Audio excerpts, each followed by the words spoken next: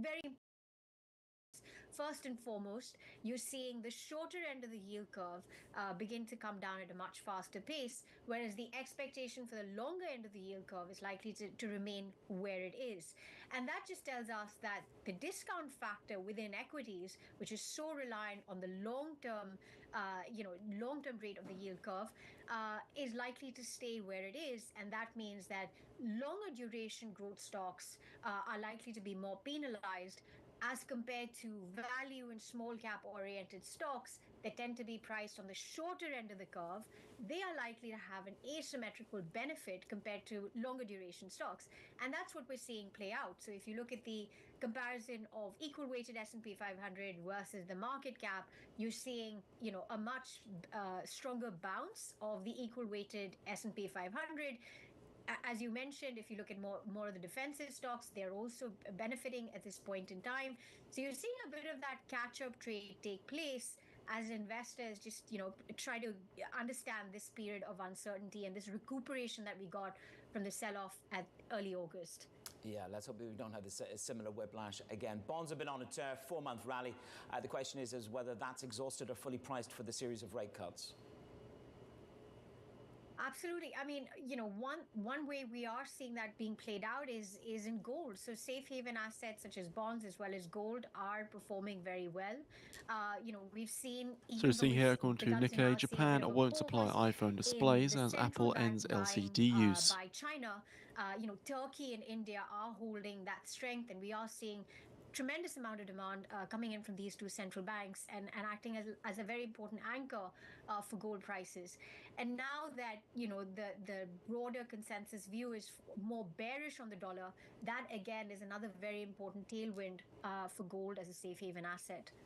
Anika, I guess what I'm trying to understand is in all of this, if this is a catch-up trade or if this is the regime shift that people have long awaited to happen if it is finally here, which of the two does it appear to be?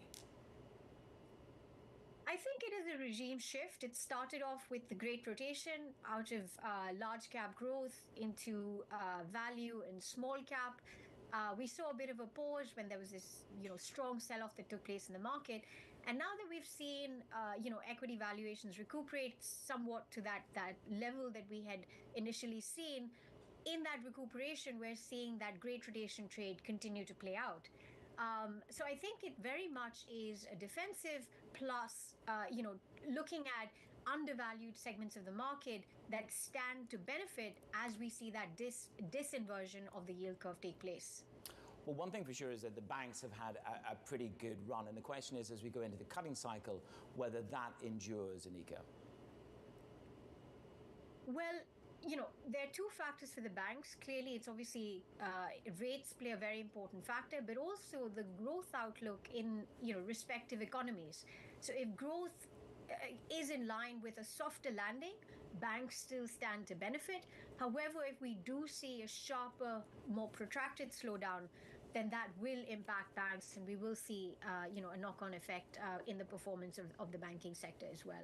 Well, it certainly will reduce the cost of deposits. Anika, thank you so much for being with us. Anika Gupta of Wisdom Tree, setting the agenda this Monday morning. Other stories trending on your Bloomberg terminal, this is what we've got.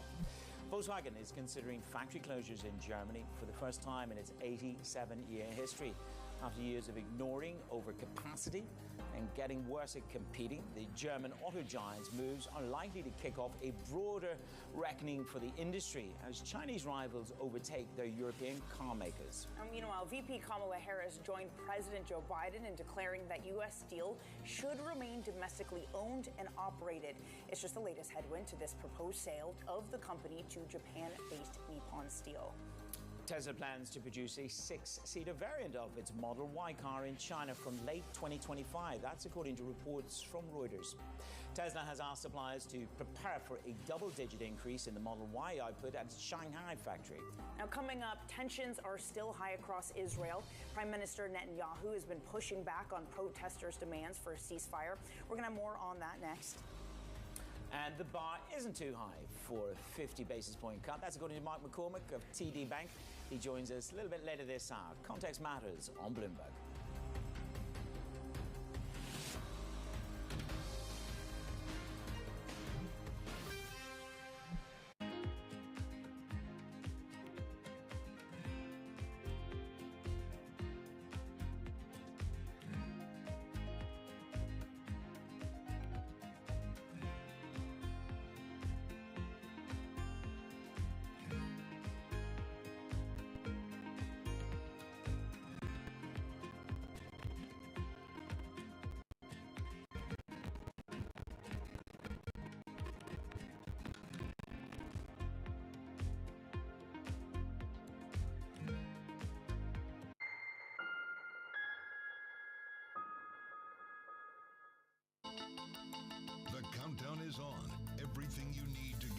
edge at the end of the market day. Big tech earnings kick off later this afternoon. Gilead is coming out right now. We have Take-Two numbers. Back to the markets, right? Our bread and butter. NVIDIA is one of the best stories in the tech space. That actually matters a whole lot more. It might shock some of your viewers. You're watching The Close. Get ahead of tomorrow's trading with The Close, weekdays on Bloomberg. Context changes everything. Jumpstart your trading day with 2 hours of single stock stories that are driving the opening bell action. We'll take you to Wall Street, Main Street, the C-suite, and beyond. Bloomberg Open Interest, weekdays at 9 a.m. Eastern, only on Bloomberg Television.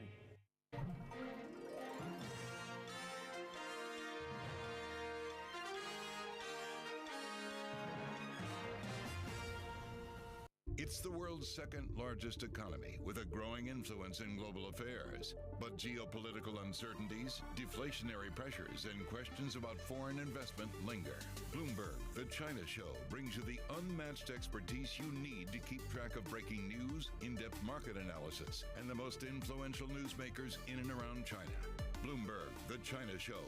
Weekdays at 9 a.m. Hong Kong time, right here on Bloomberg. Context changes everything.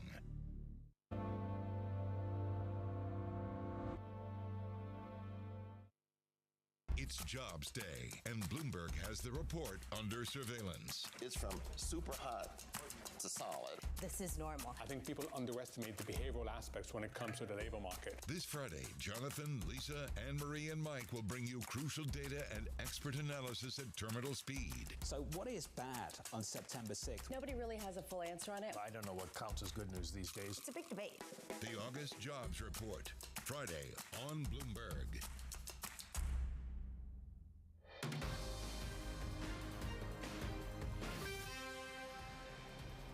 We say yes, they say no all the time, but they also murdered these people. And now we need maximum pressure on Hamas. I don't believe that either President Biden or anyone serious about achieving peace and achieving the release would seriously ask Israel to make these concessions.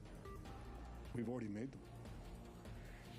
That was the Israeli Prime Minister Benjamin Netanyahu standing firm as hundreds of thousands of protesters took to the streets over the government's failure to secure a ceasefire for hostages deal after 6 Israeli hostages were found dead. President Biden told reporters in Washington he planned to speak to Netanyahu eventually, with the Washington Post reporting over the weekend that the U.S. plans to present a take-it or leave it ceasefire deal to all parties soon. Joining us now for the US's reaction is Bloomberg's Anne-Marie Hordan. Anne-Marie, good to see you this morning. It sounds as if this was a fairly pivotal week inside Israel and externally. Is Netanyahu doing enough? And a one-word answer, and then he went inside. President Biden responded no. Yes, and he met with his national security team and those individuals that have been flying back and forth to the Middle East, meeting with Qatari and Egyptian officials to try to negotiate this ceasefire. One of those officials, an individual part of this negotiation, speaking to the Washington Post, said, you can't keep negotiating this. This process has to be called at some point. Does it derail the deal, given the events over the weekend with those 6 hostages found dead, with the fact that Israel, the United States, saying they were shot dead, those captors, by Hamas? Does it derail the deal? No. If anything, it should add additional urgency in this closing phase, which we've already been in. We've heard this a lot, though. So does the context change the fact that potentially could a deal get over the finish line now? The United States is calling this take it or leave it. We do know that the head of Mossad was actually in Doha yesterday. So potentially, reading the tea leaves, maybe things are pushing forward in terms of a deal. Netanyahu is under a tremendous amount of pressure. When you see those pictures out of Israel yesterday, protests on the street, labor strikes, people not wanting to go to work. They want to see something done. And meanwhile, in the U.S. in general, it is this last gasp, this last stretch for campaigning until the election. I know Libby Cantrill, whenever she's on with you, always says, Anne-Marie, don't pay attention until after Labor Day. Here we are after Labor Day. What does it mean for the candidates and for campaigning? Well, basically, pollsters will say that people's minds start to become more focused after Labor Day. Summer holidays are over. Kids are back to school. They can start paying attention and thinking about who they're going to vote for. We should also note that starting soon, you can vote early in some states. So it is full-on election swing. 9 weeks today November 5th is when Americans officially go to the polls. So you have this race that's basically frozen right now in the polling. You could see Harris in our latest Bloomberg Morning Consult poll. She's really closed that gap that Biden was unable to attain when he was in the race. And she's ahead in some of these states, but within the margin of error. And even yesterday when she was in Pennsylvania, clearly making a play for those Union Joe Seeing here, Bank of America Global talking Research about raises how the UK's US GDP steel growth forecast needs to for remain 2024 domestically to held in 1.1% US from hands. 0.8%. And also at the same time, seeing S&P 500 E-mini futures down 0.5%, NASDAQ futures down 0.8%, and Dow futures down 0.4%. As well as that, we do see Brent crude futures falling over $1 to $76.42 a barrel. Every worker has the right to organize. So it really is playing in to the union's hand. What cuts through in that blue wall? What is it that really cuts through in Pennsylvania? Well, I think it was obvious where she was yesterday on Labor Day. She also made a play in Detroit, Michigan. Yep. That is about car manufacturers, the UAW. This is something that Trump has gone after this administration because they have made a push to electric vehicles, which has unnerved some of these rank and file union workers who are concerned about their future job prospects. And then she went to Pennsylvania, where she talked about not just to steel workers, but also this is a place where Republicans will criticize her for flip-flopping. Yep. You know, she made that famous quote, "I'm against fracking." She's now walked that back a number of times.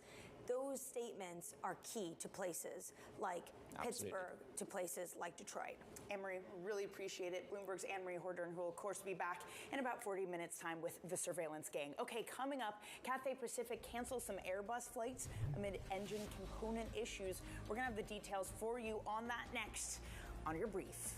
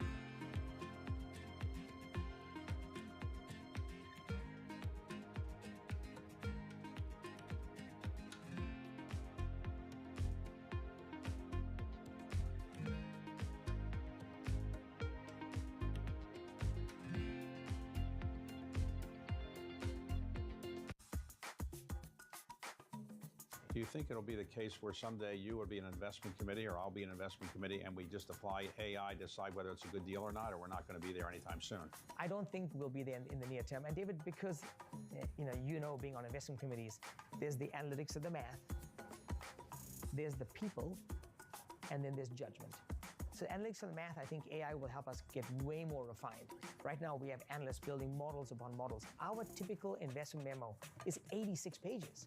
So we could refine that down very, very seamlessly to pieces. The people aspect to it, to make a judgment call on... At 5:30 a.m. Eastern Time, we do see Germany calling for bids on an auction of 4.5 billion euros of 2.7% 2026 bonds. The 2-year Bund yield is on the prior 2.38%, with the 2-year bid to cover on the prior 2.1%. I don't believe we've seen anything yet that gives us a sense of judgment that we're able to apply. From the world of politics to the world of business, Joe Matthew and Kaylee Lyons deliver news, insight, and analysis live 2 times a day every trading day. Balance of Power at 1 and 5 Eastern, only on Bloomberg. A lot's happening on Wall Street. I couldn't have been more wrong. It's going to stay volatile for a while longer. It's a bifurcated market. Need to catch up? This is Bloomberg Wall Street Week. I'm David Weston. We've got the information and insight. Year over year, you could start to see some cracks. It might be overhyped short term, but it's underhyped long term. From businesses most influential and instrumental. A lot of the doom and gloom has been somewhat overblown. If you're not living near the edge, you're taking up too much space. Bloomberg Wall Street Week, live Friday with replays all weekend on Bloomberg Television and Radio.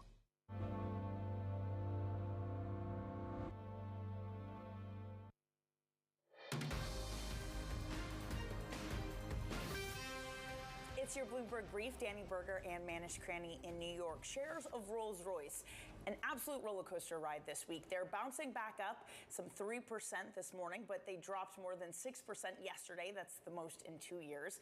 Cathay Pacific had canceled multiple Airbus flights to inspect engine component issues, and Rolls-Royce has been moving on it because they are the maker of the engine in question. Bloomberg's Benedict Campbell joins us now from Berlin on more on this.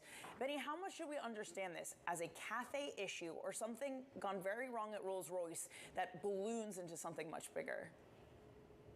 Yeah, that is really the big question at this point. When the headlines first crossed yesterday, a little bit spooked. And is this an industry-wide issue that will affect not just Cathay and their fleet, but airlines across the world? This is a fairly widely flown plane at this point. There are about 1,500 of these engines out there, mostly on the smaller variant, the A350-900.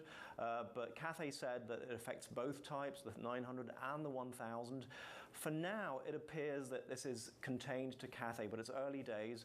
We've just sent some headlines that JAL, the Japanese airline, they're inspecting their planes. Lufthansa, for instance, they said that they're closely monitoring it. Qatar Airways is a big operator of this plane. So that's sort of what we're doing right now. We're running through the checks. We're running through the airlines. Nobody's come out since to say we found similar issues. Potentially, the good news is that this is contained to Cathay. Also, that it's something that's fairly easily fixable. They don't have to take the engines off the wing. The turnaround is relatively quick, it seems. They've been able to repair some of the engines already. So all of that points to this issue being maybe more annoying than catastrophic. And you can see it in the Rolls-Royce shares today. They're up marginally again after that fairly epic drop last night. So it seems like investors are hopeful this can be contained. So, Benny, the word there is contained, and therefore the question is about risk to Rolls-Royce and Airbus. If we're in containment zone, that risk is lower. Correct. I mean, but the other thing you have to remember is Rolls-Royce is a stock that's sort of prized for perfection. You know, the shares tripled last year. They're up a lot this year again. And the narrative around Rolls-Royce was that this is really a company in a positive turnaround and a good story to sell. You know, the A350 was selling well. They are the sole engine supplier on that aircraft.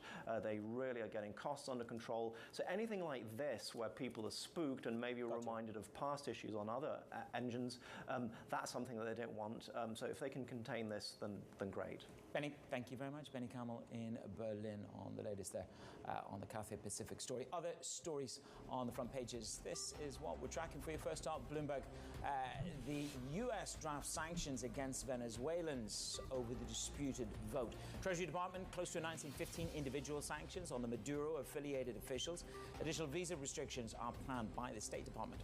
Now, Manus, this on Axios. The Brazil X-ban has been upheld by the Supreme Court panel there. Musk has been refusing to comply with the law. It was a unanimous ruling, and Musk also accused the country's top judge of acting as a, quote, dictator for suspending X over misinformation concerns and failing to appoint a legal representative for that platform. The FT leads with the story on housing costs. This is big in the political narrative here in the United Just States. less than 5 minutes away now until we do see it. Germany calling for bids on an auction of €4.5 billion of 2.7% 2026 bonds. The 2-year Bund yield is on the prior 2.38%, with the 2-year bid to cover on the prior 2.1. Is all from Gallup, and as I say, it's a big political issue here in the U.S. Think about house prices. Average house prices nearly 40% higher since Biden took office in 2021. And a huge part of the problem, as this article lays out, is just supply. And that's what makes policy so difficult. Anything that really stimulates demand could be an issue if you don't have supply. So we'd also see here the Bank of America Global Research raising UK's GDP growth forecast for 2025 to 1.1% from 1%. But at the same time, give first-time home buyers a subsidy, and that's where economists are concerned. Yeah, I mean, the promise is, and these are promises, which is $25,000, maybe bringing another million potential homeowners in there who can't get on that housing ladder. But can you construct 3 million new housing units and really push Wall Street aside from that deal? We can debate that.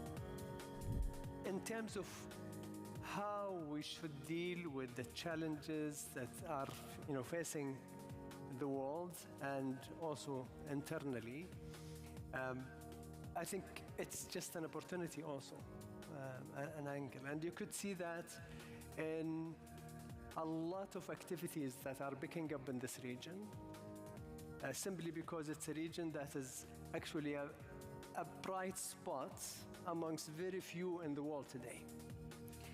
And people always talk about the flavor of the month. Actually, I don't want to sound too large-headed, but actually we will be the flavor of decades. We are determined, we have long-term plans, and we are very clear and committed on our commitment to the investment community at large. I'm not talking about one individual country, but at large in the GCC, that we mean business, that we are willing to take every step possible to make it easier for investors to do business in the region, that we are willing to do a lot of structural changes, including actually making it very predictable, very consistent policies.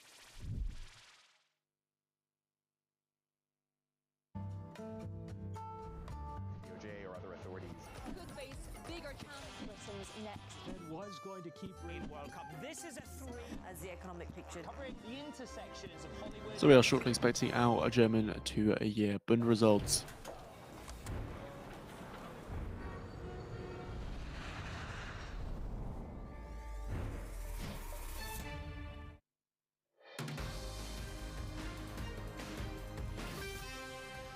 From our global headquarters in New York, welcome to Bloomberg Brief. I'm Danny Berger, alongside Manus Cranny. Let's set your agenda. It's a pivotal week for rates and risks. Stocks hover near record highs. The bond market awaits Goldilocks confirmation. Digging in, the yen rallies after the BOJ governor Ueda doubles down on rate hikes. T. Rowe Price says brace for a shock.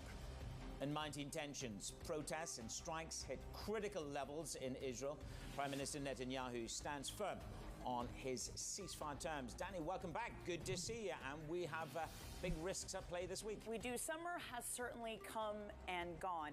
And it is a binary risk with jobs data this Friday. Mike Wilson at Morgan Stanley saying that it is a key determinant in whether equity valuations hold up. We're about a third away from all-time highs as of the close on Friday. We dropped by nearly 0.5% this morning.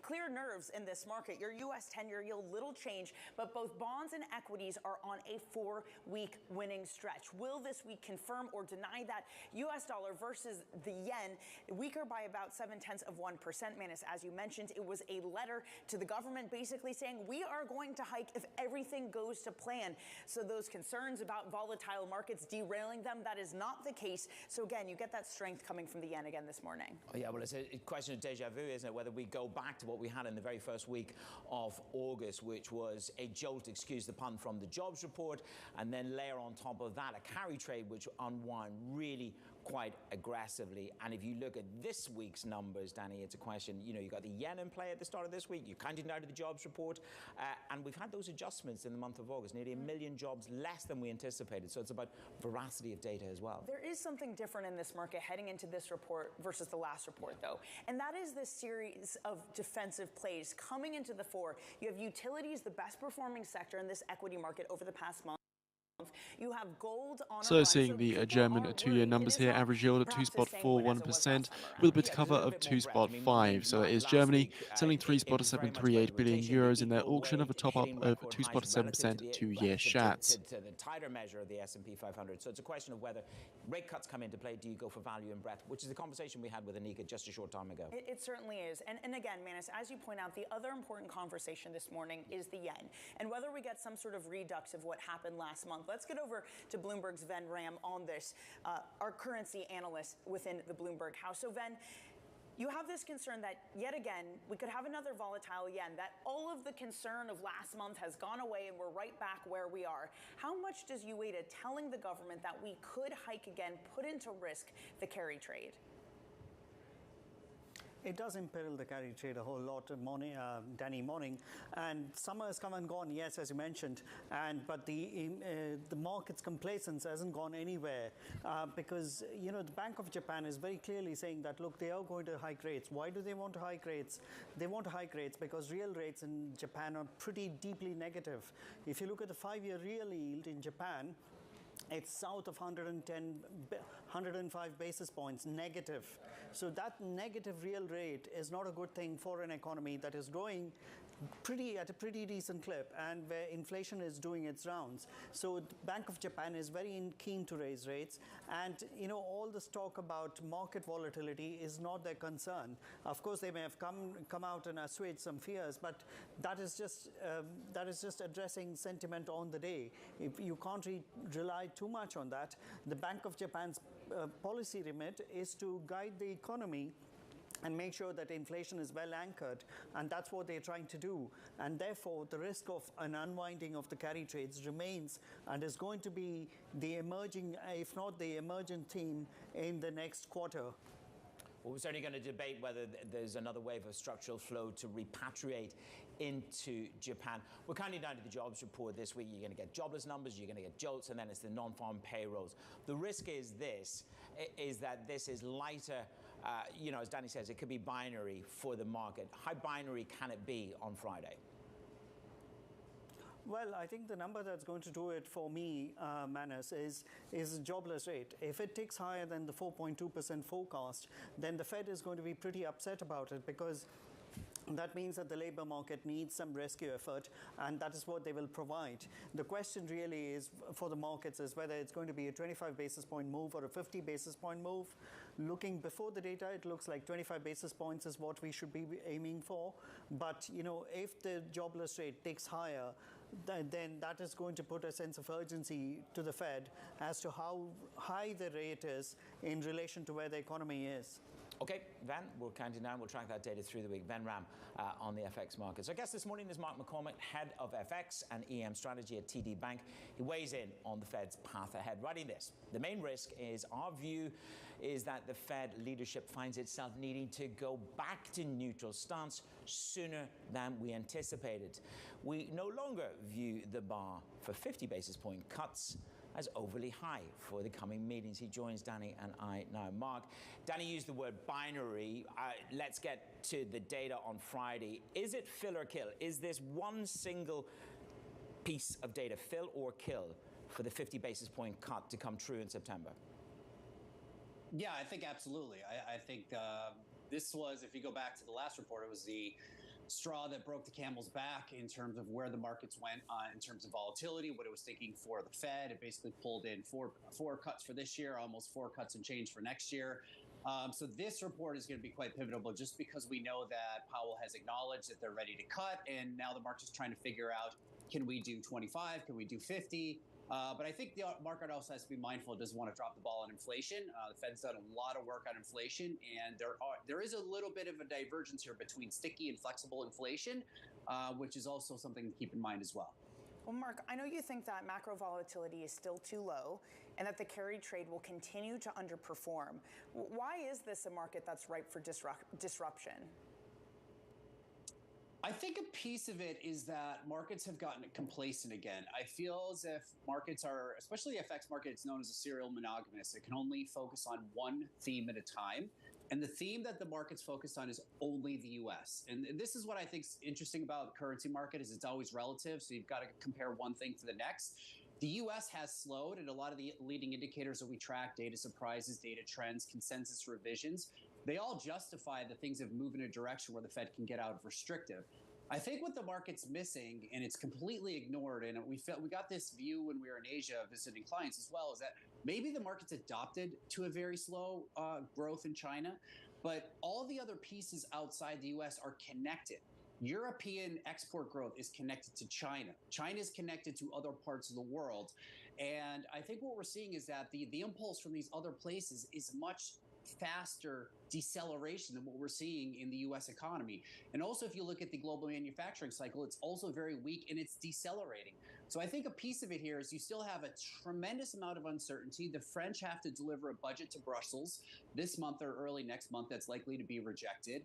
We just saw the elections in Germany, which moved into an uncertain direction. We also have the U.S. election as well. So if you take where our models are at in terms of volatility, we're kind of back to this rubber band metaphor, where if you start to pull things a little bit too far, when they get a pop. And that's what we're starting to see, is the markets got very complacent, I think, over August. Our positioning and our short-term valuation models are skewed, and we are just not priced for any surprises again.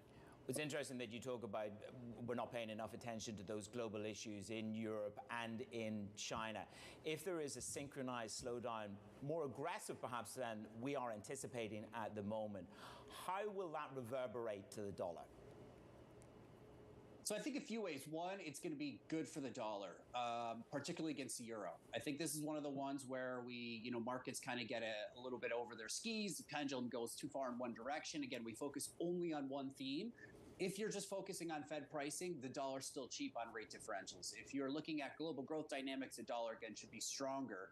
And again, I think a lot of this boils down to maybe their central bank reserve diversification. They're not price sensitive. They kind of come in the market, do what they need to do, but they're not really driven entirely by fundamentals, so they can move things a little bit too far, too fast.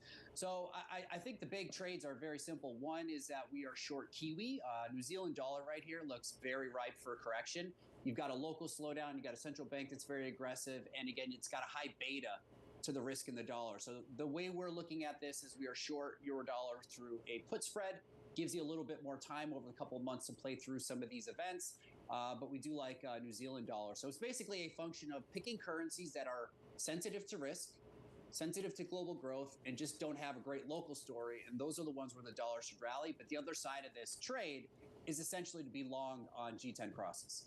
What are you doing with the yen then? T. Rowe Price telling Bloomberg that they think another shock is on its way with a BOJ that is willing and wants to hike.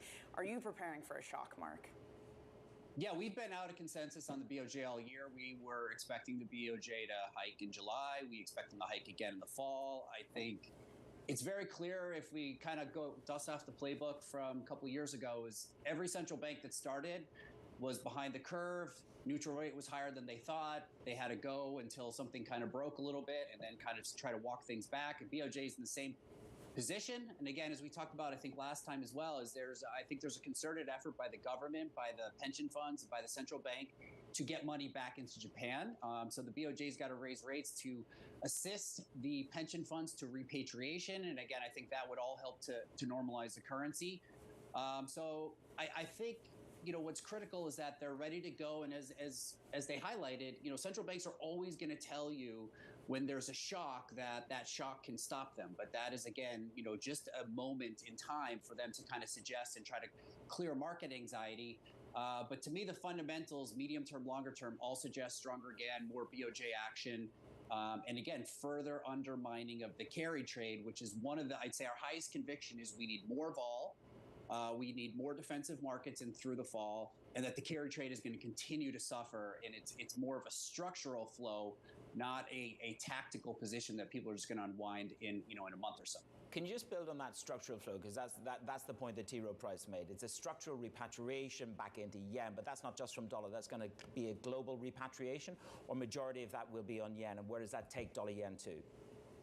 It's definitely partly linked to the end. We've tried to figure this out a little bit. Like, does the euro rally if the carry trade unwinds? I think one of the ways to do this, you can look at the BIS data, you can try to look at positioning data, you look at valuation data. I think one way we do it, which is unique, is we run FX portfolios, and those portfolios assist in our understanding of what's driving markets. If you look over the last 5 years, one of the best performing strategies has been the carry trade. So if you kind of look at the performance of the carry trade in the short term versus kind of the longer term, what we're kind of seeing is that with the high Sharpe ratios that were delivered on a carry strategy in FX, this is not something that just, hedge funds get squeezed out of in 1 month and then the whole thing is done. So I would say we are measuring carry trade in terms of trillions of dollars. And those trillions of dollars are driven by the will be driven by the repatriation of Japanese that have pushed investments abroad. I would consider a pension fund investment into U.S. tech as a form of a carry trade, along with people, again, having to use currencies on an hedge basis to allocate those trades. So I would say, again, yes, we are talking about months and quarters of carry unwind, not just, squeeze. And again, I think that's partly driven by the performance of the strategy, which has been one of the best performing strategies that we see across our factors. And it's one that once it does well, it attracts more flows into it until the system changes. Hey, Mark, this has been interesting as always. Thanks for joining us this morning. Mark McCormick of TD Bank. Okay, coming up, Prime Minister Netanyahu has been doubling down on his ceasefire terms with fresh pressure from Israeli protesters. We're going to have the latest for you next.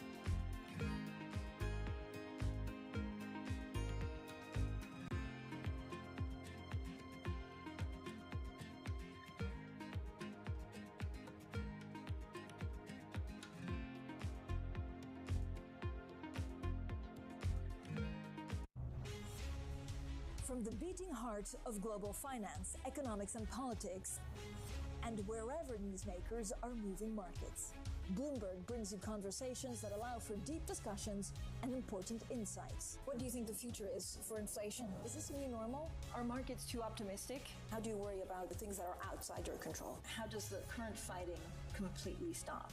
I'm Francine Lacroix, and this is The Pulse, every weekday at 9 a.m. only on Bloomberg. What about artificial intelligence? Is artificial intelligence going to enable you and others to say, we have enough information to know exactly what something is going to be worth in terms of insuring it or not? Artificial intelligence is finding its way into our business in a variety of different factors. I think the first piece is getting much better insight into data, which allows us to make better decisions on underwriting. It's also a great opportunity to service business better in terms of like call centers and different ways of what's using robotics and other AI will be very helpful. But it is an emerging practice within the industry and one that is evolving very quickly. So it's also going to present risks that other companies, how they use it and how they use large language models and making sure the decision making is very sound. So it's complicated, but it definitely is benefiting the business today.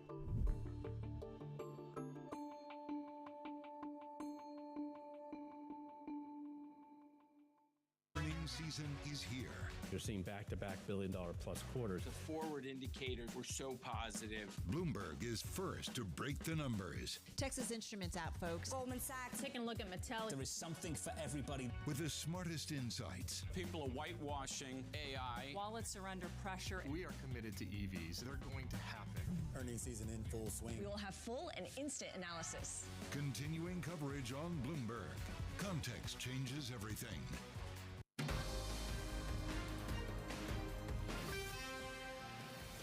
We say yes, they say no all the time, but they also murdered these people. And now we need maximum pressure on Hamas. I don't believe that either President Biden or anyone serious about achieving peace and achieving the release would seriously ask Israel to make these concessions. We've already made them. A defiant Israeli Prime Minister Benjamin Netanyahu, he's standing firm even though protesters have been taking to the streets demanding a ceasefire in Gaza. Those protests spurred by 6 Israeli hostages who were found dead over the weekend. President Biden then told reporters in Washington that he planned to speak to Netanyahu eventually, with the Washington Post reporting over the weekend that the U.S. plans to present a take-it-or-leave-it ceasefire deal to all parties soon. Joining us now for more is Bloomberg senior editor Bobby Ghosh. Bobby, at what point can Netanyahu no longer be defiant? At what point does he actually need to listen to the protesters? Well, as long as the protests are coming from the left, and that seems primarily to be the case, he can hold out. What needs to happen for him to change his position is for there to be a split within his right-wing, hard right-wing coalition. We haven't seen that yet. As part of his governing coalition, those parties are still very much behind. In fact, they are, in some cases, to the right of him. They want even more military action against Hamas, against Gaza, and in the West Bank. So as long as that consensus holds, his political position does not change. But this is a man, famously, has 9 lives, but you have to now think that he's down to maybe half of those lives, that he's exhausted 8.5 of them. These protests are very serious. They're the largest protest since the 7th of October. Hundreds of thousands. There was a strike that only lasted half a day, but it's a significant shot across his bow. What we have to see now is whether any of those right-wing parties now stands up and says, this has gone far enough. Do you get a sense from Biden's one-word answer in terms of is Netanyahu done enough? No. Is something shifted in the U.S. spectrum? No, I'm not yet convinced that the Biden administration is prepared to go any further than it has. This take it or leave it plan essentially has been on the table since the end of May. And for whatever Netanyahu says, there is consensus in Israel and in Washington that it is Netanyahu who's standing in the way of the ceasefire deal, much more so than Hamas.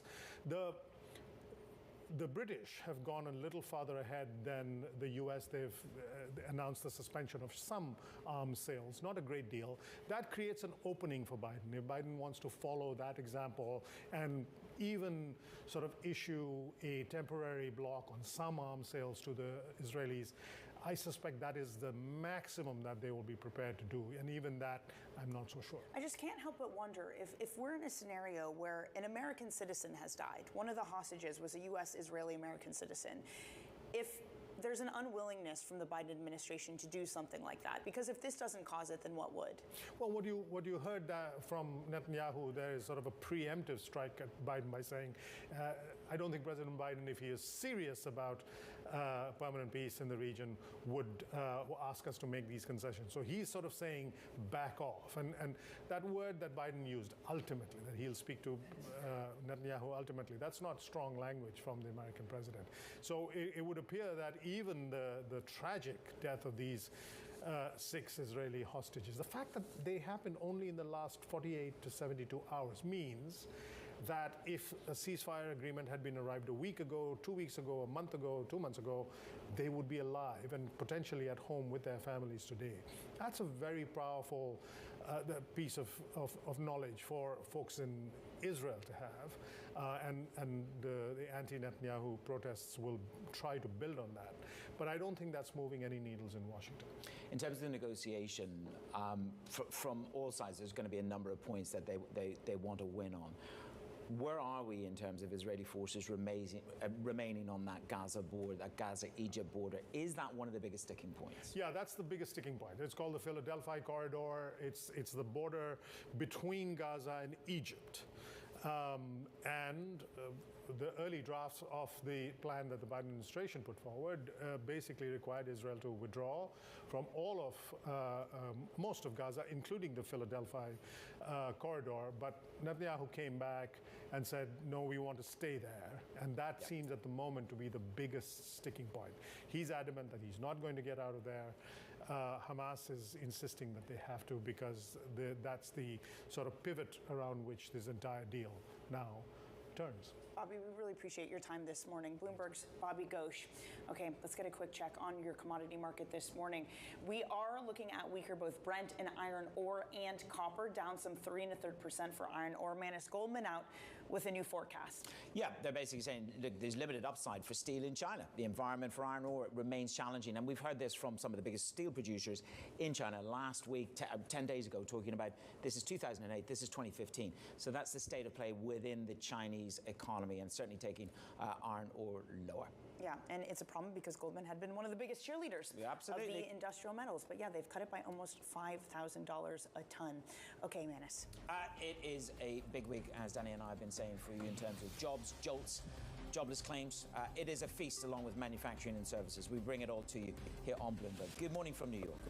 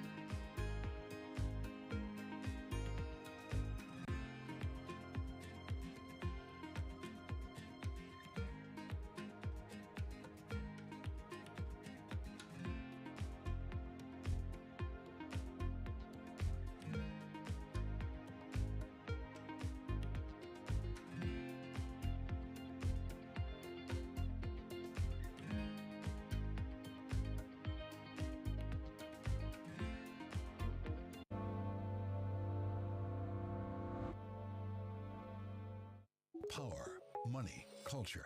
As Linda Aman tells the story of Asia's rise through the people who are helping to shape it. The Serum Institute was a major player in the fight against COVID-19. We're in a race to procure raw material that was sanctioned. And now CEO Adar Poonawalla is bracing India for the next pandemic. I'm not losing sleep over which day and when it's going to come out, but we're definitely prepared. Latitude, encore presentation this weekend, only on Bloomberg. It's a multi-trillion-dollar industry. We'll show you what's happening in ETFs like no one else. Bloomberg ETF IQ, Monday on Bloomberg. Bloomberg covers the world with unmatched reach and resources. From more than 120 countries, the moment news breaks, 24 hours a day. Bloomberg, context changes everything. The top names at Jackson Hole are on Bloomberg.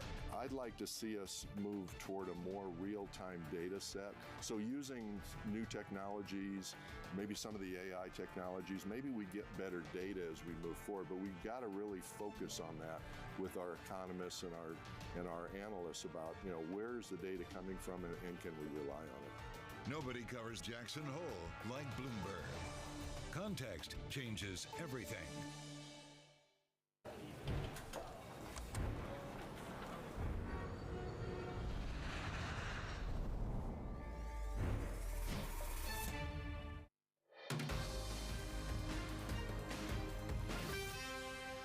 It's your Bloomberg Brief. Danny Berger and Manus Cranny in New York. Let's get you set up for this trading week, a shortened traded week. Manufacturing PMIs, those come out at 9:45 a.m. Eastern. They'll be followed by ISM manufacturing at 10 a.m. And then it is a marathon of data, specifically jobs data. We're going to get JOLTS on Wednesday, ADP and jobless claims on Thursday. And then finally, Manus, it is the big one. We're going to round out the week with U.S. payrolls report on Friday. 165,000 is the current estimate. Yeah, let's hope it's not deja vu from the start of August, where it's a little bit of a jolt from the blue. A couple of stocks to keep an eye on. Boeing, as I said at the start of the show, Wells Fargo slashes or downgrades the stock, setting a street low target of $119. We're at 169 and change at the moment. U.S. Steel, perhaps the most important point is Harris, yesterday on the campaign trail, saying U.S. Steel should remain American-owned and run. But Danny, it's dollar-yen. It's almost like a redux of the beginning of August. We've seen the strength in the yen. UADA writes a letter to the government going, I'm still for hiking rates. There you go. A little bit of a leg higher for yen, lower for dollar. Yeah, and it's up nearly 1% versus the euro this morning. It is a UADA saying, look, we are going to be hiking should, as you say, the economy and inflation data hold up. But it is not a BOJ that has been spooked by market volatility, and that's what many traders had hoped for. Instead, we heard from Mark McCormick of TD saying that he does expect this continuous unwind of a carry. That is not that it all goes at once, but it's a slow-moving progress of hike after hike, eating away at the ability to hold yen as a carry trade. And just to coin what T. Rowe Price actually said, they called this yen carry trade unwinding the San Andreas fall to finance. Mark McCormick at TD says it's going to be quarter after quarter. It's going to be trillions of structural repatriation from U.S. assets. People who bought tech, this is the interesting point, people who bought tech stocks, funds that bought tech stocks essentially as a carry trade, buying the dollar asset, funding it in yen, and that's got a big consequence for the bigger tech play. Yeah, we hear this all the time. I still have yet to meet a fund that's actually done this. I want to hear from them. I literally have not heard anyone actually doing this. Give us a call. You're very welcome to come on the show. It's the end of your day, but you're always welcome. Yeah, I think that's a good invitation. All right, it's a busy week. Surveillance takes the reins from here to walk you through it all. This is Bloomberg.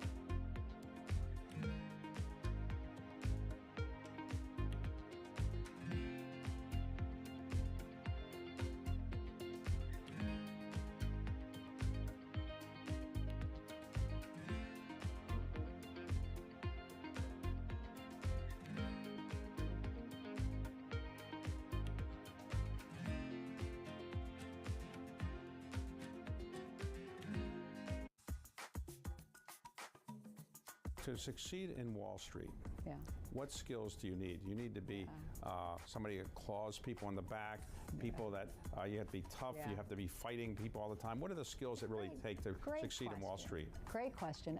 Of course, you have to work hard. So I can tell you what I found for me, and it's probably counterintuitive. I had to stick out.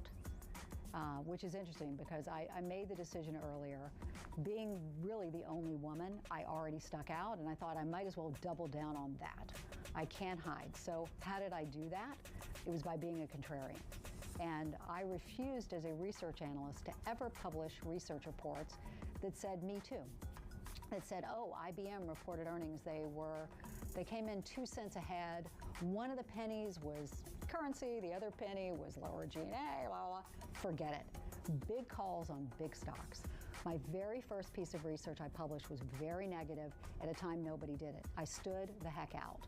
And when I was right, that elevated me. And David, I've done that as a research analyst, but I did it in business as well. Here's a business strategy. If everything's fine, just keep your head down and execute. Every once in a while, you have a big insight, and you can build an entire business, in fact, an entire industry around it.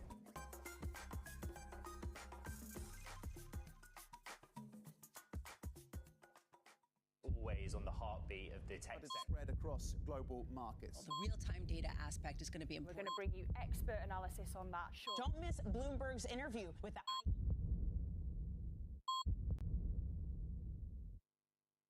Bringing you up-to-the-minute business news whenever and wherever it happens. I'm Anne-Marie Herder in Ukraine, and this is Bloomberg.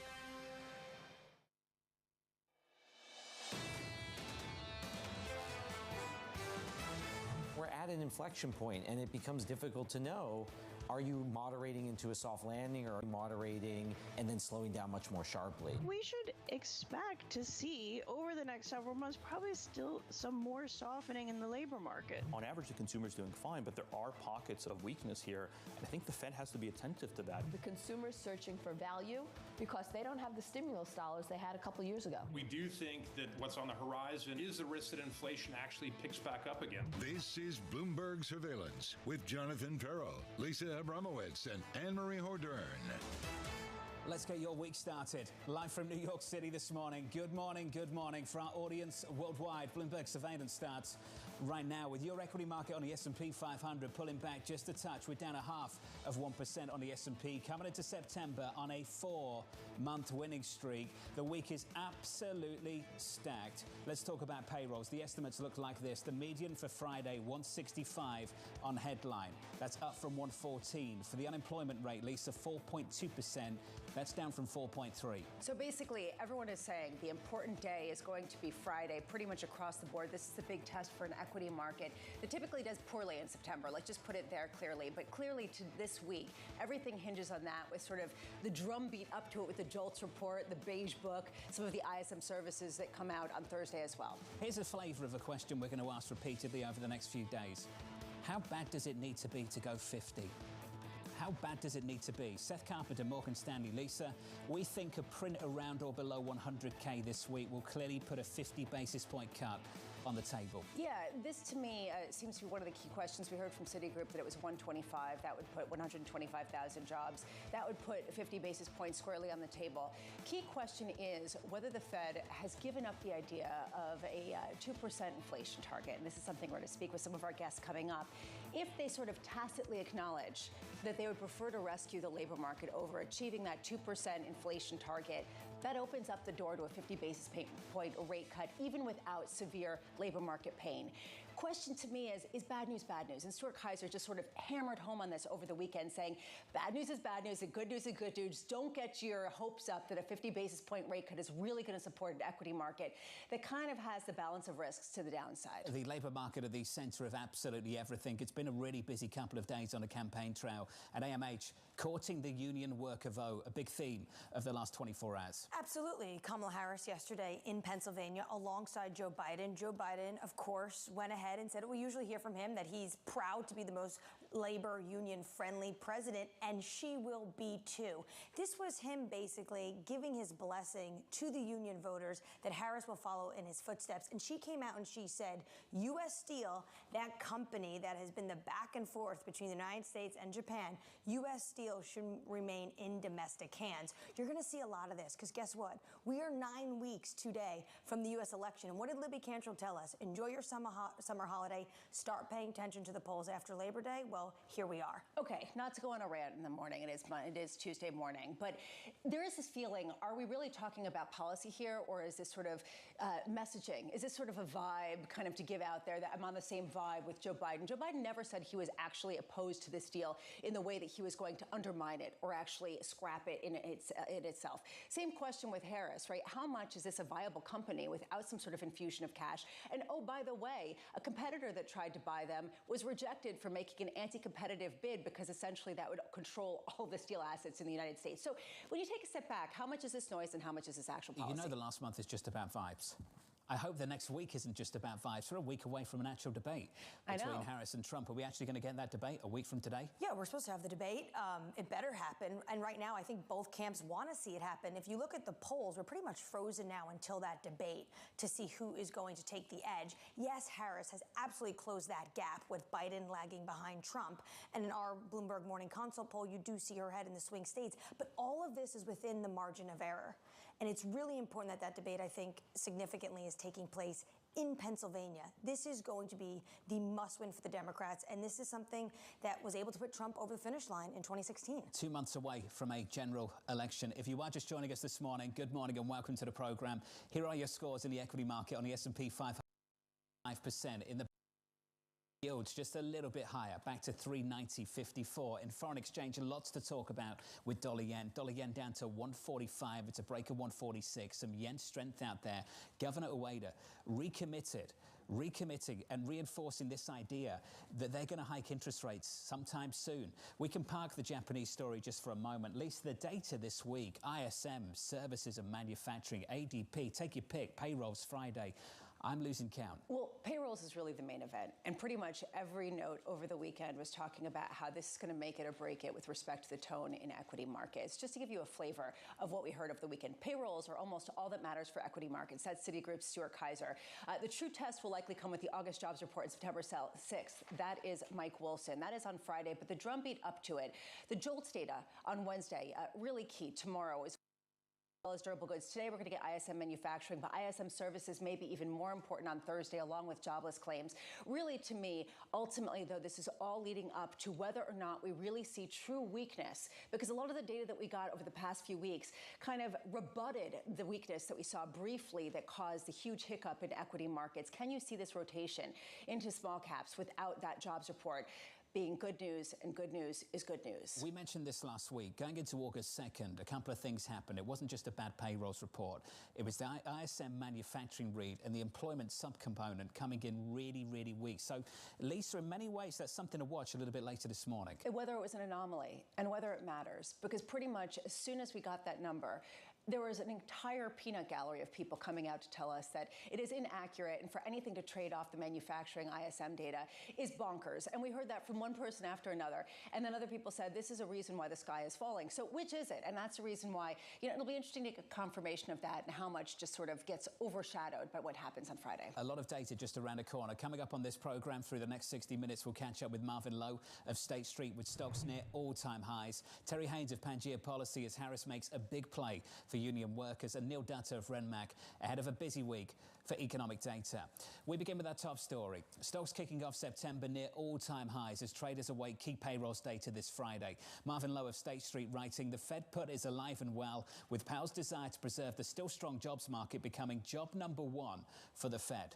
Marvin joins us now for more. Marvin, welcome back to the program, sir. I want to start with Friday and payrolls and the question we teased at the top of this hour. How bad does that number need to be to open a door and leave it wide open for a 50 basis point cut? Yeah, I mean, the Fed clearly got concerned with the last payroll report. It was down, closer to 100,000 for sure. I think that what we're looking for is a confirmation that that's the actual trend. Whether the number is 1 to 125, I think it's somewhere in there. But probably more important, it just shows how quickly the labor market could be decelerating, which is really what the Fed was guarding for at Jackson Hole. Marvin, how different are things right now going into September 6th compared to how we were set up going into August 2nd? How much has changed? Yeah, I mean, certainly, you know, the Somme rule and you know, the headlines that got really puts the spotlight on the jobs market. I think going into the July report in the beginning of August, there was still a view that we were moving towards a more balance of risk in terms of how the Fed was looking at the markets. I think what I heard from Jackson Hole is that we've moved away from really worrying about inflation. Certainly, the PCE print that we got last week showed that we didn't need to worry about it as much, and the balance of risk is certainly on the downside of the labor market. That's a pretty significant change. Just to put these two ideas together, when John asks how bad does this number have to be for the Federal Reserve to go 50 basis points, are we basically stripping out some of the scenarios where the Fed could cut 50 basis points, and that could be a good thing for risk assets? I was never in the camp that 50 in September was a good thing. You know, I really felt that if they really felt they needed to go that hard, there was something that they saw that they were really, really worried about. I think that they would rather go a very methodical 25 basis points. We could argue if November is part of that in the middle of the election, but really kind of that 25 basis points going into next year. I think that's soft landing in my mind. I think anything more aggressive than that really shows that the recession risk has gotten higher. If you put that together with what you write here, the Fed put is alive and well with Powell's desire to preserve the still strong jobs market becoming a job one for the Fed. It raises this question, is there a possibility that this Fed is too late? And is that kind of what 50 basis points says? Yeah, it certainly is a possibility. We're not seeing it in the data that we're focused on. You know, we do think that there is the potential that we get a revision, or you know, we get some anomalies that kind of get that 114 number. The weekly claims numbers still seem to be fairly solid, and you know, really the engagement of the consumer attitudes out there are one that are still somewhat supportive of a continued jobs market. So we don't necessarily see the need for the 50, but you know, certainly the market is going to be focused on the recessionary risk that comes out of that number. Marvin, would 50 look political? It would. It would. Unless we get a number that we can't argue, you know, a 20 basis point increase in the unemployment rate, something like that. It's always going to be political. There's always going to be one party that's going to be happier and one party that's not. So I don't think you can avoid it, but 50 certainly puts a spotlight on it even more. Given we are 9 weeks to the U.S. election, how focused do you think the Fed is? Obviously, they're on the data, but at that conversation they may have about not wanting to look political in nature. Yeah, I mean, you know, certainly it's something they're probably talking about in the corridors. You know, I don't think we're going to see that in the minutes ultimately. Remember that they did move the November FOMC meeting to a Thursday rather than a Wednesday because they were worried about potential market fallout, in my view, in terms of making that movement. So they're certainly cognizant of what's going on in the political landscape. And given how energized this election process is, you know, they need to be guarding against it. Kind of having said that, the data is really job one for them in terms of what they're looking at. You know, I think that's really the only thing that's dictating it. But, you know, for sure they would rather avoid any signs of being political in this process. Marvin, let's finish on dollar yen. It's a break of 146, 145.88. We're negative about 0.7% on the session at the moment. So that's some yen strength for you. There was a document submitted to the government by the Bank of Japan Governor Kazuo Ueda, who basically reiterated that the BOJ is intending to lift interest rates once again. That's fueled a little bit of a further leg, a move lower in dollar yen. And Marvin, when I asked you how much has changed in the last month or so, I think that's a question we're thinking about in regard to the FX market as well. Have we released enough tension from foreign exchange? Do you think we've cut the link between what is developing with dollar yen and what is happening in equities? I mean, I think that some of that carry trade that you're inferring did start to go back on maybe over the last couple of weeks, but the amount of froth that we had kind of going into that last rate hike from the BOJ has certainly been released. And now we're going to be able to trade a bit more on the fundamentals of what's going on in Japan rather than just really those interest rate differentials. Marvin, thank you, sir. Marvin Lowe there. Thank you. Of State Street. Lisa, 145.89 on dollar yen. You asked this question, and I think it's the right one. Is this releasing enough pressure on an overweight of the dollar that we have seen pretty consistently over the past almost 2 years now? And this is Kit Jukes' response from Societe Generale. The best the dollar can do as this long position unwinds is to fall slightly and slowly rather than faster and further. And he talks about how net foreign buying of U.S. bonds and equities was a record high in 2023 and has continued this year. So it is not just about sort of positioning on some sort of long-short carry trade basis. The carry trade is what everyone has been doing by piling into U.S. assets, as the U.S. exceptional story has really been the dominant theme over the past 2 years. We've accumulated a big dollar position over the last couple of years, and we'll see how much of that we can unwind in the next few weeks. The next big stop is Friday. For payrolls Friday, the estimate is something in and around 160, which is up from the 114 we printed just about a month ago. Equities right now on the S&P 500 negative by 0.5% on the S&P. With an update on stories elsewhere with your Bloomberg Brief, here's Danny Berger. Morning, Danny. Good morning, John. Hewlett-Packard says that it intends to pursue a $4 billion damages claim in London against the estate of the late British tycoon Mike Lynch. HPE won a British civil case over the collapse of Lynch's company, Autonomy. It's now waiting for a ruling on just how much is owed. Lynch and his daughter were among those killed when his luxury yacht sank in Italy last month in a severe storm. Cathay Pacific has canceled almost all of its scheduled flights from Hong Kong to Singapore. It's inspecting the engines on its Airbus A350 planes. Sources told Bloomberg that engineers are checking for deformed or degraded fuel lines on the Rolls-Royce-made engines. A component failure had forced the return of a flight from Hong Kong to Zurich on Monday night. The airline says it's already found the same component failure across a number of engines.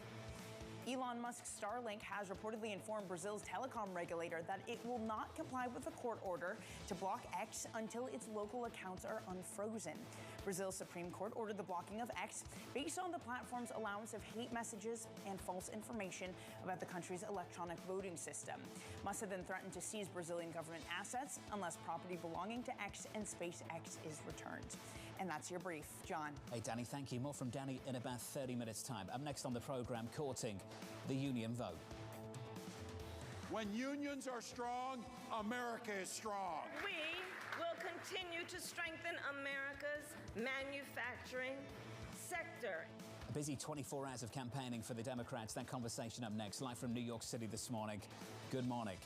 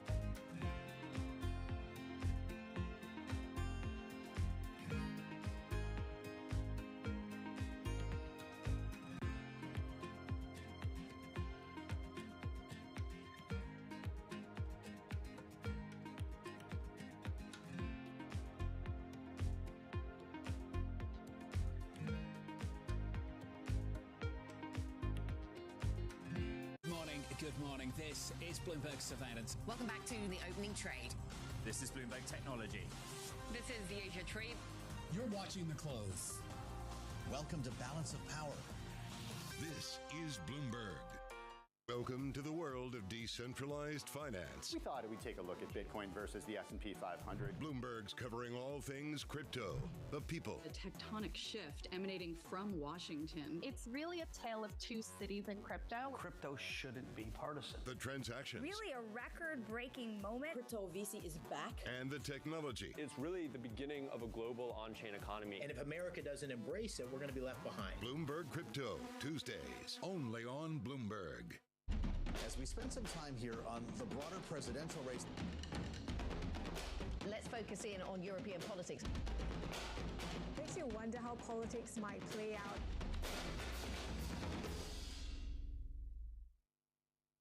It's Jobs Day, and Bloomberg has the report under surveillance. It's from super hot to solid. This is normal. I think people underestimate the behavioral aspects when it comes to the labor market. This Friday, Jonathan, Lisa, Anne-Marie, and Mike will bring you crucial data and expert analysis at terminal speed. So what is bad on September 6th? Nobody really has a full answer on it. I don't know what counts as good news these days. It's a big debate. The August Jobs Report, Friday on Bloomberg.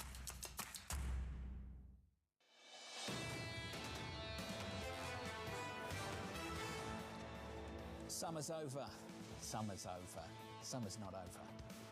Really? Decent weather this week in New York City. Get out there, enjoy the weather. Okay. We're blessed to have great weather in New York this week. Is this your crusade? This is your popular cause? Just, you know. You want summer to be longer. You think that Americans end their summer too quickly. Is that basically the shtick? We're not children anymore. You know, summer might be over if you've got to go back to school. How can you say this? In Europe, they have a 2-week vacation. They have actually a month vacation. August is basically a vacation in Europe, right? So what happens in which after case, that? for the Europeans, you can make the case the summer might be over. So essentially, you know, they've had their 1 month off. Rachel? How many Americans took a month off? Also, now's the time for actually really good deals because people think summer is over. In September, you can get amazing resort deals. Summer's over for the kids. Yeah. I get that. For the adults, I'm going to not be on board. I'm going to be off for the rest of the week. I'm going to continue my summer. Do what you've got to do. No, you can't this week. Big Take data. your time. That's true. It's going to be big Come back on Friday for payrolls. Equity futures right now on the S&P negative by 0.5% in the bond market, just about unchanged. 390.34. Under surveillance this morning, courting the union vote. We know the simple truth. Wall Street did not build America. The middle class built America, and unions built the middle class. When unions are strong, America is strong. We will continue to defend Social Security and Medicare and pensions. We will continue to strengthen America's manufacturing sector. So here's the latest. The Harris campaign dining in on the union vote over Labor Day with events in Pittsburgh and Milwaukee. Attention now turning to the first and only scheduled debate between Harris and Donald Trump just a week away. Terry Haynes of Pangea Policy writing the debate is now the next known unknown and likely is the fulcrum upon which the election turns. That growing perception of a neck-and-neck race makes the stakes even larger. Terry's with us for more. Terry, wonderful to catch up with you, sir, once again this morning. Let's just start with that Labor Day campaigning blitz. Where are we in terms of the union vote and the union worker vote, and who are they lining up behind? Happy summer or fall, John, depending. You know, I think there's a big difference between union leadership and union rank and file, and you didn't have to go very far outside of Pittsburgh to figure that out. I mean, the line that the Biden-Harris people are purporting or to portray essentially is that the union leadership will help keep the rank and file in line and voting for, but that makes the mistake of looking at the union movement monolithically, when in fact there's a very big difference between, let's say, the teachers unions and the electrical workers and the steel workers and the Teamsters. So you know, I think you have restive union membership who are really concerned about economic issues fundamentally, and that cuts into a union majority for the Democrats. We've seen that in the rank and file when it comes to our own polling, Terry. What does Harris need to do to meet the rank and file voters, not just the union bosses? Well, she needs to talk a lot more about economic consequences and what she proposes to do about them. You know, feeling the pain on economic consequences is a good and essential part. It's also the easy part when, in fact, monetary policy seems to have the whip hand on solutions in a world where no politician will do anything about fiscal. But she's got to get in there and talk about it, because that lack of appeal, that restiveness, that concern about the lack of what the existing administration has done is at the core of Trump's appeal everywhere in Pennsylvania outside the Philadelphia suburbs. Terry, when it comes to Pennsylvania, how are you reading the polls? Our poll has her ahead, but all of this is within the margin of error. Oh, very much so, and I agreed with what you said at the top of the show. I think she's righted the ship in terms of where Biden was, but Biden wasn't really that far down. This is it is the usual sophistry in one sense to say it's a turnout race and it's an enthusiasm race, but it is, and. The entire game in Pennsylvania is going to be essentially two things. One is maximizing the vote in the Philadelphia suburbs, and the other thing is to cut into Trump enthusiasm in the rest of the state. And she's got her work cut out for her in the second part. At best right now, she's tied in Pennsylvania, I think. Just as a reality check, Terry, you put out the idea of some of the quiet voters who really don't register in the polls. This idea that there are Trump supporters that give Democrats less of an advantage in certain swing states. Can you sort of explain your idea there? The essence of the idea is that, and I think Trump works in this way too, is essentially that. There are core Trump supporters and there's the Republican Party, and they're not at all the same thing. But what you need to do is get to a point where Trump's view is he needs to maximize the people that are already for him. The Harris idea essentially is, I've maximized the number of people in the party that are already for me. I need to kind of move to the center and pick off the undecideds. Trump's bet essentially is that the enthusiasm from his core supporters washes out the broader Harris appeal. But given the enthusiasm gap that exists today, which clearly is more in Harris's direction, I'm not sure that's a winning bet on Trump's part. At this point, Terry, I just want to finish with this question around U.S. Steel, because we were talking about this earlier and whether this is just a vibe in terms of Harris talking the same kind of talk that Joe Biden did, or is this actually going to be a policy where this deal is not going to go through with Nippon taking over U.S. Steel, even though there isn't necessarily a viable takeover candidate that can infuse this company with that kind of cash? What do you make? Is this basically just vibes? Yeah, it's more vibes than anything else. There's a lot of, particularly in Western Pennsylvania, there's a lot of visceral pushback on the idea that United States Steel, essentially the original steel conglomerate, is going to be taken over by a foreign company, even one as forward thinking as Nippon Steel. But there's a situation where people understand in those areas in Pennsylvania, essentially that promises towards Americanizing industry have been made for a couple of generations now, and they haven't stuck and they haven't been followed through upon. So what Harris risks, frankly, in Pennsylvania is deepening the cynicism that already exists there.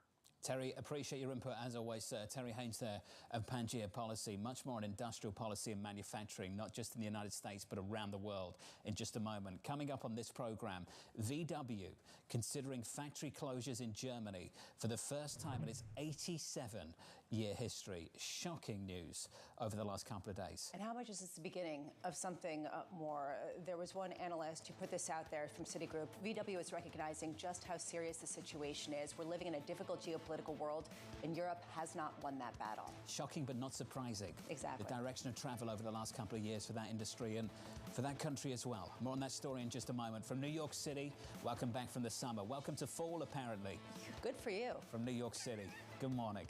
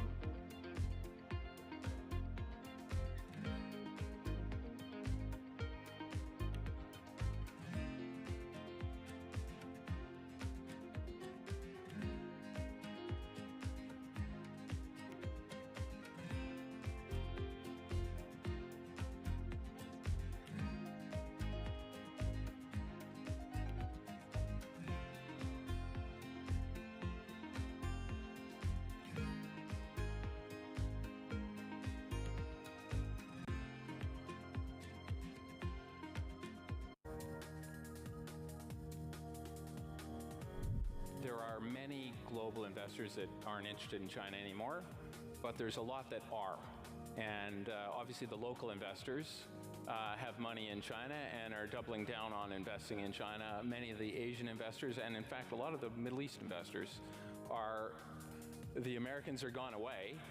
Therefore, there's an amazing opportunity to put capital to work and get returns which are excess what you would get in other places. Where there is lack of money, there is usually opportunity. So we continue to build out our business in China. It's just where the money's coming from is different. And so we're raising local money in China for investing and bringing those that choose to be there to invest in China. So it's just a different, where the money's coming from is just different.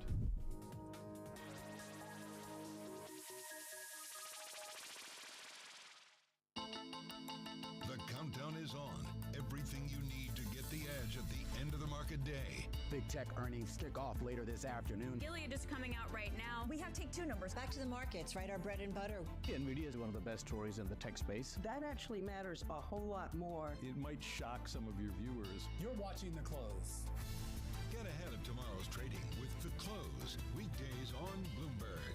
Context changes everything.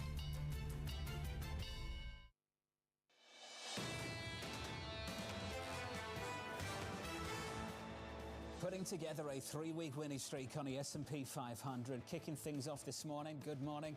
Negative by about 0.5%.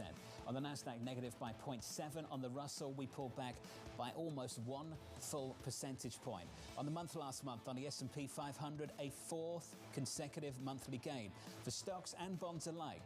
For the front end of the yield curve, the two-year yield declining for a fourth straight month. Switch on the board and turn the page. The two-year right now, 392.70, up a single basis point on the session. Lisa, going into payrolls on Friday. Yeah, to a time when there's really a question about how far the Federal Reserve can cut rates without serious pain. To me, this is the ultimate question of this week, which is essentially, can you keep seeing this wonderful sort of nirvana rally and everything with bonds going down, but that actually being positive for risk assets, or do you get a reality check with there actually being the weakness the Fed would ultimately be responding to? The two-year on the month down by more than 30 basis points, unlocking some real dollar weakness, the worst month for DXY, going all the way back to November last year, I believe. The dollar index on the month down by a little more than 2 percentage points. But last week going against the grain, because last month we had the worst month of the year, but last week we had the best week going back to April. Yeah, well, okay, so this is the issue.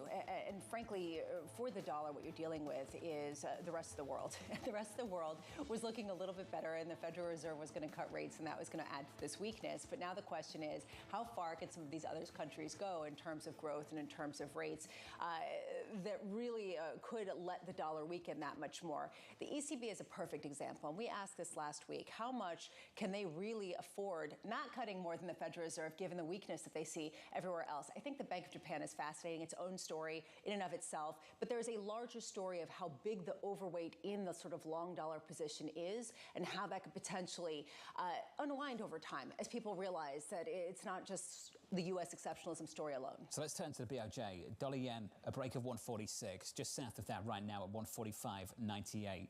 A much stronger Japanese yen off the back of some comments from the Bank of Japan Governor Kazuo Ueda reiterating today that he's willing to raise interest rates once again. Not news, just reiterating something he's already said, this time in a document given to the government. How close are we to another rate hike at the Bank of Japan? He seems to be hinting that it's fairly soon, especially because the data has been fairly good. This comes at the same time that it hinges on the U.S. and how close are we to real declines in benchmark rates. It's kind of tenuous right now. I'm curious to see how people are positioning and where the balance of risks is. Right now, is the balance of risks really to the upside in terms of yen strength or to the downside in terms of dollar strength? And ultimately, it feels like yen strength is kind of taking the front end right now. This is your yen strength. Dollar yen, 145.98. Under surveillance this morning, some top stories. We'll start with this one. Israeli Prime Minister Benjamin Netanyahu facing growing pressure to accept a ceasefire deal. Hundreds of thousands of Israelis taking part in labor strikes and protests across the country after the bodies of 6 hostages taken by Hamas were found dead in a tunnel in Gaza. Deeply depressing news AMH over the weekend, and the pressure really ramping up on the Israeli leader. Absolutely horrific news over the weekend. But now you did have Biden meeting with his national security team and those negotiators that are working with Qatar and Egypt to try to get this deal done. Biden confirmed it's very close. The Washington Post over the weekend talked about this idea that the U.S. is going to present this take-it-or-leave-it approach. And one U.S. official speaking to the Post said, you can't keep negotiating this. This process has to be called at some point. My question is, given what happened with these hostages murdered in that tunnel, does it make a ceasefire negotiation easier to access now or not? I will note, reading some of the tea leaves, you do have the head of Mossad yesterday in Doha for talks. Potentially that's going to open up a pathway. There's no good answer here. I mean, that's basically what you're seeing from everybody, that there's no neat or good answer, especially because it looks like the message to the people who are guarding hostages is to shoot them or to kill them if the Israeli soldiers are coming after to rescue them in a military way. So you have a nation in mourning. You have a population that's suffering with the polio vaccinations, trying to stave off mass disease that we thought we had eradicated. And you have a situation where we don't have a sense of who's negotiating with who has supported this point, and what's going to be behind it, because some of the big players, Iran, have been quiet, as well as some of the others. How close are we to a deal here? We were given the impression over the last couple of weeks that we are a lot closer than maybe we had been, say, a month ago. How close are we to a deal? Well, remember, Amos Hochstein was here just a few weeks ago saying it's now or never, it has to be done. They were talking about this bridging agreement, which really goes back to what Biden proposed at the end of May. Remember, when Biden came out and proposed that ceasefire agreement, he said that had Israel's backing. It clearly didn't have all of Israel's backing at the moment, because we probably would have already been there by now. They have been discussing this agreement, this idea of take it or leave it. This has been going on for weeks. We have seen countless trips by Bill Burns, by Secretary of State Antony Blinken, by Brett McGurk from the NSC. It's hard to say where we are now, especially given the horrific events over the weekend. A story that is firmly on our radar throughout this morning. Any more headlines, we'll bring them to you. Stateside, first world problems. Picture this. Sunday, you've got ABC on. You're waiting for the USC-LSU game. You've got ESPN on. You're in the middle of watching the USP Open. Then just like that, DirecTV customers find out they don't have access. Programming going dark at the start of the college football season and ahead of the final week of the US Open tennis tournament after the pay TV service and Disney failed to come to terms, Lisa, on a new contract. This is the second year in a row, I believe, that it cut off during the US Open. Did you experience this yesterday? No, I don't have DirecTV. Okay, well, this is the issue. Basically, people are saying DirecTV is really annoyed at Disney because they're saying that essentially you can't sort of give people the sense that they're getting these channels and then snap off the best parts of the channels at the key times and say you can't have access to those unless you also pay for this. It's a switch and bait, a bait and switch, whatever. The point being, they're pushing back against this, and Disney's saying we can do what we want, we need money, get over it, and this is what's happening. And so you just wonder how much this is going to keep going on, and at what point are some of these Disney networks, et cetera, going to just bypass some of the cable and just entirely. So who's got the leverage? Do they need Disney more than Disney needs more than? I don't know the answer to that. I mean, I think that that's sort of the key question. I think it depends about your viewers, your subscribers. More than 11 million DirecTV subscribers. What are they asking for? Are they tennis fans? Are they college basketball fans? Or are they political junkies? Because this is also happening ahead of the ABC debate next week. You'll find that anywhere. You'll find that anywhere. Yeah. Can we say the P word on TV? I would be absolutely. Yeah. If I was at the end of that. Yeah. You'd be what? Go ahead. Can we say that? I'm not even sure. Yeah, you can say that. Go ahead. I'm not going to bother. Okay. Everyone knows what I mean. You're miffed. Yeah. Yes, that. Honestly, I could just say this. It ultimately comes down to how big of a sports fan are you? And aren't you willing to pay for that sports fandom? And that's essentially what Disney's willing to wager. You'd go somewhere else, won't you? Ultimately. And quickly. I would have done it immediately. Okay. I was waiting for a sporting event. I'd sign up for something else straight away. Really? Yeah, just out of rebellion? I'd love to know what the numbers look like. We'll catch up with an analyst later and we'll see what that churn will actually look like the longer this goes on. Let's turn to this story. We talked about it. Shocking news out of Germany. Bloomberg reporting that Volkswagen is considering closing factories in Germany for the first time in its 87-year history. The decision coming as the automaker is losing ground in the race to produce electric vehicles. The move would set up a showdown with unions across the country. Bloomberg's Christoph Rohwald joins us now for more. Christoph, welcome to the program, sir. We'd love your thoughts and sort of big picture if we can take a step back. And unfortunately, we only have a few minutes. I know this could take hours. How did we get here? Yeah, I think this is basically like a situation that unfortunately has been in the making for several years. I mean, the sort of structural issues that have beleaguered Volkswagen for many, many years have been like well documented, and one of the core points was really the competitiveness of their domestic German operations, and that was like probably not addressed in a sufficiently sort of aggressive and efficient way with the Chinese market growing and with the company doing pretty well elsewhere. But all this has changed in a pretty dramatic fashion, really. The Chinese market really struggling. Volkswagen is losing market share there for several quarters already, and that really sort of like puts the spotlight on their domestic German operations, which have been struggling from like high costs and poor efficiency for many, many years, really. Christoph, the scary thing for the Europeans is this is not just VW. We had a similar conversation with Stellantis. Their factories are operating well below capacity. The conversation we had with Stellantis, though, regarding Italy, with the Chinese manufacturers looking for a manufacturing base in Europe. Is this going to be a pure shutdown potentially, or would they be open? Would the Germans actually be open to selling some of those factories to a Chinese automaker? Yeah, I'm not seeing that like they will probably sell like any specific assets or like whole factories to like a foreign manufacturer. What they will probably be trying to do is to sort of like restructure the operations to some degree, that they might be able to like sort of specialize on like different components, different technology, move more into like the software side of things. But nevertheless, the point you make is absolutely right. I mean, the competition in Europe for domestic manufacturers by Chinese rivals, by Tesla first and foremost, that is not something that's going to go away. So they will really need to review pretty dramatic and strategically like really critical decisions in order to be able to regain competitiveness on their home market, really. I was looking at this data from Just Auto yesterday, and it was talking about how auto sales in Europe are still nearly a fifth lower than pre-pandemic levels. And this really has to do with VW, Stellantis, and Renault all operating still factories at suboptimal levels. What kind of shutdowns could we see, and why is there such, I don't know, laggard demand for cars in Europe? Yeah, I think that is one point, is the sort of like slow recovering car demand since the pandemic. On the other hand, what you mentioned, that's a super important point, and that's the big issue of overcapacity in the European automotive industry. And that was something that many manufacturers, not just Volkswagen, but you just mentioned Stellantis, the same goes for pretty much all legacy manufacturers, goes that they've been struggling really big time to reduce this overcapacity, partly because of political pressure as well. It's, of course, deeply unpopular when you try to cut jobs and close down factories in your market. That's specifically an issue for Volkswagen, where the German state of Lower Saxony is the second biggest shareholder with a 20% stake. So any sort of move to cut down capacity by Volkswagen will definitely face some fierce resistance. And that's a quite similar situation with other manufacturers in Europe as well, given the French ones, Renault, PSA, or Fiat that you just mentioned in Italy. Like the political resistance, that's quite pronounced in each and every like European country.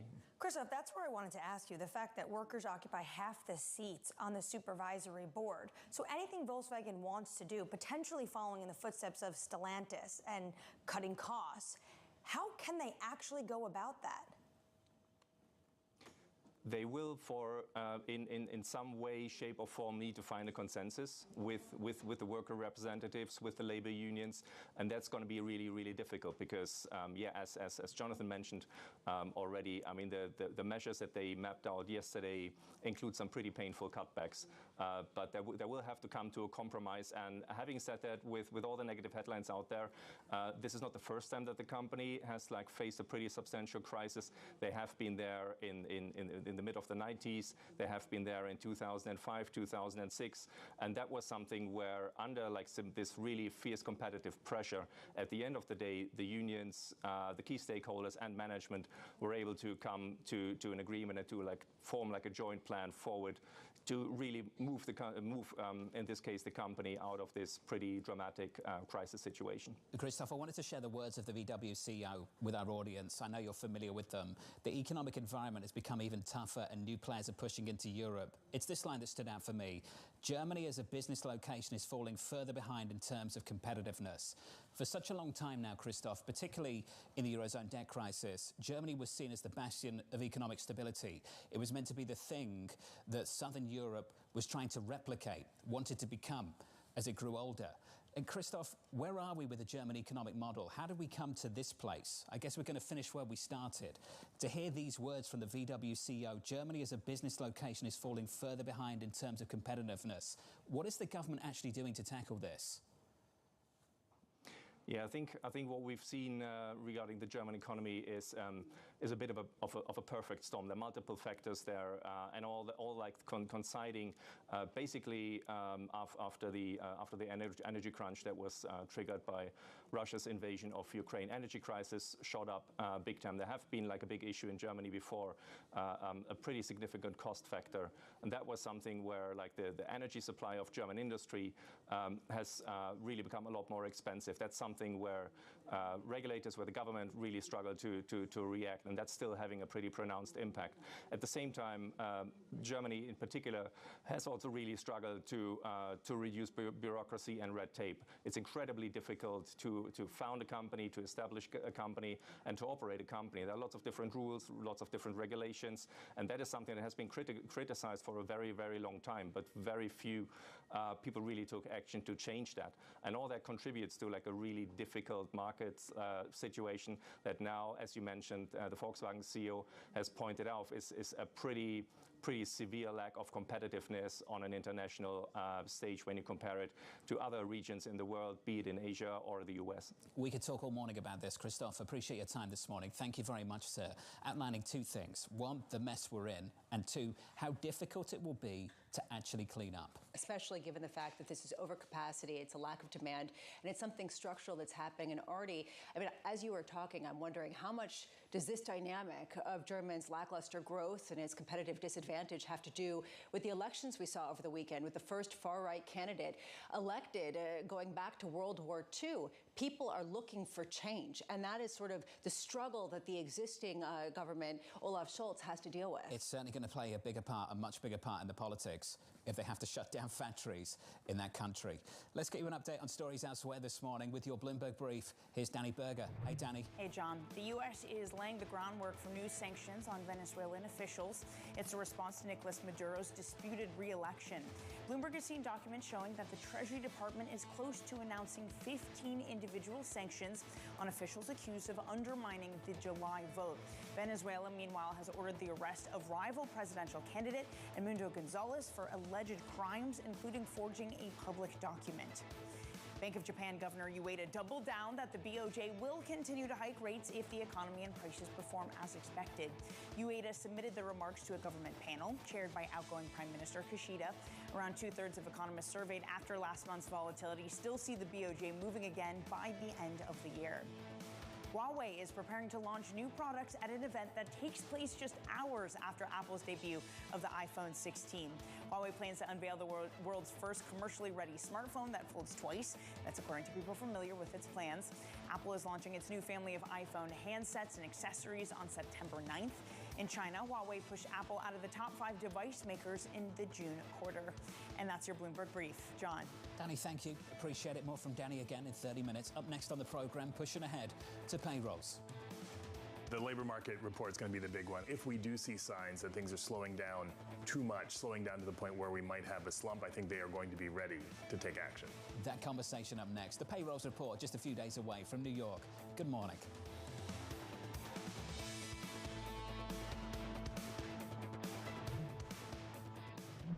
Today's CFOs are reshaping the C-suite. Bloomberg's chief future officer shines a spotlight on these dynamic leaders. Our first job is to intimately understand and anticipate the consumer's needs. It's an incredibly fun job, for sure. To me, teamwork is key. You need to identify opportunities and push people. It's not about how to say no, it's about how to say yes. Their impact goes far beyond the balance sheet. And on Chief Future Officer, they focus on much more than just revenues and margins. Today's CFO has to be much, much more than a bookkeeper. I talk more about culture today than I talk about numbers. Competition's moving faster. The world is moving faster. It's a lot more than the profit today. It's building the future of tomorrow.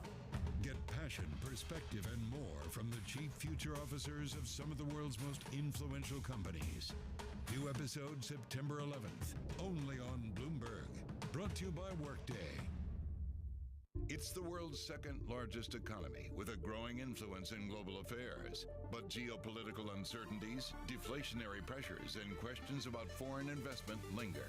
Bloomberg, the China Show, brings you the unmatched expertise you need to keep track of breaking news, in-depth market analysis, and the most influential newsmakers in and around China. Bloomberg, the China Show. Weekdays at 9 a.m. Hong Kong time, right here on Bloomberg. Context changes everything. There is this real momentum from Wall Street. We are basically deep in the European earnings season.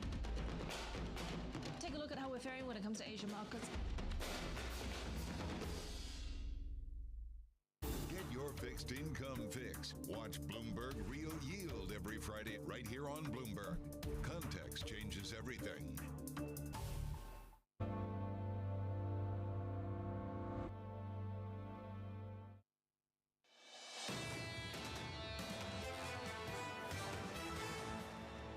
Live from New York City, welcome to the program. Stocks just a little bit softer. We're negative 0.5% on the S&P, no drama. Yields just about unchanged, 390.73 on a 10-year. And in foreign exchange, the euro weaker, 110.37. Against the dollar, we're negative by a third of 1%. Under surveillance this morning, we're pushing ahead to payrolls.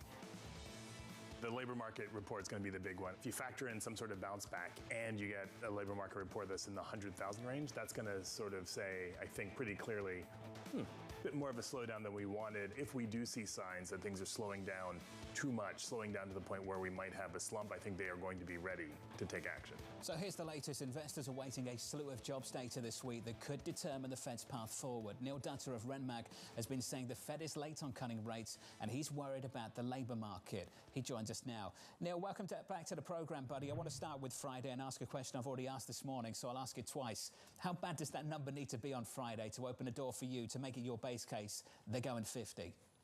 Well, the way the rest of the street is talking, it sounds like it needs to be pretty weak. But, you know, I think that that's part of the problem, right? Because you're almost talking yourself out of going 50 when the data up to this point are already consistent with 50. So I think, you know, I thought the Fed didn't want to be data point dependent. And that seems like what they're doing right here. So, you know, I don't have a good sense. I mean, I think if you get another uptick in the unemployment rate, it's probably a lock. But, you know, at the same time, you know, we tend to overweight the establishment survey to begin with anyway. So it's hard to know. You know, we'll see how it comes out. But I think even if the number does come in better because, you know, let's say there were some one-off factors in the last month that kind of unwind, what's the overall slope of the data? We already know what that is. It's weaker, right? I mean, if you look at the Conference Board labor differential, which was released last week, consumer attitudes about the labor market are deteriorating, full stop. And consumers tend to spot changes in their local economies before the data. They know when the pink slips are going out. They know when factories are hiring people. They know when there are help wanted signs in their neighborhoods. But the fact that consumers are telling you that the labor market situation is getting worse suggests that there's still probably a pipeline of weakness that's still in front of us with respect to the labor market. Neil, you mentioned the establishment survey. I just wonder this Friday for you and from the clients you speak to, are you more likely to put more weight on the household survey given the difficulties that we've been having? Well, I think one of the benefits right now of the household survey relative to the establishment survey is that, you know, it's about revisions. I mean, we just got a fairly significant downward revision to the establishment survey up to March 2024. We sort of knew that was coming, but what does that tell you about whatever the payroll number prints in the coming week? Whatever the number is, it's probably going to be weaker in reality, even irrespective of whatever is published. The good thing about the household survey is that the ratios in the job survey aren't really revised, right? I mean, maybe they're are changes to population estimates, but ultimately it's those ratios, the unemployment rate, prime age employment. Those ratios don't really change. So I think there's a signal in the fact that the unemployment rate has been going up for 5 of the last 6 months. It tells you that there's a slackening in the labor market.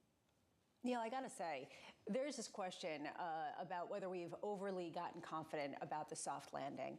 And I look back at history, and there are only 3 soft landings where the Fed has orchestrated a rate cut coming down from high rates where you haven't seen a recession.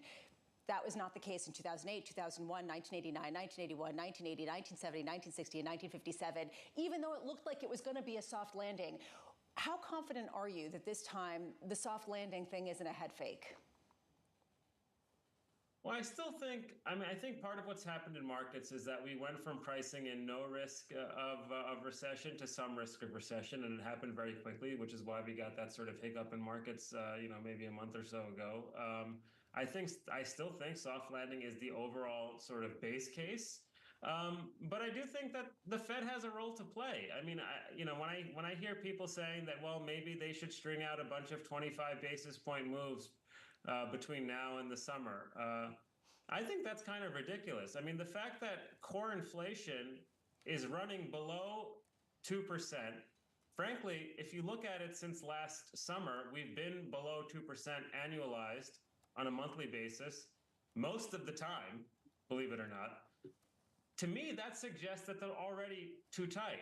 So going 50 on the first go is not a particularly big risk, because we know that they're way above neutral. And if you string out a bunch of 25s, getting back to neutral will take a long time. Okay. And that puts the economy at risk in the process, because it would mean that you'd be running a restrictive policy stance in the interim period. Just quickly here, Neil, does this mean that if the Fed were to cut 50 basis points, and every analyst that I've read says that probably risk assets would sell off immediately on the knee-jerk reaction of a 50 basis point rate cut, you'd be saying this is the time to go buy? Absolutely, because it tells you the Fed's trying to get in front of the 8 ball. I mean, there's nothing about the economy that the Fed knows that the rest of us don't. They don't have an edge like that significantly. This is more about them coming to recognize that's something the rest of us already do, namely that the unemployment rate's gone up and that inflation's slowed. Neil Dutta making it easy. Neil Dutta of Renmac. Neil, it's never that easy, but we appreciate your takes, sir. Thank you very much. This is complex stuff. It's difficult. Fed's been caught offside a couple of times. I think Neil's argument that he's been making over the last several months, if the 5.5% interest rate was the right policy for last July, what's the right policy for this July, this August, this September? And the argument Neil and others have made, to make it very simple, it's not 5.5%. And it's substantially lower. It's not just 25 basis points lower. So if you're going to do it, why not just do it? Why sort of dribble it out over time to sort of suggest certain things? If you actually believe it should be substantially lower it. I guess on the flip side, you have to wonder why there still is inflationary pressure in areas like rent and housing, et cetera. And I would love to have Neil back on to talk specifically about housing, which he says is a red flag. At the same time that people are saying if you lower rates, you're only going to get increasing costs and not necessarily that much more volume. So real question. We can do that next week, September 11th, CPI in America. Amen. We've got to deal with the payrolls report first on Friday. The estimate in our survey, 165. Coming up next, Matt Orton of Raymond James, Henrietta Trays of Vader Partners, Sucharita Kodali of Forrester, and James Camp of Eagle Asset Management. From New York, the second hour of Bloomberg Surveillance. Up next, you're watching Bloomberg TV. Lots happening on Wall Street. I couldn't have been more wrong. It's going to stay volatile for a while longer. It's a bifurcated market. Need to catch up? This is Bloomberg Wall Street Week. I'm David Weston. We've got the information and insight. Year over year, you could start to see some cracks. It might be overhyped short term, but it's underhyped long term. From businesses most influential and instrumental. A lot of the doom and gloom has been somewhat overblown. If you're not living near the edge, you're taking up too much space. Bloomberg Wall Street Week, live Friday with replays all weekend on Bloomberg Television and Radio. I think we got a lot better at how we allocate among these geeky equity factors. We've gotten a lot more systematic. For our first 20 or so years, it was probably me and a handful of people saying, what's a reasonable long-term allocation? And we stuck to it. Not to get into an AI kind of theme, but we let the machine decide more. And it took me a while. I probably slowed us down 2 years on this. because I think it's my job as an old man at the firm to kind of say, you're going to change to what? But I'm reasonably convinced it's just at least a little bit better than us. We did price trends since I wrote my dissertation in the late 80s and early 90s. But in the last 5 years, a tremendous weight, not just to price, which it was historically, but to fundamental trends. Tremendous exposure to more esoteric trends than just your famous stocks, bonds, currencies, and commodities. What? Suddenly, I'm walking around and somebody is talking about trading milk. And somebody's talking about trading sugar. And somebody's talking about trading my favorite, Malaysian palm oil. We found the sweat equity of pushing into newer markets. They're smaller capacity, in basic value investing around the world. And value in a broader sense than just quant multiples, considering quality, more of a Graham and Dodd sense.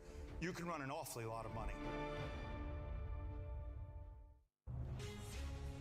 From the beating heart of global finance, economics, and politics, and wherever newsmakers are moving markets, Bloomberg brings you conversations that allow for deep discussions and important insights. What do you think the future is for inflation? Is this a new normal? Are markets too optimistic? How do you worry about the things that are outside your control? How does the current fighting completely stop? I'm Francine Lacroix, and this is The Pulse, every weekday at 9 a.m. only on Bloomberg. Jumpstart your trading day with 2 hours of single stock stories that are driving the opening bell action. We'll take you to Wall Street, Main Street, the C-suite, and beyond. Bloomberg Open Interest, weekdays at 9 a.m. Eastern, only on Bloomberg Television. Earnings season is here.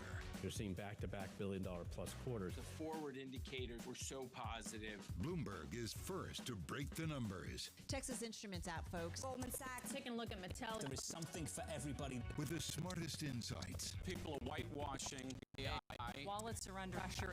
We are admitted to EVs that are going to happen. Earnings season in full swing. We will have full and instant analysis. Continuing coverage on Bloomberg. Context changes everything.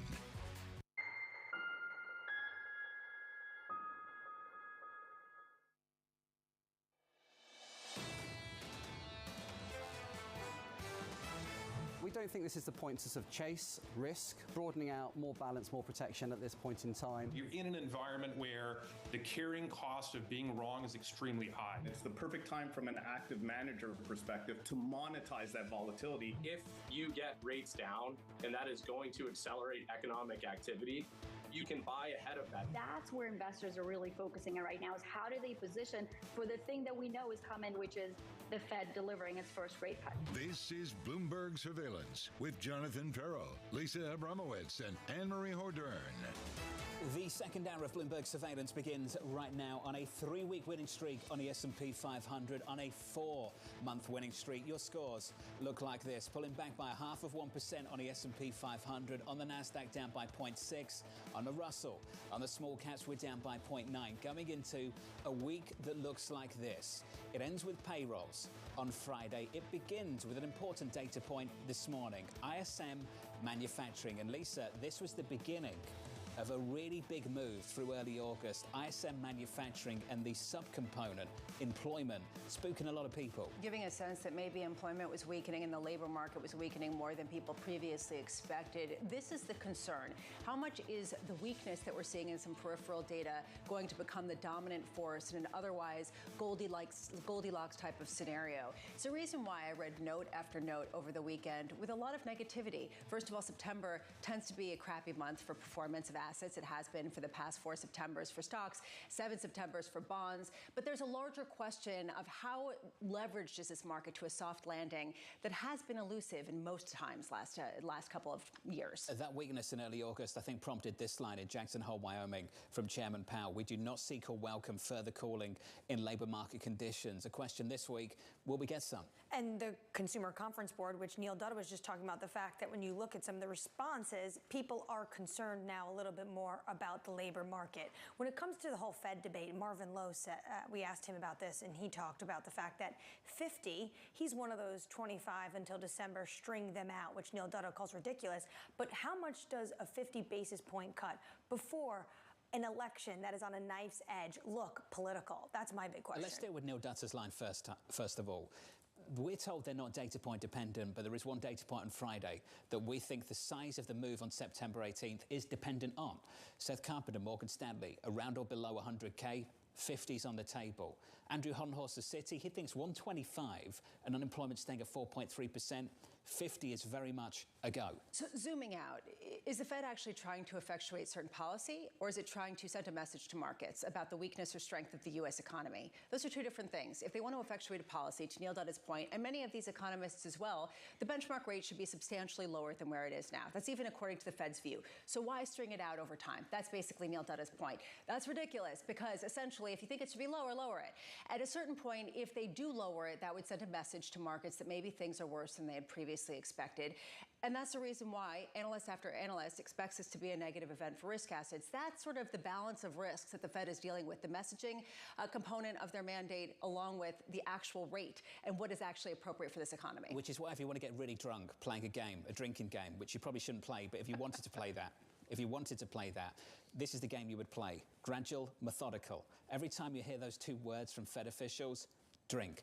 And you'll be drinking a lot based on the speeches we've had over the last month. Yeah, although interestingly, you would not be drinking if you were listening to Fed Chair Jay Powell. And that is interesting. And people have noticed that. Is the Fed Chair Powell maybe not playing the same drinking game because he would like to go all at once? Interesting that we're going to get some speech, some words from the Fed's Williams on Friday after we get the payrolls report. That I think will be really fascinating because maybe they can really message how they plan to interpret that data into the size of the rate cut this month. Maybe you would be drinking. It turns up, spikes the punch bowl, Chairman Powell and Jackson Hole. That's what he did, right? Party time. It's party time. That's what it felt it's the like. Fed put. Basically, Emily Rowland will come on. The Fed put is back, according to Emily Rowland and so many others. Equity futures right now on the S&P 500 negative by 0.5% in the bond market. As Lisa mentioned, quite a run for both stocks and bonds. Going into what is traditionally a weak month of September. 4 consecutive months of gains for equities. 4 consecutive months of gains for bonds. Yields lower for the last 4 months on a 10-year, 390.54. Yields just about unchanged on the session. Coming up on this program, we'll catch up with Matt Auden of Raymond James as traders prepare for a massive September. Henrietta Trey's of Vader Partners with Kamala Harris calling the union vote, and Sucharita Kodali of Forrester as retailers look to boost consumer spending.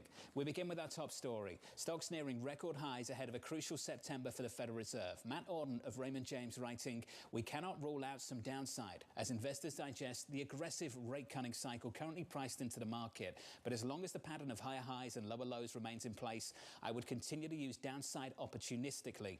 Matt joins us now for more. Matt, last time we spoke, you said we're slowing, we're not breaking. Is there something about Friday that could change your view?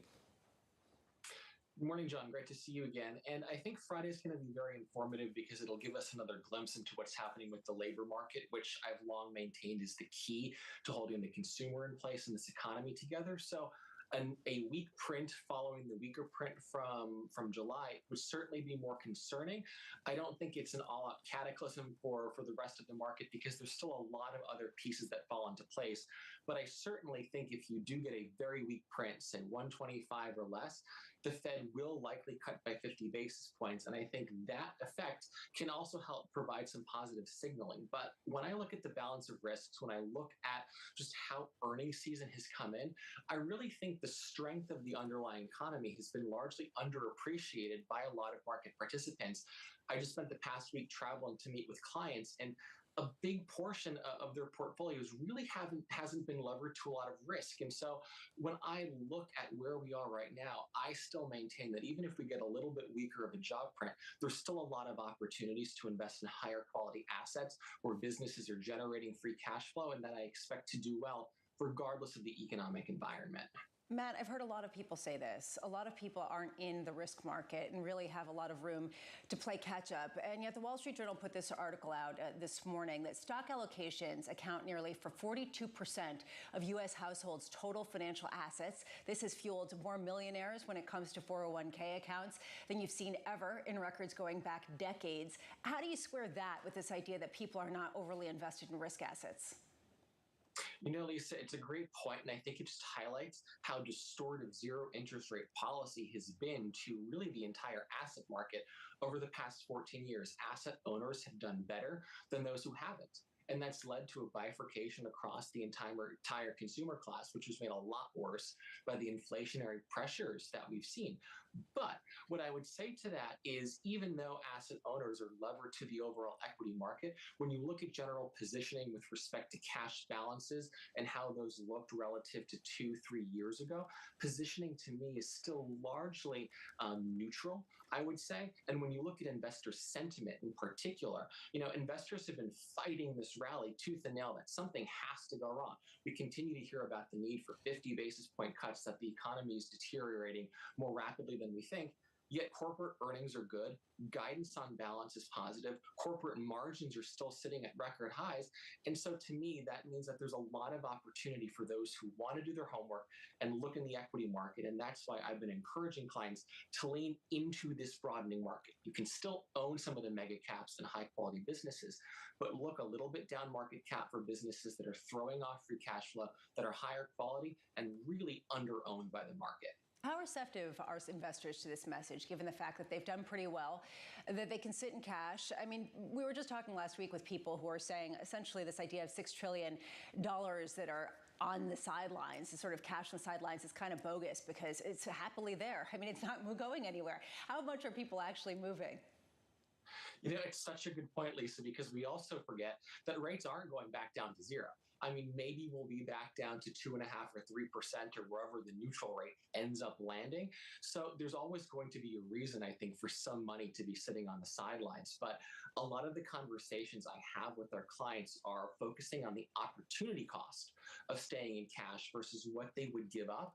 And a big concern for clients right now is, how am I going to match the same yield and not take too much risk? And what's really nice about the market today is that there's a lot of opportunities to not reach far out in the risk spectrum in fixed income, where you can still get a very respectable yield, particularly if we see a backup around some of the offside interest rate pricing heading into the end of the year.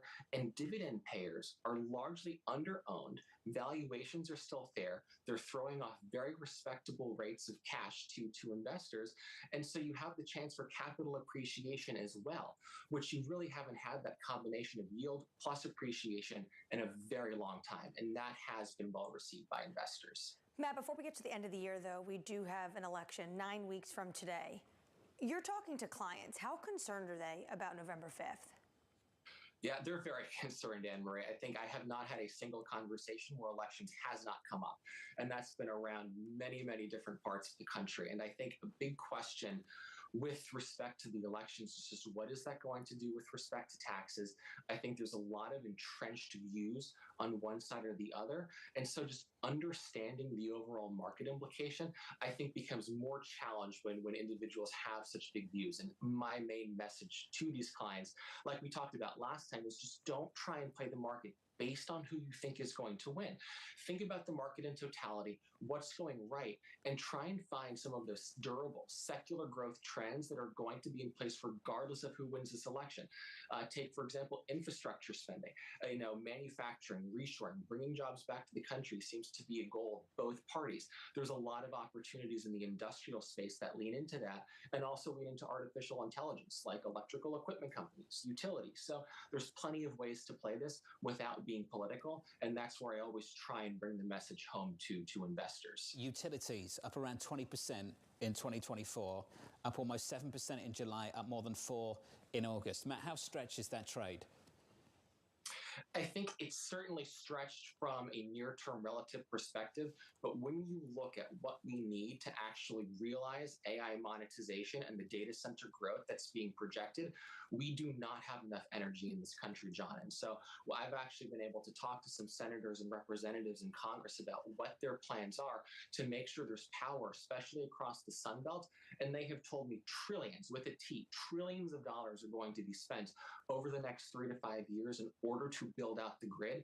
And so you want to find some of the utility companies that are able to provide those electric utilities, but also might be leaned into some of the trends going forward, like sustainability and growth, because that's still going to be the way forward in order to provide enough power. So there's definitely long-term opportunity, but don't chase the trade. Wait for it to come to you should there be a pullback in the market. Well, it's certainly a popular trade. P for popular, Matt. Very popular. Matt Orton of Raymond James. Thank you, sir. Appreciate it. Equity futures right now negative by 0.6% with an update on stories elsewhere. Here's your Bloomberg Brief. It's Danny Berger. Hey, Danny. Hey, John. Dissatisfaction with housing costs has hit a record high in rich countries, according to the FT. Citing a Gallup's analytics poll, half of respondents in OECD nations are unhappy with the availability of affordable housing. In the U.S., that figure is almost 60%. Researchers partially blamed a lack of construction for the affordability crisis. Tesla shipments from its Shanghai factory rose for a second straight month in August. Prelim data from China's Passenger Car Association shows Tesla shipped over 86,000 Model 3 sedans and Model Y SUVs. That's up roughly 3% from a year ago, some new momentum after a first-half slowdown. Huawei is preparing to launch new products at an event that will take place just hours after Apple's debut of its iPhone 16 on September 9th. Huawei plans to unveil the world's first commercially ready smartphone that folds twice, according to a person familiar with its plans. In China, Huawei pushed Apple out of the top 5 of device makers in the June quarter. And that's your brief, John. Danny, thank you. Before we work out whether we need it to fold twice, do we need it to fold once? Have we actually demonstrated that this is something people need? I spent some considerable time watching videos of the folding. And there's a theory around the folding. There are a couple theories. Number one is you could actually drop it and it won't hurt the phone as much if you drop it on the right side. Right. And then there's the other issue of you can get more screen space, so you could fold it out. And then there's the third way of it just looks really cool and modern. Isn't it just becoming a laptop? Essentially, but isn't that what you use it for? I wonder if it helps with butt dialing, because it's folded and it's not just in your pocket. Oh, you have those problems? I still have those problems. Okay. Really? You're a butt dialer? Don't you just hold the... Oh, right, okay. Up next on the program, on a campaign trail, it's America First. It is vital for our nation to maintain strong American steel companies. U.S. Steel should remain American-owned and American-operated. That conversation just around the corner, live from New York City this morning. Good morning.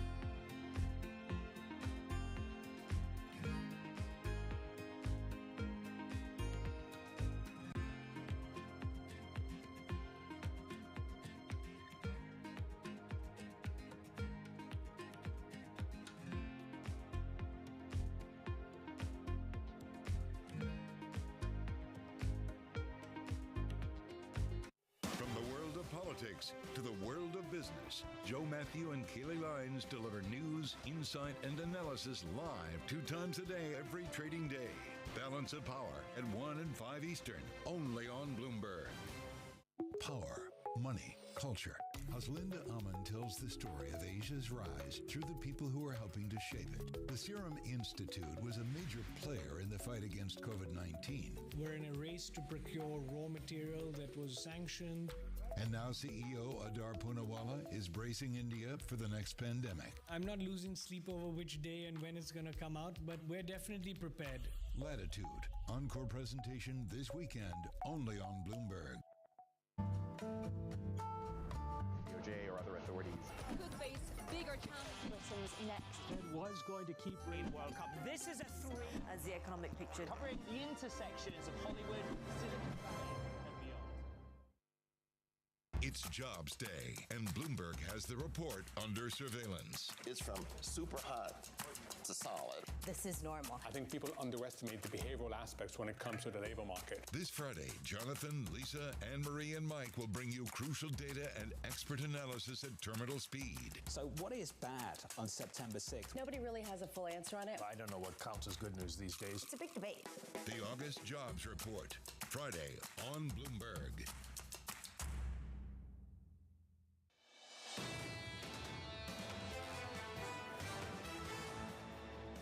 A beautiful summer's morning in New York City. Good morning. Equity futures negative by 0.5%. I can hear TK. It's un-American. Okay. Yields are unchanged on a 10-year, 390. It's just not accurate. That's just not, okay, I guess it is technically until September 21st, but by definition, it is accurate, okay, actually. Is this basically your calling card for this particular cycle? I'm just trolling people who really care. I don't care that much. Make summer great again. I really don't care that much. Make September great again. September scary is a real thing for a lot of people. The anxiety of winter just being around the corner. It's my birthday month. September is a wonderful month, naturally. Happy birthday, Bramo. Thank you. Well, it's not for a while. This is like the promo for Bramo's birthday. An early promo. All right. Under surveillance this morning on the campaign trail, it's America First. It is vital for our nation to maintain strong American steel companies, and I couldn't agree more with President Biden. U.S. Steel should remain American-owned and American-operated. And I will always have the back of America's steel workers. So here's the latest. Kamala Harris aligning with Joe Biden and her opponent Donald Trump in opposing the proposed takeover of U.S. Steel by Japan's Nippon Steel. Harris catering to the union vote over Labor Day weekend, just 1 week shy of the first presidential debate set to air on ABC. Henrietta Trace of Vader Partners writing, Harris is ahead in the polling nationally, but the Electoral College remains extremely tight and continues to favor Trump and the Republican Party in our view. Henrietta joins us now for more. Henrietta, welcome back. We'll turn to the polling in just a moment. I want to start with the steel issue first of all. On this issue, is there any daylight whatsoever between the two candidates? There's no daylight between the two candidates, and frankly, there really can't be. I have some really fantastic clients who were asking this question a year ago. Where are the presidential candidates going to be on the X versus Nippon Steel deal? And the answer is effectively they're going to say they're against it for the duration of this election cycle. If anything, you should expect for none of this to be concluded until after the election. There's no reason for a rush, and there's no other alternative for any presidential candidate. The alternative of saying, yes, I think Japan should come in and buy one of the most, American brand companies in the Rust Belt before an election cycle is sort of unthinkable. So this should have been well understood and predicted many months ago, if not a year ago. Henrietta, though, this time next year or January 21st after the inauguration, if one of these individuals becomes inaugurated and then backtracks, how is that going to affect them in the future? Well, I think what you need to think about is that the regulatory agencies have the option to go in and study the issue, whether it's DOJ or some of the other administration agencies. Go in and say, look, what are the cost benefits here? And then either give it its blessing or not. During that interim, they're going to have to go a long way towards giving the unions what they need to the point where they get unions on board. That's the only way that this progresses. So the burden and the onus is really on the company, on Nippon Steel, to make sure that the unions are behind them. And once that occurs, then you have a situation where the deal can go proceed, but it's never going to be, you have my blessing. It's either going to be, there haven't been enough issues to derail this or proceed in, the free market society that we live in. Henrietta, in Pennsylvania, Kamala Harris said, let's not pay too much attention to those polls. You were one individual that thinks Trump has the edge when it comes to the swing states. In Pennsylvania specifically, why do you think he has that edge, even though she is doing the work there and going to places like Beaver County?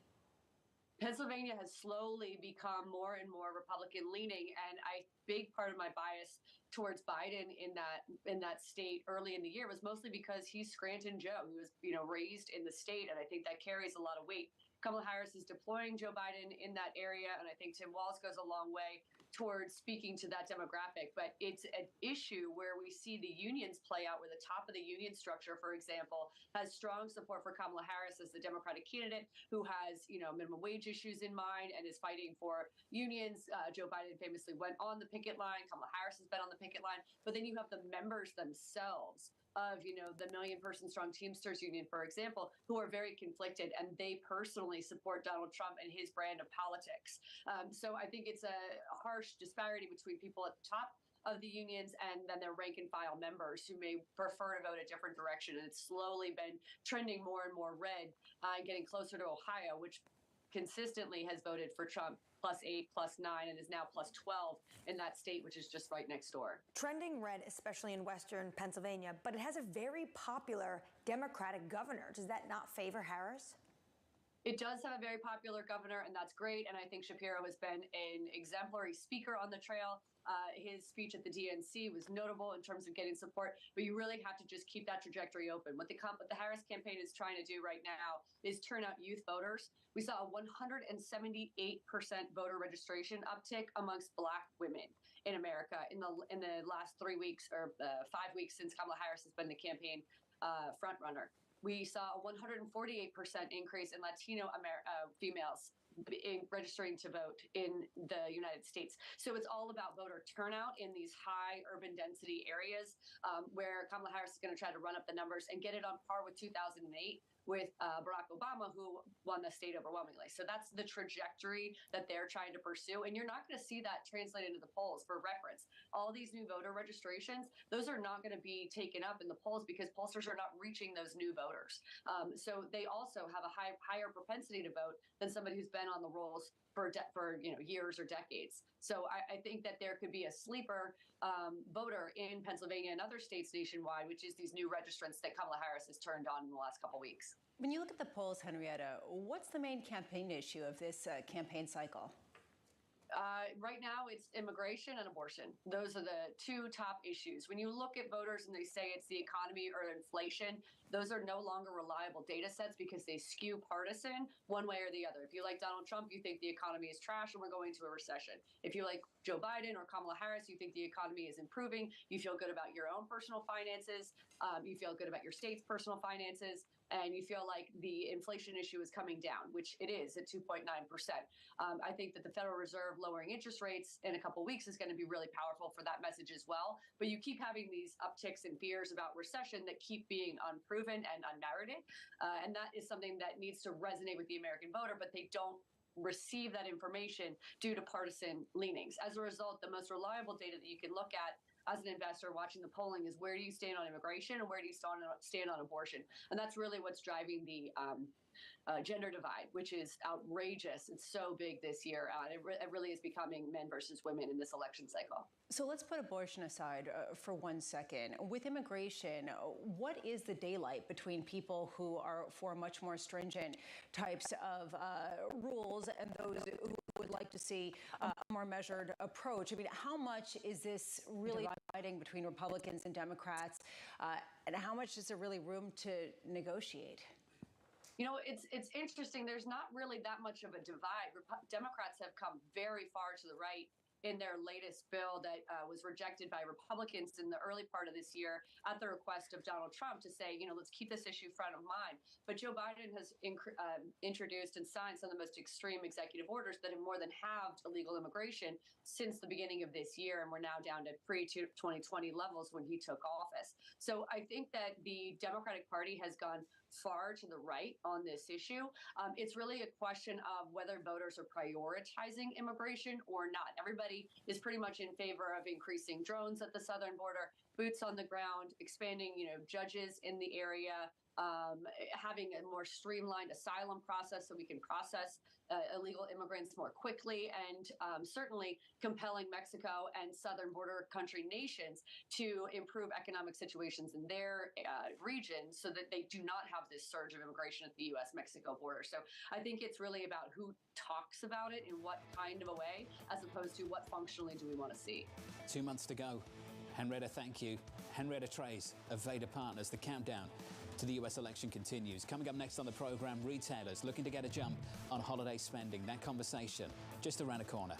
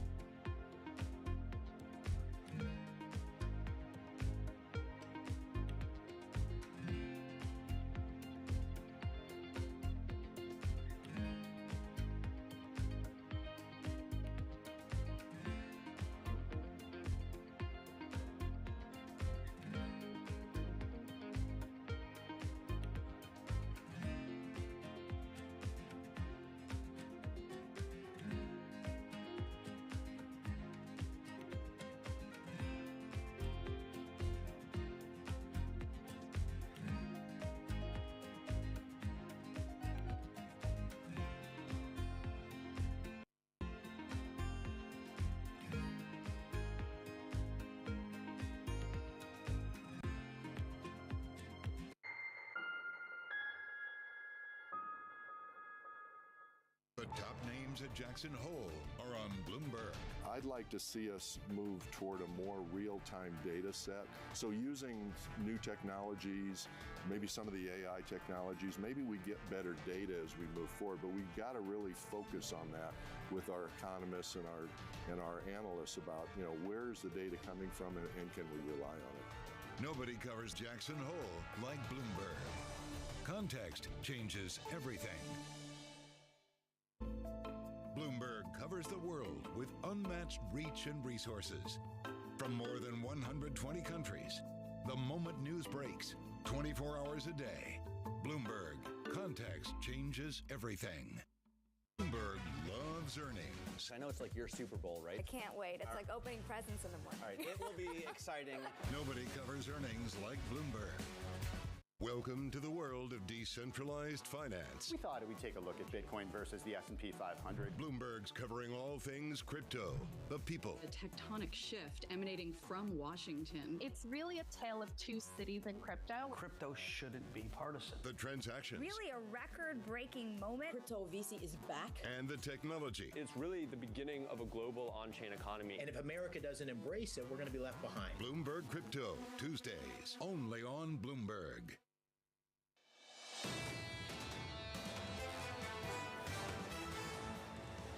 Max Kettner, HSBC, with this to say. High-frequency data have improved. Jackson Hole brought the Fed put back with a vengeance. We remain overweight equities. The bull is still bullish.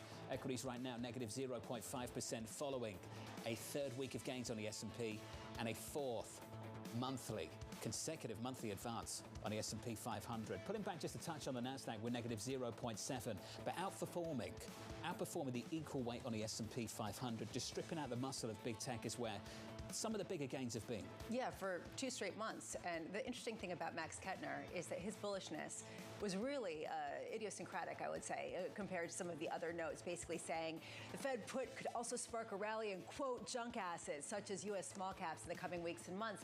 Other people disagreeing. I mean, Mike Wilson has been sort of on this train for a while, talking about how they're not going to outperform. He doesn't make sense.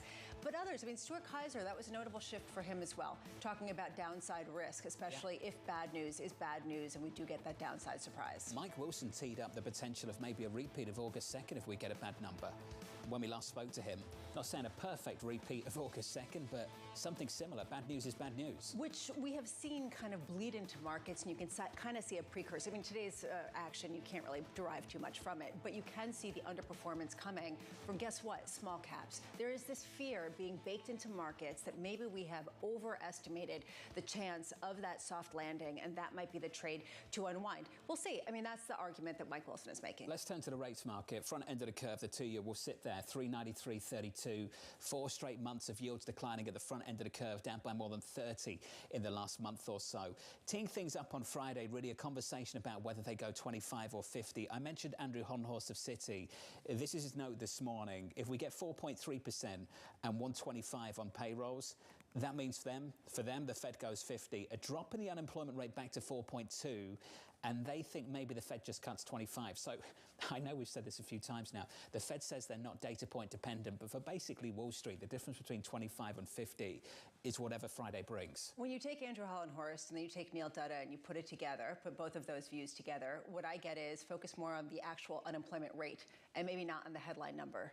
Basically, to understand exactly where this dynamic is. Basically, we're talking about the Sahm rule that Claudia Sahm has shifted herself away from as being sort of declarative, as still being front and focus. If we really do get that sticking, that's going to really make the difference. I wonder also if economists are willing to put a bit more weight on a household survey versus the establishment survey, given the revisions we've seen over the last 12 months. You mentioned this last week. I had this question this morning from a viewer who turned around and said, are we going to put more weight on the ADP report and never mind non-farm payrolls? And I joked whether people would be willing to just chop 60, 70K off whatever the number is on Friday. Yeah, because essentially that's what the revisions have done. Some people have taken a look at the ADP survey of private payrolls as being more instructive than the overall survey, even though it purports to not even be predictive of the survey that we get on Friday. All this goes to show people doubt the data.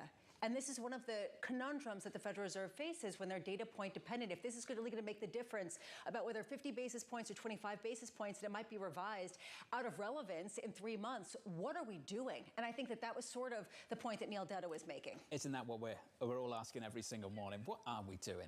Make summer what great are we again. doing? We've got plenty of time to talk about this throughout this morning and throughout the week. I want to finish on the commodity market. Copper down by 2.3%. Huge revision over at Goldman Sachs, led by Dan Stuyven, who's come out with this call on copper. The call was 15,000 a tonne. That was the target for next year. Lisa, it's now a little north of 10K. That is a big, big revision.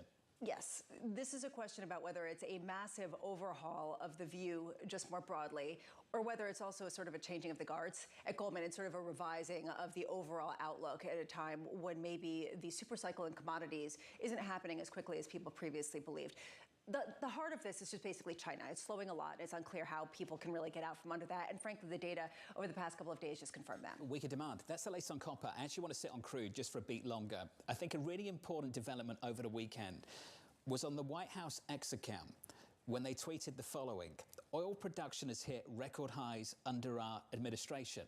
Now, for anyone following this over the last few years, this has been the story.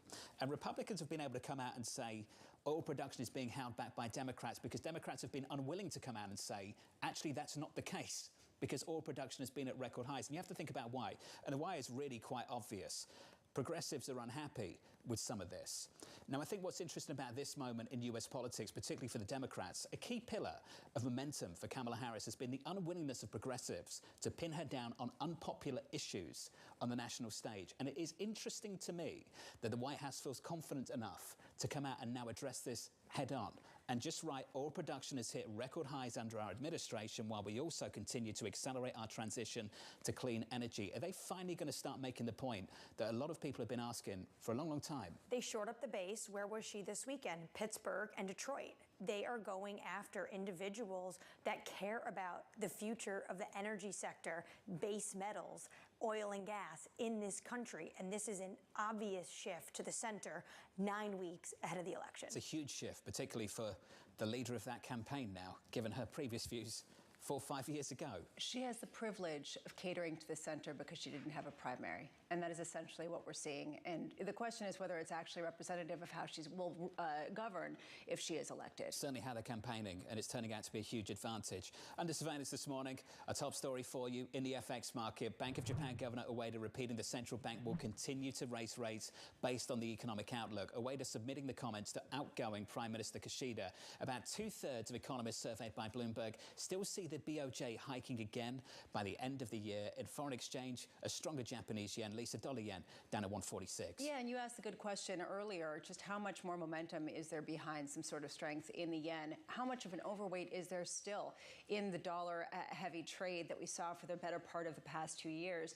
And that ultimately is what we heard from Kit Jukes of Societe Generale. He was talking about the record purchases of U.S. bonds and equities. This isn't just an FX trade. No. This is an unhedged U.S. asset, U.S. exceptionalism trade. Is this something that is poised to be unwound? And it's just a little bit of softness in the dollar, the best case scenario, and that's basically what he's looking for. How painful might that be for equities? We'll see. Let's turn to this story, the latest out of Venezuela. The United States laying the groundwork for new sanctions on government officials in the country. Bloomberg reporting the Treasury Department is set to sanction 15 people affiliated with leader Nicolas Maduro, accusing them of obstructing the holding of free and fair elections. Just compare and contrast where we are now to where we were 12 months ago, when there was a real conversation about easing sanctions even further on Venezuela. Then things started to change a number of months ago. And part of that also had to do with the energy story, right? Making sure that you can keep oil prices and thus gas prices in check, especially in an election year. This comes a month after that election authority said that Maduro had won, but the electoral data by the opposition suggested otherwise. Also, what did we see over the weekend before these sanctions are about to be rolled out? DOJ puts out a press release that they actually seized a plane that they said Maduro has been using, coming from the United States, $13 million purchased through a shell company and smuggled. How do you smuggle a plane out of the United States? That's my question. Yeah, I've got the same question, actually. I've also got a question for foreign policy in the State Department. Carrot versus the stick. They tried the carrot and it failed. Are they going to start using the stick more? That's what it looks like when they're laying the groundwork for these types of sanctions. To your point, carrot didn't work. Now here comes the stick, and they're already doing it. Yes, the sanctions are being rolled out, but they're also starting to do things like seize jets. That's the latest on Venezuela. The latest on Cathay Pacific Airways, cancelling some flights due to new inspections of its Airbus A350 fleet. The airline are focusing on deformed or degraded fuel lines for the Rolls-Royce made engines. No other airline has come forward with similar issues. What do you make of that, Lisa? Well, I make that this is a story because everyone's looking for problems with planes. I mean, how often do we talk about problems with planes since what happened with Boeing? And is that basically what we're looking for? On the flip side, how much are some of the industrial production snafus that we're seeing with Rolls-Royce and Boeing related to leftover pandemic supply chain issues and also the workforce and what happened there? Those were my two takeaways. Let's hope it's isolated to this very, very specific issue. The latest on retailers looking ahead to the holidays with summer coming to a close. So Charita Kodali at Forrester saying this: the companies that seem to be winning are Amazon and Walmart. We already know that retailers are planning to promote more this fourth quarter. Sucharita joins us now for more. Sucharita, welcome to the program. Let's talk about back to school shopping first of all. How strong have things been over the last couple of days? What do your channel checks look like? Well, the challenge is that the National Retail Federation a couple of months ago predicted that it would be the second highest back-to-school season ever. But the underlying thesis there, the underlying story, is that the numbers are not up. When you're the second highest, that means that last year was the highest. This year is down from last year. So that's really not a great thing for the retail industry. And I think that it really is pointing to the shopper is just sick of the levels of inflation, and they are pulling back on a lot of things, including these essential goods for their children during the holiday season. They started planning for the holiday season a long, long time ago, as you know, Sucharita. And we all know, based on the calendar, Thanksgiving comes late. The holiday shopping season is shorter. They've got experience of dealing with this. How do they address issues like that? Promotions, that's really what it comes down to. And what you have is just more promotions, deeper promotions, promotions across a greater number of items. And you see that consistently over and over again. And I expect that to be in big numbers this year, too.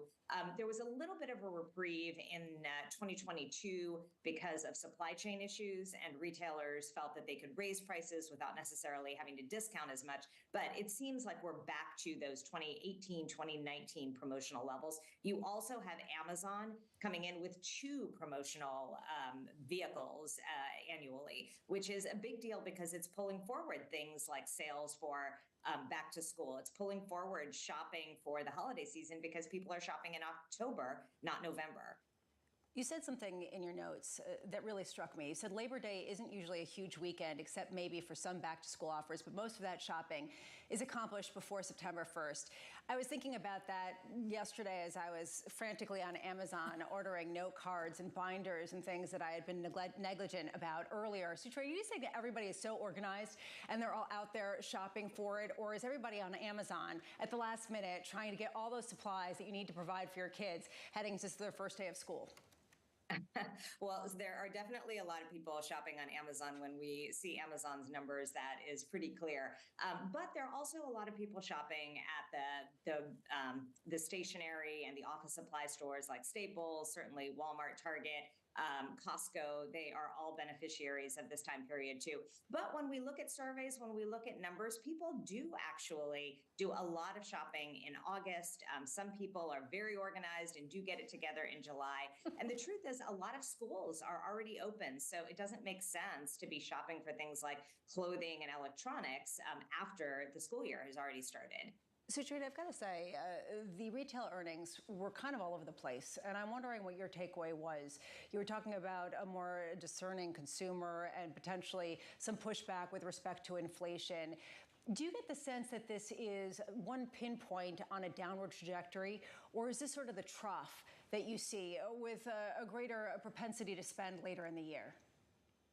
Well, when we look at those numbers being all over the board, really the positive numbers are Walmart and Amazon, and a number of other retailers have really been challenged this past year. Even Lululemon, which had historically been doing really well with double-digit year-over-year growth, has experienced single digits. Which these are sort of canaries in the coal mine that the rest of the outlook for retail for the rest of 2024 may not be so strong. When will it recover? I do think that as interest rates go down, which will likely be through, of course, the rest of this year, 2025, we may see some rebound. But the truth is that retailers don't have a lot of pricing power right now. So they have to be much, much more cautious about how they are charging shoppers, and shoppers are shopping around. They are looking for everything from secondhand goods to bargains wherever they can find them. Sucharita, one thing I noticed last week, whether it's at the checkout counter, they were selling candy corn, or going through some of the aisles and they already had Halloween candy and costumes and lights up, and it wasn't even Labor Day. Is that a trend that these holidays are being brought forward even earlier than usual? Yeah, and it may seem like it's earlier than usual, but the truth is that this is a trend that's been going on for years now. It is not unusual to have the setup of Halloween happening as early as late August, and certainly, definitely through September. Retailers are dependent on seasonal items because it drives people into the store and it gets them actually there for a couple of purchases, and then ultimately, especially if you're a mass merchant with lots of categories, you probably had the experience of walking out of the store with hundreds of dollars worth of goods. So that ends up being standard. We'll likely start to see holiday promotions as well, probably as early as September. Everybody, kind of thinks that they are behind if they don't. And certainly with Amazon having another Prime Day deal offer set in October, that's absolutely going to promote for the rest of the industry as well. Starbucks loves it, don't they? You notice that, Bramo? Okay. Signs go in the window in the middle of August. Are you trying to tweak me? Trying to get me excited about this. You get excited about that? About what? Fall and pumpkin drinks? Yeah. Oh yeah, I'm a big pumpkin latte person. No, I'm not a big pumpkin latte person. I'm not somebody who goes out with hundreds of dollars. Morning. No, I mean, look, yeah, I know you're a big Halloween person. Big. Really into it. Yeah. Lots of candy corns. Let me thank our guest, Sucharita Kodali of Forrester. Thanks for joining us this morning. Huge Halloween kind of guy. Oh yeah, big time. Massive. You should see on his door, massive skeleton, plastic skeleton, kind of hanging down there with glow. They're just throwing out candy for the kids. The end of October. You're the person who hands out. Super into my community, into the city. He puts all the lights off on Halloween. Don't come here. That's who I am. I know. Lights off, don't come in, and if they come in, you give them 3 pennies and a thing of cut fruit. Yes. Berries, some sliced apple. That's actually so expensive. Yeah. They're good gifts. I didn't say I was cheap. It's like, kids, stop rotting your teeth. Let's give you an update on stories elsewhere this morning. Apples will do that too. Here's your Bloomberg Brief with Danny Berger. Hey, Danny. Hey, John. Airbnb is lobbying New York City officials to scale back a local regulation that outlaws most of its short-term rentals. In a blog post this morning, Airbnb said the regulation hasn't stopped the rise in NYC rents. Instead, it's just left travelers without affordable accommodation, priced out by record-high hotel rates. The rule came into effect nearly a year ago. The city has yet to signal a willingness to amend the law. Goldman Sachs has slashed its forecast for copper by almost $5,000. The bank had been one of the biggest cheerleaders of the metal, but analysts writing in a note that sluggish Chinese demand will delay an expected rally. Goldman expects prices to average about $10,000 next year. Its previous target, set by former analyst Jeff Curry, was $15,000 a ton. Fans of Oasis are looking back in anger at Ticketmaster, with prices skyrocketing for the group's hugely anticipated reunion tour. Ticketmaster is using dynamic pricing to set rates, adjusting based on real-time demand. Basic standing tickets were initially advertised at around £150, but rose to $350 after a few hours as fans rushed to the ticketing websites. And that's your brief, John. Danny, thank you. I know it's all relative. It's always all relative. But relative to the experience of getting Taylor Swift tickets, I think Oasis fans did all right, didn't they, over the weekend? $350 versus $150 versus stories of thousands and thousands of dollars stateside. Were you able to resell these, though, at $10,000, $20,000? Face value, you can't. So that's the reason why. Has to be face value, yeah. Well, Deutsche Bank's Rick Reeder is struggling, according to his note. Who's that? Jim Reed? Yeah. Rick Reeder's BlackRock. Sorry, that's all right, let's get our people right. Up next on the program, dear me, the Fed's next big catalyst. You know, from a risk management standpoint, you have to start pushing rates a little bit lower, gradually, but you're over tight. So the direction of travel, I think, is what matters to the Fed, not necessarily every single data point. That conversation up next. You're watching Bloomberg TV.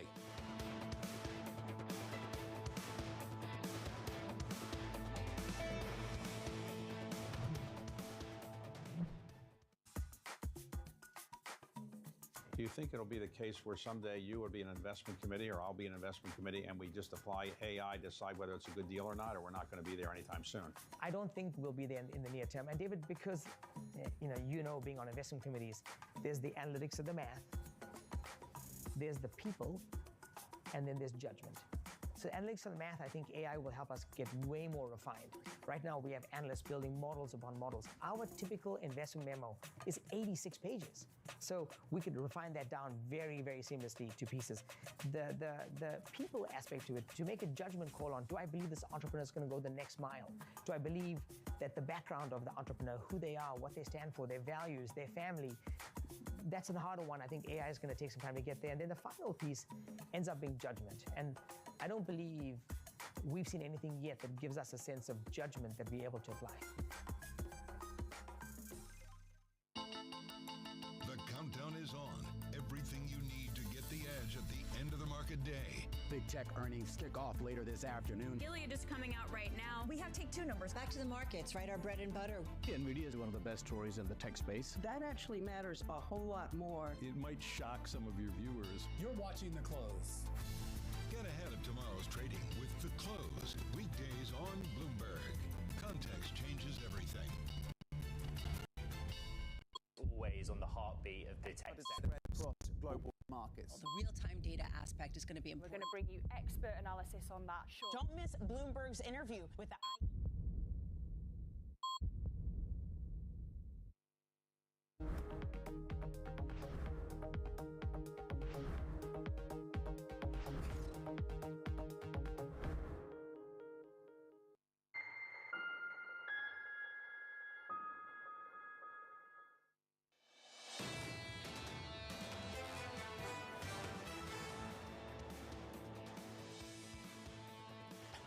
Pause. Yes. You don't get to drop that in. No, let's just move 5 seconds before we come back.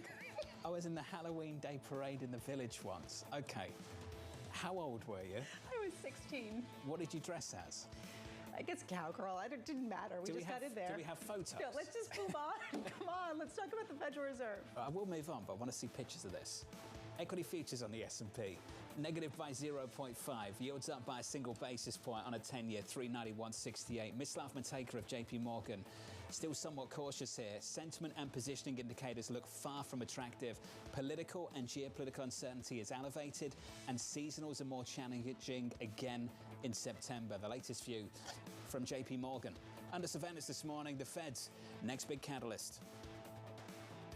What you're seeing is mission accomplished on inflation, or something very close to there, and now you're worried about the unemployment rate. And if that continues to drift higher, you know from a risk management standpoint, you have to start pushing rates a little bit lower, gradually, but you're over tight. So the direction of travel, I think, is what matters to the Fed, not necessarily every single data point.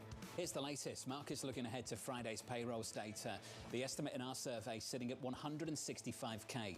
Investors hoping the data will confirm the widely expected Fed rate cut in just over 2 weeks. James Camp of Eagle Asset Management with this to say. If Fed officials want to avoid a recession, they might as well make a more meaningful cut, i.e. 50 basis points or more, since the inflationary backdrop for additional cuts may diminish by the end of the year. James Camp joins us now for more. James, let's talk about the end of the year. Let's skip the short term and get to the interesting part. Q4, do you have inflation picking back up? Yeah, John, we do. We've got a couple of things. One is base effects, which we've talked about quite a bit. The second, owner's equivalent rent is going to tick back up. The seasonals are also not favorable for inflation. So our modeling tells us that we're going to get back to what I call a post-COVID normal 3.25% inflation rate. We actually think that's where inflation settles out long term in the new economy. You think that that's actually important for the Fed to do in order to keep this rally going. Isn't that right, James?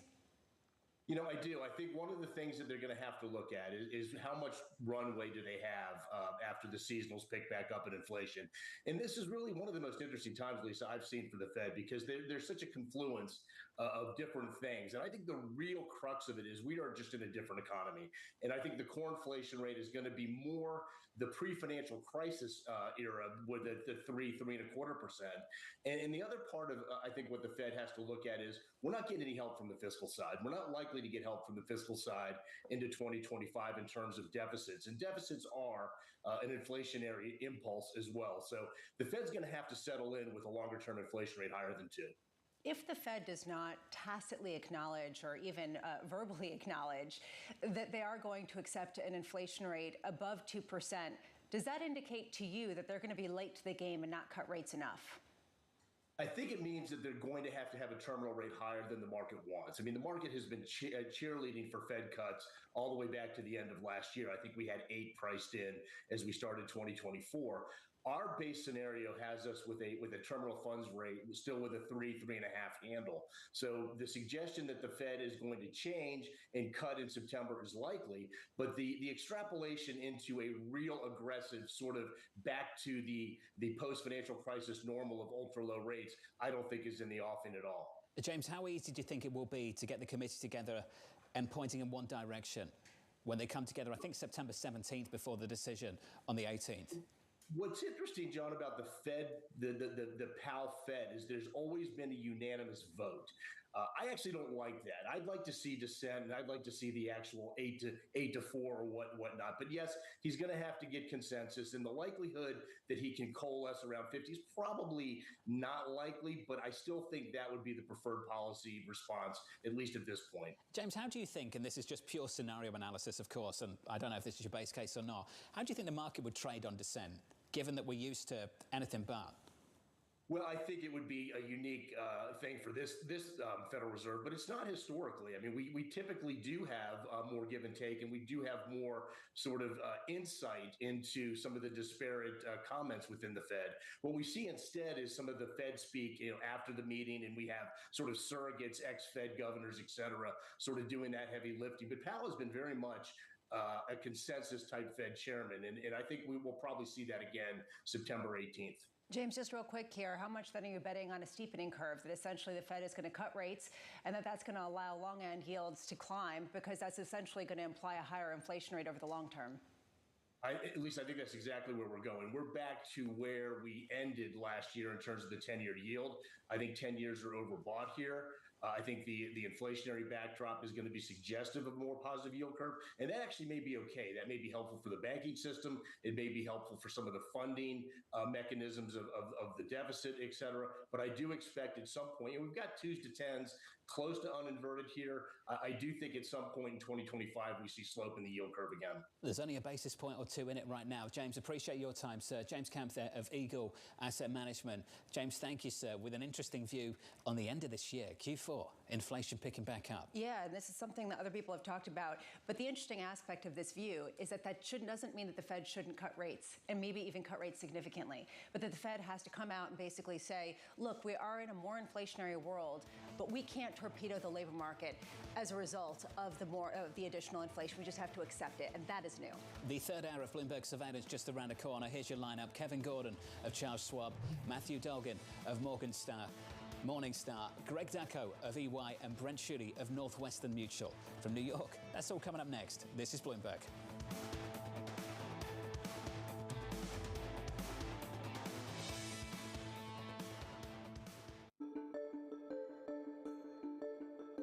So what's it like moving from the East Coast, where everything is finance and money, to the West Coast, where everything is technology? Did you fit in right away? And did you really know how to use all the computer things that they give you to use? So it was pretty fun. There were plenty of times where I would sit around in meetings and literally I would be Googling terms. And at one meeting, Larry Page actually caught me Googling terms, and he kind of pointed that out to other people in the room, which was a little embarrassing, but I figured there were some things that I could do that they couldn't do. And so it was a learning curve. And my dad always, he taught me at a young age a term that I've used constantly with my teams. He said, in his lab at Stanford, if a physicist could not define a quark in under 30 seconds, they didn't know what they were talking about. And so I use the quark test all the time. If somebody's rambling on and they can't get to the point, they probably don't know what they're talking about, they fail the quark test. My finance team knows this quark test.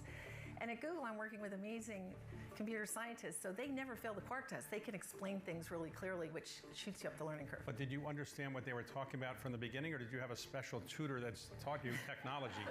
Or did you I had actually run tech banking and took Google Public, so I had a little sneak preview.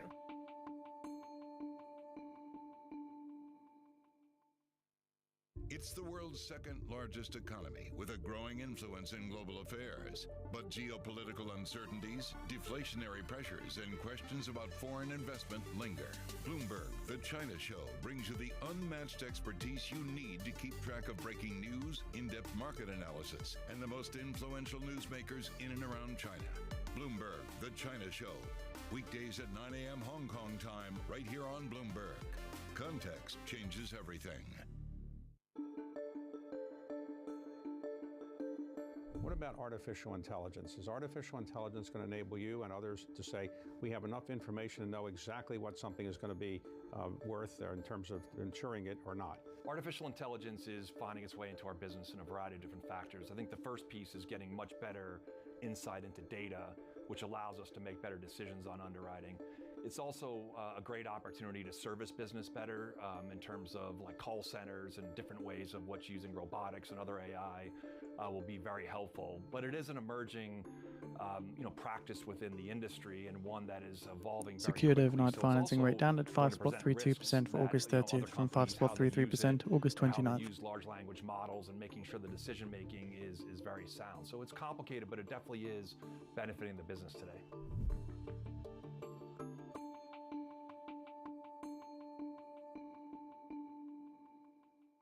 Lots happening on Wall Street. I couldn't have been more wrong. It's going to stay volatile for a while longer. It's a bifurcated market. Need to catch up? This is Bloomberg Wall Street Week. I'm David Weston. We've got the information and insight. Year over year, you could start to see some cracks. It might be overhyped short term, but it's underhyped long term. From businesses most influential and instrumental. A lot of the doom and gloom has been somewhat overblown. If you're not living near the edge, you're taking up too much space. Bloomberg Wall Street Week, live Friday with replays all weekend on Bloomberg Television and Radio.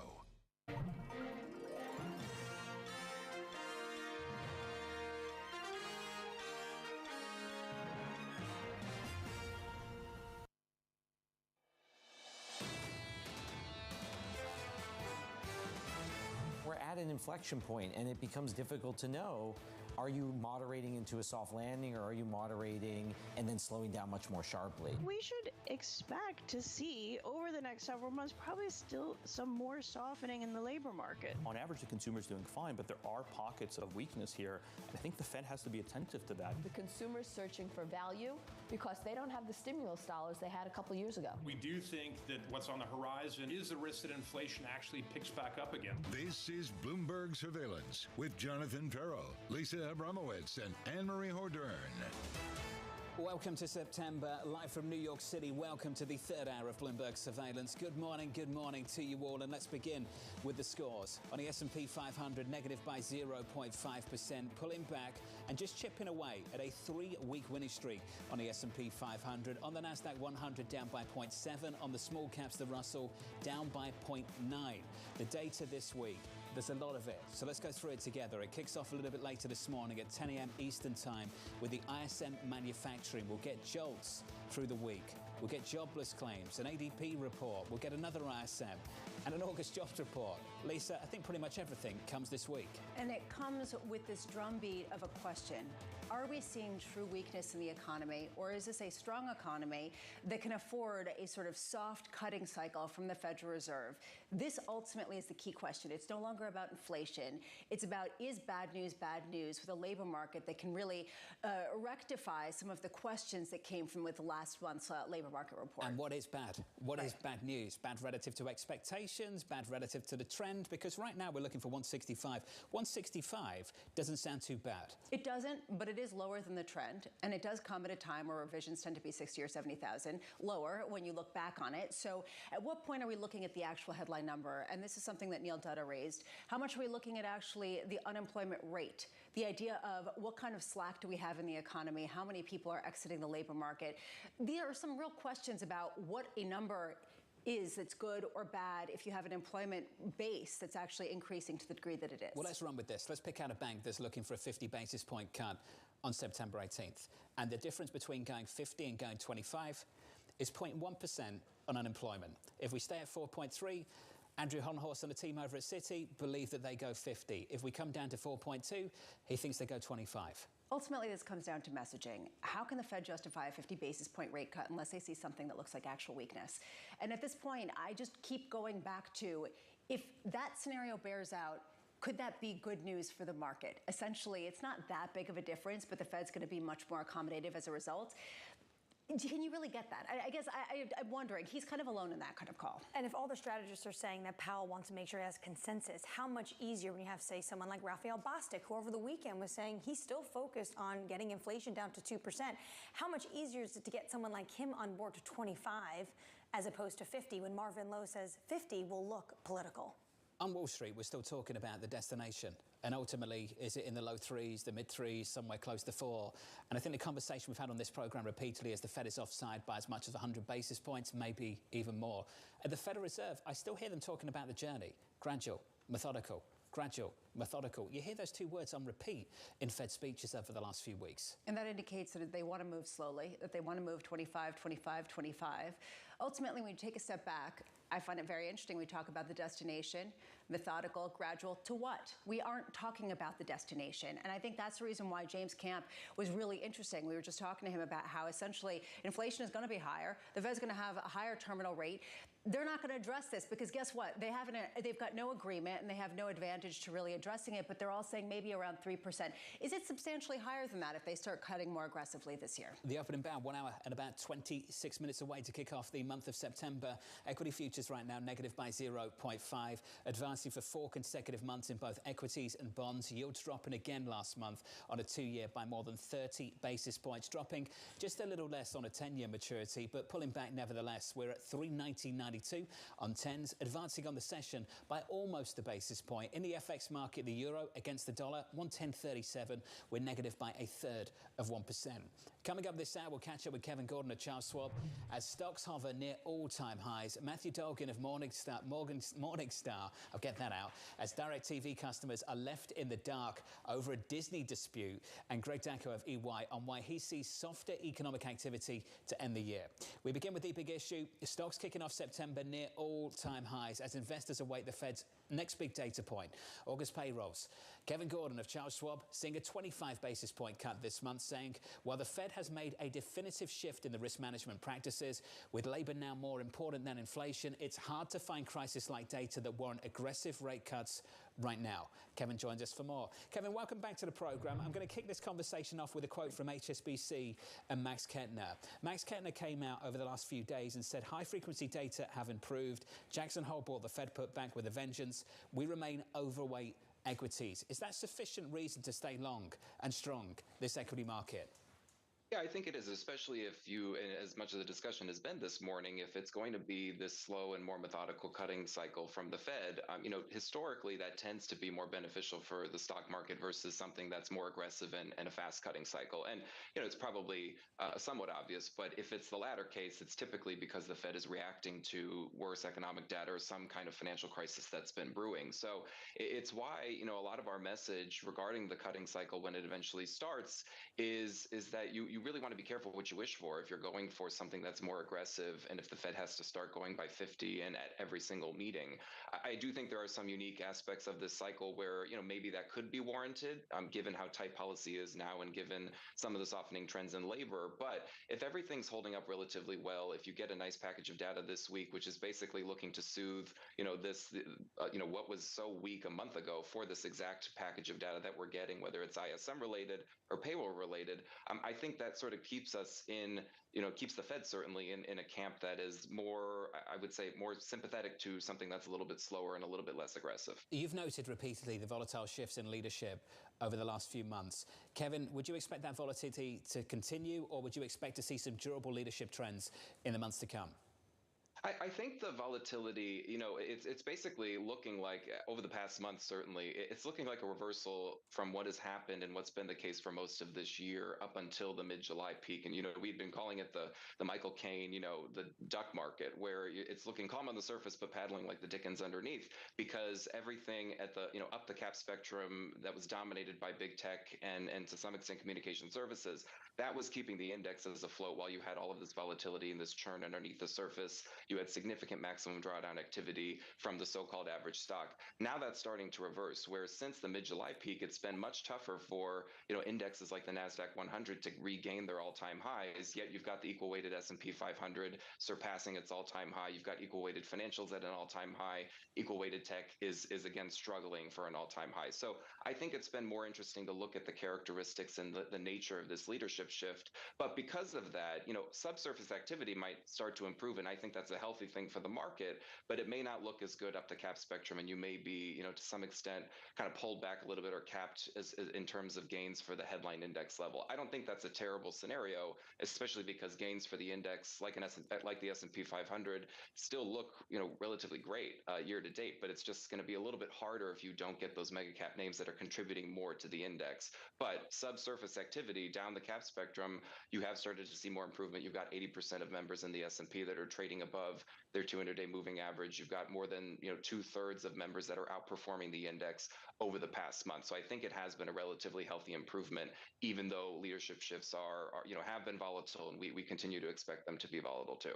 That said, a lot of these shifts that we're seeing, the paddling duck market that we've heard Amy Wu Silverman talk about, a lot of that has really come with this belief in a soft landing, with this belief that the economy is really generally moving toward recovery, even if you do see some consumer pushback in certain sectors. What would you have to see in the labor market, either on Friday or beyond, to really challenge the rotation into cyclicals that you're supporting?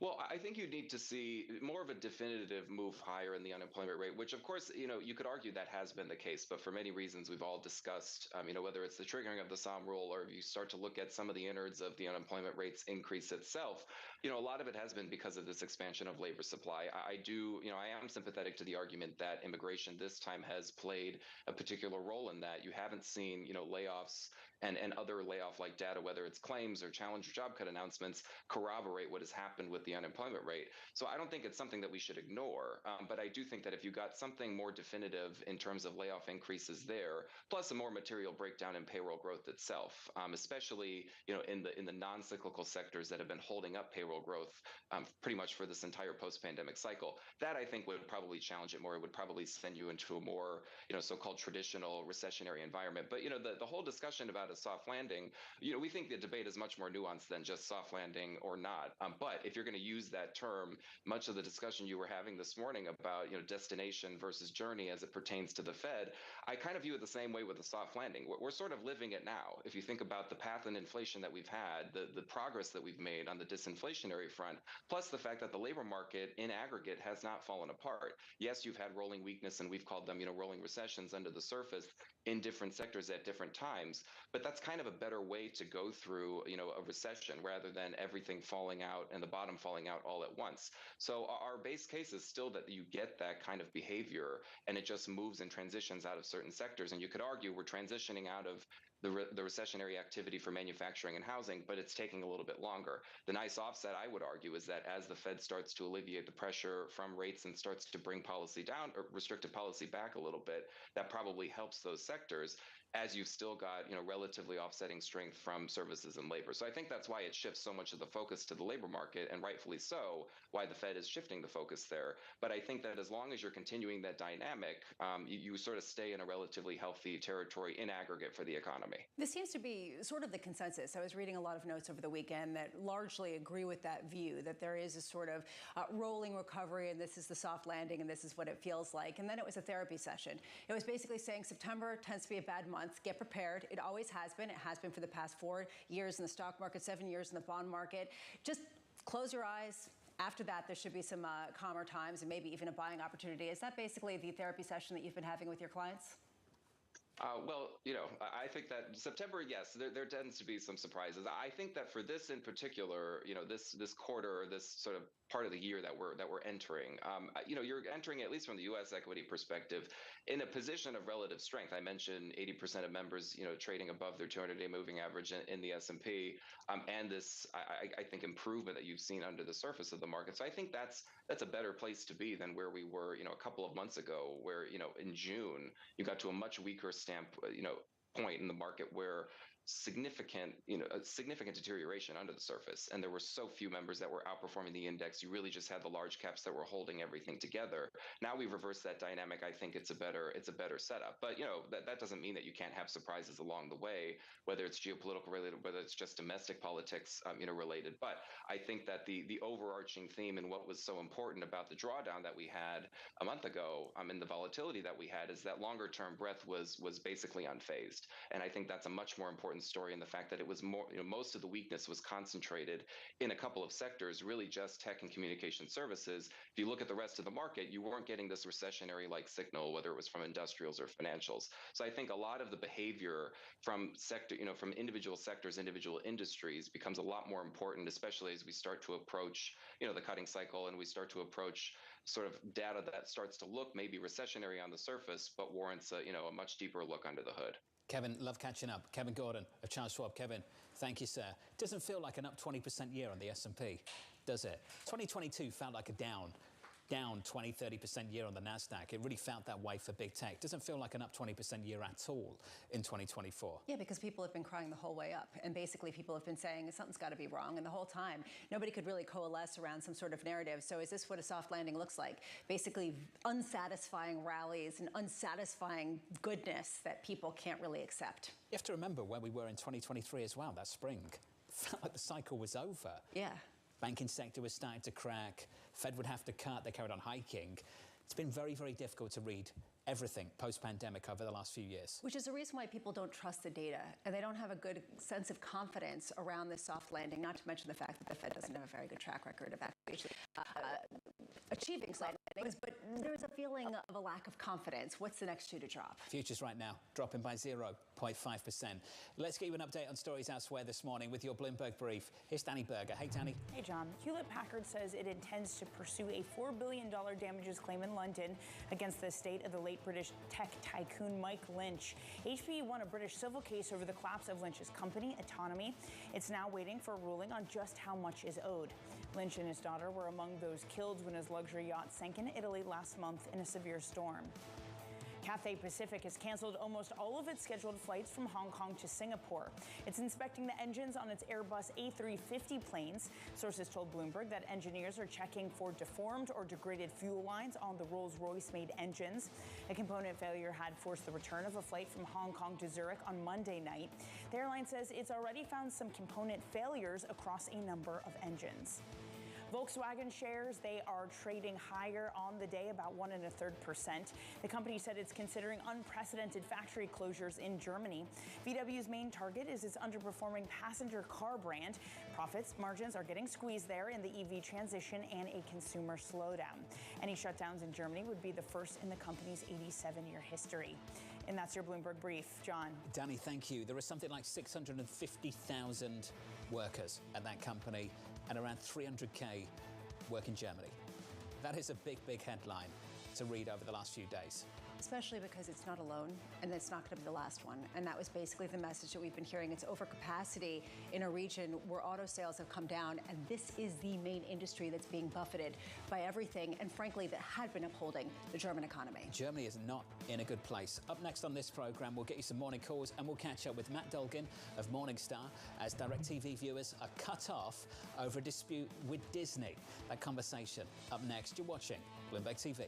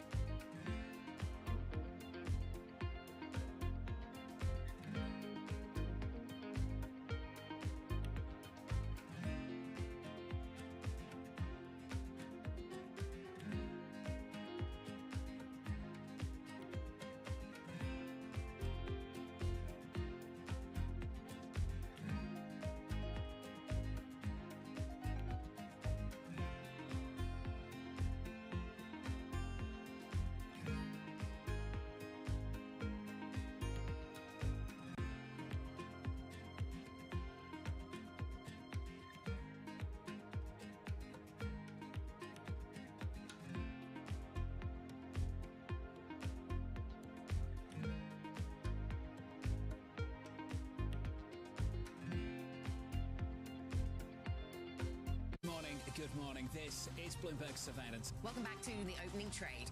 This is Bloomberg Technology. This is the Asia trade. You're watching the close. Welcome to Balance of Power. This is Bloomberg.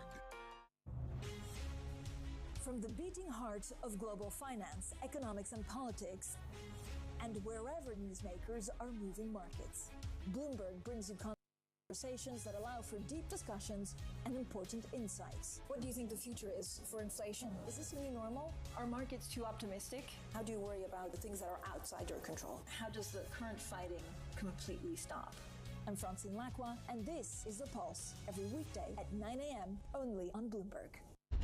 As we spend some time here on the broader presidential race. Let's focus in on European politics. Makes you wonder how politics might play out.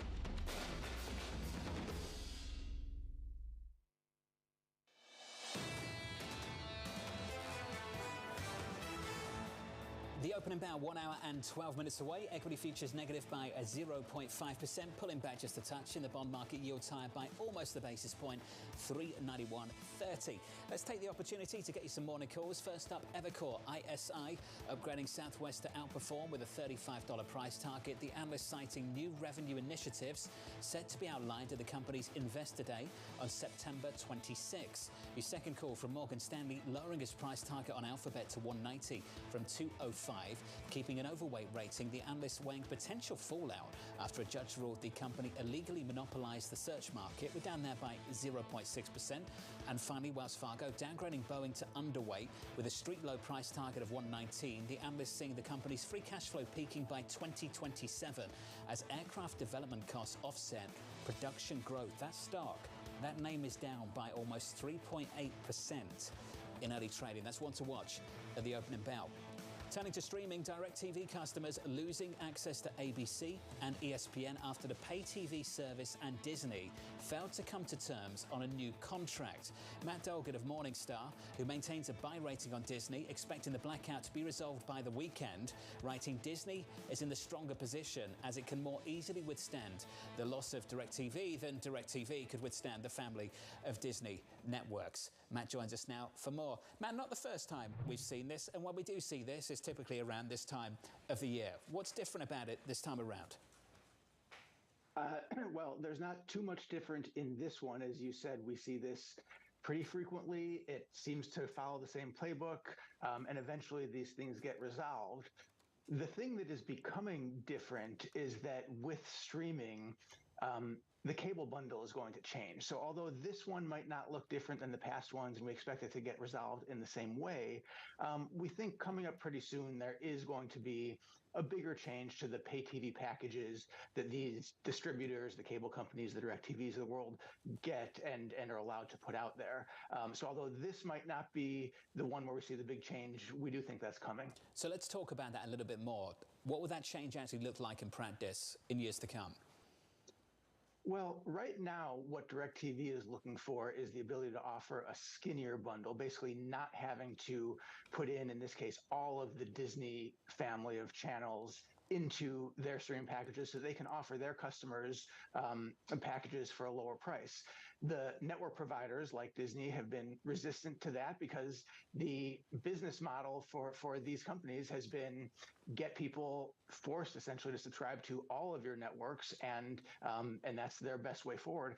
The thing that's going to be different, however, is that with streaming, there are becoming other ways to see this content other than through a pay TV package, and that's going to actually next year become even more, and probably to the greatest extent once ESPN, the linear, the flagship service that people watch on only TV right now, becomes offered to consumers also. So that's the biggest thing, again, right now that's going on with DirecTV. The other thing that we think is a good way forward is what we've seen Charter do, the cable company. They did it with Disney last year. They subsequently did it with Paramount, where they're offering a similar type of bundle, but their subscribers get the streaming packages of these companies along with their cable subscriptions or their pay TV subscriptions. So those are the couple of ways we think the changes will come, and we expect them to happen even if, again, not necessarily in this deal and not quickly.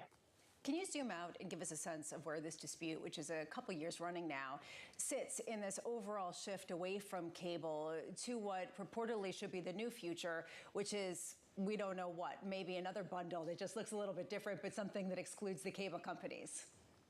Yeah, and that's the thing is we do think that another bundle is the way to go. The question is, who is it that offers it? Is it these traditional pay TV providers, or do the streaming companies do it themselves? As I mentioned with the Charter deal, we think that the cable companies and the pay TV distributors are the ones best positioned to do it. But as far as why it's happening, that is the point, is the companies that rely on pay TV, so the cable companies, the direct TVs, their businesses are shrinking drastically as we see more cord cutting, and they need to be able to do something different. One of the reasons we think DirecTV isn't necessarily the company that's going to be able to cause the biggest change is because it has less leverage, in part because it relies on pay TV a lot more. And so it's in a bad position like the rest. Its subscriber base is coming down very much, and there's really nothing these companies can do about it because consumers have the ability to go through streaming and they're preferring it in many cases. The difference, though, with the cable companies versus DirecTV is that they rely much more on broadband revenue than pay TV revenue, is certainly for profits. And they also have bigger, more diversified businesses otherwise, in many cases, certainly with Comcast. So they would have better bargaining power to drive that change. But ultimately, what's happening is pay TV as we knew it, or cable subscriptions as we knew them, for many, they've gone away. They are changing very much. And so that's what this ultimately will be about, is that this can't be the same thing year after year where, each side is trying to get the best rates for themselves in an industry that goes on. This industry is different now, and it will be much more different in the future. And the business model has to adjust for both sides, we think. And so that's what will happen. Again, even if we don't think this deal that we expect to be resolved most likely by the time the NFL season starts, which is what we often see, might not be the one to drive the major change that we expect, again, probably beginning more in 2025 when ESPN does become available for subscribers through streaming. And then we'll do it all over again and again and again. Matt, thank you, sir. Matt Dolgan of Morningstar. It just keeps going round and round and round, this industry. We're heading back to where we started. Yeah, although I do wonder how long before cable news channels don't have sports anymore, because they're getting too expensive for the cable news channels. And at a certain point, they're just going to be streaming channels and broadband channels and not actually offering content. And to Matt's point, it looks like one side has leverage and the other side doesn't, and that side is Disney. Disney has the leverage here. It's a content provider at a time when ultimately people just want their sports, and they're not really allegiant to DirecTV. People like yourself will just go subscribe somewhere else, and that's essentially what's Wouldn't been you do happening. that almost immediately? Of course. I mean, you're not tied in. Yeah, that's exactly it, though. The barrier to entry is that much lower because you can just get it on Roku, or you can get it on your computer, you can get it wherever. You don't have to depend on DirecTV. Just move on and get your sports where you can get it. Coming up, Greg Dacko of EY and Brent Schutte of Northwestern Mutual from New York. Futures positive, or rather negative by 0.5%. Your opening bell 1 hour and about 4 minutes away.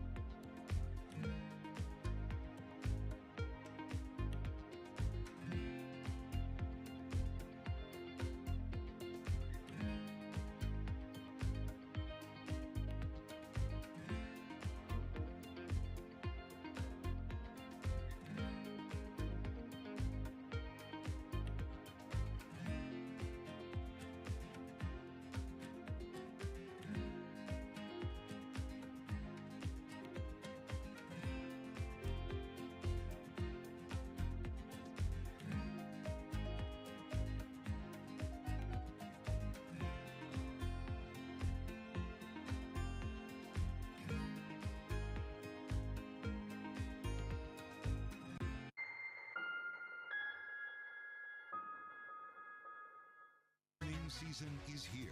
You're seeing back-to-back billion-dollar-plus quarters. The forward indicators were so positive. Bloomberg is first to break the numbers. Texas Instruments out, folks. Goldman Sachs. Taking a look at Mattel. There is something for everybody. With the smartest insights. People are whitewashing AI. Wallets are under pressure. We are committed to EVs. They're going to happen. Earnings season in full swing. We will have full and instant analysis. Continuing coverage on Bloomberg. Context changes everything. There is this real momentum from Wall Street. We are basically deep in the European earnings season. Take a look at how we're faring when it comes to Asian markets.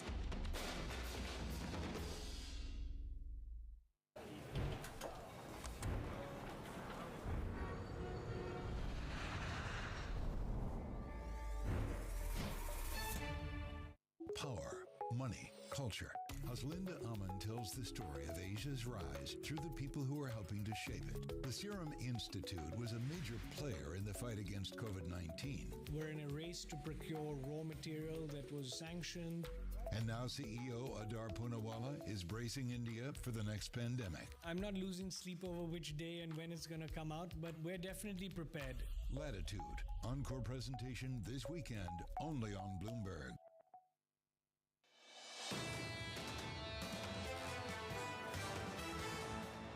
60 minutes away from the opening bell, equity futures on the S&P negative by 0.5%. On the NASDAQ 100, we're down by 0.6. On the Russell, the small caps down by 1 full percentage point almost now.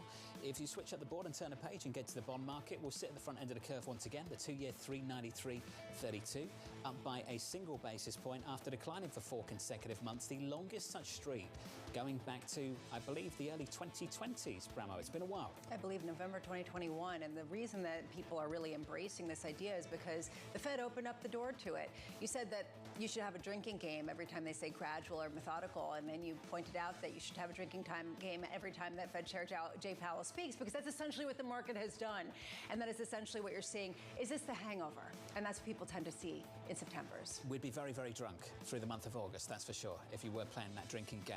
Let's finish on foreign exchange and talk about the other side Reports of the that trade, Chevron so to boosts speak. oil and natural gas recovery in the US Gulf of Mexico. Again, Chevron boosts oil and natural gas recovery at 2 facilities. Still stronger. Some comments from the Bank of Japan governor in a document presented to the government, reiterating his stance that they're set to raise interest rates once again if forecasts and the economy, I guess, evolves in the way they expect. This really goes to an anxiety people have. We talked about U.S. exceptionalism, almost in isolation as everything else was in exceptionally badism. And people are wondering whether you're going to see that trade unwind and what that could look like. And you're talking about it through currency, but you're talking about it also through asset prices. At a certain point, if the U.S. isn't the only game in town and Japan is doing better and you're seeing the equities actually rebound a bit too, well, then what's to say people in Japan aren't going to bring all their money home? I mean, they were some of the biggest buyers of U.S. assets. So this is sort of the fear underpinning this weakness that we're seeing in the dollar. Is it just the opening salvo to a bigger story? You sound like Stephen Jen. Is that how far you're taking this? I'm not taking it there. Some people are. I think it's an interesting theory. An avalanche of money and a 10% appreciation in the Chinese currency. Similar story, similar story. Kit Jukes had a similar story as well. There is a fear out there. I'm not saying it's legitimate, but there is something to this idea that there has been a lopsided trade to U.S. assets. We talked about it last week together. We've built up a big long position, accumulated a big long position in dollar assets over the last few years. Under surveillance this morning, Vice President Kamala Harris joining President Biden in declaring U.S. steel should remain American-owned. Harris telling a union-heavy crowd at a Pittsburgh campaign stop that she will, quote, always have the backs of America's steel workers. This issue becoming a non-issue because ultimately there's no daylight between the two parties. Right. Both candidates say that it should remain in American hands. And to Henrietta Treis's point, investors who were asking about this 1 year ago were correct. Nothing's going to happen regarding this deal, basically, until after the U.S. election. And then if it does go through, that individual, according to Henrietta Treis, whatever candidate becomes president, will say, well, regulators have to go through it and it's on them. But from an American standpoint, for both these individuals vying for the White House, you can't go to steel workers, you can't go to Pennsylvania and you say you want this deal to go through. But for Kamala Harris, this is important because she brought Joe Biden along and she's trying to get blue-collar workers, that idea of the Scranton Joe voter, on her side. Does it seem like all the politicians are going to say they oppose it and then after the election they're going to go prove it? I mean, essentially, isn't that the playbook that everyone's expecting in markets? Is that what you're expecting? I mean, essentially, people are saying this isn't a viable company without some sort of infusion. They've already rejected an infusion from Cleveland Cliffs, which is a competitor, a U.S. steel competitor. Who else is going to do it? Well, what they'll do is put their hands up and say, well, if the regulators allow it, we're not going to get involved. So yes, it's going to be politically, it'll bite either one of them depending on who gets into the White House. So we've seen union chiefs line up, some of them behind Harris. Union rank and file, union workers, are they doing the same thing? Not all of them, and we've seen this in polling. Trump has been able to, since really 2016, chip away at rank and file voters, which is why you see Kamala Harris in places like Beaver County, Western Pennsylvania, a county that, 60% pretty much went to Donald Trump. He has been able to get in the rank and file voters, which is why Pennsylvania is so crucial. And Josh Shapiro told me at the DNC, he sees it basically practically a statistical tie right now, which is why Harris continues to go to places like Pittsburgh. That's the latest on US Steel. Let's get you the latest on the smartphone wars. Chinese tech giant Huawei preparing to launch a new phone on September 10th, just hours after Apple unveils its latest iPhone lineup. Sources telling Bloomberg that Huawei is expected to announce the world's first commercial-ready smartphone that folds not once, but twice. Do I need it to fold at all? Do I? Love this story. It's like, our phone doesn't fold once. It folds twice. It folds twice. Do we need it to fold twice? If you look at the actual ads, you drop it, you can throw things at it, you can, play catch with it. It's like the Cybertruck it's gonna of be smartphones? Fine, exactly. Take a bat to it. There's also this point about more screen space. It's sort of the latest new thing, but are we now talking about folding instead of AI? It's in 10 minutes time now at 8:45 a.m. Eastern time. We're expecting possible comments from Bank of England's Breeden. Like the moment for AI. Didn't Apple win on hardware? Didn't they win on making it beautiful, on making it nice, and making it cool? And is that Huawei's game plan at a time where it's very hard to get an edge in AI wars that are really heating up very quickly? I also think Huawei, especially going hours after Apple, this idea of nationalism and pride, a national giant when it comes to the smartphone maker in China. Been a big theme for consumers in the mainland. Elsewhere, markets kicking off a shortened trading week, but there will be no shortage of data.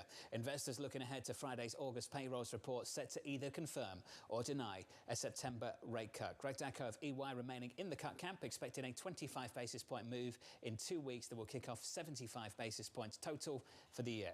Greg joins us now. Greg, welcome to the program, sir. It's good to see you. Thank you. I'm not sure what kind of number would stop them from hiking next month. What kind of number would stop them from cutting next month, rather? Well, I think if there were to be any signs that inflation is really accelerating and that we're seeing a labor market that's really strong, then perhaps they would hold back. But I think right now it's really a done deal in terms of the rate cut. The question is really the magnitude and the speed of rate cuts going forward. How rapid is this recalibration process going to be? 25 versus 50. We've had a few guests come on the program and say something like 100K, 125, maybe south of 100K, would nudge that to 50. Where are you on that debate? I don't necessarily think that we have to have a payroll report that is as strong potentially as 100K to have 50 basis points. I think the 50 basis point rate cut is really going to be dependent on an environment that is much weaker than what we're seeing right now. The Fed does not want to be appearing as recalibrating monetary policy rapidly in an environment where the economy is still relatively strong. Let's not forget, if the economy is moving at a pace of about 2%, which I think is the underlying pace of the economy right now, that's not a reason to start panicking and cutting rates very rapidly. It's a time to start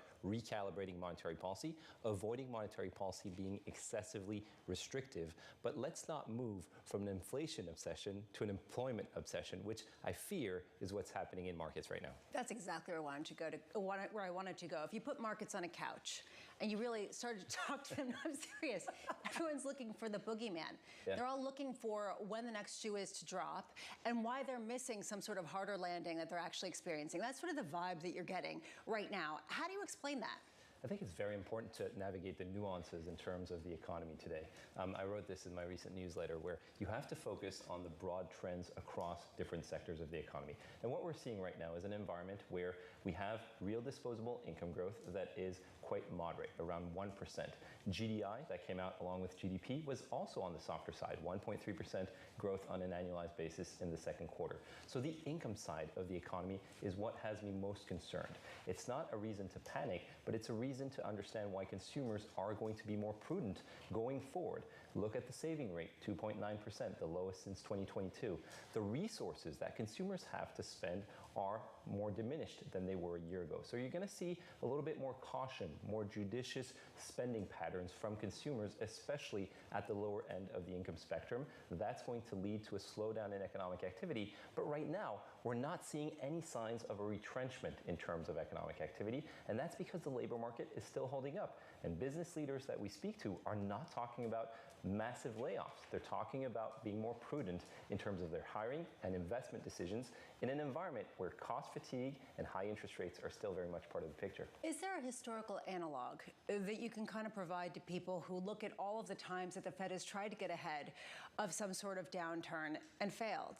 I mean, there are a number of occasions in the past where the Fed has been a little bit late to the game, whether it's as recently as tightening in the face of inflation that was more persistent than expected back in 2021 and 2022, or if you go back to the prior crisis, the financial crisis in 2007, 2008, where again, the Fed was a little bit late to ease monetary policy. There are a number of instances where you can point to the Fed being to recalibrating monetary policy.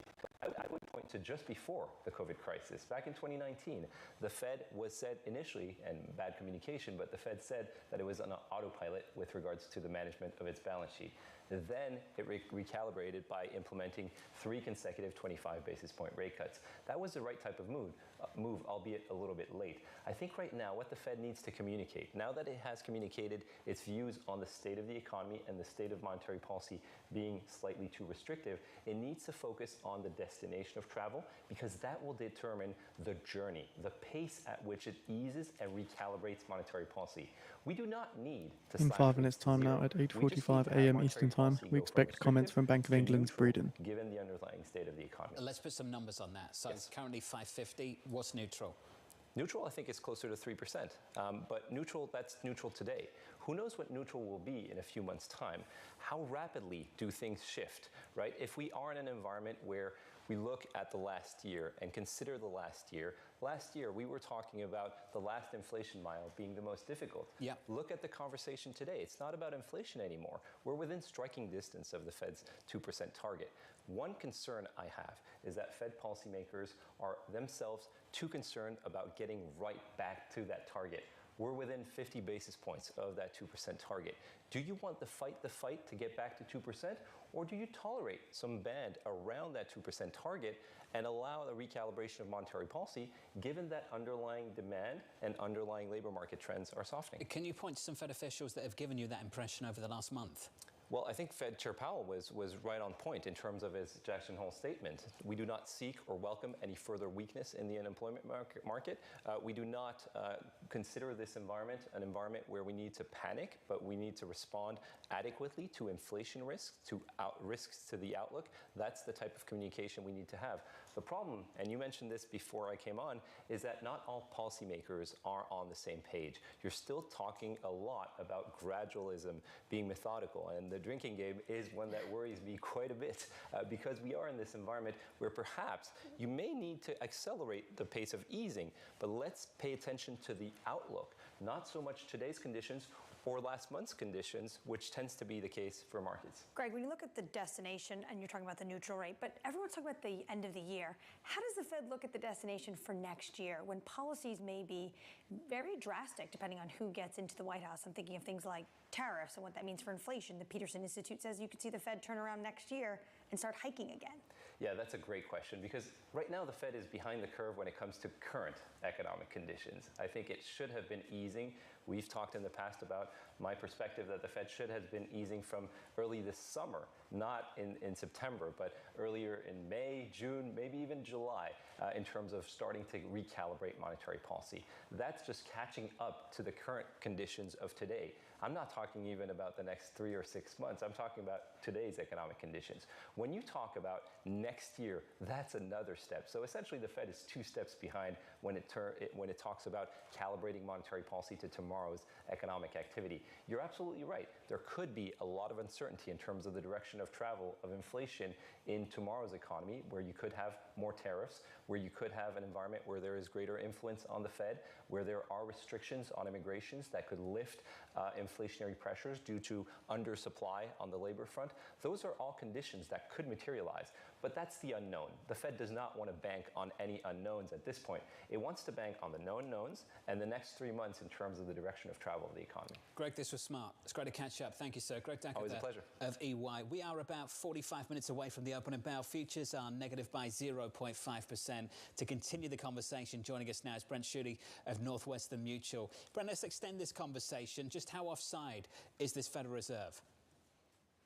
I'm not for sure they're offsides yet. I mean, I think the Fed's going to cut 25 basis points because they see signs of labor market weakness. And I think those signs have been more pronounced in the last 6 months. And so I don't think they can sit around and continue to wait and say, we don't see it, because it's actually happening underneath the surface. And that's where I think they cut 25 basis points, but I don't think they go fast and I don't think they go hard unless they see some sharp deterioration, because you are later in an economic cycle. And one of the nightmares they have is that they cut too early and they have to hike later, which could hurt people's inflation expectations because people may believe the Fed doesn't fight inflation any longer. Shortly expecting comments from Bank of England's Breeden. In that scenario. Okay, Brent, let's just go there because it seems like the tone of the discussion, and this is something that Mohamed El-Erian has talked about, this is a one-mandate Fed at this point. It's about the employment market, not the potential for inflation to revive. How much are you actually adjusting your positioning around the idea that there's more upside risk in inflation right now than currently is being given credence in markets? It's something we're certainly discussing. I mean, to me, if you look, I'm not for sure that inflation is dead. It has come down. We had a head fake last October, November, where you saw inflation at similar levels to today. The Fed expressed optimism, and then financial markets ripped, and then you saw inflation come back. And so to me, at the end of an economic cycle, the economy is highly sensitive to changes in demand expectations.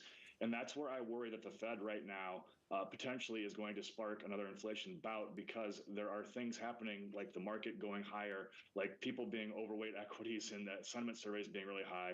And I think that could actually bring inflation back later in the cycle here. When I was talking about putting the market on the couch and kind of analyzing what the anxiety was coming from, I was actually talking about you, Brent. You talk about how they're essential of a Hollywood ending is actually the soft landing, and that's usually what people are hoping for. But you believe there is still another twist that's hanging out there. Is that higher inflation what you're expecting? Look, I think it's more likely that we still have a recession. I know no one wants to say that any longer, but if you look at the labor market, I mean, it tends to trend, and right now it's fallen by 9/10 on the unemployment rate. I know the non-farm payrolls were strong, but that narrative took a hit the other week, did it not? And so to me, you've seen the labor market weaken, and it tends to not stop at up 0.9%. It tends to trend up to something much higher. And I still think there's a probability that you get that recession, which certainly the market is not priced for. People are incredibly optimistic. The AAII sentiment surveys in the 50s. The CAPE ratio, for example, something that people have forgotten about, is at its third highest level ever, only behind the end of 2021 and then 2000. To get another higher number, you have to go back to 1929. And so there are lots of warning signs right here and lots of reasons to be cautious, and most people aren't right now, and that's my big fear. So let's have a conversation about capital allocation decisions, Brent. How does that influence your thoughts about making a decision between small versus large caps? And when clients start to ask questions like, I've got this big position in big tech, how defensive will that behave in the economic downturn? What kind of thoughts are you coming up with the team? This is where I think there's opportunities and things that aren't so obvious to people because they are more economically sensitive, but I think they've been priced that way. And so I mentioned the parts of the market being expensive. I think of things in 3 to 5 year chunks, and valuation tends to have a better probability of providing positive returns or positive outcomes in that time period. I like small and mid cap because they have priced in more of an economic recession. I don't think that means they won't go down, but I don't think I can time that downside and then get back on the upside. And so we are overweight there within the context of being underweight equities as a whole and being more allocated towards fixed income, which I do think the Fed will be able to cut aggressively to find that neutral rate if and when they do see that actual recession. And so fixed income right now with some small and mid cap added on top. And that's where we position our overall portfolios. Brent, just to be really clear, you believe the risk reward is more compelling in small and mid cap versus large and mega cap tech? If you stretch your horizons a little bit more beyond the next 1 to 2 months to potentially a couple quarters, yes, I do. I think long-term valuation tends to win. And I know that in this economic cycle, people shrug off valuation just like they did in 2000. And this has so many echoes of that to me. And that's what makes me a little bit more concerned in the near term. Fascinating. Brent, appreciate the update. Thank you, sir. Brent Schutte there of Northwestern Mutual on small versus large and where we are in equity markets. And the idea that he's more heavily weighted to fixed income, even though he thinks that people aren't necessarily appreciating the reinflation risks out there. The idea that if the Fed waits long enough, they can cut pretty significantly at the same time that you see some of the more overexpensive areas of the market lag behind. Who else is getting therapy this morning? Is that what you're offering? No, I'm offering lots of therapy. You can find me in the green room. Sit down with Dr. Bramo. Yeah. Take a seat. Come on, it's true. It's like, there's another wrinkle to this story. I mean, it's true. Exactly. So what is it? Let's get you an update on stories elsewhere with your Bloomberg Brief. Here's Danny Berger. Hey, Danny. Hey, John. Elon Musk's Starlink has reportedly informed Brazil's telecom regulator that it will not comply with a court order to block X until its local accounts are unfrozen. Brazil's Supreme Court ordered the block based on X's allowance of hate messages and false information about the country's electronic voting system. Musk has According to a poll, UK home prices are to rise 2.5% this year, 3% next year, 4% in 2026, which is up from the 1.8, 3.1 and 4% respectively that was seen in the May poll. Making behemoths are further eating into the big bank's trading market share. At Citadel Securities, first half net trading revenue rose 81% to just under $5 billion, and it was a 78% rise at Jane Street, according to people familiar. By comparison, Wall Street's biggest bank saw an 18% jump in equity trading revenue. Aston Martin's F1 team is making a big push to sign veteran engineer Adrian Newey. Newey is stepping down from Red Bull early next year after helping to create a car that's dominant on the grid. Aston Martin's billionaire owner, Lawrence Stroll, told Bloomberg he's pulling out all the stops to try to sign Newey. Adrian is clearly the most talented and gifted individual in Formula One based on his track record and history, in addition to being a hell of a gentleman. So I'd be very excited for Adrian to join our team. Newey is in high demand and has yet to announce his next move. And that's your brief. John. Looked like he was in Venice. It's quite a life. Danny, thank you. Thanks for this morning. I think we should mention this. Ferrari, Monza, first time since 2019. Beautiful thing. Did you watch that over the weekend? We should mention this, really. We should mention that. All right. We should just happen to mention that Ferrari is way better. That's for John Farrow. I haven't posted on X in months and made that happen over the weekend. I was compelled to tweet about it. Can I just say, can you listen to anything that anyone's saying when they've got that kind of backdrop other than just fantasize about what their life is? What did he say? No idea, but it was a beautiful backdrop. Up next on the programme. We'll set you up for the week ahead. They've got quite a life, haven't they?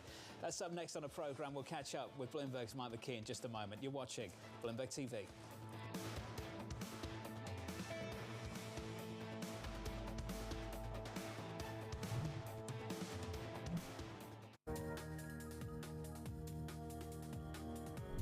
There are many global investors that aren't interested in China anymore, but there's a lot that are.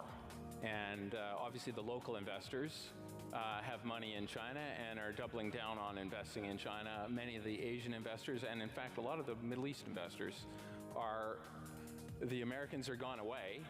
Therefore, there's an amazing opportunity to put capital to work and get returns which are excess what you would get in other places.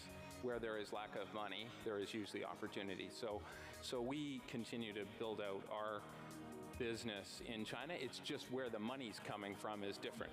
And so we're raising local money in China for investing and bringing those that choose to be there to invest in China. So it's just a different, where the money's coming from is just different.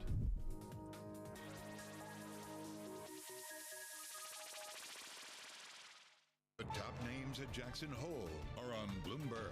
I'd like to see us move toward a more real-time data set. So using new technologies, maybe some of the AI technologies, maybe we get better data as we move forward, but we've got to really focus on that with our economists and our analysts about, where's the data coming from and can we rely on it? Nobody covers Jackson Hole like Bloomberg. Context changes everything. Jumpstart your trading day with 2 hours of single stock stories that are driving the opening bell action. We'll take you to Wall Street, Main Street, the C-suite, and beyond. Bloomberg Open Interest, weekdays at 9 a.m. Eastern, only on Bloomberg Television. It's a multi-trillion-dollar industry. We'll show you what's happening in ETFs like no one else. Bloomberg ETF IQ, Monday on Bloomberg.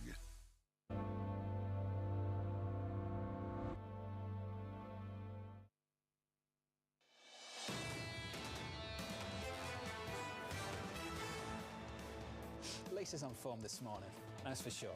37 minutes away from the cash open. Equity futures right now, negative by 0.5%. Looking at the bond market, yields lower by 2 basis points, the 10-year 388.24. Here's the trading diary, the week ahead. Your calendar shaping up as follows: 9:45 Eastern, S&P Global US Manufacturing PMIs, the big one at 10 a.m. ISM data. Tomorrow, jolts and durable goods, plus the Fed's beige book at 2 p.m. Thursday, ADP employment data, another round of claims and another ISM, this time on services. And the main event on Friday is the August payrolls report. Mike McKee with us around a table. Good morning, Michael. Good morning. What are you looking for on Friday? Friday is the day, and we're looking to see if the forecasts are correct that we get a rebound in job growth to somewhere in the 160 range, and we see unemployment fall a tick. If that happens, then people are going to feel a whole lot better. But beyond the jobs report, the most important thing that's going to happen this week is 11 o'clock on Friday morning. Fed Governor Chris Waller speaks, and he's going to be John Williams is giving some introductory remarks, but Chris Waller is going to probably set the tone for how people trade going into the Fed meeting in the 50-25, because you're getting a reaction from the guy at the Fed that everybody pays attention to. So that's what I would watch for. If the Fed does cut by 50 basis points because of a small difference in the headline jobs number or the unemployment rate, how can they argue they're not data point dependent? Well, they are, according to Jay Powell, not data point dependent, they're data dependent, the totality of the data. And they would look at other numbers. And remember, we get a CPI report next week, too, that comes before the Fed meeting. So they would have something else to hang whatever they do on. But they've got to get through to that point. And what's interesting is this week, I was talking to somebody here who was out last week who said, I don't know if I'm behind or not. I said, nothing's happened in the economy, and nothing's going to happen until Friday's jobs report, because we have all these numbers we think are important this week, but every one of them is going to be, here's the number, let's talk about how it affects Friday, and thinking about Friday. So it's a little bit like, for Anne-Marie, all the political stuff is going to be about, well, let's talk about how it affects the debate coming up next week. So everybody's got a lot to wait for. We got to show up because we get paid, but we'll be, Mike, Marvin Lowe talked about the fact that 50 would look political. How bad does the number need to be for them to not look political? Oh, I don't think they're going to worry about that. I think the issue is going to be more of what Lisa was talking about, the idea that then people get scared that there's something wrong with the economy. Greg Gako was making the same point. Yeah. You don't want to go too far out without having something to point to say this is why we did it. There's enough people who are probably against it on the board that they don't, unless we get a surprise on Friday. Does the quiet period start on Saturday? It does. Oh, very small window for Fed speak then. Michael, thank you. Coming up tomorrow, Russ Kostrick of BlackRock, Laurie Heindel of State Street, and the co-CEOs of OnRunning, Martin Hoffman and Mark Morrow. Looking forward to all of that from New York City. Thank you for choosing Bloomberg TV, and welcome back from a long weekend stateside. This was Bloomberg Surveillance.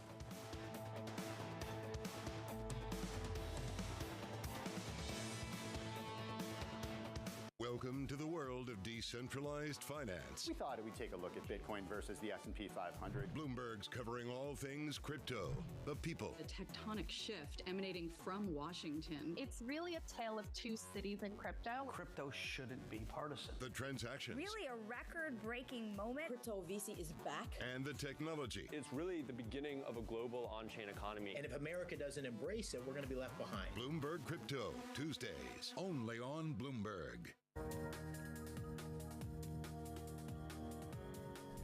In terms of how we should deal with the challenges that are, facing the world and also internally, I think it's just an opportunity also, an angle. And you could see that in a lot of activities that are picking up in this region, simply because it's a region that is actually a bright spot amongst very few in the world today.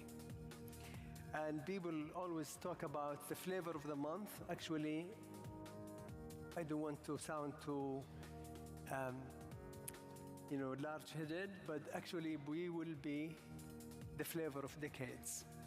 We are determined, we have long-term plans, and we are very clear and committed and our commitment to the investment community at large, I'm not talking about one individual country, but at large in the GCC, that we mean business, that we are willing to take every step possible to make it easier for investors to do business in the region, that we are willing to do a lot of structural changes, including actually making it very predictable, very consistent policies. Today's CFOs are reshaping the C-suite. Bloomberg's chief future officer shines a spotlight on these dynamic leaders. Our first job is to intimately understand and anticipate the consumer's needs. It's an incredibly fun job for sure. To me, teamwork is key. You need to identify opportunities and push people. It's not about how to say no, it's about how to say yes. Their impact goes far beyond the balance sheet. And on Chief Future Officer, they focus on much more than just revenues and margins. Today's CFO has to be much, much more than a bookkeeper. I talk more about culture today than I talk about numbers. Competition's moving faster. The world is moving faster.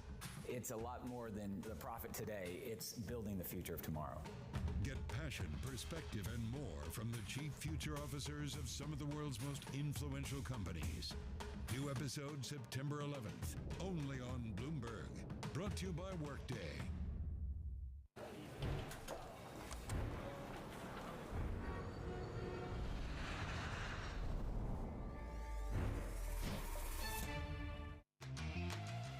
We are looking at futures pointed down, but we're 20 points away from an all-time high. So if that turns around, it would be very interesting. I'm Matt Miller. I'm Shonali Bassett. And I'm Katie Greifeld. Bloomberg Open Interest starts right now.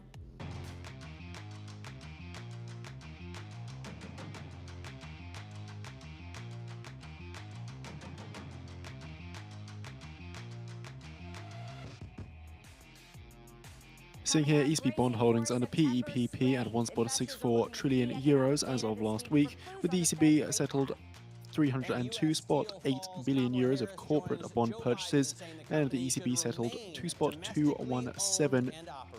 Plus, Citadel and Jane Street. So that's 2,217.2 billion euros of public sector bond purchases. We're going to get into all of that, but let's take a look at where markets are trading 30 minutes until the bells ring. You can see it's not too pretty pre-market on this first trading day of September. Of course, we had a big finish to Friday and to August, not reflected in what you see right now. The S&P 500 down about 0.6% pre-market, a little bit more so if you take a look at the NASDAQ 100. A little bit of a rally building in the bond market all the while. The 10-year Treasury yield currently down about 2 basis points, Matt. Yeah, it looks like traders could be worried about the ISM PMIs coming out today. Here's a look at what we've seen in terms of the PMIs. Manufacturing is in white and services is in blue. Services has been coming back. Manufacturing on its way down. We expect a little bit of a bounce today, but if there's a disappointment, it could mean you see more red arrows on equities. There are certainly traders riding on that, but there's also some stocks to watch before the market opens. Traders are riding on U.S. steel lower. It is slumping after Kamala Harris now joins Joe Biden and Donald Trump, saying that it should remain American-owned. Japan's Nippon Steel is eyeing to take over the company, and you have U.S. Steel now lessening its losses on the morning, but still down 3.7% pre-market. Boeing also dropping after being downgraded by Wells Fargo from equal weight to underweight. It got a street low price target of $119, which implies a 32% drop from Friday's close, Matt. Yeah, a lot of calls today. Actually, B of A and Wells Fargo both downgraded at Deutsche Bank, raised at Deutsche Bank. JP Morgan was downgraded there. Really, it's all about September. A lot has been said about this being the worst month for equities historically. This chart shows that. Chart, as you what a beautiful chart. So it's been a tough month for stocks historically, and now that we're all at all-time highs, Katie, I feel like there's a lot of room for investors to take profit. Yeah, big time. And I'll note that that's a world chart too. That's MSCI World Index. So it's not just the U.S. where you see this phenomenon, but you think about this specific September, and there's a lot of known unknowns. Just this week alone, you think about the triple whammy that we're going to get when it comes to the U.S. labor market. We have JOLTS, we have jobless claims, and we have the jobs report. We sure do, and you also have to think about the positioning even headed into those reports. It was actually hedge funds that led a lot of that net selling last week at that last week of August. But you have to remember that manager at T. Rowe that called the yen really spiking and shocking the market here sees another leg to come. You have to wonder if that carry trade or other leveraged positions like that can see more unwinds as we see this volatility, guys. Yeah, absolutely. And we have the yen rising up again today. Right now, you can only buy 145 yen for a U.S. dollar. Jim Caron, CIO of the Portfolio Solutions Group at Morgan Stanley Investment Management, joins us now. So, Jim, there's the setup. It could be a tough month. Is it best just to take your profits and hide out through September? Well, good morning. And let me also point out on that chart you just showed is that after September, November is one of the strongest months if you look back at a seasonal period. So to answer your question directly, yes, I think it is time to take profits. And that's exactly what we are doing within Morgan Stanley Investment Management in the Portfolio Solutions Group, is that we had been overweight. We got overweight in the weakness in early August, and we took those positions off. Not because we're turning bearish. I want to be very clear about this. Not because we're turning bearish, but because the strategy for us to buy weakness. We still think that we are in a structurally positive market, and that if we get some weakness, that it's going to be an opportunity to buy. So therefore, we want to be able to keep our powder dry. So if we have an event like in September where you do get lower prices, then we're in a very comfortable position to then make it up and really try to press it into the end of the year, going into October and especially that November positive seasonal period. So keeping your powder dry, buy on weakness. Let's get specific here, though. When you're talking about weakness that you would potentially act upon, are we talking just a blanket recommendation there? Are you looking at specific segments of the market here? Yeah, that's a really good question. I mean, so the way that we think about this is we're still going to be led by growth in tech, if you ask me, right? So if there's weakness in the market, it's more likely to come in the large cap, particularly the tech sector. That's just the highest part of the index, right? So if you get weakness, that's generally what starts to get hit the hardest. So therefore, I also would think that that actually starts to recover the best. However, what we are starting to realize and we're starting to observe is that there has been a broadening of the market. So there's great opportunities to buy the real estate sector, to buy materials, to buy energy. These are all great sectors too, even to start to look at industrials, healthcare. So it is somewhat of a blanket statement, but if you really want to press it, I think that you're going to probably buy the stuff that went down the hardest, and that if there is a correction, then I would argue that it would likely come from the tech side. Jim, when you think about the week ahead, of course, there's a lot of economic data, starting with just about an hour from now with that ISM data. And if you look at the Bloomberg economic projections here, the panel that Bloomberg reads from all economists here, or a subset of one at least, almost all of them are projecting a rebound here from a poor reading last month. At the same time, you see the labor market starting to weaken. How do you read the macro into your investment decisions at this point, given that there's such divergence in views? Yeah, this is where there's some inconsistency, I think, in the risk skew that's in the markets right now. Because I think that the equity markets today are asymmetrically skewed to the downside, at least over the near term, at these current price levels. Let me explain that. If we get a payroll number, that's the number everybody's going to really focus on this week, that comes out to be weaker. Consensus is somewhere around 165,000 jobs, 4.2% unemployment rate. If that comes out even a touch weaker, I think that equities can move disproportionately down more than they can actually move up. So I think the market is going to really focus on the bad news right now. So bad news is really bad news. And that is probably what creates the correction that I think is going to occur in September. That's also true with ISMs. It's also true with, if we want to look at jobless claims, the JOLTS data, all of these other data series that are coming out in the near term. I think there's an asymmetry in risk for equities to see this as more negative. We also have to recognize that the valuations, I mean, we're trading on right now, 2025, about 14% earnings per share growth over 2024. The market is priced to, I'd say, close to perfection, and in a reasonable risk range, I'd say 5,200 to 5,650 is my range. I think we're at the top of that range for right now, unless we get new information.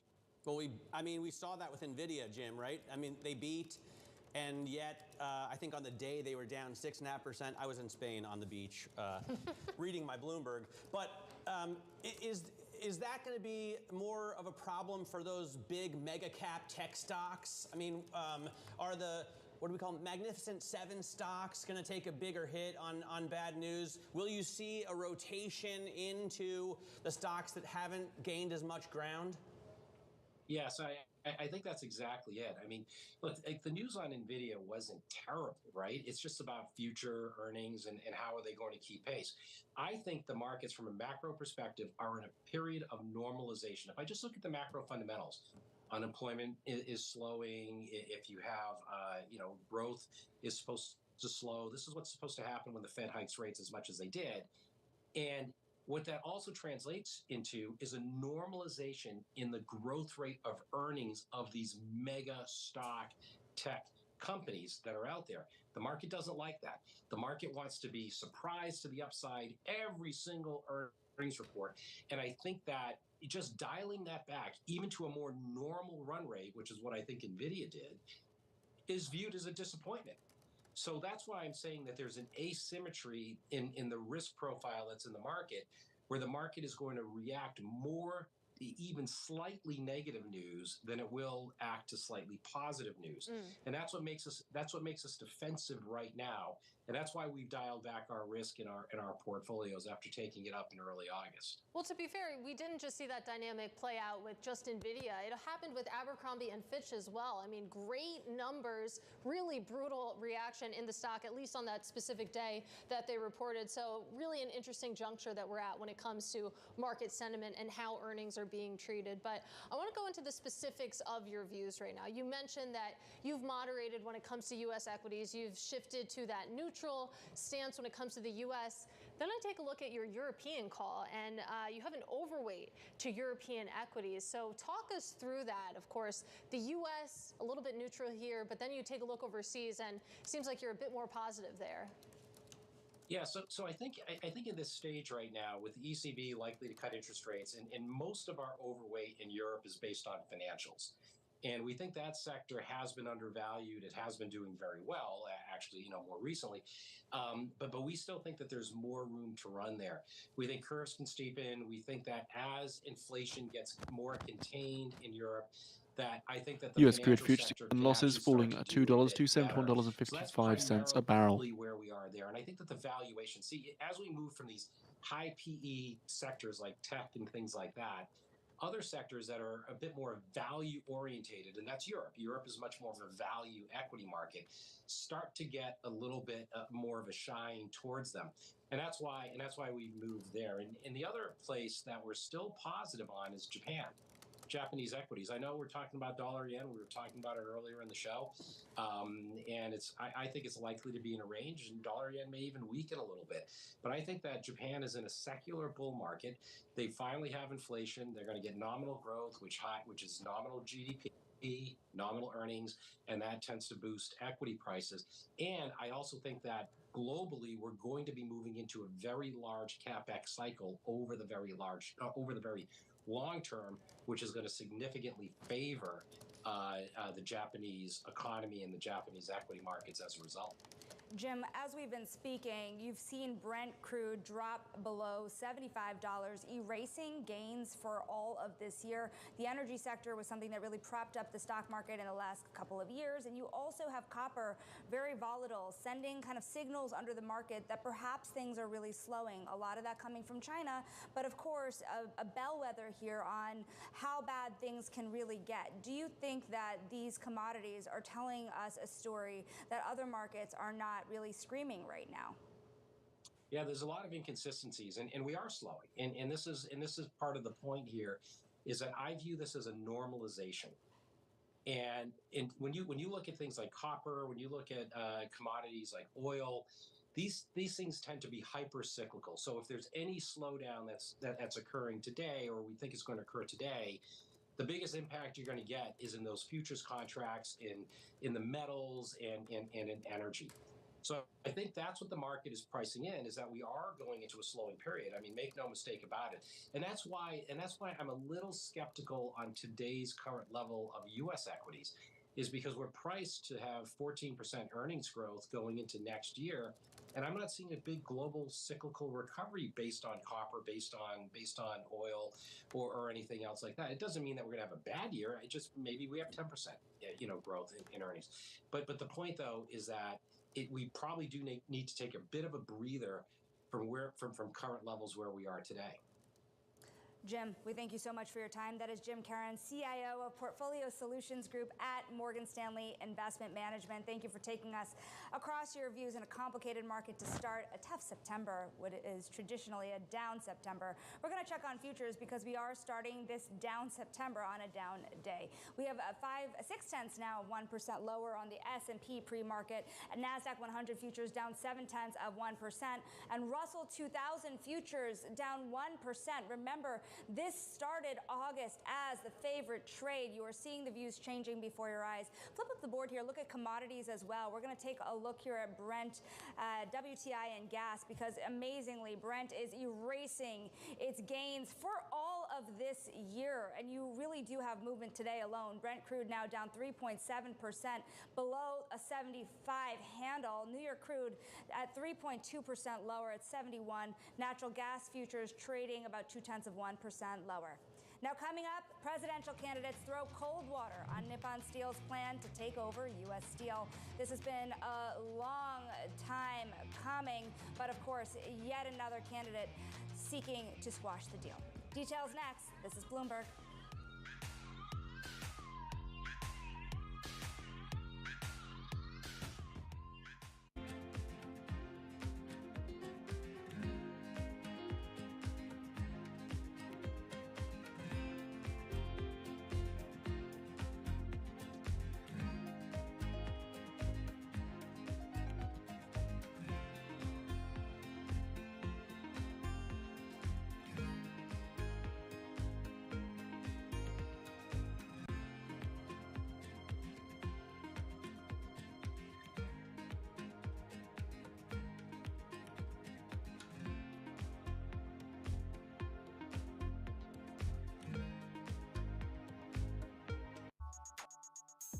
If you look at Reels, Instagram and Facebook Reels, both immensely popular, both growing a lot, those are really working not because the short form video format is special and new. It's actually been around for a long time. You remember Vine and the early days of short form video. It's because of GPUs, it's because of large models, it's because of advancements in recommendation systems. ByteDance is one of the really great companies at this. We also have made an immense investment in harnessing the power of modern models, large data sets, and modern hardware, NVIDIA's hardware and our own hardware, to build recommendations that make the products better and more engaging. Our advertising system is built on modern AI recommendation technology. So I always think it's interesting when people remark that like AI just arrived. It's actually powering already today a huge amount of the engagement and quality of our products. To the minute business news whenever and wherever it happens. I'm Anne-Marie Herder in Ukraine, and this is Bloomberg. There is this real momentum from Wall Street. We are basically deep in the European earnings season. Take a look at how we're faring when it comes to Asian markets.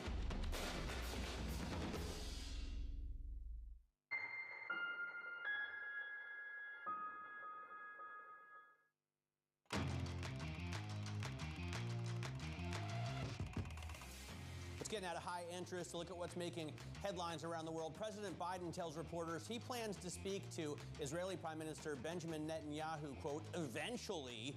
Over the weekend, the Washington Post reported that the U.S. plans to present a take-it-or-leave-it ceasefire deal to all parties soon. Biden's remarks came after 6 Israeli hostages were found executed in a Gaza tunnel, sparking protests in Israel over the lack of a ceasefire deal. And the U.S. is laying the groundwork for new sanctions on key Venezuelan officials following Nicolas Maduro's disputed election win in July. The Treasury Department is close to announcing 15 individual sanctions, while the State Department plans to impose visa restrictions on 34 relatives of government officials. Vice President Kamala Harris is moving $24.5 million down ballot to help candidates in races for the Senate, the House, and state legislatures. Harris's campaign said that she believes the race is about mobilizing the entire country. Harris has raised over $500 million since President Biden withdrew from the race. Katie? Well, sticking with politics, let's check in on shares of U.S. Steels under pressure this morning, currently down about 3.5%. That was 7% earlier in the pre-market session. And the focus here is that Nippon Steel's plans to take over the company being squashed. This is what Kamala Harris had to say about it yesterday. U.S. Steel is an historic American company, and it is vital for our nation to maintain strong American steel companies, and I couldn't agree more with President Biden. U.S. Steel should remain American-owned and American-operated. And Simon Casey, he is a Bloomberg managing editor for energy and commodities. He joins us now. And Simon, in a lot of ways, this shouldn't be a surprise. I know there was hope that Kamala Harris would sort of reverse course here and take a divergence from President Biden's stance, but not the case. Well, no, I mean, so far on a whole host of issues, we're still waiting for Harris to come out and state her position on a variety of policies. So this is the first time that she's talked publicly about U.S. Steel. And yes, you're right. It's not really a surprise. She's hewed very close to the line that Biden's taken so far. And of course, Trump has come out and J.D. Vance has come out and said U.S. Steel should remain in American hands. The politics here are so clear, but what about the reality, Simon? If they are not acquired by Nippon, what is the fate of U.S. Steel, especially because Brent crude futures extend losses, falling $3 to $74.52 a barrel. Is that fair to say? I think that is fair to say. I think. And so at 9:30 a.m. Eastern Time, we do see the release of the Canadian manufacturing PMI on the prior 47.8. It's going its own way now. If Nippon Steel is unsuccessful, it's blocked. In fact, if there's a CFIUS review at the moment, if the CFIUS review comes through and says, we recommend the president blocks this deal, who else can come in? There's a vanishingly small sort of number of foreign players, and it's tough out there in the steel industry. It's been tough for decades. Why would they want it anyway, Simon? I mean, if U.S. Steel can't do well producing steel in America, why would Japan want to buy U.S. Steel and do poorly producing steel in America? It's a very good question. If you remember when the bid came, when the deal was announced, it took us all by surprise. No one really saw this coming. But the rationale, as it is Nippon Steel does see demand for U.S. steel if infrastructure spending keeps increasing under the current incentives under the Biden administration has passed.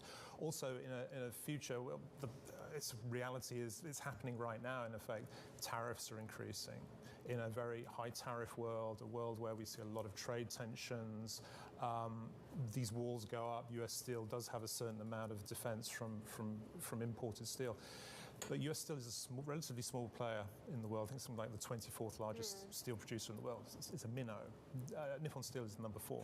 So it has commensurately the larger balance sheet, the more investment, the technology it can bring to bear. And in fact, Nippon Steel came out last week with an announcement that said, post-merger, assuming this merger goes through, we're going to commit an extra, I think it was $1.3 billion of investment. So that's what they're pledging to put into place if this deal goes through. 30 seconds here, but is this a matter of just rhetoric here? Because we have seen Japanese companies own U.S. companies. We're talking about 7-Eleven, once based in Texas, now owned by a Japanese company. No one seemed to have a problem there. Why is this one a bigger issue? It's touched a real nerve. It's in Pennsylvania. That's what Harris was speaking yesterday. So it's the swing state, arguably. The Steelworkers Union, a very powerful, very historic union, has come out clearly said we are against this deal, and so it's very difficult really for either party to come out and sort of deviate from the line that they're both taking at the moment. Simon, we thank you so very much for your time. This is very much a matter of politics at this point and very unclear future for this company ahead.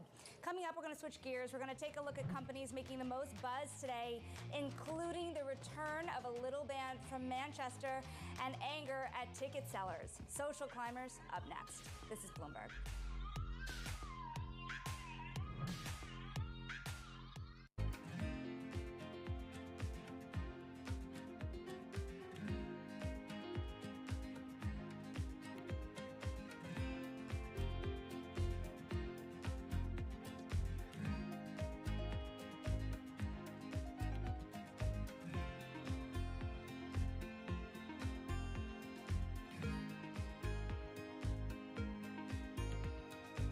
Seeing Brent crude tumble below $75 a barrel, erasing 2024 gains.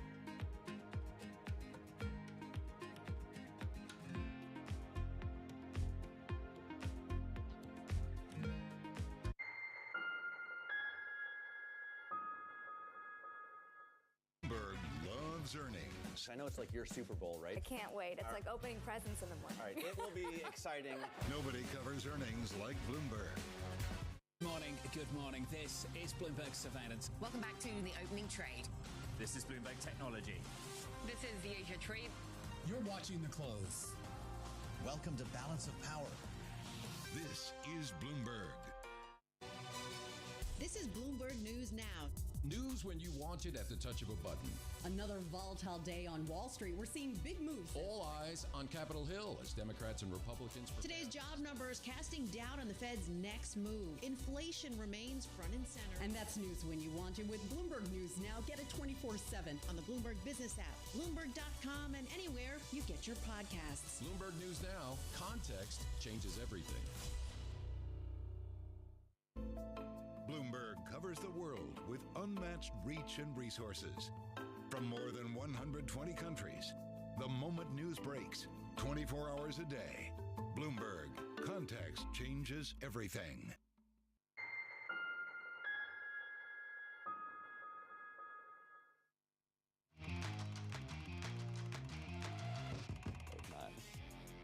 All right, it's time now for Social Climbers. The company's making waves this morning. And first up, Hewlett-Packard says it intends to pursue a $4 billion damages claim against the estate of the late British tech tycoon Mike Lynch. HPE, of course, won a British civil case over the collapse of Lynch's company Autonomy and is awaiting a ruling on how much it is owed. Next up, Tesla's shipments from its Shanghai factory rose for a second straight month in August. Preliminary data from China's Passenger Car Association shows that the EV maker shipped over 86,000 Model 3 sedans and Model Y SUVs. That's up roughly 3% from a year earlier and points to some momentum for the plant following a first half slowdown. And fans of Oasis are looking back in anger at Ticketmaster thanks to prices skyrocketing for the group's highly anticipated reunion tour. The ticket platform was using dynamic prices to set ticket prices, which adjust prices based on real-time demand from the market. And of course, you can follow all the latest company buzz on TREN Go on your Bloomberg terminal, Matt. I feel like shouldn't ticket prices be set by an auction process anyway, since they all end up on the secondary market and, you know, bid for on StubHub? Is it fair for me to say I could see you being one of those guys standing outside a Yankee Stadium selling tickets? That's a scalper. That's what we call scalpers. Selling, not buying. Do I look like a scalper? All right, coming up. Seeing here, Bank of America Global Research cuts China's GDP growth forecast for 2024 to 4.8% versus the prior forecast of 5%. And so we are obviously less than 5 minutes away now until we get our Canadian manufacturing PMI, which is on the prior 47.8. This is Bloomberg.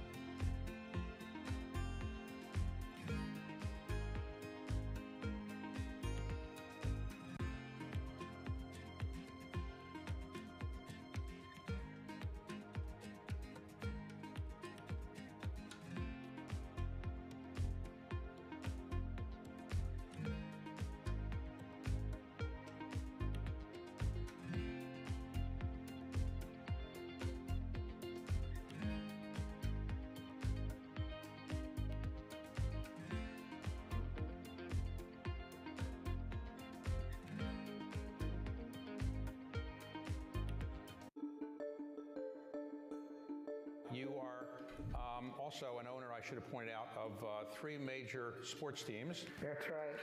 Right?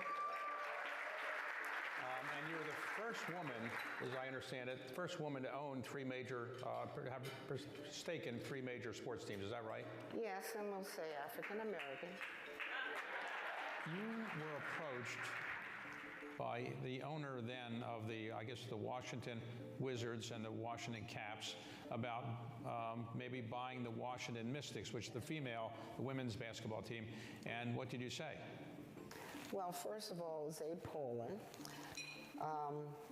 He did come to me and Susan O'Malley, and they said, Abe Pollin says, look, I want you to be the face of the Washington Mystics.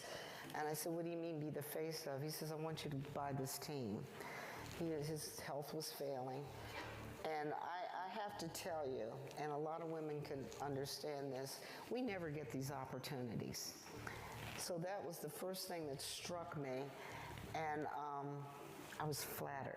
I was really flattered. I said, well... It's 1 minute remaining now to the market on open imbalance and the US cash equity open, as well as the Canadian manufacturing PMI.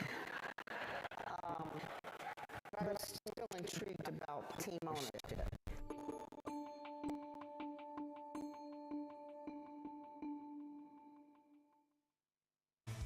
Bloomberg Surveillance covers the latest in global markets and the political events that influence your world.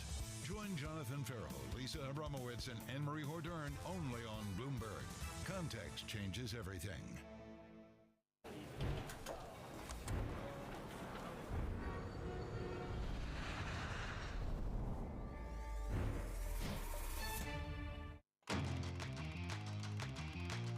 Ten seconds. Moments away from the start of trading, the first day of a shortened week, the first day of a month people say is the worst for stocks. 49 spot 5, 49 spot 5. Looking now to the market on open imbalance. S&P 500, 300 million to the sell side. NASDAQ 100, 3 spot 5 million to the buy side. Dow 30 stocks are 55 million to the sell side. Mag 7 stocks flat, 0 million. I was looking at an average over the last 29 years, and September was off in that average about 2/3 of 1%, making it barely the worst month of the year. This month could be different, of course, but we're at almost all-time highs on stocks, Katie, and we have a ton of economic data that people are going to be watching super closely. ISM today, you've got JOLTS tomorrow, jobless claims on Thursday, NFP on Friday, so a lot could happen this week. What are we looking at right now as the averages kick off? A lot could happen, to your point. We get a ton of labor market data this week, but at least for right now, what's happening is a downdraft when you take a look at the U.S. stock market. The S&P 500 currently off about 0.6% in the pre-market. Big tech a little bit more here, of course, 0.8%. There's been a lot of questioning over big tech's leadership in this market. Of course, we'll have to see how the rest of the day goes. Then you take a look at the small caps, your Russell 2000 index, of course, the sort of north star of a lot of consternation over leadership. Right now, it's your biggest loser, down about 0.9%. But let's get to some single stock action right now. And we have to start with U.S. Steel, because Kamala Harris says just yesterday that the company should remain domestically owned and operating, challenging Nippon Steel's proposed takeover. Remember, Trump and Biden have similar stances on the deal. There had been some optimism that maybe Kamala Harris would take a different tack. Not the case. You take a look at shares right now, Shanali, down 5%. Katie, it's incredible. The commodities trade really driving the equities trade today, because I'm also looking at Freeport-McMoRan.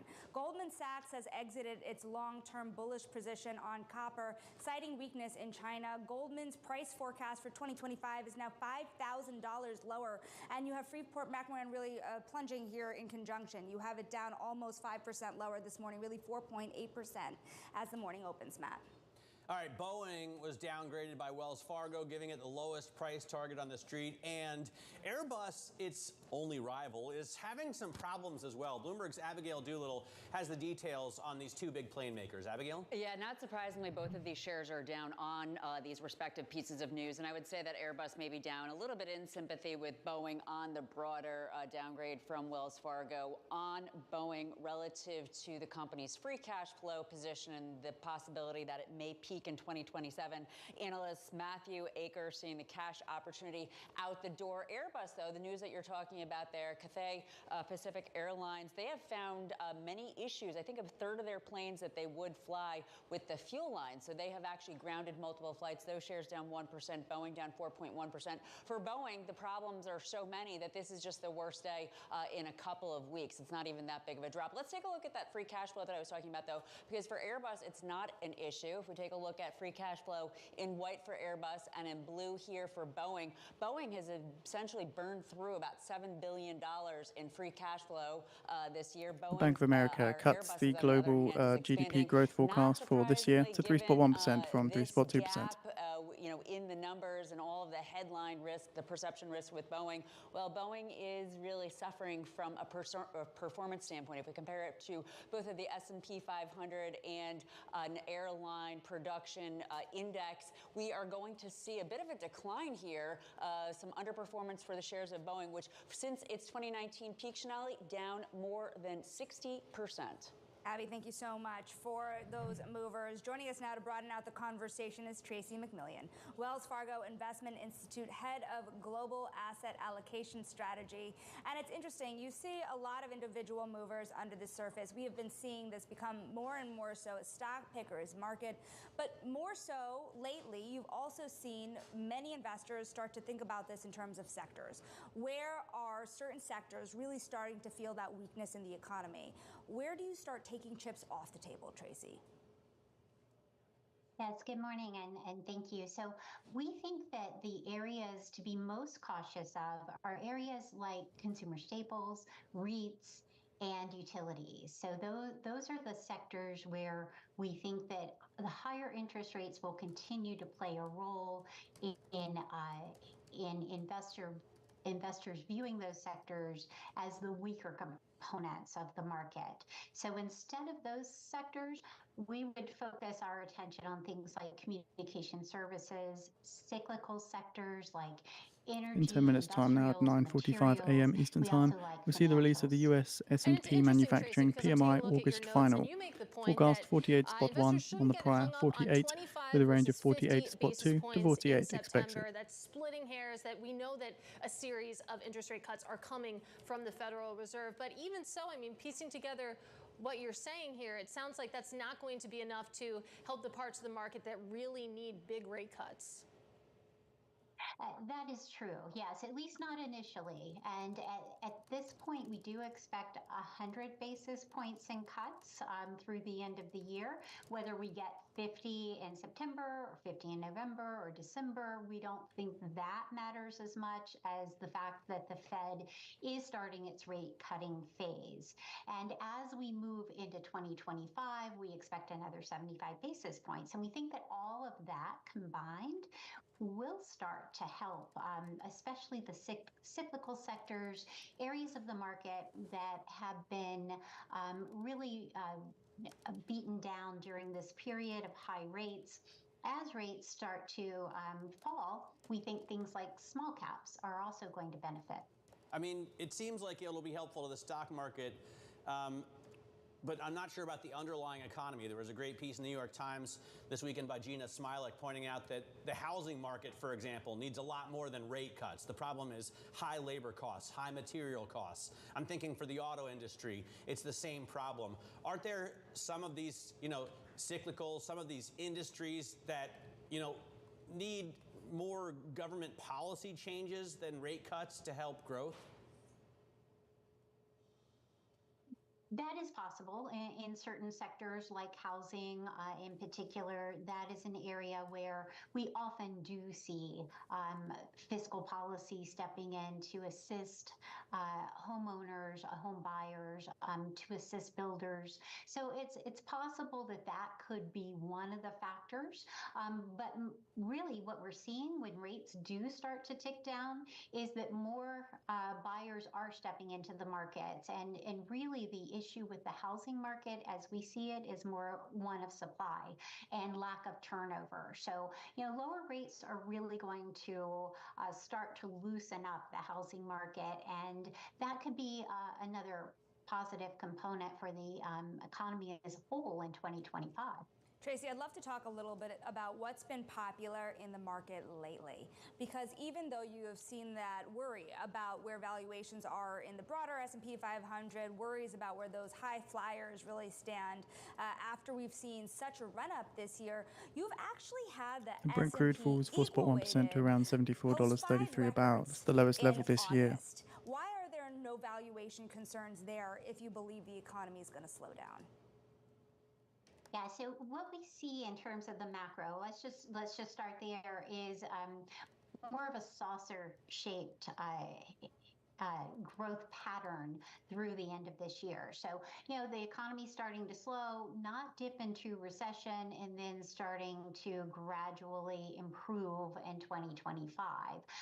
So in that type of environment, we do think that cyclical assets, cyclical sectors could benefit and broaden out the positive returns that we've seen in the market so far this year.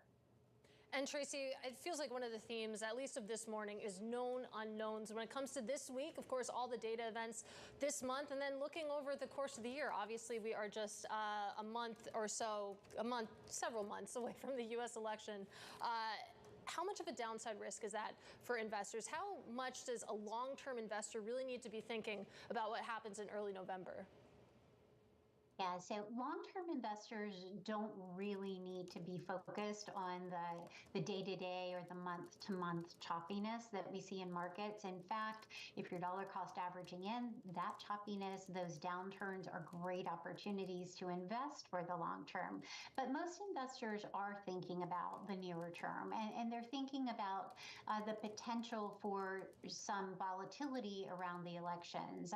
As we move into September, October, in an election year, that does tend to be a period of greater uncertainty because some unanswered questions start to come into view. Questions about fiscal policy, questions about trade policy, what's the likely path towards resolution of the debt ceiling? It's been 5 minutes time now at 9:45 a.m. Eastern Time. We see the release of the US S&P manufacturing PMI August final. Forecast 48.1 on the prior 48, with a range of 48.2 to 48. That, of course, is Tracy McMillan of Wells Fargo Investment Institute. Now, coming up, Goldman Sachs abandons its bullish bet on copper. Details next. This is Bloomberg.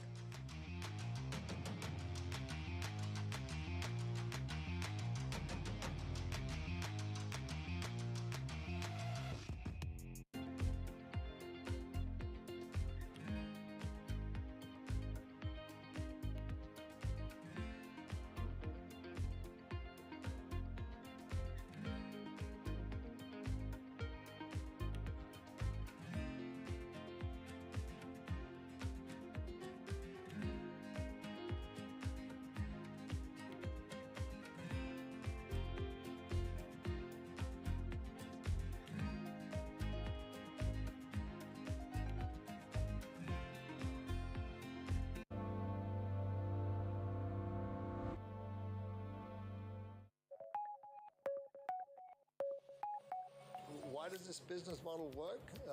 Because it's virgin space. It's never been done before, and it'll never be done again. When you step back and you look at something that's been golf through institutions has been the way it has been for 53 years without change. In 1993, I stepped back and said, okay, this is not right. It's doing the same old Groundhog Day. Everything's the same. Players are a pass-through entity. They're not getting any equity built in their day. Once they're done playing, they're out. I thought, that's just not right. When you have to build a sustainable model, you need to have these players, these famous, the world best, the best of the best. You need to give them equity into the future. You need to give them a vision of where they need to go and how they're going to get there.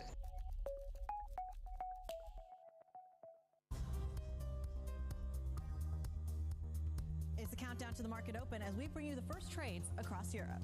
We'll debate the most important stories and what will drive the big investment decisions throughout the morning. I'm Guy Johnson. I'm Kriti Gupta. And I'm Anna Edwards. Join us every weekday morning for the opening trade, live at 7 a.m. here in London. Only on Bloomberg. Context changes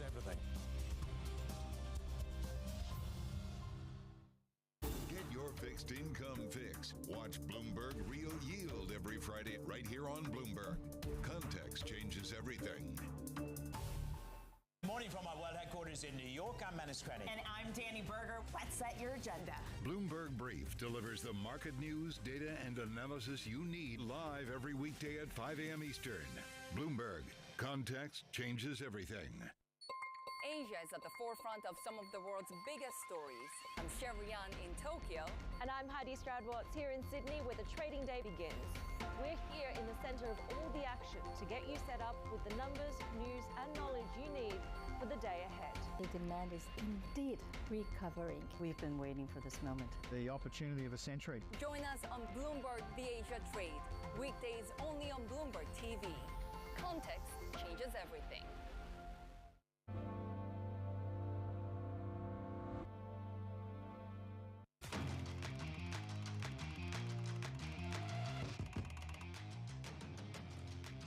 This is Bloomberg Open Interest. Quick check on stocks this morning. We are looking at a down day, the first trading day of September, the first 1 minute remaining. Day of a shortened week in which we have a lot of economic data due. Today, in just about 17 minutes, we're going to get ISM manufacturing and PMIs, and it looks like that could really move the market. Take a look at the energy prices here, because we did have The VIX hits a one-week high, last up 1.43 at 16.98. $75 a barrel. So the global benchmark trading at 74.44. NYMEX crude down now below $71 a barrel, and copper, after a Goldman call, falling more than 2% on concern about less demand out of China. Katie?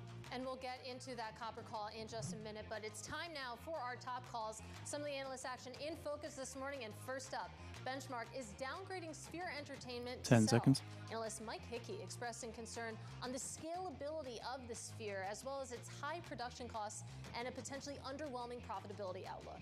Next up, we have Morgan Stanley cutting 47.9, 47.9, lower than forecast, 48.1. from $205. Morgan Stanley citing uncertainty related to antitrust actions. And finally, Evercore raising Southwest to outperform. The firm citing the, quote, long-awaited transition to capacity discipline, new So looking at comments from Williamson, who's the chief economist at S&P Global Markets, says a further downward lurch in the PMI points to the manufacturing sector acting as an increased drag on the economy midway through the third quarter. Forward-looking indicators suggest this drag could intensify in the coming months. Price forecast for copper by almost $5,000. Goldman cited shrinking demand in China, but of course you see broader ramifications. Bloomberg Intelligence senior So the US manufacturing production decreased for the first time in 7 months during August, as sales continued to fall amid increasing reports of demand weakness. Worth noting that it does say here a renewed reduction in employment was also recorded amid spare capacity in the sector. I think are just pointing out the obvious. A lot of copper traders have figured out a little while ago, and I think copper is just following what you're seeing happening in China. The data this weekend was horrible, but it's been the trend. The question is what stops that trend. PMIs are weaker, the housing market's a problem. Every day I type on the Bloomberg terminal BI China and NI China. It kicks into my macro theme that China is just a rapidly advancing emerging market that's reverting, and copper's right in there. So you mentioned copper. People look at it in tons. I like it in the per pound price because you can overlay it with bond yields, and it tells you where things are going. So right now, the 10-year note yield in China, the CGB, is 2.15%. The 10-year note yield in the U.S. is 3.85%. Copper's bouncing on $4. And we have posted out the US manufacturing PMI August final report on the feed for those interested. China, right? We don't have a lot of housing starts here in the U.S. as well, Mike. And one of the concerns is materials costs. Now, if these costs come down, does that mean we can start, building more housing stock in the U.S.? Oh, yes. All the costs are going down. So again, more color in the report here. It says, as was the case with production, manufacturers saw a renewed decline in employment midway through the third quarter. Staffing levels decreased for the first time in 2024 so far, reflecting falling new orders and lower output. The question is where they stop. And we see what's happening in the stock market. The stock market basically has to stay up for these things not to continue lower. So I think we're in the process right now of seeking out those low price cures. Copper's a little different because it's global macro and China's in decline. But if you look at all the other commodities, crude oil is probably heading towards $40 a barrel. It's not profound. It's what it's done since 2008 to make lows. Natural gas has already done it in the U.S. It dropped below its cost of production. So the question is, how do we stop this? And basically, you need the Fed to cut really fast and soon and the stock market to stay up. Otherwise, the commodities can do what they normally do, get cheap. Well, we know the Fed is going to cut soon, TBD when it comes to fast, but I want to compare and contrast copper to gold here, because the second part of Goldman's call was that basically gold is standing out as the commodity where they have the highest confidence in near-term upside, saying that that's the preferred hedge when it comes to geopolitical and financial risk. Does that argument hold water with you? Oh, absolutely. And it's good to see them coming around to the view we pointed out a few years ago. But the key thing about gold is almost always outperforms all the other commodities, particularly copper. But now that gold-copper ratio should continue higher. So on a one-year basis, gold is up about 30%. It's beating the S&P 500. It's definitely beating copper, and the Bloomberg Commodity Index is down about 5%.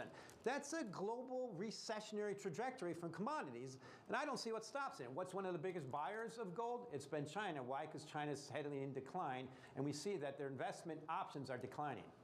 Well, Mike, really appreciate your perspective. That is Mike McGlone of Bloomberg Intelligence joining us from Miami. And of course, later today, catch an interview with veteran commodities analyst Jeff Curry. That's at 3 p.m. Eastern on Bloomberg Markets. But coming up on Open Interest, record haul for two of the largest market-making firms in the U.S. More in today's Wall Street Beat next. This is Bloomberg.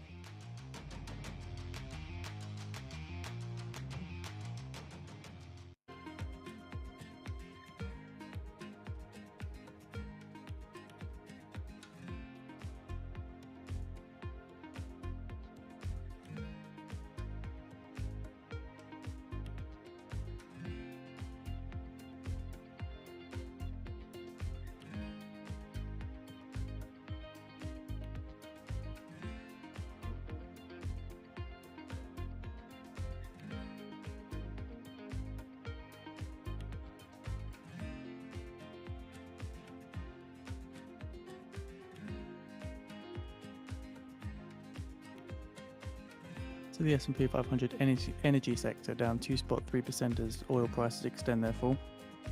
Brings us now 10 minutes away from the top of the hour, where we see the release of the US ISM manufacturing PMI for August. Forecast 47.5 on the prior 46.8, with a range of 49.1 to 46. The employment index for prior read of 43.4.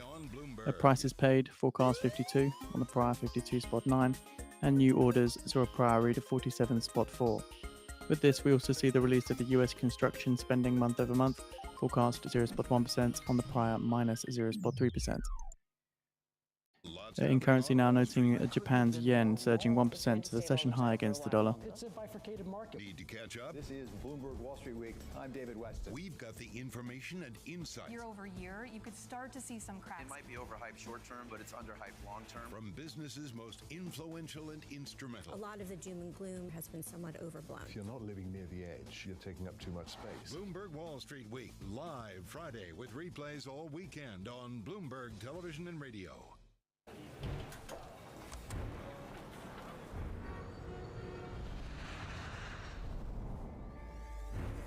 So again, we're seeing the yen outperforming here, gaining as Bank of Japan's Governor Ueda reiterated that the central bank will continue to hike rates if the economy and prices meet expectations.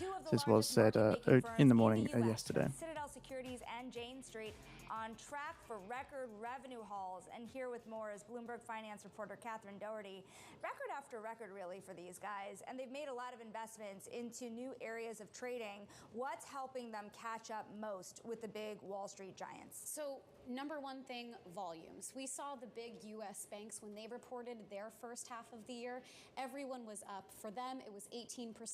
For Citadel and Jane Street, we're seeing a significant jump from a year ago. But I'll also say that last year was a pullback from the year prior. So you see ebbs and flows, but overall across Wall Street, there's just record volumes that we're hitting, and we will be looking to see if the second half of the year is continuing this momentum. But from the looks of how we're starting today and going into the rest of, or to end 2024, it could be that they are notching another record compared to what would be 2022, which was their last records. Now, by the way, what we're talking about is the money these hedge funds are making for themselves, right? Market makers, not the hedge fund or market makers. But so it's just the revenue that they're bringing in. It's not that they're doing well in terms of portfolios. They're not making any bets. They're basically facilitating the trades for institutional and retail investors that are looking to buy into securities, ETFs. For Citadel Securities, they've recently entered into corporate bond trading. For Jane Street, they had already been quite dominant in this space, and that's because they started out with their dominance in ETFs. They extended into fixed income. It was a natural expansion for them. And of course, there's Citadel Securities, which is the market maker, and then you have Citadel, the hedge fund, which is making those big bets. And it's interesting, when you focus on Jane Street, we talk about Citadel all the time.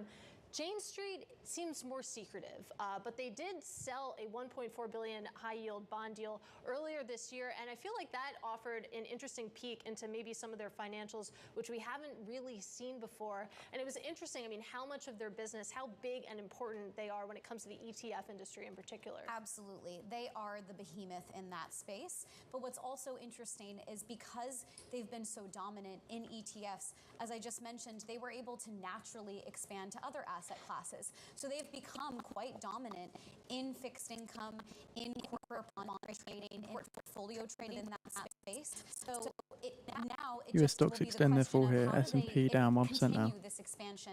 Is it global expansion? Are they going to look at other asset classes or fine-tune what they're already market making in?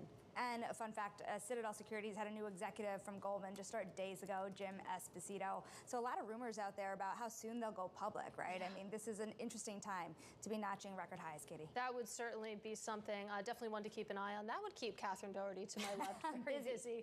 Great to see you, of course, on the first trading day of September. That is Catherine Doherty. Meanwhile, let's take a look at these markets right now. We are open and we are to the downside. You take a look at the markets, of course, the S&P 500 currently down about 1%.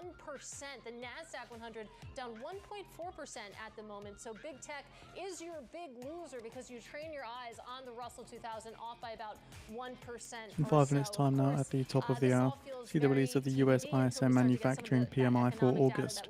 Forecast 47 spot 5 on the prior 46 spot 8, with a range of 49 spot 1 to 46 expected. The employment index saw a prior rate of 43 spot 4. Prices paid forecasted 52 on the prior 52 spot 9, and new orders saw a prior of 47 spot 4. Also see the release of the US construction spending month over month, forecast 0.1% on the prior minus 0.3%. Sporting Goods, Dollar Tree, and Couche-Tard, but probably more importantly, we get the JOLTS data, and less importantly, the Fed Beige Book. On Thursday, we have Broadcom earnings, but more importantly, and most importantly, you get the jobless claims on Thursday. And then on Friday, the big event of the labor market data, the U.S. jobs report comes out. So we get tomorrow, JOLTS, Thursday, jobless, and then Friday, jobs. It's like a bunch of appetizers to just get us really excited for Friday's jobs report. It's a great question.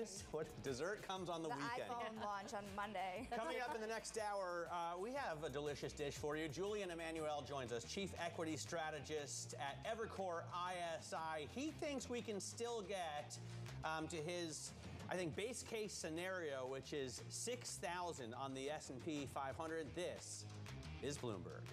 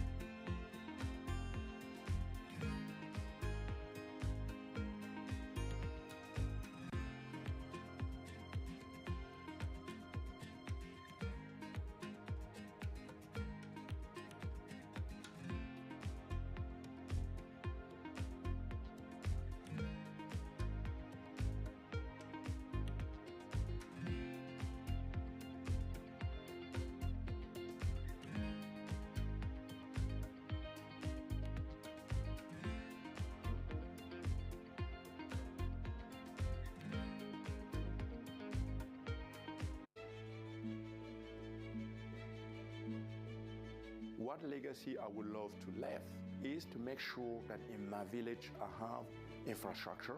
So long when I'm gone, things are still working, then I have done my job. And if some people get inspired through my work and then try to engage themselves for their community and create something that is inspiring for everyone, I will be happy. What's the best piece of advice you would give to someone young who wants to make a difference actually in this world? In architecture or with something else? Wow. I'm not the right one to just do that. I think you are. Yeah, but with the pressure you have, and then you try to be the good one, the fancy guy, the intellectual one, I have no advice then to believe in yourself and really work hard. You know, when I started, no one would have imagined that I will be able to see my name connected with Aga Khan or Pritzker or sitting in Bloomberg to talk about sustainability, about future of sales. No, myself 5 years ago, if you told me that, I will say no. I will never imagine. So I will encourage everyone. 1 minute remaining. I'll be leading with the US ISM manufacturing PMI. Not try to run after the newest of the newest. Just be consistent. Just work on things that matters for you. Really, at the long term, it pays.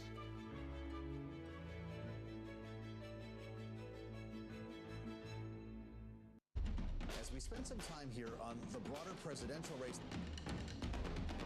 Let's focus in on European politics. Makes you wonder how politics might play out.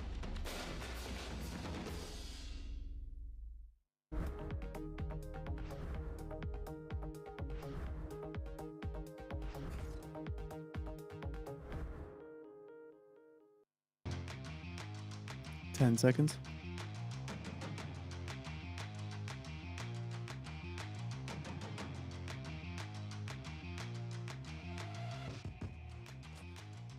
$47.2, 47.2, lower than forecast, 47.5. Employment index at 46.46, which is up from the prior of 43.4. New orders at 44.6, 44.6. Also got the prices paid at 54, higher than forecast, 52. Construction spending month over month at minus 0.3%, minus 0.3%, lower than forecast, 0.1%. And as another year of summer travel comes to a close, we'll navigate the headwinds and tailwinds facing the industry with Brian Kelly of The Points Guy. All that and more coming up. But let's take a check on these markets about 30 minutes into the U.S. trading day. It's not pretty, which is fitting for the start of September, which, as we keep telling you, seasonally the worst month for the broader stock market. The S&P 500 currently down about 1%. More so if you take a look at big tech, your NASDAQ 100 off by about 1.5%, totally forgetting that rally that we had on Friday. And a bit of a haven bid underway if you take a look at the bond market. 10-year Treasury yields currently down about 0.6%, or no, I'm sorry, 6 basis points. Let me correct myself. There you have it, Matt. All right, it's confusing, right? Because it's in green. I would never. But it's down. I would never refer to when a an bond arrow move is facing in %. down. I know, but it's the a rally. whole thing should be red. Because price and yield. I get it. I get it. What are we? Breaking ISM. Okay, That's ISM why data. they're down, guys. I have posted out the US ISM manufacturing PMI August report on the feed for anyone interested. Manufacturing data crossing right at 10 o'clock, and it's a little bit less than had been anticipated, at least in our survey of economists, but it's still better than the prior reading. Let's get over to Bloomberg's Michael McKee with a look at the manufacturing picture in America. Michael? That's a good read on it, Matt. 47.2 is what the number comes in for the month of August. For July, it was 46.8. So it is a slight improvement, but still below the expansion line of approximately 50. Prices paid is perhaps another concern, up to 54 from 52.9. Interestingly, among the commodities that they are saying is down in price, copper leads the list. So it fits with what you've been talking about this morning. Employment today is not above 50, but it does improve a little bit to 46 from 43.4. We'll get a view on that on Friday in manufacturing employment. Production 44.8 from 45.9. Not good. New orders down 44.6 from 47.4. So basically what it looks like is a status quo with the various indicators, because they haven't really changed all that much, been in the mid 40s to about 50 for almost a year now, and maybe close to 2 years. So not telling us that there's any significant improvement in manufacturing. Well, when it comes to the U.S. August ISM manufacturing new orders, I mean, that is the lowest since May 2023. Not a fantastic size and scope, but still over a year. Something to note there. And you take a look at the bond market reaction. You have yields accelerating their drop because bonds are rallying, as we just told ourselves again. But how does this change the conversation around September when it comes to 25 versus 50 basis points? So U.S. Treasury yields slightly paired their declines after the ISM data. A 10-year yield lost down 7 basis points at 3.841%. We had a little bit of a reaction to the S&P PMI, which was a little bit lower than a tenth of a point lower than it was the prior month. And this is what we're going to get all week. You were talking just before the break about the various indicators that lead up to Friday. And what we're going to end up with is a lot of indicators that won't mean anything by themselves, but will get talked about in terms of, well, what does this mean for the jobs report Friday? And that's going to be the key to what the market really decides the Fed is going to do, that and CPI, unless there's some big surprise next week. So at this point, this doesn't change a whole lot. It's pretty much status quo, but we got a lot of data this week that will influence thinking about what happens on Friday. Status quo, but still driving the bond market. Michael McKee, thank you so much for putting this all into perspective for us. And joining us now, we have the biggest bull on the street, Julian Emanuel of Evercore ISI. He sees the S&P 500 reaching 6,000 by the end of the year. But you look at data like today, and you still wonder, Julian, I have to ask you, despite being so bullish here relative to everyone else, is perhaps on a macro level, the street being a little too bullish on what they're expecting out of economic data, given the negative surprises that we've had of late? Well, this is part of the ongoing, and we're not saying permanent, but ongoing soft landing scenario, okay? If you look at manufacturing, it has essentially been, as Mike said, in this sort of weakened state for the better part of a year now. And, you know, part of the benefit of China not growing as expected has been the cap on commodity prices, which is a significant tailwind for risk assets in general to a point. But again, there is this expectation that this, you know, you're not going to tip over because of China weakness, and we've seen it in the past, and that's part of where the Fed's calculus comes into play. But for us, this is all part of the fact that the data is likely to be confusing as we go on, and also why we're underweight industrials. Confusing but soft. Yeah. Right? I mean, so the data supports Fed cuts. That's good for the stock market and for your base case. Earnings have been really strong, stronger than expected, which is also good for stocks and good for your base case. I guess positioning is something you could argue about. Are we going to see a yen carry trade unwind again? But that seems to be a tempest in a teapot, if you will, because it sorts itself out after a few weeks. What are the risks? Brent crude falling to $74, lowest since, lowest this year, on reports of a deal imminent to restart Libyan oil flows. So there's definitely the psychology around AI because, and again, we didn't expect, you know, blowout to the upside, even though you got reasonably good earnings. But there is this ongoing question about, you know, the use cases of AI, and will that translate into further spend after sort of the hyperscaler CapEx really peaks at the end of next year. Our view is that you had some commentary this earnings season that really start to sort out the use cases. The world's largest physical retailer, for example, talking about their initiatives. You've seen it in other places. But the psychology, whenever you have valuations that are elevated, is going to be a bit more under pressure if the news flow isn't perfect. Let's talk about some of that pressure. And when does investor patience run out with trying to figure out a use case? Because one of the narratives that emerged during this past earnings season was this frustration with how much a lot of these companies were spending on AI. That's great news, of course, when it comes to the likes of NVIDIA, for example. But then you think about some of the other big tech names really under pressure to basically deliver on what they've been spending. If we enter into next earnings season with that same frustration out there, I mean, do you think that we'd still be flirting with record highs, or is there going to be more frustration? So going back to the discussion about earnings in general, the great thing about the second quarter was the other 493 stocks in the S&P 500 exhibited earnings growth for the first time in 5 quarters. That's really good. You're seeing that manifest itself in terms of broader participation. The advanced decline line may be esoteric for some, but for us, it continues making new highs, and that usually leads the indexes higher. But to your point, that is likely to Just noting as well, Eurozone government bond yields slightly extending their fall after that US data. That's the German 10-year yield down around 7 basis points at 2.27%. It was 2.28% earlier. Bubble, which was clearly a bubble, unwound. And from our point of view, again, remember, we are only 2 years, not even 2 years, since the introduction of ChatGPT.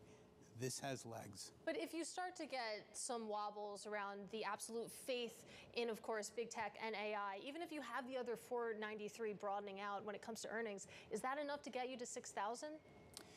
We actually think it is. Look, if you have, large-scale losses in those 7, that's another story entirely. The math of, the weight in the index certainly would be a headwind, but we don't anticipate that happening. Because a lot of what we saw, and going back to the yen carry trade in August, when you have volatility of that kind in the U.S. equity markets, it actually bodes very well on a 1-year forward basis for stocks. Am I wrong to say it was a tempest in a teapot? Am I downplaying the yen carry trade? I think you are. There are plenty of people that say that trade still exists and some worries out there. We'll see how choppy August was. You think about the marginal buyer here, and you have some strategists coming out and saying that in the last couple of months, really the marginal buyer was the retail trader. The marginal seller was definitely the hedge funds throughout the course of August. My question is, who's the buyer in this market? When are big institutions actually stepping in and making conviction trades? Well, I think, again, going back to this volatility episode, it tells you that a lot of active managers really, really degrossed. And going into last week's blockbuster earnings, it basically the analysis was that exposure to technology, it's sort of a double-edged sword. The reason technology has had a soft 3 months, which is very typical, by the way, happened throughout the 1990s. The NASDAQ drew down by average 19% every year between 96 and 00, so typical. But because technology exposure was reduced, it sort of fed into that. So from our point of view, the active managers, particularly if, and I know we'll talk about this in a moment, particularly if there's some more political clarity in a season of record political lack of clarity, that's a positive for the market. Well, you handled the tease for the next block for us, which is really great. Julian, don't go anywhere. Stick with us. Let's take a look. Pro. I know, right?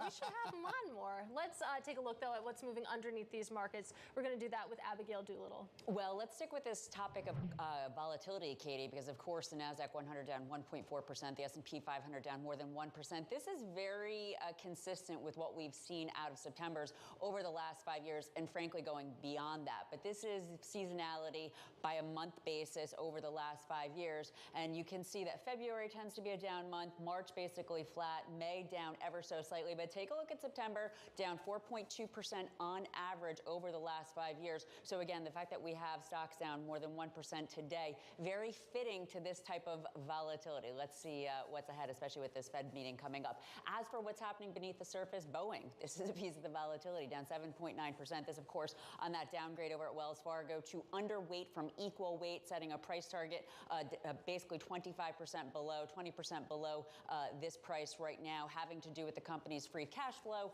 and the idea that peak free cash flow could be in 2027, a cash opportunity going out the door, that analyst says. As for another laggard, and this is really the big point drag on the S&P 500 and the NASDAQ, take a look at NVIDIA, really a cliff dive today over the last 4 days since reporting last week, down 12.2%. Of course, it was a good quarter, but it wasn't good enough relative to the companies into that quarter, greater than 150% increase. Too far, too fast, the AI craze. Now we're moderating, and you can make the case that NVIDIA is going to go back below 100. We'll be taking a look at those technicals not so long from now. Let's end on a bright spot, though, and that is Unity Software, the mid-cap software company, up very nicely today, up nearly 10%. An upgrade from Morgan Stanley to overweight from equal weight.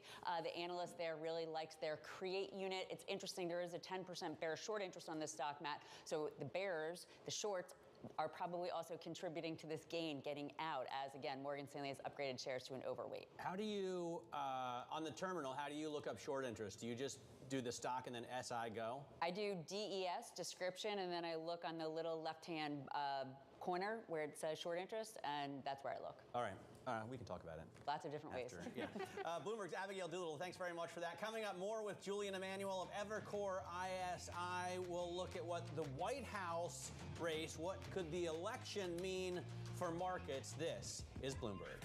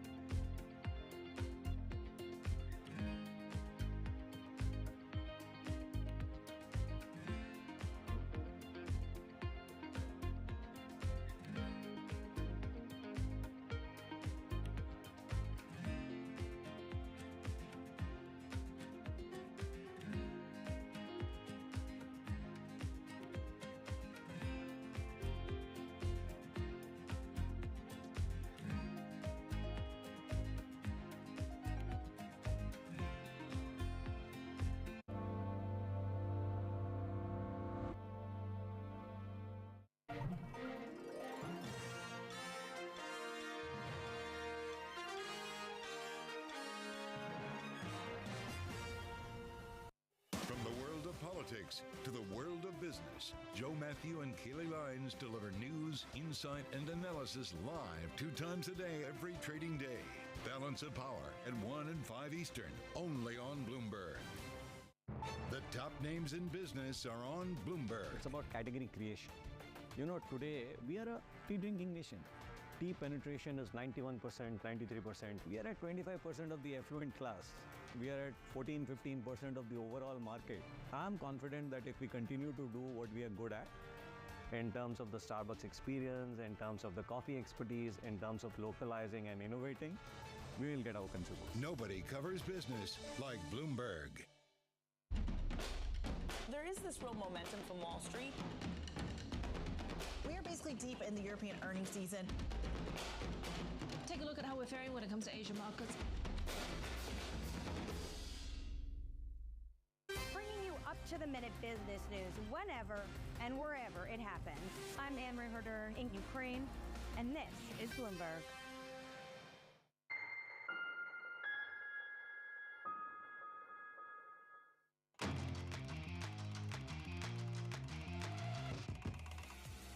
Now to high interest, to look at what's making headlines around the world. Airbnb is asking New York City officials to scale back regulation that outlawed most of its short-term rental listings. The company says the law failed to deliver on the promise to combat the housing crisis. Instead, travelers are priced out and hosts are struggling.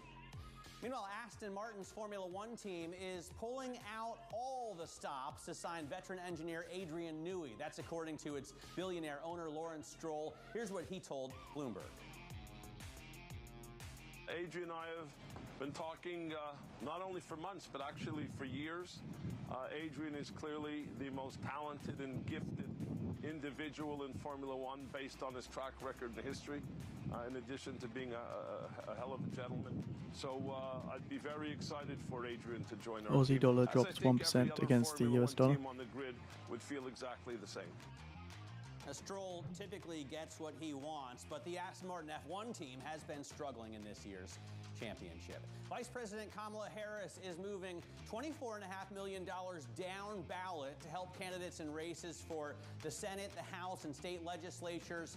Harris's campaign said that she believes the race is about mobilizing the entire country. Harris has raised over $500 million since President Biden withdrew from the race. Katie? And let's stick with politics now with Julian Emanuel. He is Evercore ISI Chief Equity Strategist. I'm going to go to a line in your notes because you write that every presidential election year since 1936, where the S&P 500 was up by 10% or more through Labor Day, saw further gains by year end, even if September and October were weak. So the S&P 500 up about 18% year to date. Is there any reason to think that this cycle could be different? The only reason one would think it could be different is if there is a prolonged period of lack of clarity after November the 5th. But I would also say the counter to that is the Fed has its meeting scheduled for November the 7th. So they may be on the case to offset that. But if you go back and you think about it, right, you know, the year 2000 was the record lack of clarity that it didn't get decided by the Supreme Court until December. That having been the case, the economy was already starting to show signs of cracking, and you went into a recession in 2001. And part of the reason you did is because the Fed actually waited to cut rates until January of 2001. That's not going to be the case this time. I've also seen that in at least the last 11 elections, markets are up 6 months after the vote in November. But, you know, previously an inverted yield curve meant a recession. Previously, a jump of 0.5% in the 3-month moving average of unemployment meant a recession. And a lot of rules have been broken sort of post-COVID crisis. Isn't this the time for this to be different? Which is why we actually, you know, are as vigilant as we are about the signs that this is a more significant top rather than the September seasonal political uncertainty market pullback that we think it is. And part of that is that, you know, when you get down and you look at the employment data, and this week's data is going to be interesting, it just we're not near that recession zone. Julian, how uncertain is this political cycle when you see the policies, really a maelstrom of controversial policies taking place in both presidential camps here, or presidential candidates? You have Kamala Harris potentially looking to tax unrealized capital gains. You have Trump's tough on China tariff policies here. At the end of the day, for an investor, what do you have to zero in on of the policies that are being proposed? Well, what I would say is rather than the specific policies, because there's a lot of bluster, it's the implementation part that's the bigger challenge. Key off of this idea that usually markets actually prefer unified government. You go back over 100 years, it's almost 300 basis points per annum outperformance, unified over divided. That is not likely to be the case this time. I think there is a vast preference. That's so weird, by the way. That's really a weird stat. No, but think about it, right, is that because unified governments spend more money. Huh. And that's... To that end, how much should investors be watching congressional races? Because at the end of the day, it's Congress that's going to really make the difference here. Very, very closely from our point of view. And you know, the fact is that it seems like you could actually flip both the House to Democrats and the Senate to Republicans. And I think if you had that, there would be a comfort whoever wins the presidency, because some of these further out policies would be much more challenged to be implemented. Let's talk about how you trade this, because also looking at your notes, you write that QQQ convexity with the VIX in the teens is a must own for either the traditional September sell-off. What is QQQ convexity? That's what I'm going to ask. Put that in layman's terms. I'm thinking about the time I brought up the VVIX and Matt just exploded. So what exactly does that mean? Well, we think you own puts and calls, okay? Because basically, if you look to next week, if there's more clarity coming out of that debate, say the degree of clarity that we saw after the June 27th debate about what the outcome was likely to be, that could actually send markets up, contravening the typical September seasonal weakness. But I will say this, today, really, as much as I like college football and the NFL, why does anyone prefer fall over summer? This happens every September, and for us, this is the way owning option convexity allows you to stay invested through days like this, which could be weeks like this, you know, and be positioned for what we expect to be the typical fourth quarter strength. Let's talk about timing. Shonali and I were talking to Rebecca Patterson last week, who said that don't put on your election trades until October or until, you know, very, very close to the election, because things could change. When it comes to this convexity call, is this a right now trade? It is a right now. It's actually been for the last several months, but now, I mean, think about it. We were at 65 in the VIX in August. And now we're back in the teens. There's a lot of value there. All right, Julian, always great to have you on. Hope you'll come back soon. That, of course, is Julian Emanuel. He is Evercore ISI Chief Equity Strategist, and this is Bloomberg.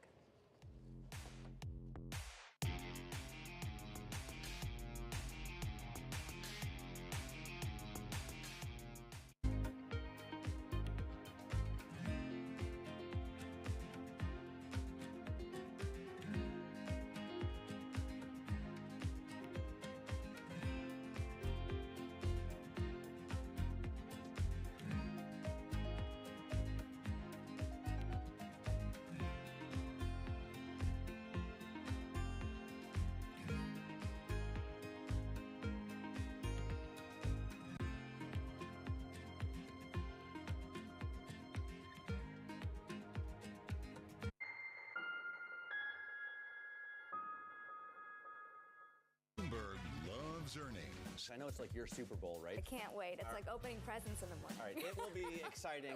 Nobody covers earnings like Bloomberg. Good morning. This is Bloomberg Surveillance. Welcome back to the opening trade. This is Bloomberg Technology.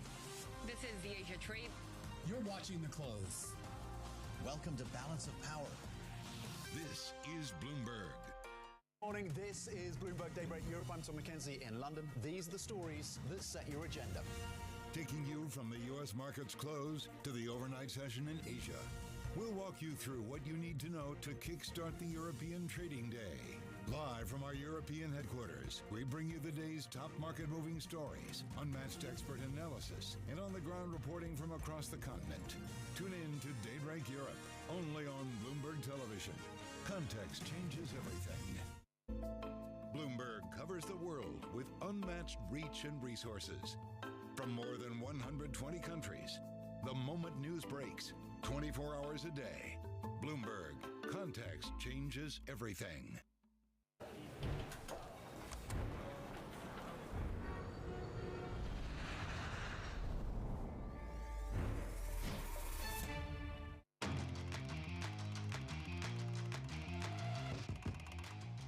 All right, let's get a check on these markets about an hour into the U.S. cash session, and it's just not that good looking. You take a look at the S&P 500 down 1.2%. Of course, volume coming back in full force. You think about everyone returning from the Hamptons and wherever else they were over the Labor Day weekend. You take a look at big tech. That's your big loser on the day. The NASDAQ 100 down 1.6% at the moment. Again, we got a rally to end last week on Friday to end the trading month of August, but you're seeing that absolutely dissolve right now. If you're looking for good news, it's that actually the bond market is hedging your losses right now with 10-year yields down 6 basis points. Matt, that is a rally as the price moves inversely. If you were coming back from someplace further away than the Hamptons, such as, and looking to end up in New Jersey, right, you might not be back yet. Coming up, we're going to take a look at the travel outlook for the rest of the year. Big delays continue at Newark. We'll speak to Brian Kelly, the Points Guy founder, next. This is Bloomberg.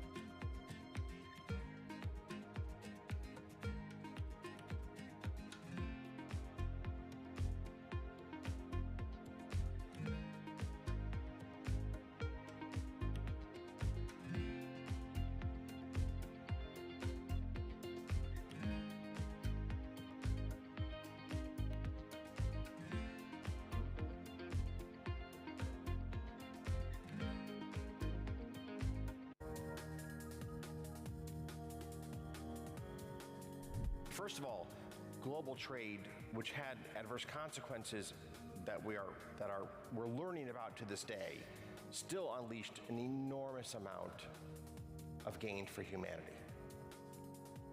And with the rise of global trade became the rise of information sharing around the world, which rapidly accelerated the trajectory of mankind.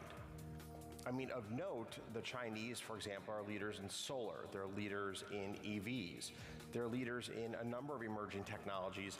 In a world which is more splintered, we'll see the gains that the Chinese have achieved in these important areas not shared by the Western countries. And conversely, the United States is a clear leader in AI, along with a number of the European countries. And those gains will not be shared with China and the countries in its sphere of influence. So it's a very clear-cut loss for all of humanity when we have the severing of ties between our countries. On a practical level, is it getting harder to manage the risks you face? I think that one has to be aware that there are more tail risks that are harder to ultimately manage.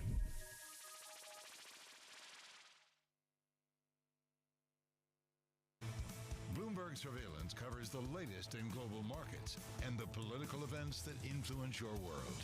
Join Jonathan Farrell, Lisa Abramowitz, and Anne-Marie Hordern only on Bloomberg. Context changes everything.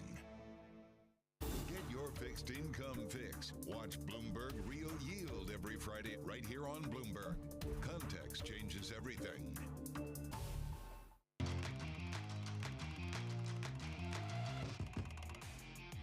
Trouble at Newark Airport. A radar issue at the airport delaying airliners yesterday.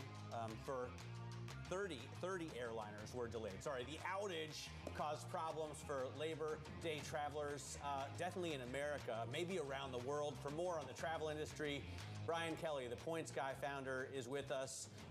The Points Guy helps millions of people around the world travel smarter. I know we use it at home to try and figure out when to exchange Amex points for whatever airline.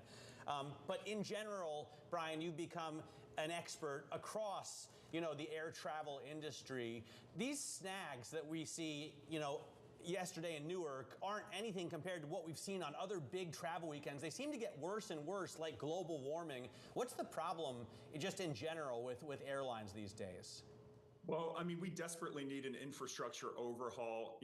With the big government infrastructure bill that was passed by the Biden administration, there definitely have been improvements, but air traffic control specifically, our air traffic control network in the United States is incredibly outdated. And in general, the technology that underpins most of the aviation and the government, the ATC side of things is very old. And we're seeing a simple vendor like CrowdStrike can cripple the entire industry. We've had air traffic control 2 summers ago. The FAA, someone uploaded a wrong file and shut down all air travel for hours. So the system's fragile, and as more and more people are traveling, I anticipate more of these snags. So as a traveler, you need to know how to manage them when they do inevitably happen. So I've noticed lately that flights are all full, but I thought there was a little bit of overcapacity, which has led to weakness in airline stocks over the summer. Where are we in terms of capacity? I mean, do they have enough planes? Do they have enough seats in the air, or do they have too many seats that are empty in the air? It's an interesting dynamic. So domestically, there's too much capacity. The low-cost carriers are really, really struggling. JetBlue just posted a surprise profit, but the way they're getting there is by cutting back on new plane purchases. And boy, a lot of their planes, they need a refreshing. So the downside to cutting back on new planes means more maintenance delays down the line. So they may have profitability, but their flyers are going to have more maintenance delays. So the whole industry is really, the Middle Eastern carriers are making a big profit, but it's tough out there, especially domestically. Fares are down 19% from 2019. So it actually is a good time for travelers. Well, Brian, to stick with the sort of perspective of the airliners for a minute here, we heard from Ryanair's CEO last week at a press conference in London saying that those Boeing delivery delays are costing it millions of ticket sales. I feel like the Ryanair CEO has been particularly vocal when it comes to the impact, the ripple effects of what we're seeing going on with Boeing. But he has to be the most vocal airline CEO in world history. Yeah, exactly. But to that point, I mean, would you expect to see more of these types of headlines from other airlines if we continue to see these delays, which seems like that's the base case here? Yeah, I mean, the U.S. carriers are no different. United Airlines has vocally said, come on, Boeing. Like, I think that was a big impetus behind Boeing finally getting a new CEO. Their customers are at their wits' end. And it's pretty much most of the planes Boeing is supposed to deliver are way delayed. That's causing airlines to lose on profitability because jet fuel, even though it's not completely spiking and it's at reasonable levels, you know, these old planes are gas guzzlers. So all of these profit models the airlines have banked their 2020s growth on are not coming to fruition because they can't add new routes. They can't get those gains in sustainability and increased productivity from these new planes. So yeah, it is a big issue. And I'll also just call out the pilot shortage is another issue that we're going to be seeing more and more of. There simply aren't enough pilots out there, and that's going to become more of an issue, causing more delays for the aviation sector. There are a lot of road bumps to come. So a lot of strain from the perspective of the airlines. But, I mean, how does this filter through to the end customer of tickets when it comes to airfares? Because you talk, of course, about the delays. You talk about the pilot shortage, of course. And at the same time, you have a lot of flyers saying that ticket prices are just too high. But if you have profitability being eroded here for the airlines, what levers do they have to pull? Well, I mean, for consumers, you know, where consumers are really being hit are on fees. So most major airlines have now raised baggage fees. So while airfare has come down compared to last year, compared to pre-pandemic, consumers are getting hit. And also, when these huge outages happen, you know, we don't have a passenger bill of rights in the U.S. like they do in Europe. So the CrowdStrike outage, for example, millions, you know, not millions, but a lot of travelers had to eat the cost of getting to their final destination, buying other tickets. Delta has said that they'll, you know, try to reimburse people, but the consumer's getting hit in a lot of different directions. So even though fares, you know, it's a relatively okay story for the consumer, there's a lot of road bumps and other costs that they're, being hit with. We really have to recognize not only are consumers constrained in many ways, so are workers. And you see it by the thousands of people across the hotel industry and the airline industry that are already striking or are planning to soon start striking over pay and other working conditions as well. Ultimately, when you look into the year even further, how might this start to impact the travel industry at this point in time and the ability to travel comfortably? Well, I think this goes hand in hand with what I was just saying is, you know, especially in hotels, consumers are paying more. So while airfare has stabilized, hotel rates are up and consumers are not getting the same level of service. You know, the hotel industry, I think they've got their hand caught in the cookie jar a little bit. They've rolled back perks. They've rolled back housekeeping. They've gotten consumers paying more for receiving less. And these striking workers today are saying, hey, look, the burden is coming down on us. It's the housekeepers, the chefs, the front office staff. We want more of a share of all of these increase in profits.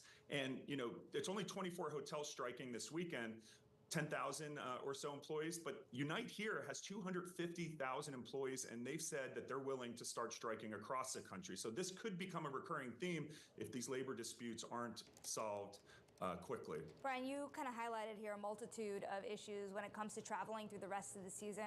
Are you seeing consumers start to make different choices, staycationing perhaps, or doing more things on a local basis, traveling by train, for example? Absolutely. We've seen a huge increase, especially because gas prices are down from last year. And I think a lot of people who've got stuck in airports, you get stuck once in the airport with kids crying, you're not getting information from the airlines, you will swear you're going to road trip or take that train trip next time. The Pacific Northwest, my parents are in Alaska right now. They did a beautiful train trip. They have had the best time, no flight delays.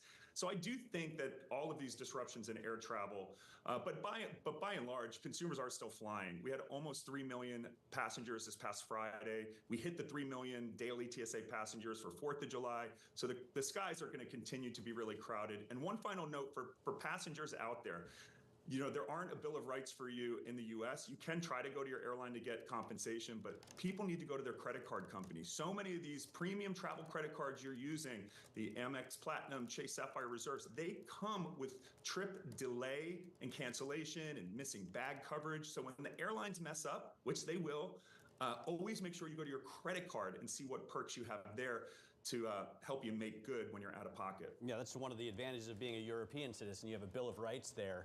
I'm not sure that our Congress is going to deliver that to Americans. Brian, who has the best points deals right now? Because I've seen a real inflation. My wife told me yesterday we had 230,000 points, and I thought, oh, great, that's 2 business class tickets to Europe. But it's not anymore, not by a long shot. Where can you get the best deal on points? The best deal on points is with foreign frequent flyer programs. So, United, Delta, American, they all have what's called dynamic pricing, meaning you never know how much it's going to cost. And often it's over 200,000 miles just for one-way business class ticket. Consumers need to transfer those Amex, Chase, Capital One points to programs like Air France Flying Blue, where I flew 50,000 miles business class one way. The same flight on Delta was 300,000. So the huge value, Air France, Air Canada, they're all transfer partners of the big US credit card companies. And there are sites like point.me that will actually help you determine where there's availability and which of those credit card transfer partners you should actually transfer your points to. And Brian, before we let you go, I do want to talk about this concept of over-tourism and the protests that you saw break out specifically in Barcelona in July. I know that, Matt, you just got back from Spain, for example. But Venice has bad over-tourism. Prague has insane over-tourism. Exactly. Yeah. So, I mean, I'll toss the question to you. I mean, do you think that when you think of some of these popular destinations overseas for Americans, are they getting a little less friendly to tourists? What's your thinking there? Absolutely. And I encourage people, don't go to destinations where the locals are saying, please don't come here. Or if you really want to go to Barcelona, go in November. Off peak, it's going to be nicer anyway. Remember, Europeans don't love air conditioning like we do. So all these Americans who go to these blazing hot Euro hotspots, it's hot, it's crowded, expensive. So and there's no ice, at least in Europe. Yeah. So, I mean, the shoulder season now is, Europe is busy all throughout the fall. But yeah, go to different destinations, spread those tourism dollars around into more rural areas and bed and breakfasts, stay less at the big chains, and spread that tourism dollars to the actual local community so they actually get reimbursed for the annoyance of having tourists in their town. Matt is looking at me, just nodding, don't go. But I like to think that's because he wants me right here next to him. Yeah. Brian, thank you so much. That is Brian Kelly, the founder of The Points Guy. Of course, a very complicated travel market out there and a lot of movement in the airline stocks. But we're going to get a look at the markets. Otherwise, we have Bloomberg's Abigail Doolittle. We're looking at the worst day for stocks in about a month, Shanali. Take a look at the S&P 500 near session lows, down 1.4% almost. The NASDAQ 100 down the better part of 2%. The stocks, though, really getting hit, down more than 5%. And a big culprit, of course, is NVIDIA. Over the last 4 days, down more than 12%. Today, down 6.9%. Those 4 days, the worst going back to 2022. This, of course, after the quarter that they reported that was good. They guided better, but not the blowout that they've done quarter after quarter. So some of that hot air coming out around the AI craze. In fact, let's put this into the context of one of the charts, the technical charts, because this is interesting. This is another one that's not so aesthetically attractive, but it's got an important message, which basically is we are looking at a range. The top of the range, let's call it 130, 140. The bottom of the range, closer to 90. The move down, we gapped today below that 50-day moving average onto the 100-day moving average. It's very likely that we're going to go sub 100 again. The importance of the range, though, is not so much the range itself. It's which way will it break out. There's another way to draw it that makes it look like a quote-unquote double top, which if that's the case, we could see NVIDIA go much lower. Let's get down to the bottom of the range first, though, to determine whether or not that's possible. But it's not just NVIDIA that's pressured. We have a lot of pressure on markets, and I would say a lot of it has to do with the yen. It's not unclear that the unwind of the yen carry trade is over. If you take a look at those charts, which we don't have here, but it does look like the dollar-yen could go significantly lower, down toward 130. If that's the case, that cheap fuel, cheap money coming out of the system, unlikely to be matched that quickly by the Fed's cutting, that could put pressure right across the board. Today we're seeing it on oil, also the energy sector, that's the worst. Apache down 5.2%. So we have weakness right across the board here, Katie, for risk assets. September starting off in usual fashion, typically over the last 5 years, down on average more than 4%. All right, Abigail Doolittle, really appreciate that roundup there. And coming up, question marks around some of the AI high flyers. Wall Street starting to short some of those names. We're going to take a look at the winners and losers next. This is Bloomberg.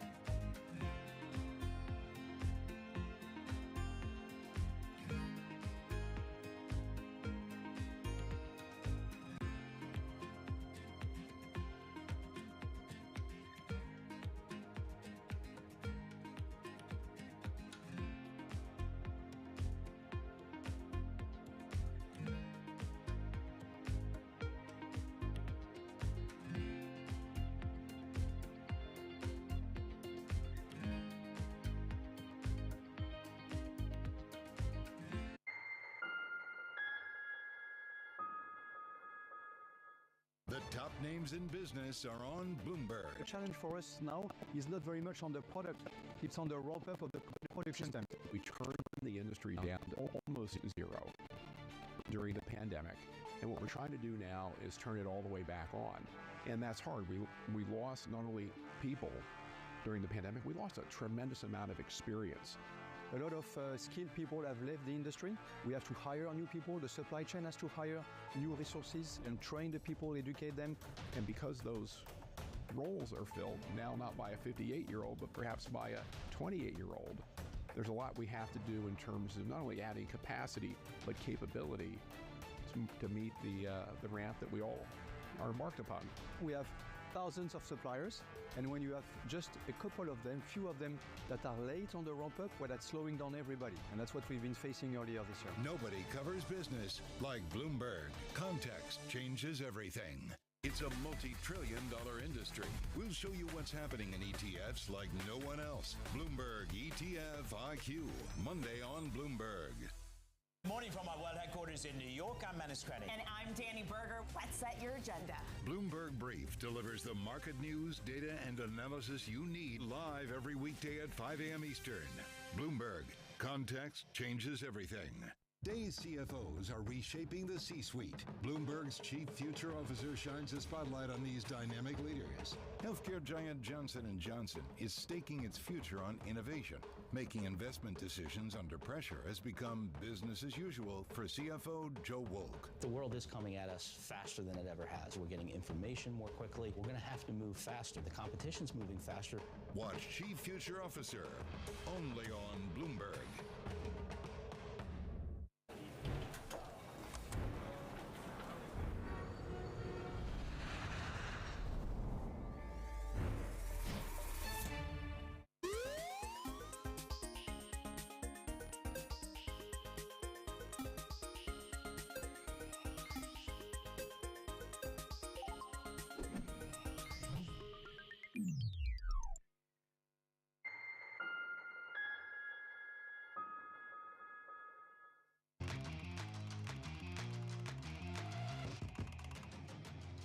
Welcome back to Bloomberg Open Interest. Let's get a check here on the markets because you do have a down day. It's getting pretty ugly out there, actually. You are near session lows of the day with the S&P 500 down 1.4% now and the NASDAQ 100 down more than 2%.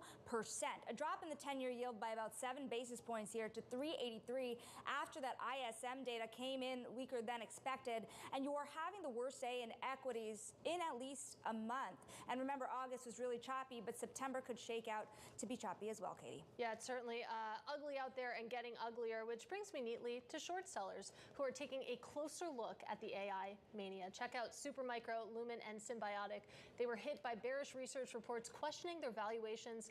You can see that the shares are getting punished. Bloomberg's Bailey Lipschultz has been all over this. And Bailey, I'd actually like to just set the scene here and zoom out because there are a lot of people sort of writing the obituary for the short selling industry. Earlier this year, you had Jim Chano say that he wasn't going to be seeking new money. You had Carson Block launching a long-only fund, which felt like a sign of the times. But now it feels like there's been a bit of a pickup, a bit of a revival when it comes to short-selling campaigns. Certainly, Katie, and they're really focusing on AI stories, which we write about in the story. But the big thing with these activist shorts typically is that they're betting against companies, that they're finding flaws in their views with business models or with promises. And that's why when you look at the group of companies that have been targeted in the last 2 weeks, the thing that's interesting to me is they're all different stories. So it's not simply a valuation argument, which is where a lot of the short sellers kind of were dealt the wrath of retail investors. When you look back at GameStop, they weren't saying GameStop did anything nefarious, but they thought they were overvalued even though they were trading at $4. And when you're a short seller, because they sell video games in brick and mortar locations when everyone downloads video games over Wi-Fi. Like,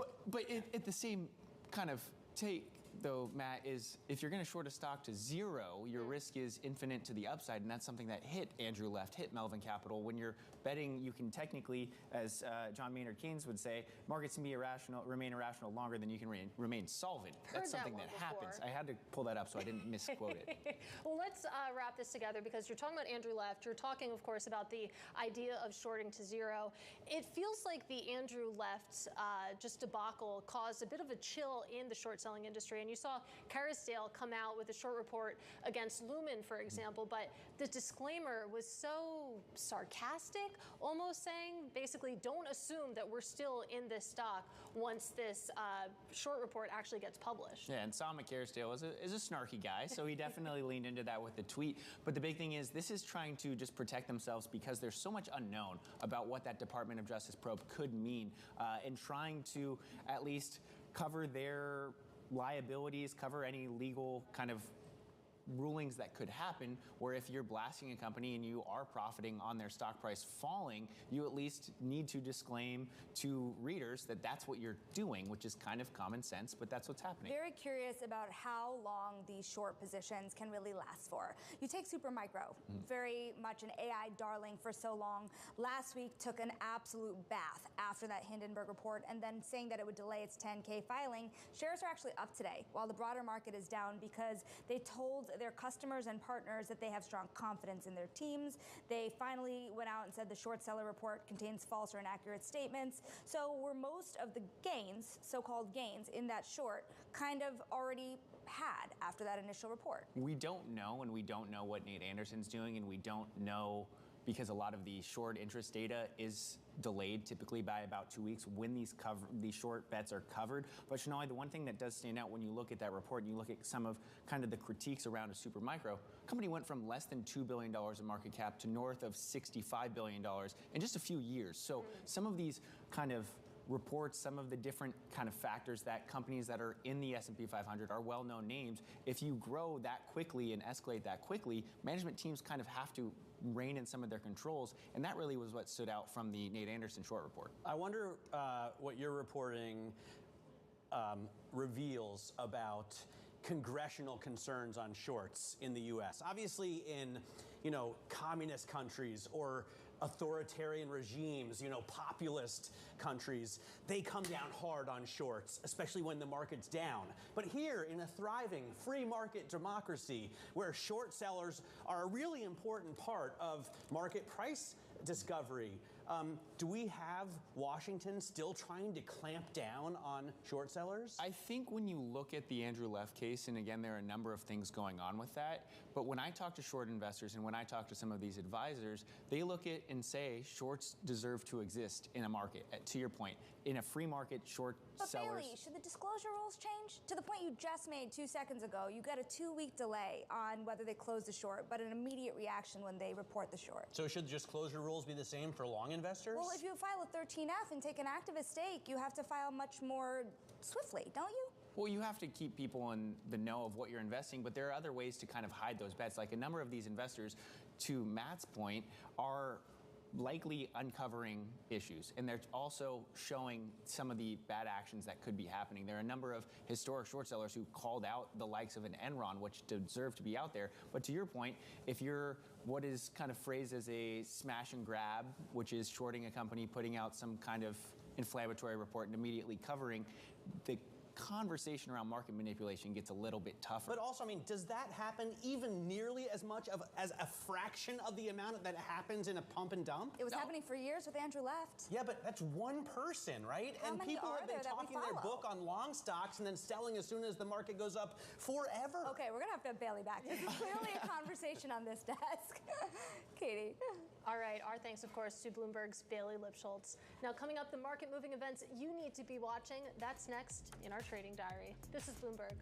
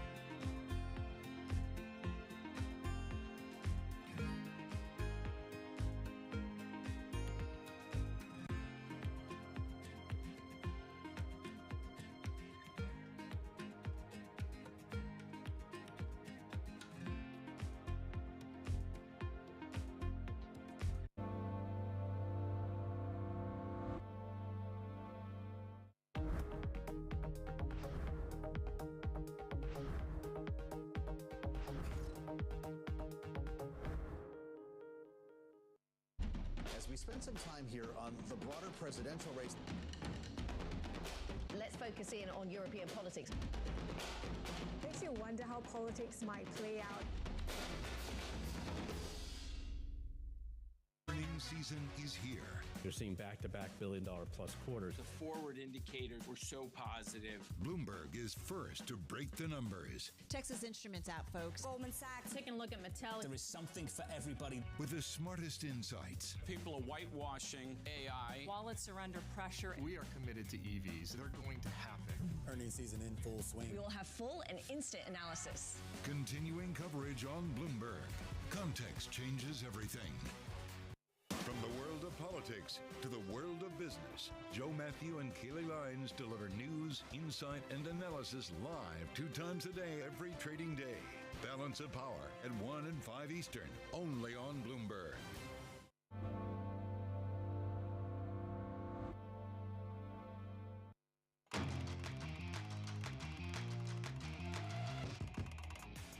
All right, let's get you to the Trading Diary. What you need to be watching next week. Tomorrow, of course, it's still earnings season, so we get Dick's Sporting Goods, Dollar Tree, and Couch Chart. We also get Jolts and the Fed Facebook.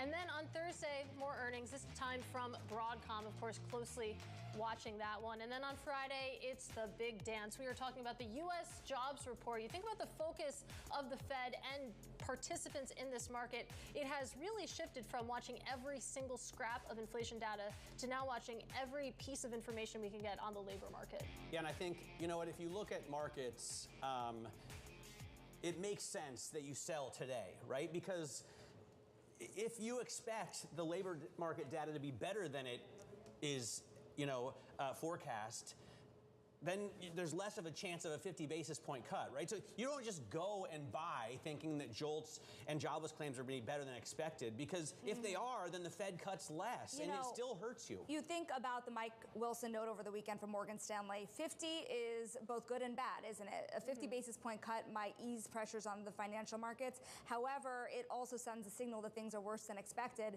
and perhaps 50 is not even enough to ease those pains that we've been talking about. Yeah, and I do like that point from Tracy McMillian. I mean, going back to our 9:30 conversation, that we're splitting hairs here. 25 or 50, we know what the path is. We know that this Fed is going to cut rates several times. Don't get too hung up. Doesn't get people into mortgages, doesn't get people into cars right away. It's very true. I mean, if you want people to buy houses, if you want people to buy cars, you need to cut much more. But stick with us through tomorrow, of course, and through the trade. Tomorrow we're going to talk to the CEO of Raymond James.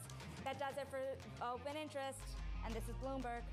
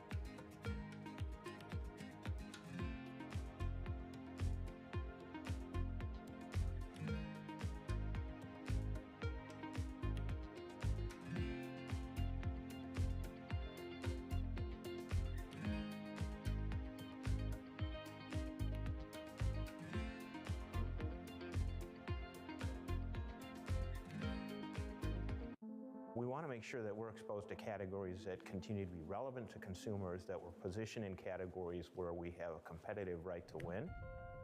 By strategically adding and shedding assets, General Mills has turned over about 20% of its net sales base in the last 6 years. It's dramatically expanded its pet food platform, starting with the purchase of Blue Buffalo Pet Products in 2018. That expansion dovetailed with a boom in demand. Pet in the U.S., pet feeding and treating, is a $50 billion category. It's almost 5 times the size of a category like cereal. Is this the future of the company? I mean, we so much associate General Mills with breakfast and cereals, human breakfast and human cereals. Are we now going to be thinking about General Mills much more as a pet food company?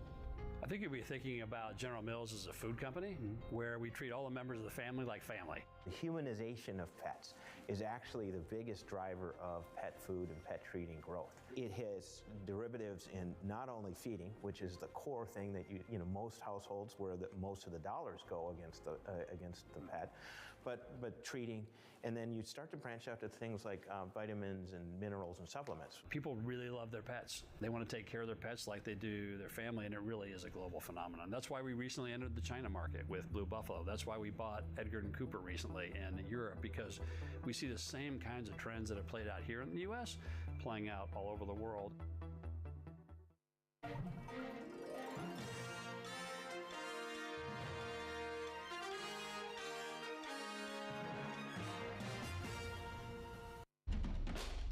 There is this real momentum from Wall Street. We are basically deep in the European earnings season. Take a look at how we're faring when it comes to Asian markets. From the heart of where innovation, money, and power collide in Silicon Valley and beyond, this is Bloomberg Technology with Caroline Hyde and Ed Ludlow.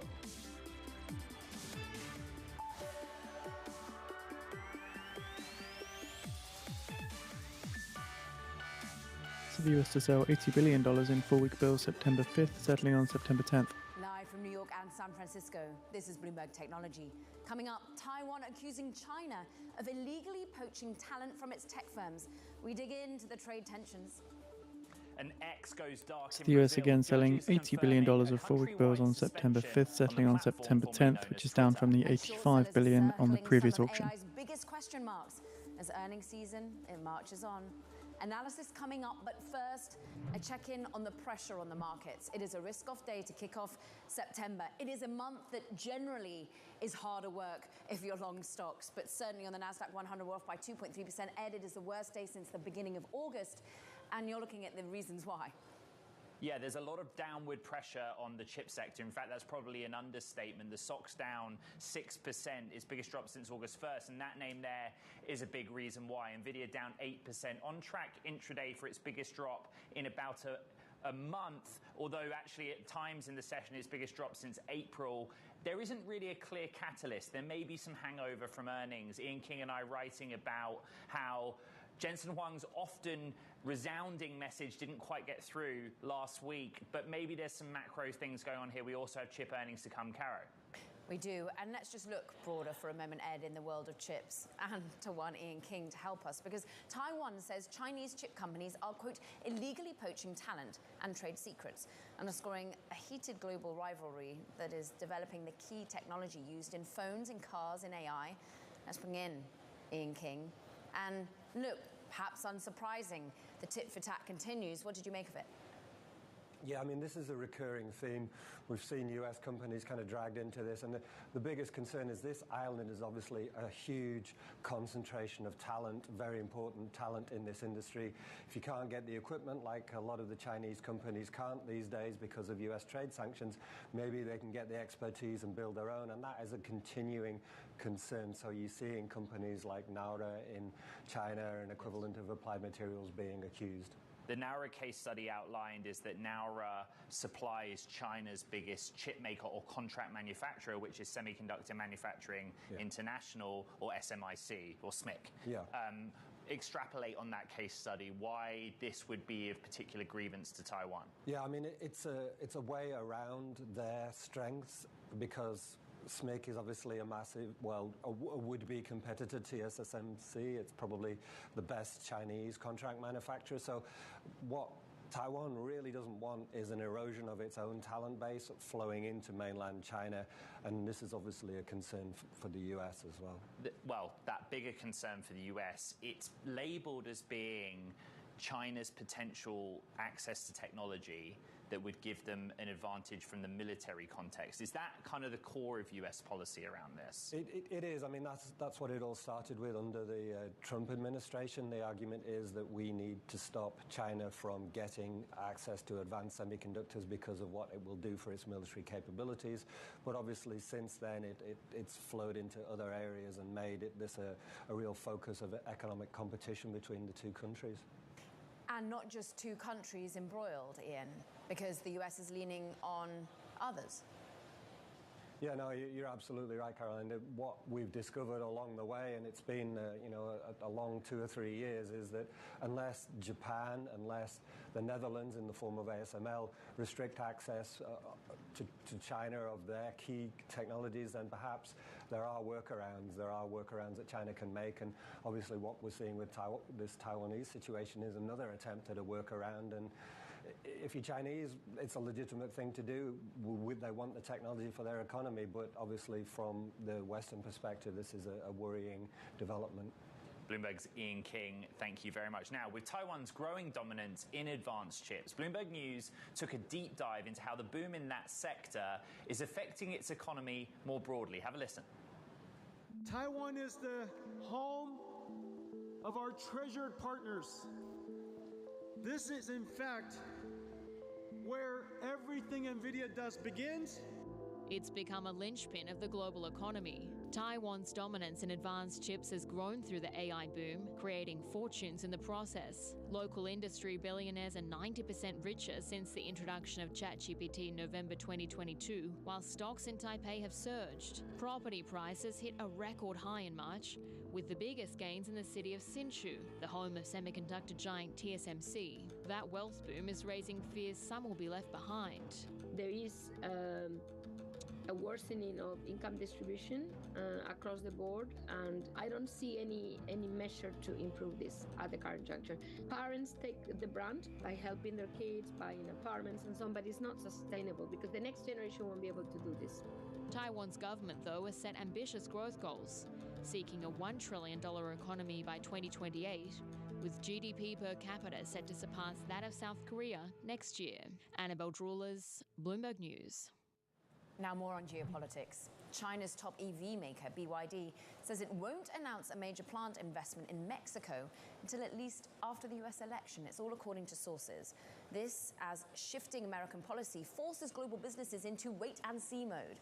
Let's get the technology investors' reaction. So ECB Simkus on Econostream earlier said October ECB rate cut quite unlikely. More companies feeling a lack of clarity from the US right now. Yes, it's a bit unusual to be this far into the election cycle with the election actually just around the corner, especially if you count voting not at the booth, early voting, to not have any clarity on the economic policies. And certainly our partners outside of the U.S. Are nervous, just as we may be here. Let's talk about what you've been seeing domestically. There is a lack of clarity because the election has not happened, but the policy leanings that we're hearing, for example, from now the Democratic ticket, are you feeling that companies, are you yourself as an investor changing how you look at companies based on US wanting, well, more geopolitical tension with China, not less? Well, you know, China, I think, is a special topic. I think it's party agnostic. I think that's one topic that Washington can agree on, is being a bit hawkish toward China. And it has been this way for many years. So, you know, when companies like BYD say that they want to wait until election is over, I wonder to myself if some of that is just the company saying that the election itself is a bit of an uncertainty for the markets, or if it truly is, it believes that there's going to be a policy difference, because from where I sit, I don't think there is. Both the Democratic Party, certainly it wasn't Harris at the time, it was President Biden, as well as the Trump campaign, they've both been very hawkish, especially on EVs that may be coming over from Mexico. So I think this is more noise than it is actually something that could be solidified into one party versus another being favorable to BYD or any other companies. Anna, you see that the China issue is bipartisan, difficult, but is there a clear pro-tech policy platform or pro-tech investment for either outcome of this presidential election in the US? And I think that's the hard part, is that we don't know. It's the hard part. There is some policy generalities that we've heard of from actually both parties, but there aren't any specifics that could make investors say, okay, this is pro-tech. If anything, I think there's increased pressure on tech with AI and certainly chips, right? AI enabling chips. There's a lot of national security concerns, and we've seen this in the last few years. This is not anything new, and I don't think it's going to be something that's going to be new after this election is over. In markets, there is seldom just one single headwind nor tailwind at any one time. There are multiple. Which is the greater focus for you right now, central bank policy or November? For us right now, it is definitely central bank policy. Because there's so much uncertainty, there's a lot of noise we're trying to ignore. The Fed, I think, is more on the closer docket, especially with the September rate cuts that the markets seem to be expecting. We are definitely expecting it. We've never been in the 50 basis point camp. We're still in the 25 basis point camp. But we think that could be a start of a cycle. 25 basis points isn't that big. So, it's not going to make or break a company that needs to borrow. But certainly a cycle would be a signal to the markets. And that could be the tide that lifts all boats. Tech certainly, but not just tech, but other areas of the market that have been suppressed for about 18 months now. Anna, all boats are not rising today. In fact, they're all falling, but chips the hardest. Do you invest in AI and chips at this moment? I think that depends on your time frame. If you're a long-term investor like us, chips definitely has a place because this AI thing is not over. It is not a hype. It needs to get cleaned up over time. But if you're a long-term investor, that's the infrastructure. That is at the center of how you develop AI. So I think it can be an exciting, it might be a buying opportunity, but certainly for the long term. Anna, there is anxiety in the market this morning. We're showing it on the screen. Were you left from NVIDIA's earnings with confidence, or are you still looking for more data on how long this investment cycle has to run? Certainly more data, but I wasn't pessimistic about it. Look, I mean, they beat. Right? It was just not good enough for the markets. That tells you more about the valuations of the markets than about the company itself. So we're not pessimistic, but at the same time, you sort of wonder, how long does this have to go? Right? And they have great market share right now. But when do the companies like Facebook and other companies that they rely on for their revenues say enough is enough? And that is the uncertainty that I think is coming down the line, maybe in 2025, 2026. Anna Raffman, CIO of CBIZ Investment Advisory Services, thank you very much. So coming up on the show, Brazilian judges ruling against Musk, upholding a nationwide ban against his social media platform X. We have the reports from the ground next. And take a look at Intel, Kara. Investors are basically bracing for more information. The chip makers presenting at the Citi Global Technology Conference tomorrow, and the options market pricing in a swing of around 5% in either direction on whatever's said. Reminder, last week, Bloomberg reported that Intel's asked its bankers to find strategic options like separating out its foundry business. The stock caught up with the chip slump, down more than 6% in the session. We'll be right back. This is Bloomberg Technology.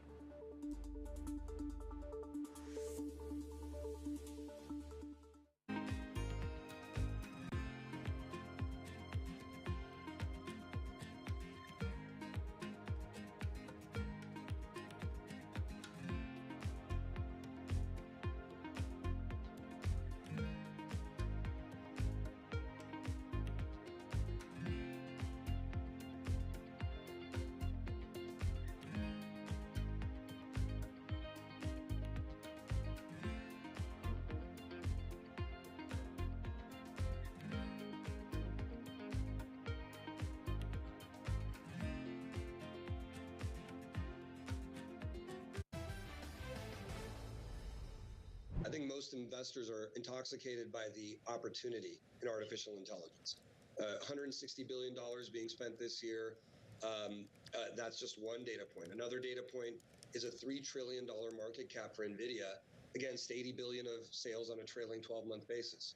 Obviously, a lot of growth is expected for NVIDIA and for other businesses in the space, but that is yet to materialize, and it's impossible to know what the scale will be of an NVIDIA or other players in the artificial intelligence ecosystem. I think investors are just so focused on the opportunity set, on what it can be, and it's a self-fulfilling prophecy. If you bought NVIDIA a year ago or 2 years ago, you're pretty excited about where it is today, and you think that it could go to the moon. As a result, you don't really focus on the risks. You're sort of just too excited about the opportunity.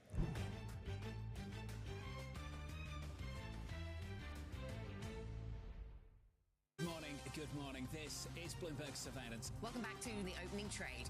This is Bloomberg Technology. This is the Asia trade. You're watching the close. Welcome to Balance of Power. This is Bloomberg. Bringing you up-to-the-minute business news whenever and wherever it happens. I'm Anne-Marie Herder in Ukraine, and this is Bloomberg.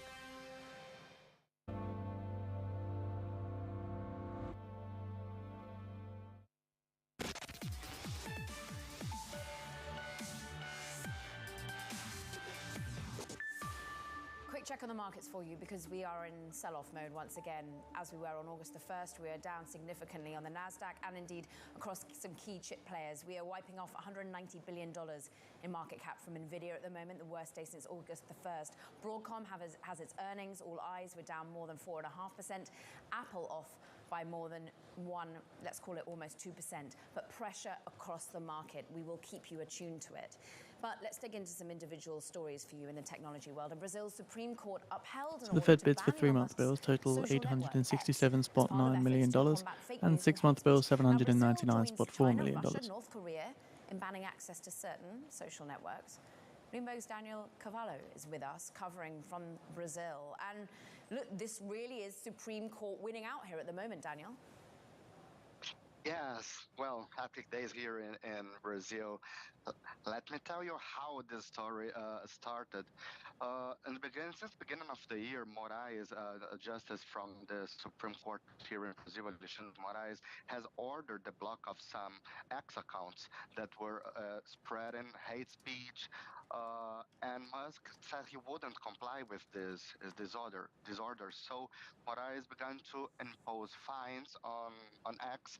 They didn't pay, so Brazil's justice was looking for who was the legal representative of the company in Brazil. I'm surprised there was nobody in this position. So last week, Justice Moraes said that Twitter would have 24 hours to nominate someone for this position. It didn't happen, so Friday night he ordered the block of X in Brazil. There are some outstanding questions, Daniel, about one of Elon Musk's other companies, which is SpaceX, and its Starlink satellite-based internet service. What are the considerations from the courts around Starlink and what they might do?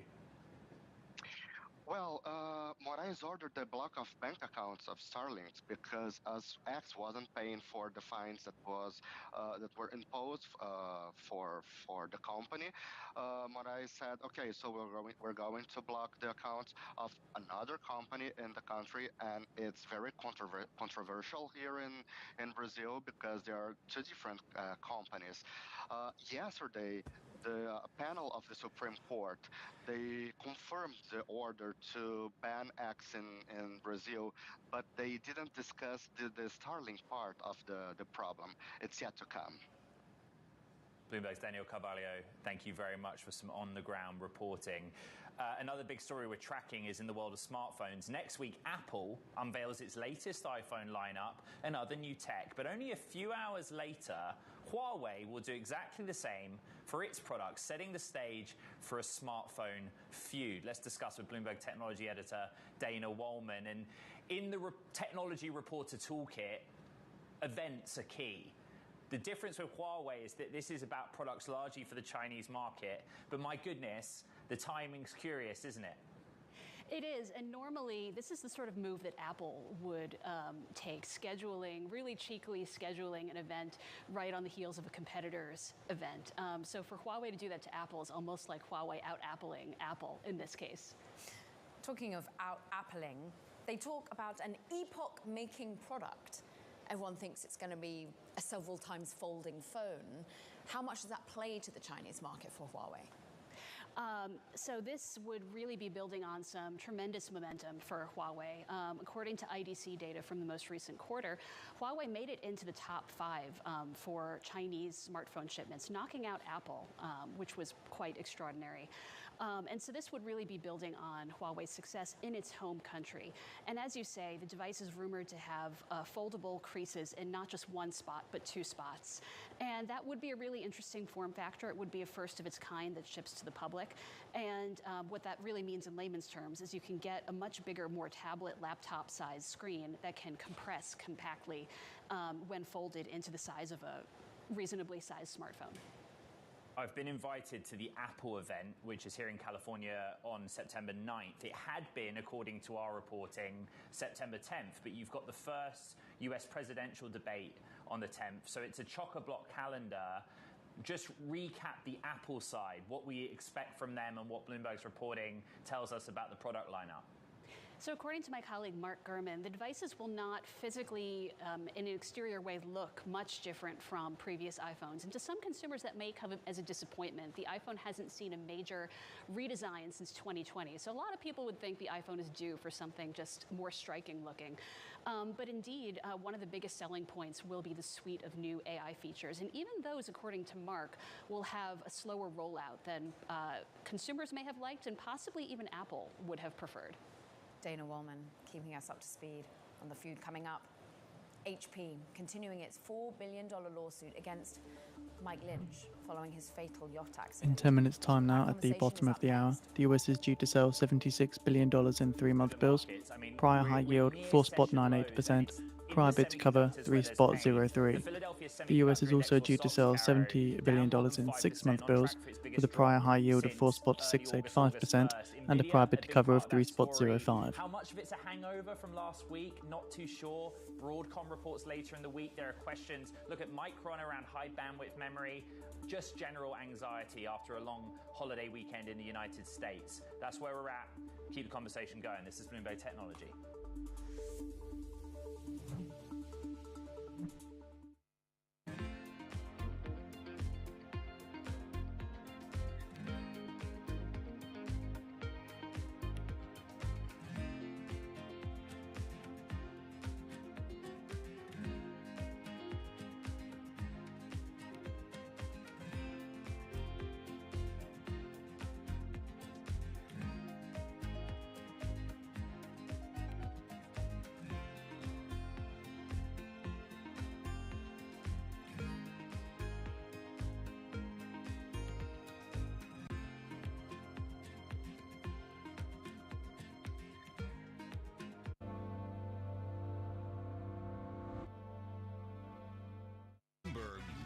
Earnings. I know it's like your Super Bowl, right? I can't wait. It's like opening presents in the morning. All right, it will be exciting.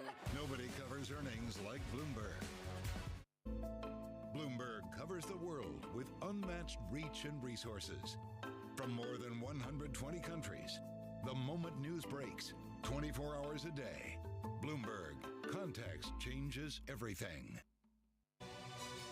This is Bloomberg News Now. News when you want it at the touch of a button. Another volatile day on Wall Street. We're seeing big moves. All eyes on Capitol Hill as Democrats and Republicans. Today's job numbers casting doubt on the Fed's next move. Inflation remains front and center. And that's news when you want it with Bloomberg News Now. Get it 24/7 on the Bloomberg Business app, Bloomberg.com, and anywhere you get your podcasts. Bloomberg News Now. Context changes everything.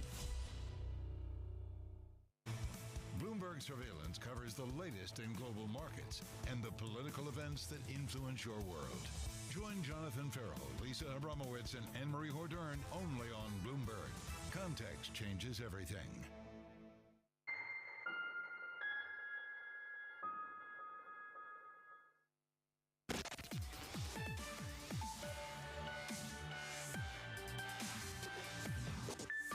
Hewlett-Packard Enterprise, HPE, says it intends to pursue the $4 billion damages claim in London against the estate of the recently deceased British tech tycoon, Mike Lynch.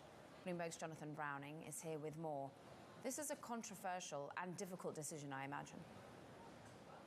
It is, and yet Hewlett-Packard Enterprise, which is the entity that has responsibility for the British case, has said that it intends to pursue this claim to the end. Just to distinguish between the two cases, there was a US criminal case that Mike Lynch was found not guilty in, and then there was the British case in London. And in the London case, Hewlett-Packard sued Mike Lynch and his former chief financial officer over the collapse of Autonomy, the software company, and they found, and the judge found, that Mike Lynch had fraudulently boosted the value of Autonomy. We are now at the point where we are waiting to see whether those damages can be collected, and HP yesterday said they intend to do so. It is little more than 1 week since Mike Lynch's body and that of his daughter were recovered from the sunken yacht off the coast of Italy. It's an extraordinary story, Jonathan, but could you just explain kind of procedurally what is happening at the moment with the investigation of what happened and now this legal challenge at the same time? Yeah, so in Italy, the prosecutor has opened a preliminary inquiry. They are looking at potential manslaughter charges relating to the foundering of this luxury yacht, the Bayesian, that sank in such a short period of time when severe weather struck. And they'll be looking at human error and all host of other issues. But as you say, it's just a few days.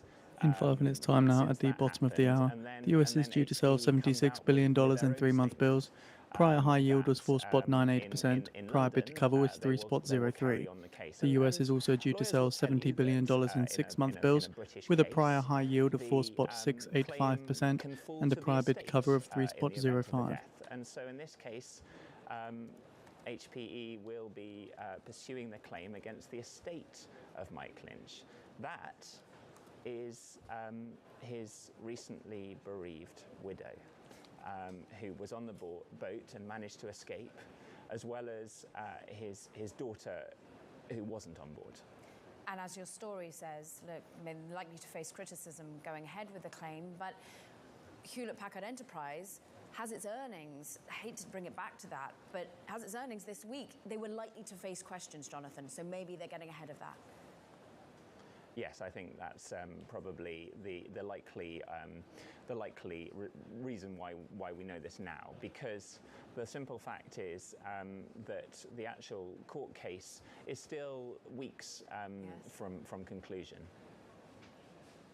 Bloomberg's Jonathan Browning, thank you very much for your reporting. Coming up here on Bloomberg Technology, the shorts are circling some of AI's biggest questions in the markets. That conversation's up next, as well as AI regulation with SAMA CEO Wendy Gonzalez. This is Bloomberg Technology.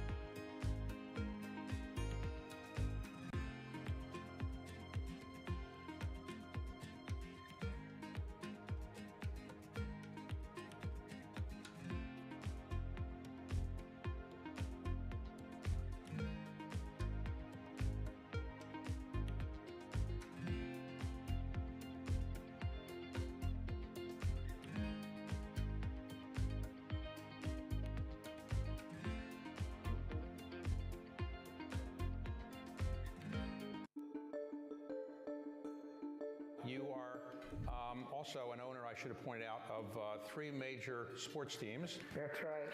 Right? And And you're the first woman, as I understand it, first woman to own have stake in 3 major sports teams. Is that right? Yes, and we'll say African American. You were approached by the owner then of the Washington Wizards and the Washington Caps about maybe buying the Washington Mystics, which is the women's basketball team. And what did you say? Well, first of all, it was Abe Pollin. He did come to me and Susan O'Malley, and they said, Abe Pollin says, look, I want you to be the face of the Washington Mystics. And I said, what do you mean be the face of? He says, I want you to buy this team. His health was failing. And I have to tell you, and a lot of women can understand this, we never get these opportunities. So that was the first thing that struck me. And I was flattered. I was really flattered. I said, well, Abe, what are the financials on this? And he handed them to me. He says, well, they're not making money. But I was still intrigued about team ownership. So we are shortly expecting the results of both the 3- and 6-month bill auctions. Good morning from our world headquarters in New York. I'm Manus Krennic. And I'm Danny Berger. Let's set your agenda. Bloomberg Brief delivers the market news, data, and analysis you need live every weekday at 5 a.m. Eastern. Bloomberg. Context changes everything.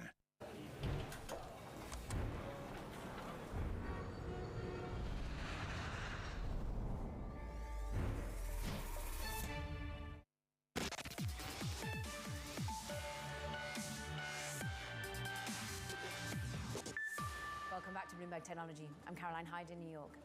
And I'm Ed Ludlow in San Francisco. And it is a down day to start this month of September.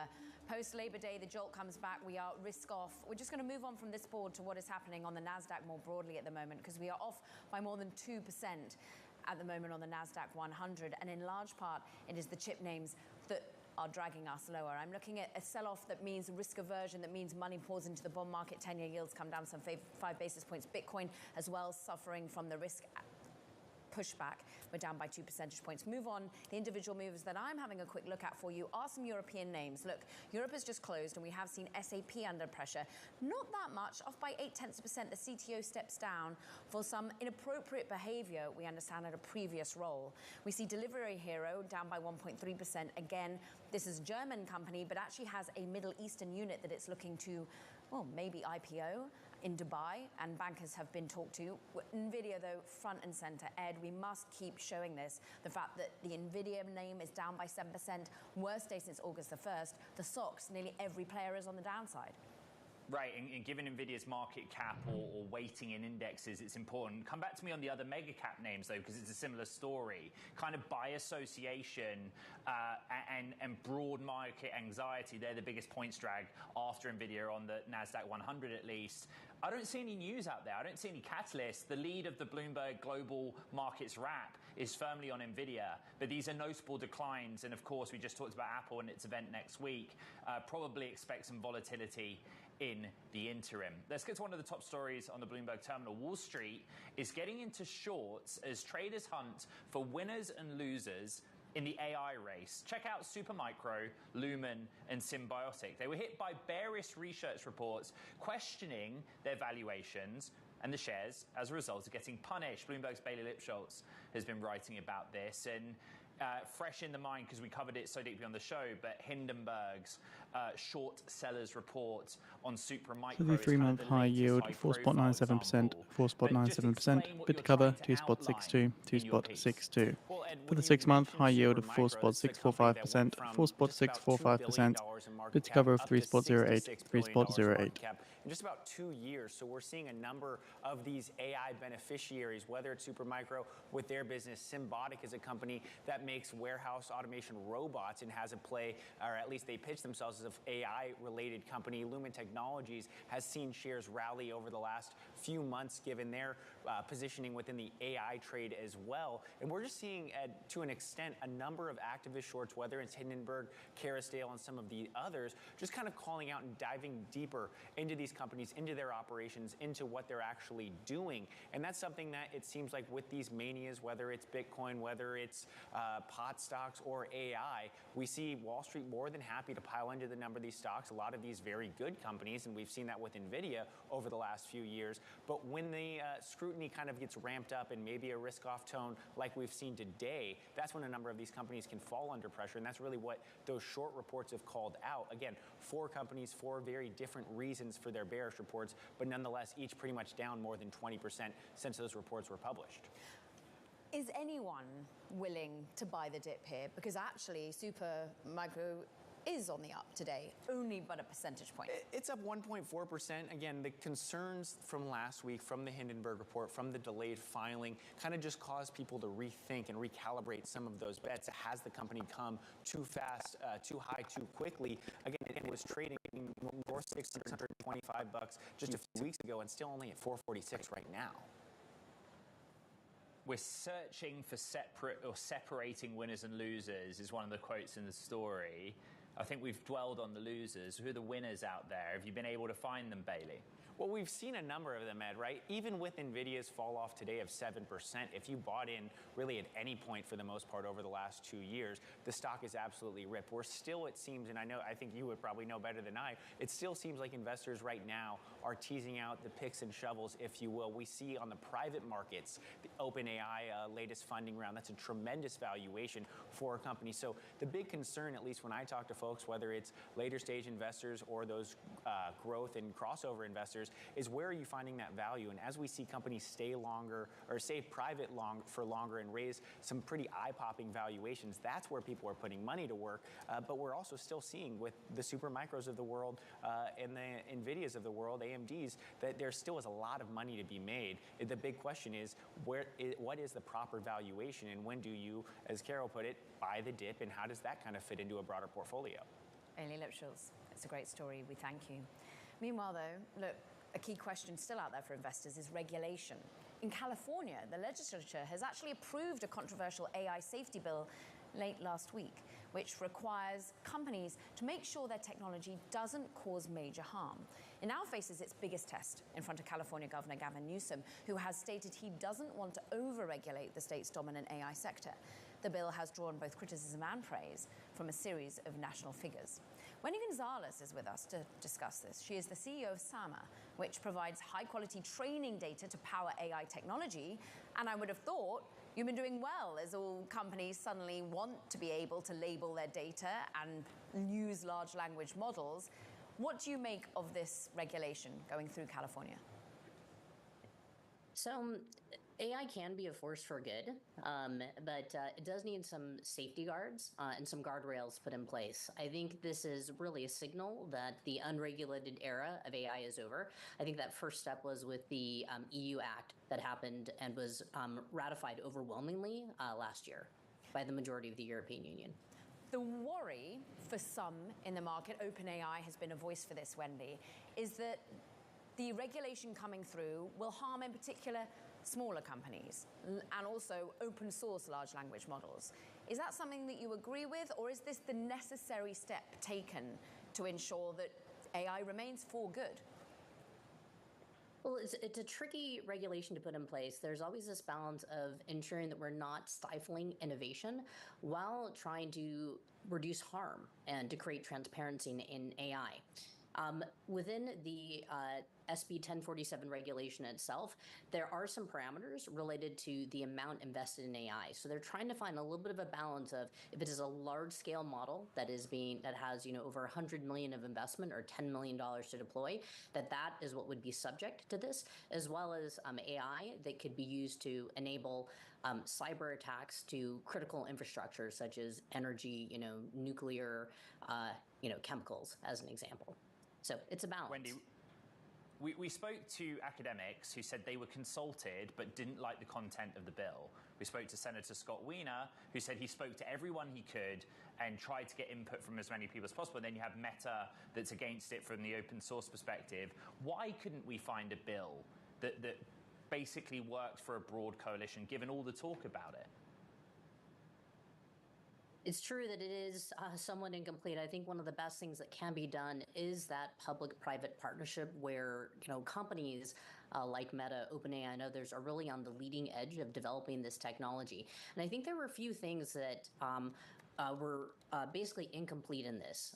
One was that there, is the notion of kill switches. The other is this notion of having third parties test.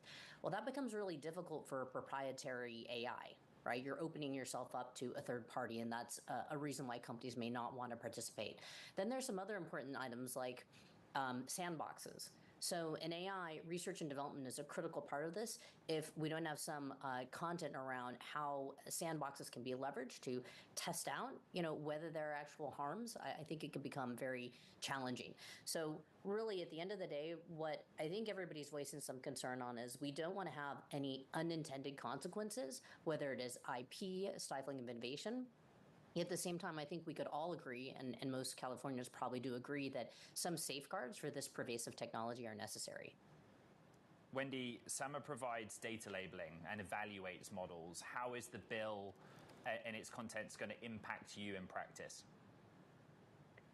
Well, one of the most critical things about developing responsible AI is having some human-centric validation. So I believe that this will ultimately drive forward some additional measures for both human-centric validation, quality management systems. So I think there could be an increase ultimately over time.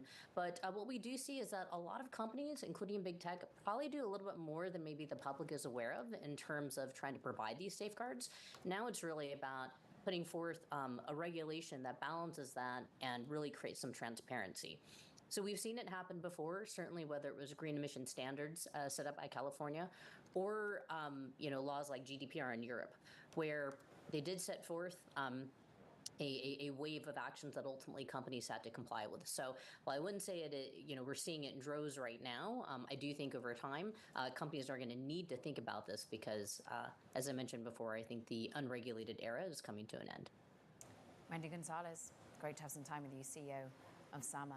Now we want to stick on the theme of AI, but the sell-off theme that we're currently seeing in the markets. Ed, this is deja vu of the start of August all over again. We're down by 2% on the NASDAQ 100. We're looking at NVIDIA being the biggest points drag once again, obviously when it's worth so much. $200 billion being wiped off in one day alone in its market cap. At least in the first week of August, there was something to point towards, right? The unwinding of the yen carry trade, central banks. There just seems to be a lot of anxiety for no specific reason or catalyst in the market. And the global wrap on the Bloomberg points out that, like you said, Caro, August and September, historically pretty tough. Yeah. Chip makers are doing badly, but there are other sectors at play, like the energy sector. I don't know where else we could look. Yeah, oil down sub $75 if you're looking at Brent, but it's notable that T. Rowe have come out, a particular fund manager there, saying, look, I am worried once again about a yen shock, seeing another one coming. Maybe it is the same root cause of anxieties that we saw, and September always being a pretty tough month if you're long equities. We're going to stick on this theme throughout, but coming up, another busy slate of earnings with AI in focus there too. We're looking ahead to results from Broadcom, from HP Enterprise. That conversation up next. This is Bloomberg Technology.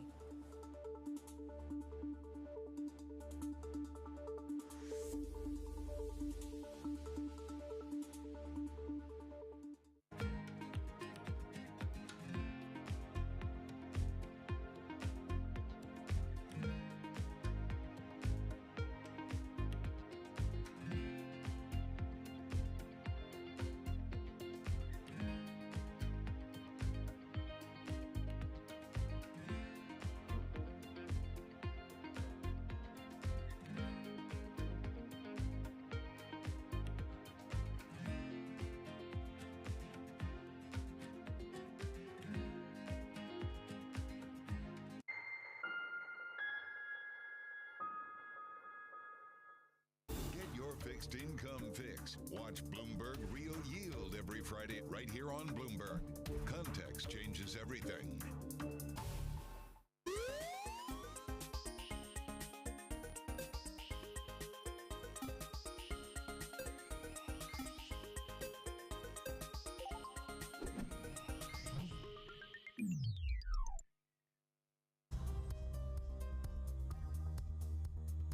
the countdown to the market open as we bring you the first trades across Europe. We'll debate the most important stories and what will drive the big investment decisions throughout the morning. I'm Guy Johnson. I'm Kriti Gupta. And I'm Anna Edwards. Join us every weekday morning for the opening trade, live at 7 a.m. here in London. Only on Bloomberg. Context changes everything.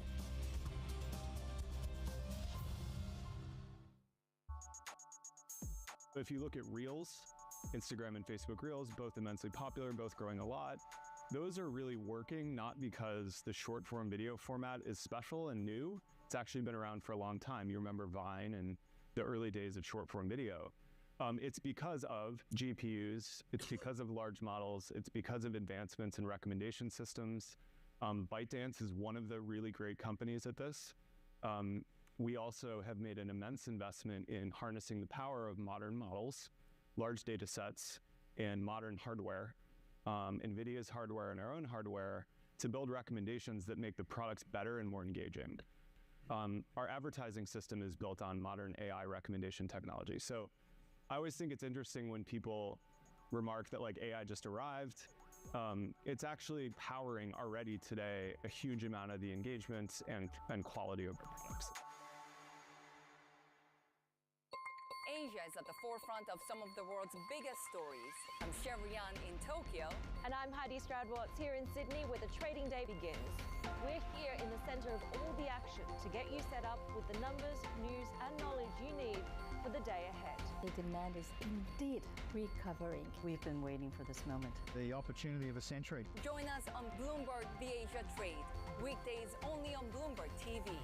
Context changes everything.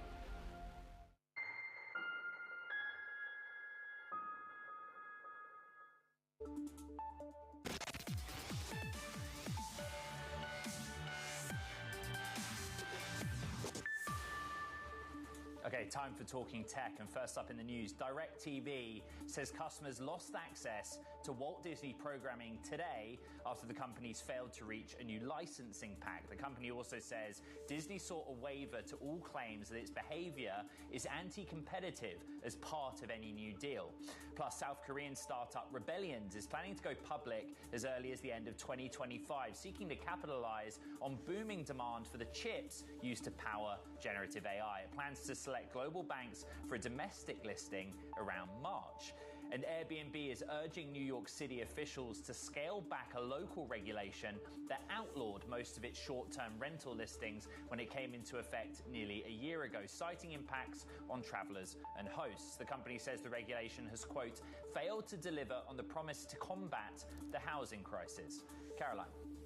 And let's just return our attention to earnings, because there are still some to come, believe it or not. HPE and Broadcom set to reveal actually pretty healthy growth in quarterly reports this week that will also be sifted for clues on the longevity of pretty heavy corporate spending on AI. Let's break it all down. Bloomberg Intelligence analyst Mandeep Singh. I'm going to start with Broadcom. The market is anxious today. It seems to be a report coming from the Semiconductor Industry Association showing below seasonal trends. But what will we dissect from Broadcom more broadly? Look, they are a pretty diversified company, and when you look at their two main segments, the software side is recurring in nature. They tend to focus a lot more on cybersecurity, and as we know from the CrowdStrike outage, cybersecurity spending actually has done pretty well, and in fact, our survey suggests there should be an uptick as a result of that outage. On the semiconductor side, look, every hyperscaler has told us they are over-investing right now in AI infrastructure buildup. And granted, 60% of the dollars are going to NVIDIA, but the remainder, I would say, Broadcom, Marvell, we saw the print from Marvell was pretty strong, because all these hyperscalers are focusing on custom chips. I mean, at the end of the day, whether it's Amazon or Google, they want to do their in-house chips, as well as a lot of the enterprises that are focused on compliance aspects of Gen AI. They don't want to build everything on the cloud. So to my mind, a company like Broadcom that's giving you all the, the basic infrastructure you need, whether it's on the networking side or the custom chip development, they should benefit from the trend and CapEx spend we are seeing. And Broadcom may not say it explicitly, but Broadcom helps Google with its TPU. What about Hewlett-Packard Enterprise. It's kind of like at this stage in earnings season, historically it might have been hard to get yourself kind of pumped up for this, Mandeep. But look at the anxiety in the market. It's another print we need to watch. Well, so I look at it this way. All the companies that require, AI-ready servers, there aren't many places they can go to. It's Dell, SMCI, albeit all the things that happen, with their 10K filing, but and HPE. And I think all these companies have razor-thin margins when it comes to the AI servers, but still it's the growing part of their business. And right now we have heard from every semiconductor maker that, the market is undersupplied. And that's why, whether you're a server company or chip company, you still ride this trend. Now, what, the new Blackwell release will do, who knows? But clearly, we know for a fact that all these companies are looking to build their AI infrastructure. And I think because these companies fit in the supply chain, they should benefit from that trend. There's been much said of bulls versus bears. Now, some of the bearish line of argument is just valuation. Yeah. Mandeep, what do you make of some of these valuations on these companies? Look, I think with NVIDIA, you could argue the multiple is rich, but can you find another company that's growing sales at 50% plus? And so that's where, as long as they keep beating and raising the way they have, it's hard to be bearish on valuation. At the same time, there is a risk that when the growth tapers, and it will taper, everyone expects that.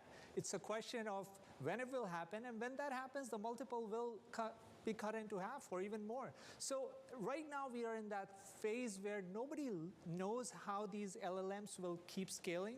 There will be a plateau in terms of the scaling for the LLMs, but we haven't hit that yet. And the market will look ahead. It will look 12 to 18 months ahead. But right now the bet is it's not 12 to 18 months ahead. It's probably a little further along. And I think until then, the valuation is sustainable because with tech, you pay a premium for growth. Yeah. And these are the growth pockets within that tech sector. Mandeep, real quick, if capital expenditures was the watchword for the hyperscalers, which metric do you watch for those other names left to report? Well, so look, I think when it comes to Broadcom or HP, Broadcom is more diversified, but top-line growth is what you care about, and gross margins. With NVIDIA, what everyone was scared about was that peak in gross margins. So with Broadcom, if we hear a similar story, then that's when you get worried because gross margins are very important for hardware companies. Bloomberg Intelligence senior analyst Mandeep Singh, thank you very much. Now, coming up on the show, it started with Taylor Swift, but this time Oasis fans are causing a stir over ticket price surges. Stay tuned. This is Bloomberg Technology.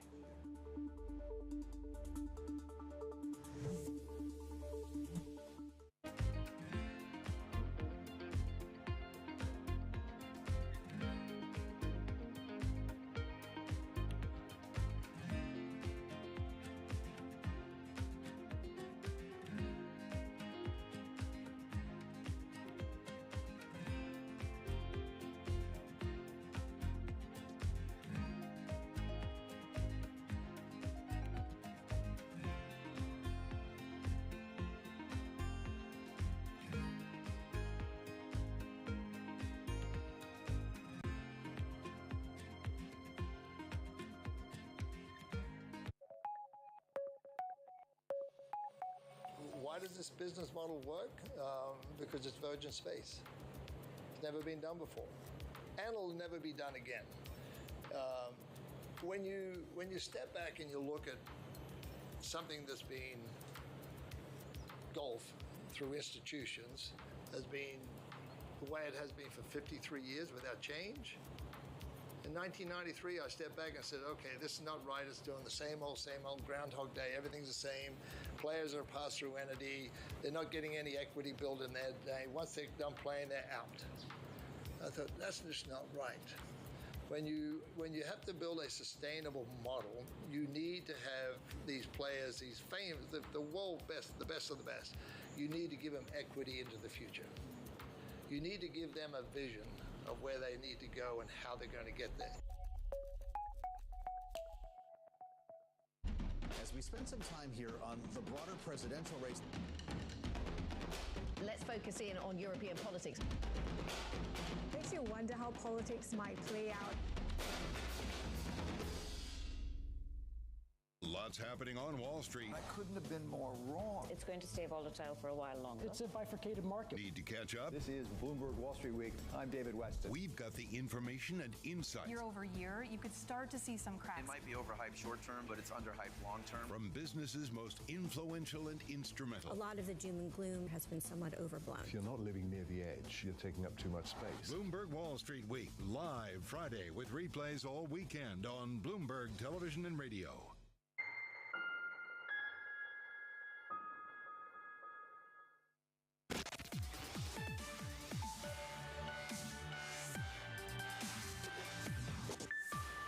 Fans of Oasis. They're looking back in anger, you get it, at Ticketmaster. Thanks to prices skyrocketing for the group's highly anticipated reunion tour. Now, the ticket platform was using dynamic pricing to set ticket prices, which of course adjusts prices based on real-time demand from the market. Prices jumped by multiples when tickets went on sale, prompting hundreds of complaints to advertising regulators. Bloomberg's Charlie Wells joins us now. You are the voice when it comes to personal finance, and you'd been bracing for this, people playing the system ahead of it, Charlie. Oh, yes, I have. I have been covering this story since last week. I've been talking to fans up and down the UK, and it's striking how the energy has changed from last week when there was a sense of jubilation. I was talking to fans who were willing to do anything to get their hands on these tickets, to frustration this week, those same fans unable to get them due to some tech issues, and of course, some of those dynamic pricing issues as well. That frustration is playing out on Instagram, X, formerly known as Twitter. I literally see Liam and Noel Gallagher's faces everywhere, which makes me think about technology. Is there nothing that they could have done from a tech perspective to stop this, or is tech to blame? That's a really interesting question. I mean, on one hand, there's a sort of communications and marketing side to this where, you know, dynamic pricing is newer here in the UK than it is in the US as far as concerts. But when you think about things like Uber, of course, there's surge pricing here. So there's an argument that the band or that Ticketmaster could have been clear that this was going to happen. But I've actually been talking to a number of fans, you know, after the weekend, and they said that some tech glitches were actually almost more frustrating. So when Nikki Bentley here in Essex said that she was accused of being a bot by the website. And then I also spoke with someone in Brighton, Rob Harlow, and he said he made it to the front of that digital queue, but by the time he got there, he was then kicked out and ended up at number 250,000 in line. So a mix of that kind of communications issue, but also some tech glitches here. Bloomberg's Charlie Wells all over this story for a little while. Thank you very much. Caro, we go straight to markets. We have to. I don't know where to look other than at the index level. NASDAQ 100 tech is under pressure. That's an understatement. Nvidia is the problem at the index level from a points drag perspective. But when you see a name like Apple down more than 2%, then you start to ask, okay, what's the bigger thing that's happening here? And it's probably the chips, right? And Ed, we are in back to school mode. We've got volumes actually higher when compared to previous sell-offs at the moment. We're up some 7% in volumes on the NASDAQ. And you're so right, it is chips again. We're down by 7% on Nvidia. The broad semiconductor index is under pressure. I think only one name was in the green. We're seeing by 5.8%. We're off of our lows on the day, Ed. But it's important that we look ahead to Broadcom in terms of its earnings. Yeah, and Intel speaking tomorrow at that Citi conference as well. That does it for this edition of Bloomberg Technology. Short a week, but my goodness, a lot to talk about and recap. You know the podcast. You find it on Apple, Spotify, the Bloomberg platforms. Buckle up. I think it's going to be a busy one. This is Bloomberg Technology.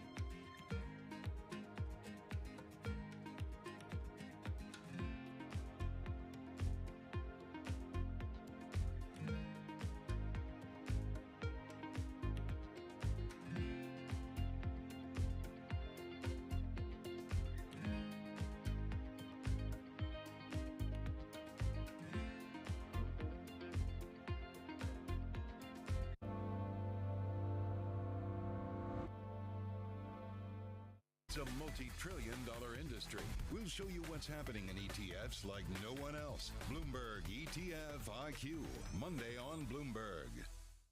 From the world of politics to the world of business, Joe Matthew and Keely Lines deliver news, insight, and analysis live 2 times a day every trading day. Balance of Power at 1 and 5 Eastern, only on Bloomberg. The top names in business are on Bloomberg. It's about category creation. You know, today we are a tea drinking nation. Tea penetration is 91%, 93%. We are at 25% of the affluent class. We are at 14-15% of the overall market. I'm confident that if we continue to do what we are good at, in terms of the Starbucks experience, in terms of the coffee expertise, in terms of localizing and innovating, we will get our consumers. Nobody covers business like Bloomberg. There is this real momentum from Wall Street. We are basically deep in the European earnings season. Take a look at how we're faring when it comes to Asian markets. Good morning, this is Bloomberg Daybreak Europe. I'm Tom McKenzie in London. These are the stories that set your agenda. Taking you from the U.S. market's close to the overnight session in Asia. We'll walk you through what you need to know to kickstart the European trading day. Live from our European headquarters, we bring you the day's top market-moving stories, unmatched expert analysis, and on-the-ground reporting from across the continent. Tune in to Daybreak Europe, only on Bloomberg Television. Context changes everything.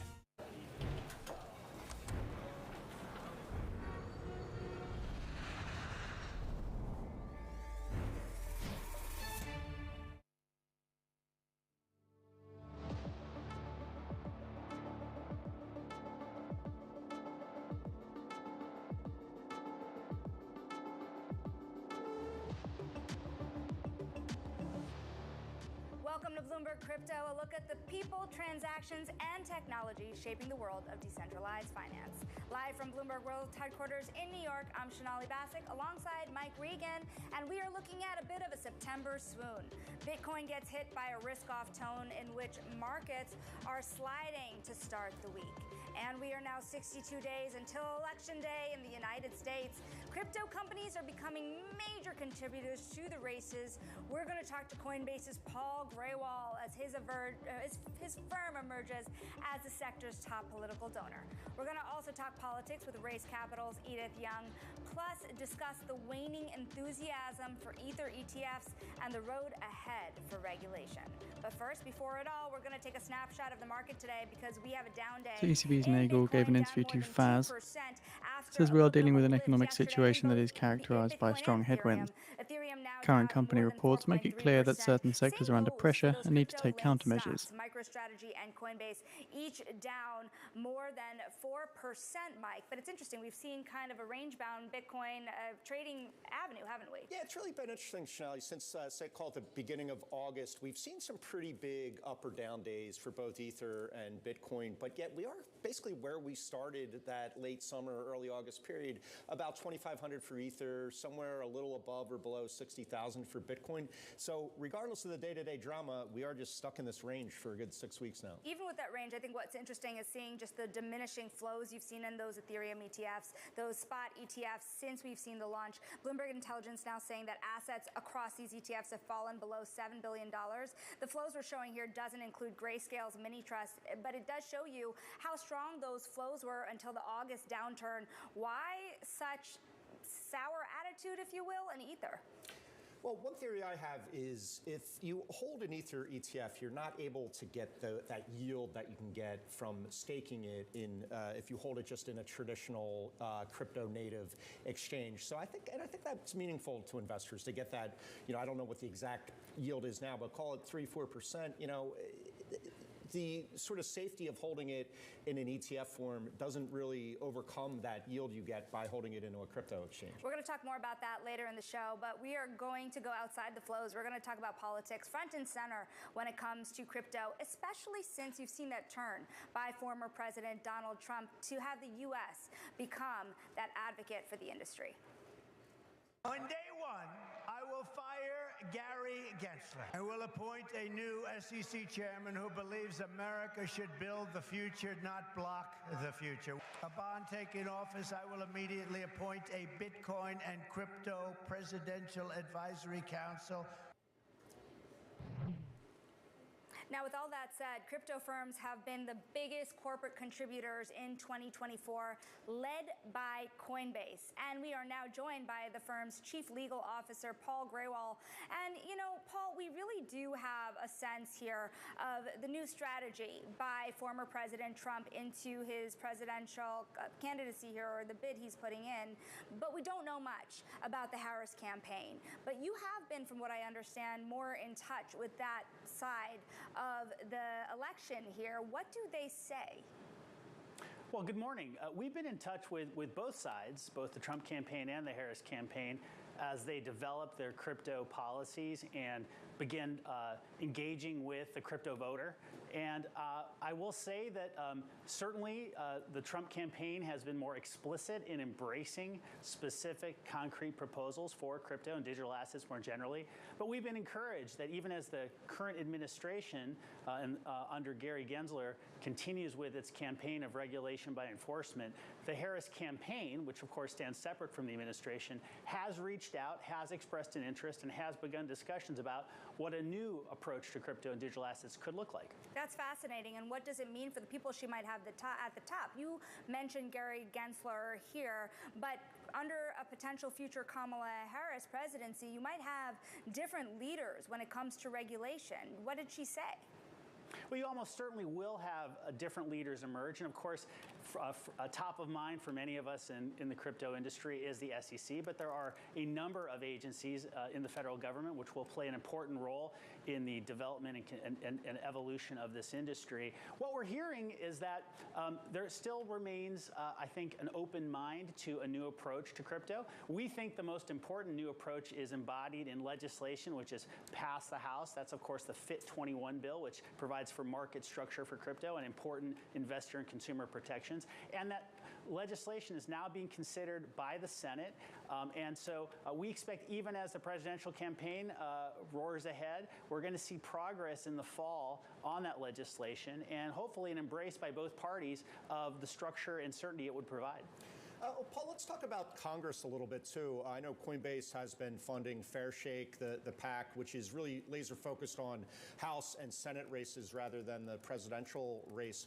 Should the industry get a very pro-crypto Congress in 2025, is that legislation that passed the House still sort of, you know, what you would like to see passed, or is there room for a whole new bill that's perhaps even a little bit more friendly to the industry should you get that congressional outcome that you're looking for? Well, no legislation is perfect, and FIT21 is no exception to that. But it's a strong bill, which includes the most critical protections for market structure. And I think there's no question about it. We are going to see a pro-crypto Congress emerge, regardless of the particular outcome in individual races and, of course, the outcome in the presidential race. We've seen evidence of this. 71 Democrats joined with almost every Republican in the House in supporting FIT21. And we're now seeing Democrats in the Senate, whether it's Senator Gillibrand, whether it's others on the Senate Banking Committee, express a real interest in moving forward with that legislation. Senator Stabenow, of course, in the Agriculture Committee. We're just pleased to see now members of both houses and on both sides of the aisle understand that 52 million Americans or more who have bought or sold a digital asset are expecting the Congress to do its job. Yeah, Paul, I think one of the fascinating things about crypto, when you think of crypto and regulation, is the innovation in crypto is often sort of 1 or 2 steps ahead of the regulators, what they're thinking about. So I'm curious how you think about that when you think of this legislation that's on the table and when you think of Coinbase's business, you know, an exchange company at heart, but also expanding out into a blockchain project with Base. You know, is it possible to sort of make legislation that is future-proof, that considers all the different areas that crypto can get into and not have to be coming back to the question of, is this legal or not in the industry? You know, how do you think about that future when it comes to regulation? Well, what's very interesting is that while the innovation almost always does race ahead of the current state of the law, it hasn't raced ahead of the sentiment among millions of Americans that they want to see digital assets, cryptocurrencies, other blockchain-based technologies as part of their financial future. One of the virtues of the pending legislation is that it would call for additional rulemaking by the regulators and appropriate agencies to fill in the gaps, to write in the details that are going to evolve over time. But it will provide a durable framework that will So ECB's Nagel says he fears operating losses for the Bundesbank this year are at similar levels to last year. Or certainly any one particular chair of the SEC or any other agency. It's interesting because we talk about all the players in Washington here that are needed really to change the tone, and Congress is a big, big part of that. You've been spending a lot of time in Ohio, as I understand it, and it's really interesting. Ohio, of course, you have a senator that has very long been a very vocal point of that Senate Banking Committee, really the committee here that has a very close relationship to the SEC and its own oversight. How does Ohio change the game? Well, as an Ohio native, I certainly pay a lot of attention to my home state. But putting that aside, Ohio is, I think, a critical battleground for the future of crypto and the future of durable, sustainable crypto legislation. Senator Brown has expressed deep skepticism in the past about digital assets and cryptocurrencies, and yet we're seeing a real conversation around crypto take place in his race against Bernie Moreno. And I think that for either of these candidates, it's going to be critical to pay attention to the over 1 million Ohioans who have now bought and sold cryptocurrencies or digital assets, and the tens of thousands who have signed up as advocates with Stand With Crypto. The people who have said, we want to have a crypto dialogue in the political dialogue, and we're going to vote on this issue. So I think for both Senator Brown and for Mr. Moreno, it's going to be critical to pay attention to what their voters want. Paul, quickly, we started off this segment with that quote from Donald Trump promising to fire Gary Gensler. I'm wondering if that happens, are there any names sort of floating around in your circle of who you'd like to see get that job? Well, there are certainly all sorts of names that have been floated. We don't have a particular view on which of those individuals might make the best SEC chair. I think regardless of particular names or particular individuals, what's critical is that we have an administration that is committed to sensible rules for crypto, and that in nominating someone as chair of the SEC or in confirming someone on behalf of the Senate Banking Committee, that their views on crypto be a critical part of the conversation, and that their understanding that crypto needs to be part of our financial future be a critical criteria. Really quickly here, Paul, do you think that if there's a change in administration and a change in SEC chair, that the suits that the SEC have made against you, the nature could change? Well, regardless of whether or not there is any change of view at the SEC as a result of a change in administration, we're prepared to litigate. We're prepared to win that case in court. We are confident that the courts are going to see this our way, and so we are absolutely laser focused on that outcome. But certainly, with a change in administration will come the opportunity for a new SEC chair and a new commission as a whole to reconsider whether this is the right way to regulate this important emerging asset class and technology. It certainly stands in stark contrast to what we're seeing in Europe and all over the world, where there's a much more sensible, pragmatic, and still tough approach being taken that focuses on legislation, not litigation, is the answer. Paul, absolutely fascinating to talk to you at this moment. That is Coinbase Chief Legal Officer Paul Graywall. Now, coming up, we're going to talk about venture capital sentiment in the crypto space as the Fed works to avoid a recession. Where is all that risk appetite? And to access all the latest data and news on crypto, check out CRYP Go on the terminal. This is Bloomberg.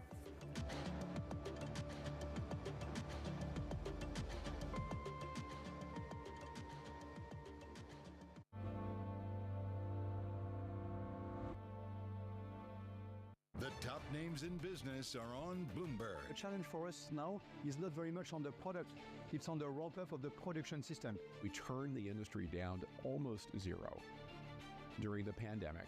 And what we're trying to do now is turn it all the way back on. And that's hard. We lost not only people during the pandemic, we lost a tremendous amount of experience. A lot of skilled people have left the industry. We have to hire new people. The supply chain has to hire new resources and train the people, educate them.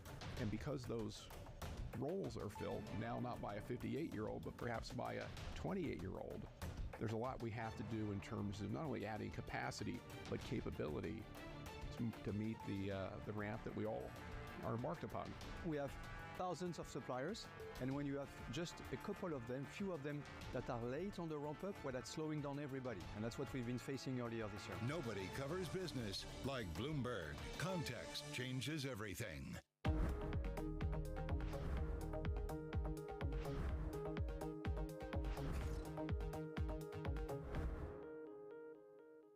Today's CFOs are reshaping the C-suite. Bloomberg's chief future officer shines a spotlight on these dynamic leaders. Healthcare giant Johnson & Johnson is staking its future on innovation. Making investment decisions under pressure has become business as usual for CFO Joe Wolk. The world is coming at us faster than it ever has. We're getting information more quickly. We're going to have to move faster. The competition's moving faster. Watch Chief Future Officer, only on Bloomberg. Good morning. This is Bloomberg Surveillance. Welcome back to the opening trade. This is Bloomberg Technology. This is the Asia trade. You're watching the close. Welcome to Balance of Power. This is Bloomberg.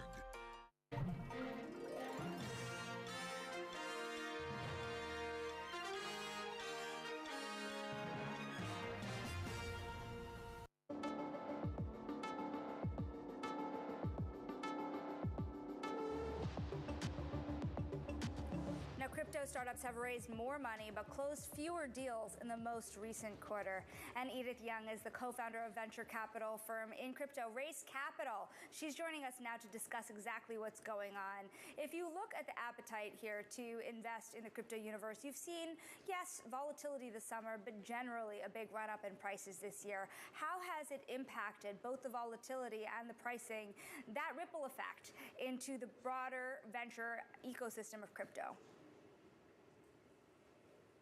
I think, obviously, beside the volatilities, and this year, there's a few things I really want to highlight on the more positive side of things, which is the approval of the Bitcoin ETF, the Ether ETF, the proliferation of stablecoin, which really drove a lot of the PayFi, real life use cases, like regardless as remittances or trade finances. Now the Solana developers ecosystem is alive and kicking with the support of PayPal and Stripe. So yes, there's a lot of volatilities, which really sometimes do set the mood of the whole crypto ecosystem. But at the same time, what is really exciting from a venture investor point of view is a lot of developers are heads down building, and that's really what it matters at the end of the day. But of course, a lot of the volatilities is so much driven by the mainstream economic environment. And if you think about it, like all the crypto community want is really regulatory clarity and economic stability. Edith, one thing we've been talking about on this show is kind of that lackluster vibe you're getting in the current flows when you see the Ethereum ETFs, the spot ETFs. And you do see Ethereum prices also quite sluggish of late. So does this mean that demand for Ethereum is waning overall, or that the product just simply isn't as attractive as the spot ETF product, not as attractive as the Ethereum kind of spot in the crypto markets? I think overall, from a race capital point of view, we don't trade ETF or any like liquid token in the market. We do focus on early stage. But having said that, I do think that summer in general in the past is fairly slow. And then I think like the whole investor community, regardless of crypto, not crypto, are really sort of like taking a wait and see attitude and wanted to know like who's going to win the presidential election in the US. That really mattered quite a bit. And we certainly see that even in the regular stock market. So in that sense, I think it's just a matter of time. And I do, look forward to after the presidential election and how it's going to turn out. Well, Edith, I wanted to ask you, are there any sort of sectors of the industry that are most attractive right now from a venture capital standpoint? And, come election day, are there some certain type of sectors that we could expect some investments in?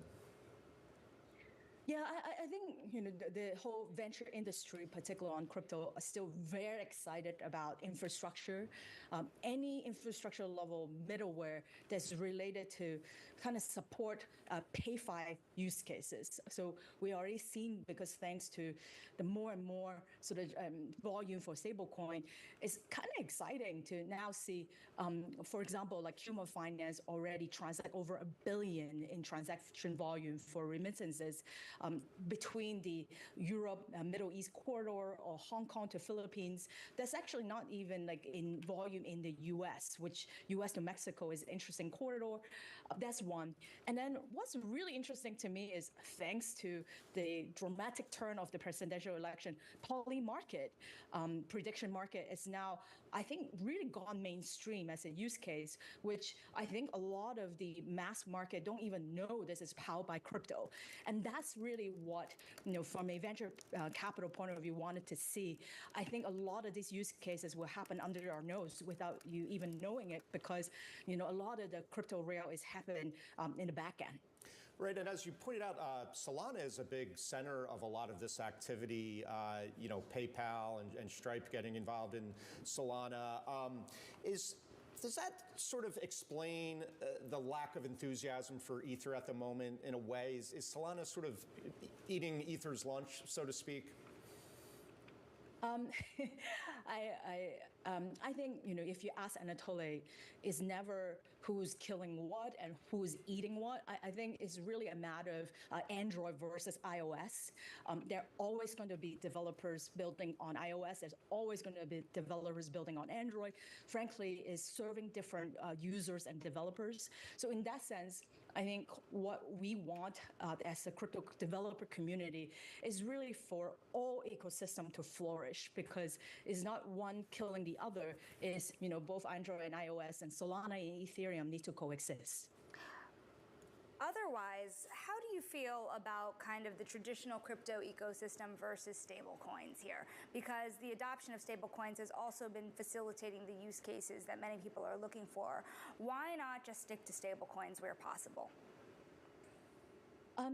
This is super valid. I'm a big supporter of stablecoin, because if you think about a few use cases that I mentioned, regardless of Human Finance or poly market, the user simply is transacting a stablecoin. So in that sense, I think many, regardless of the PayPal of the world, Solana of the world, and I also really enjoy you guys' conversation with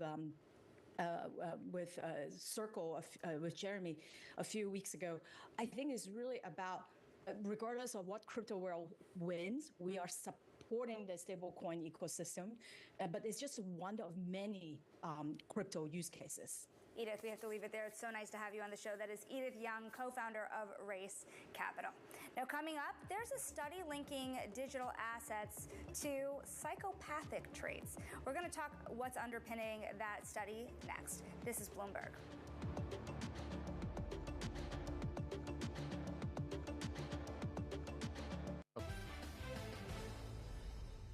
I think most investors are intoxicated by the opportunity in artificial intelligence.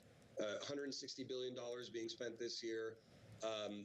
That's just one data point. Another data point is a $3 trillion market cap for NVIDIA against $80 billion of sales on a trailing 12-month basis. Obviously, a lot of growth is expected for NVIDIA and for other businesses in the space, but that is yet to materialize, and it's impossible to know what the scale will be of an NVIDIA or other players in the artificial intelligence ecosystem. I think investors are just so focused on the opportunity set, on what it can be, and it's a self-fulfilling prophecy. If you bought NVIDIA a year ago or 2 years ago, you're pretty excited about where it is today, and you think that it could go to the moon. As a result, you don't really focus on the risks. You're sort of just too excited about the opportunity.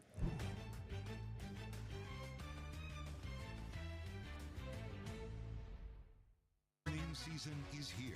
You're seeing back-to-back billion-dollar-plus quarters. The forward indicators were so positive. Bloomberg is first to break the numbers. Texas Instruments out, folks. Goldman Sachs. Taking a look at Mattel. There is something for everybody. With the smartest insights. People are whitewashing AI. Wallets are under pressure. We are committed to EVs. They're going to happen.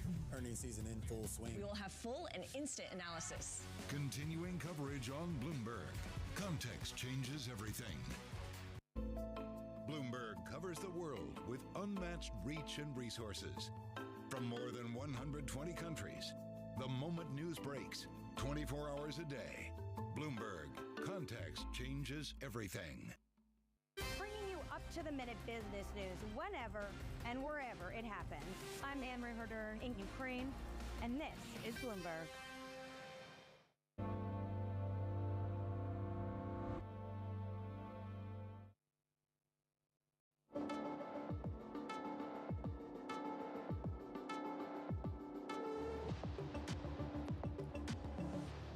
There's a recent academic paper by researchers at the University of Toronto and the University of Miami that found that crypto owners tend to exhibit higher levels of dark personality traits.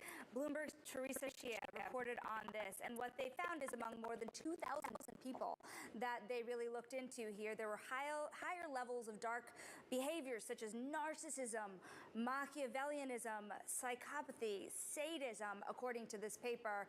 What exactly were they finding? Yeah, I mean, they were saying that if you're a crypto holder, then you probably have a higher chance of distributing these dark traits, one of them being psychopathy. There were also other findings related to more likely being male, and just the idea that you're willing to and like seeing volatility in your assets and things that you invest in. Don't look at me, more likely being male psychopaths. I don't know why you guys are giving me the funny look. But Teresa, what I thought was funny is that anecdotally, now I haven't done a study on this, but we all know that crypto traders tend to have pretty good senses of humor, self-deprecating senses of humor. So you reached out to a few people to ask, who traded crypto, to ask what they thought about this, and what was their response? Yeah, for sure. Like, honestly, when I reached out, I was a bit scared. I didn't want, defensive reactions. But honestly, everyone was pretty accepting. They would even consider this not news because most people were like, yeah, if you are interested in crypto, then this is not surprising. The reason why you even got into it is because you're willing to take the chance of seeing your money go up and down. Right. One of the quotes from a 57-year-old crypto trader, you literally have to be crazy to be involved in something where your net worth is going up $1 million and down $1 million in one day. Nothing is guaranteed. In just about a minute here, Teresa, I mean, why did the researchers here go off on this study in the first place? Do you know much about the study? Yeah, definitely. I mean, it's not, I think it is the first one that's relating, crypto holders and these traits, but it's definitely not the first one that's examined certain personality traits amongst, Wall Street leadership. I know that there was one that I studied that kind of had links between abusive corporate leadership and working in these types of industries. So nothing new there, but I think for crypto, it's probably the most recent one. Final quote from the same trader. Call us whatever you want. We are leading the way. Sounds Machiavellian to me. Teresa, thank you so much for your time and for your reporting. That is Teresa Shea. We're going to check on the markets before we let you go here. Of course, remember, we have seen a really risk-off tone here that is also driving crypto lower. We have had Bitcoin drop about 2% on the day. Ethereum dropped 4.3% today. Remember, this is in line with the broader markets as well that have experienced a bit of a downturn.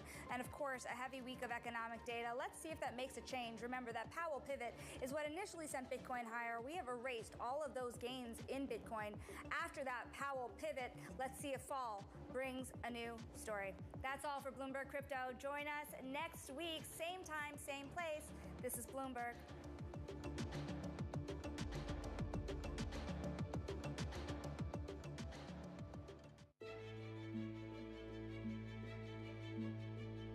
What legacy I would love to leave is to make sure that in my village I have infrastructure. So long when I'm gone, things are still working, then I have done my job. And if some people get inspired through my work and then try to engage themselves for their community, and create something that is inspiring for everyone, I will be happy.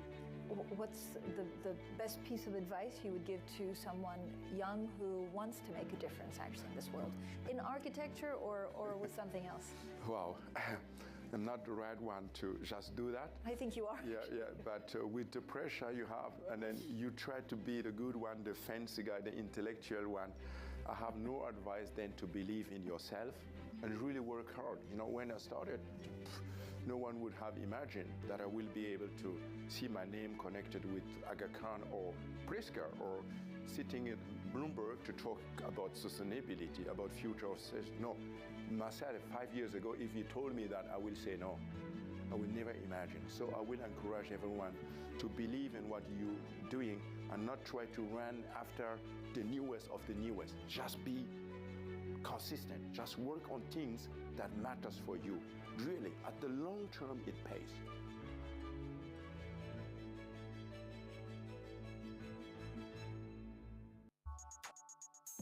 If you look at Reels, Instagram and Facebook Reels, both immensely popular, both growing a lot, those are really working not because the short form video format is special and new. It's actually been around for a long time. You remember Vine and the early days of short form video.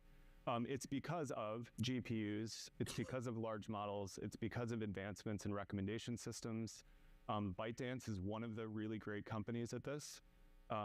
We also have made an immense investment in harnessing the power of modern models, large data sets, and modern hardware, NVIDIA's hardware and our own hardware, to build recommendations that make the products better and more engaging. Our advertising system is built on modern AI recommendation technology. So I always think it's interesting when people remark that like AI just arrived. It's actually powering already today a huge amount of the engagement and quality of our products. This is Bloomberg News Now. News when you want it at the touch of a button. Another volatile day on Wall Street. We're seeing big moves. All eyes on Capitol Hill as Democrats and Republicans prepare. Today's job numbers casting doubt on the Fed's next move. Inflation remains front and center. And that's news when you want it with Bloomberg News Now. Get it 24/7 on the Bloomberg Business app, Bloomberg.com, and anywhere you get your podcasts. Bloomberg News Now. Context changes everything.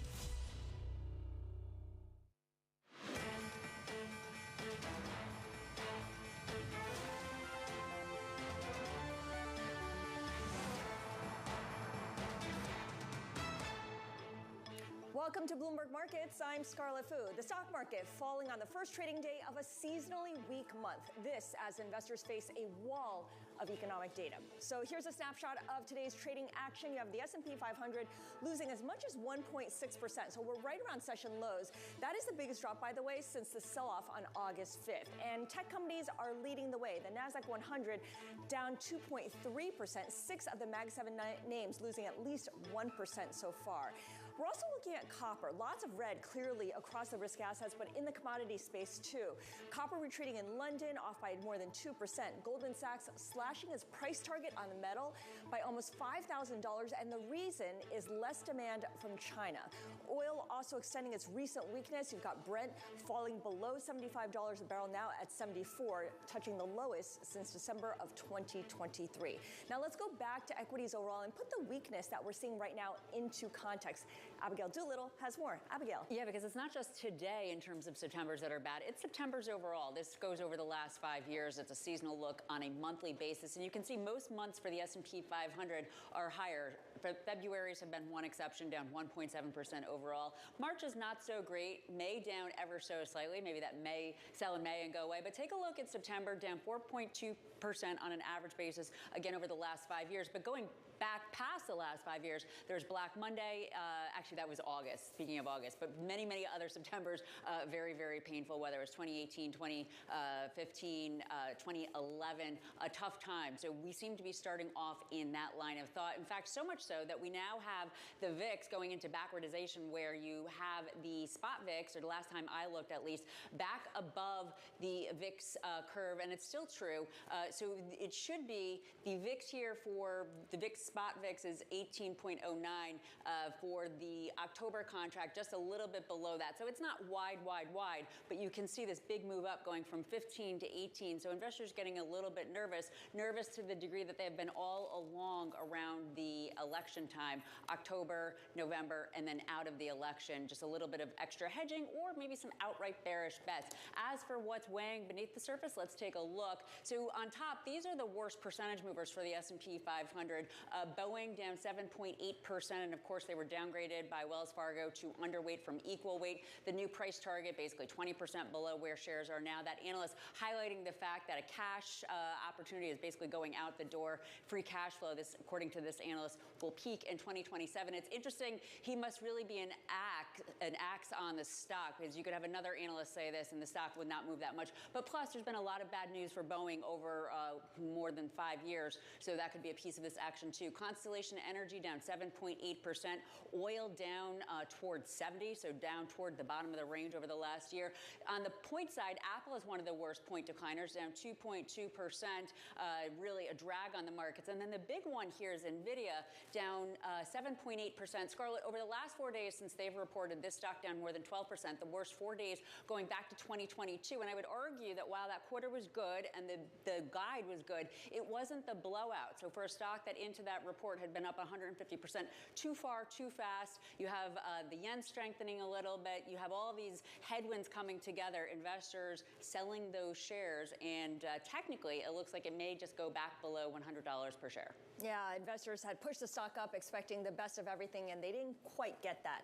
Bloomberg's Abigail Doolittle, thank you so much. Now, adding to the nervousness across markets, a raft of economic data due out this week. Today, we learned that U.S. manufacturing activity shrank for a 5th month. Evercore ISI's Julian Emanuel saying a variety of factors are shaping the perception of this headline. If you look at manufacturing, it has essentially been, as Mike said, in this sort of weakened state for the better part of a year now. And, you know, part of the benefit of China not growing as expected has been the cap on commodity prices, which is a significant tailwind for risk assets in general, to a point. But again, there is this expectation that this, you know, you're not going to tip over because of China weakness, and we've seen it in the past, and that's part of where the Fed's calculus comes into play.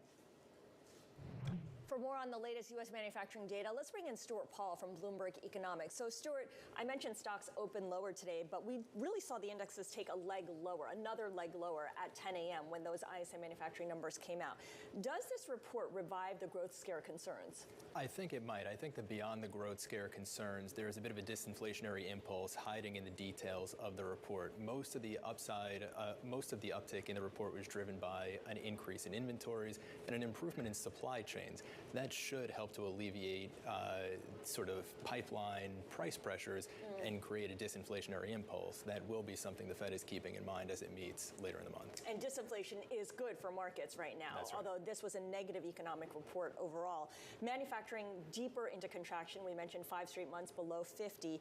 How often does a manufacturing recession spill over into the broader economy? It's typically just something that's indicative of broader economic activity. It's not necessarily the case that a contraction in the manufacturing sector spills out broadly into the economy. Manufacturing comprises about 10% of total GDP, a little bit higher in some select states, but they tend to be smaller states. But when you see weakness in consumer demand for finished products, that's indicative of what's going on in terms of just broader consumption growth. When you see consumption growth approaching zero, that's when you start entering that real recession risk phase. Julian Emanuel mentioned a linkage to China. How does China play into these manufacturing numbers, if at all? They're related in that they're both U.S. manufacturers and Chinese manufacturers are competing for input prices, despite the fact that there is some slowdown just globally and in the U.S. in manufacturing. We have seen, at least in the August data, actually an upside surprise in the prices paid in raw materials. Again, this is August data. We have to think on a forward-looking basis, the thing that probably matters most in a global context and across borders is that we see domestic demand weakness. Right. And so looking forward, we should see, again, some of that disinflation, some of that weakening pipeline price pressures. Okay. You do see evidence that companies are holding off on spending, whether that's on hiring or whether that's on restocking inventory because of the upcoming election. Is that a component here that we need to think about? I think that election uncertainty is part of it. I think that part of it is just weakness in the consumer outlook and weakness in demand. Firms are reporting that they are allowing for declining headcount, both through attrition, and they're starting to lay off workers.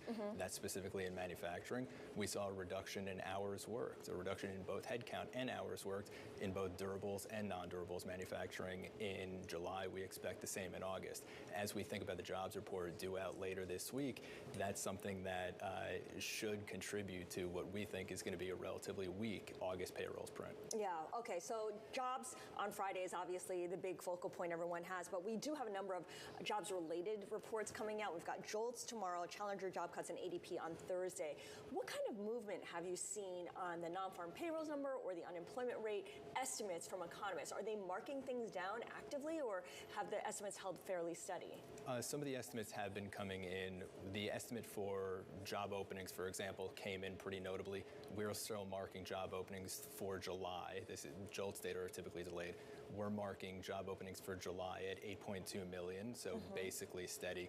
When you look at the non-farm payrolls numbers, most of them have been coming in from about 170,000 as an early estimate, and they're starting to fall closer to 150, 145,000 jobs added in August. Unemployment rate forecasts typically, or for the most part, are staying steady around 4.2.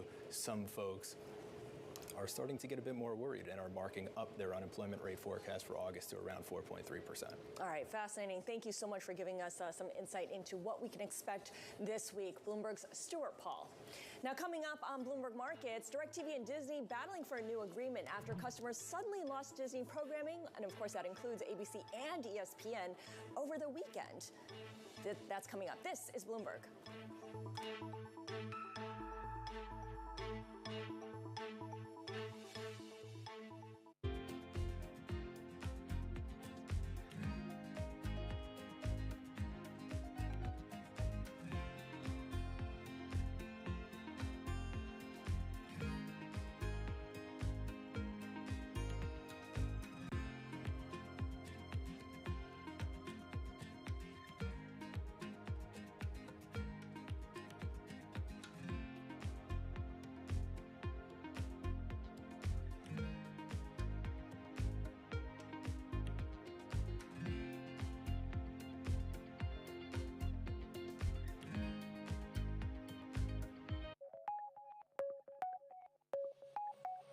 Why does this business model work? Because it's virgin space. It's never been done before, and it'll never be done again. When you step back and you look at something that's been golf through institutions has been the way it has been for 53 years without change. In 1993, I stepped back and said, okay, this is not right. It's doing the same old Groundhog Day. Everything's the same.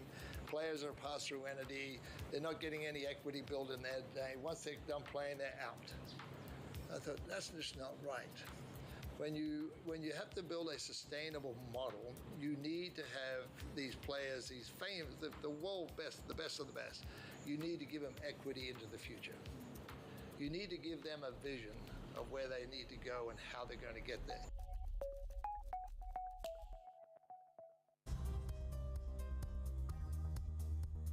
It's the countdown to the market open as we bring you the first trades across Europe.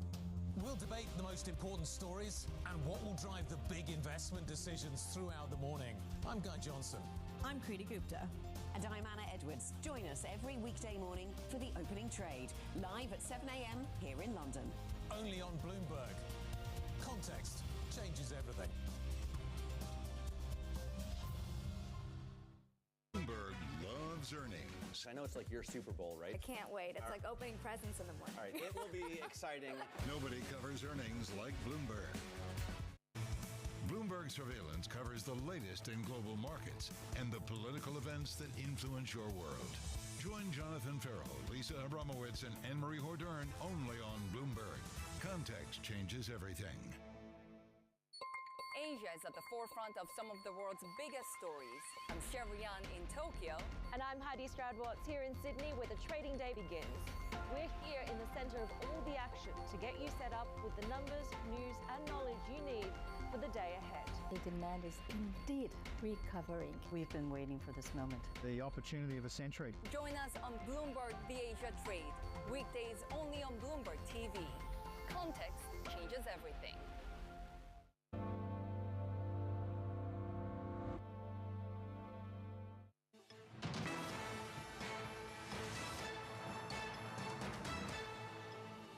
This is Bloomberg Markets. I'm Scarlett Fu. It's time now for our stock of the hour, which is Disney, whose shares are falling. It was down as much as 1.1%, but has come back a little bit here. A contract dispute over the weekend led DirecTV customers to lose access to ESPN, ABC, and other Disney programming. Bloomberg's Chris Palmieri has been covering this and joins us live now from Los Angeles. And Chris, one thing that we should note is that timing of this dispute is no accident. It's at the start of September, which is when football season begins, both college football and the NFL. And Disney kind of has a history of getting into contract disputes around this time of the year, doesn't it? Yeah, if you remember a year ago, they got in a big fight with Charter, now the #1 cable company. It was a very similar thing about renewal of ABC and ESPN. And this time around, it's DirecTV, the third largest. We're talking about 11 million customers across the U.S. And, right at the start of football season and the U.S. Open, if you're a fan of that as well, they lost their channels. Right, and the idea is that they have more leverage because this is when consumers really want to be watching that programming. What is the usual course of action here, and are events kind of lining up to follow the usual script? Yes and no. Yes, in the sense that they all yell and say that this is an outrage, and there's no compromise here. And then in the end, they compromise. But DirecTV had a call this morning for analysts, and they said, oh, does this just mean you'll cave before Monday Night Football next week? And the CFO said, no, CFO said this is an existential fight for us. This is over the future of our business. And what they're asking is they don't just want better rates and have to pay for fewer subscribers. They want the flexibility to offer packages that are sort of like streaming services. So there could be one just for kids and family programming, one for news junkies, one just for sports, and one for kind of general entertainment, and to have the ability to take these channels and put them together and offer them at lower prices to consumers. So the idea is that people who don't want to watch sports don't have to pay for it because that's the costliest part of the package. Is Disney receptive to any of these smaller packages, smaller bundles? Partly. They did offer, for example, a smaller sports package, but DirecTV said that there were other terms added to that, and they didn't get into specifics, but that just made it unusable for them. And to put this in context, the DirecTV folks said they pay Disney about $2 billion a year in subscriber fees. This is about $270 from each household. So the Fed bids for 52-week bills, a total $525.3 million. Disney for all of those channels, ESPN, Disney Channel, ABC. Yeah, to fund all those expensive live sports rights, which Disney, exactly. ESPN has no choice but to bid it because that is the reason for being. So when it comes down to it, for ESPN, a lot of it comes down to what happens with this part of the Disney empire and how it manages through all the cord cutting that's been ongoing consistently, even as it brings in a lot of cash flow. The president of ESPN, Jimmy Pitaro, recently laid out his strategy. Is there anything new to it? Did he say anything that you didn't already know? Well, it is evolving, and for example, next year they're going to launch a standalone version of ESPN for streaming. This season they have this tool where you can find out where any game is on, whether it's on an ESPN platform or another network. They're making a big push into sports betting this year with ESPN Bet and integrating all the apps so you can get data for betting. So they're making a lot of changes in the business, and to get back to DirecTV, they say they're basically encouraging people to leave the traditional TV package with all of these other features that you can get online and get directly, and at the same time they're sort of starving in a way the traditional TV customer. Not so much in sports because all of the big games are on ESPN, but in terms of the entertainment channels, so much goes direct to the streaming services nowadays. Chris, final question to you. Any update on Venue, the sports JV that Disney was planning to launch with Fox and Warner Brothers Discovery? I know that a judge halted the launch, but is there any next steps being articulated here? All three of the major partners, Fox, Warner Brothers, and Disney, say that they're going to continue to fight this. They didn't think the judge was fair in her decision, but it certainly seems, in this case, like DirecTV, seems to embolden the distributors to fight for their own version of Venue, essentially. Okay, got it. Bloomberg's Chris Palmieri, who covers Disney and other entertainment companies out in LA for us. Thank you so much. Let's turn now to market makers in the headlines today, and we'll talk about two of the biggest, Citadel Securities and Jane Street. Both are on track for record annual revenue. Bloomberg has learned that at Ken Griffin Citadel Securities, first half net trading revenue rose 81% to just under $5 billion from the same period a year ago. While at Jane Street, net trading revenue gained a similar amount, 78% to $8.4 billion. For more on all of this, let's bring in now Bloomberg's Catherine Doherty. So, Catherine, Citadel Securities, Jane Street, these are not publicly traded companies. They are not obligated to disclose any of these numbers, right? That's right, but they do have debt, and those credit investors are getting their results. They're getting updates. It doesn't have to be on such a strict schedule as if you were a public company having to disclose and tell your investors when you're going to disclose. But recently we've heard from Jane Street and Citadel Securities in the debt market. That's where these numbers are coming from. They're giving updates to those investors to provide some color on why they're seeing this record jump or the potential to reach a record for 2024. And they're citing both the volume in the equities and credit market. And for Jane Street in particular, they recently took out a loan in the market. That is why they're coming to credit investors. And they're saying that they're able to invest using that money that they got from the credit market to essentially help just not only continue the momentum, but to set a path that will potentially see growth that reaches and starts to compete with the major U.S. banks. Okay, I'm glad you're going there, because to what extent are they taking market share from the major U.S. banks, or are they creating opportunities for themselves by offering expertise, access to nichier parts of the market? So it's a combination of two things. Number one, the pie is getting bigger. So they're coming into this space and they're competing with the big U.S. banks, but because the pie is bigger, they're able to take market share. It's not necessarily that it has to be at the expense of the bank. But in the future, we will start to track to see whether the market share pulls back in a significant way from some of these big public U.S. trading firms. And if the market makers are providing the expertise that you allude to, that is in the form of their technology that's able to provide better pricing, tight pricing, and also their people that they're taking from sometimes it is from the U.S. banks. Other times they're coming from hedge funds. They're providing expertise in the form of fixed income and equities trading. For Jane Street, they're very dominant in the ETF trading space. That's right. So their people and their technology is really their bread and butter, and where they're putting money so that they can not just maintain this growth, but really accelerate into the future. Very quick question for you. What's been the trajectory of their growth? If you were to kind of plot it out over time, has it been gradual or has it suddenly gone higher? So last year, across the market, this wasn't just with the market makers. You saw a pullback in trading from 2022 and 2021. Both of those years were record hauls.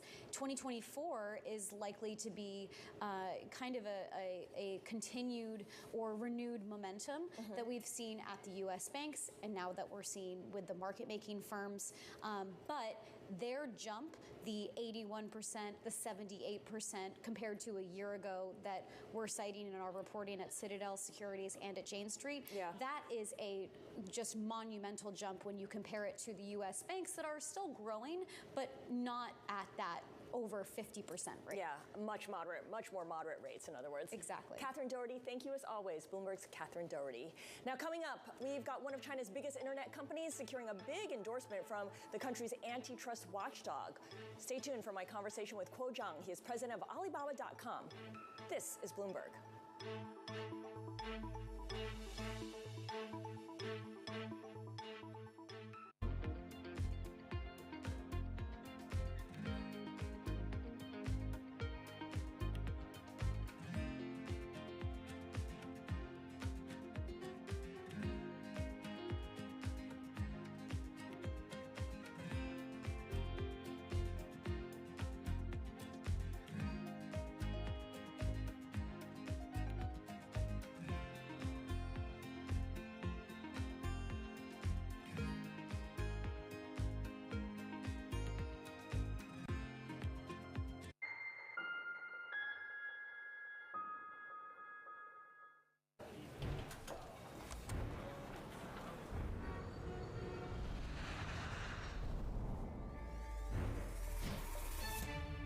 Good morning from our world headquarters in New York. I'm Menace Credit. And I'm Danny Berger. Let's set your agenda.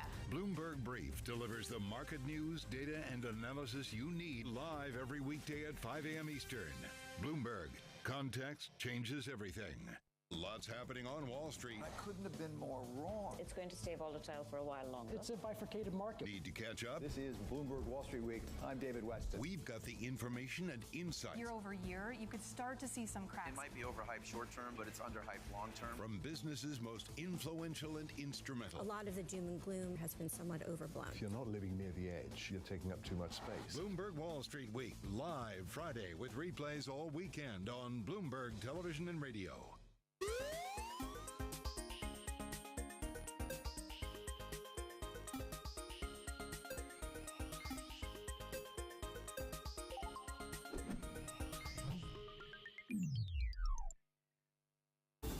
Fixed income fix. Watch Bloomberg Real Yield every Friday right here on Bloomberg. Context changes everything.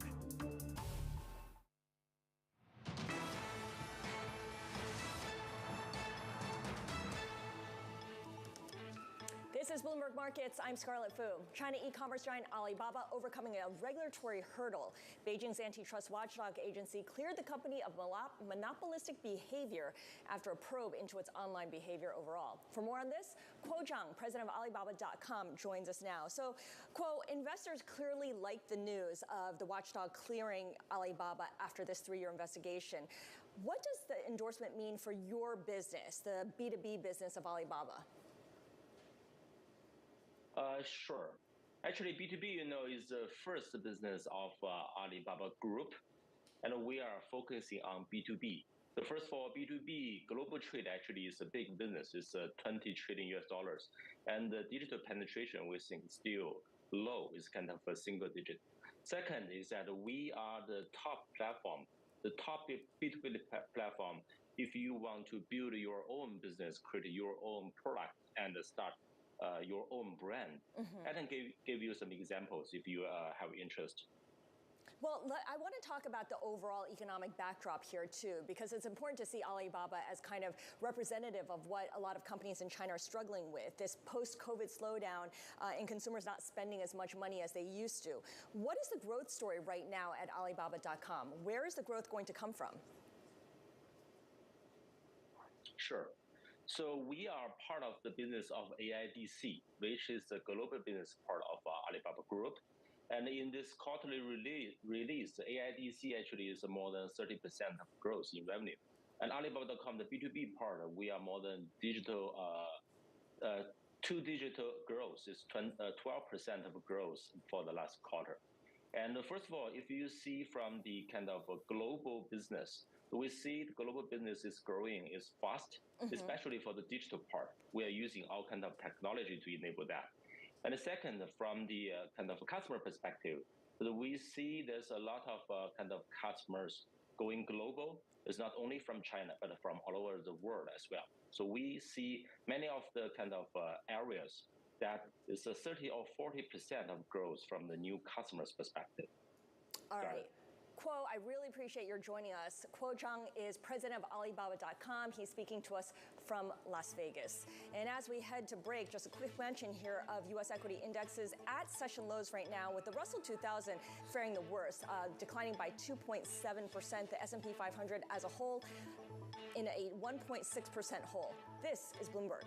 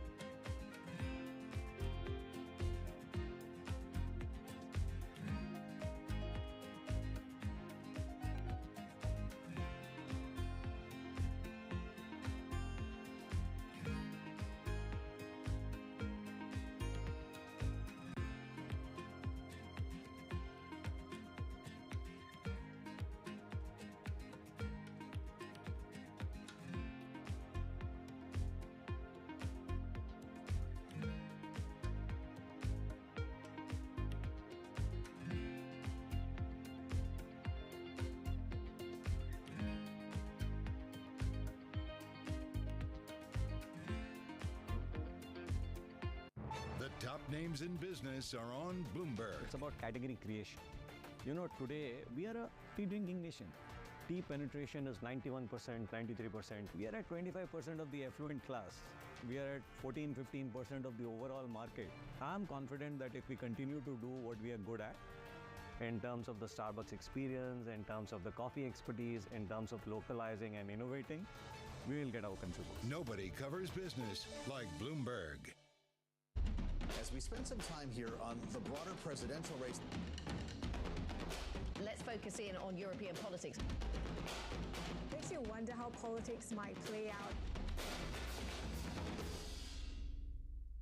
Good morning, this is Bloomberg Daybreak Europe. I'm Tom McKenzie in London. These are the stories that set your agenda. Taking you from the U.S. market's close to the overnight session in Asia. We'll walk you through what you need to know to kickstart the European trading day. Live from our European headquarters, we bring you the day's top market-moving stories, unmatched expert analysis, and on-the-ground reporting from across the continent. Tune in to Daybreak Europe, only on Bloomberg Television. Context changes everything. It's a multi-trillion-dollar industry. We'll show you what's happening in ETFs like no one else. Bloomberg ETF IQ, Monday on Bloomberg. From the world of politics to the world of business, this is Balance of Power.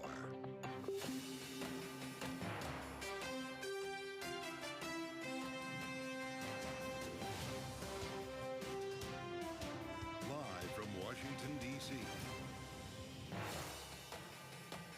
It's the final stretch. Welcome to the fastest show in politics.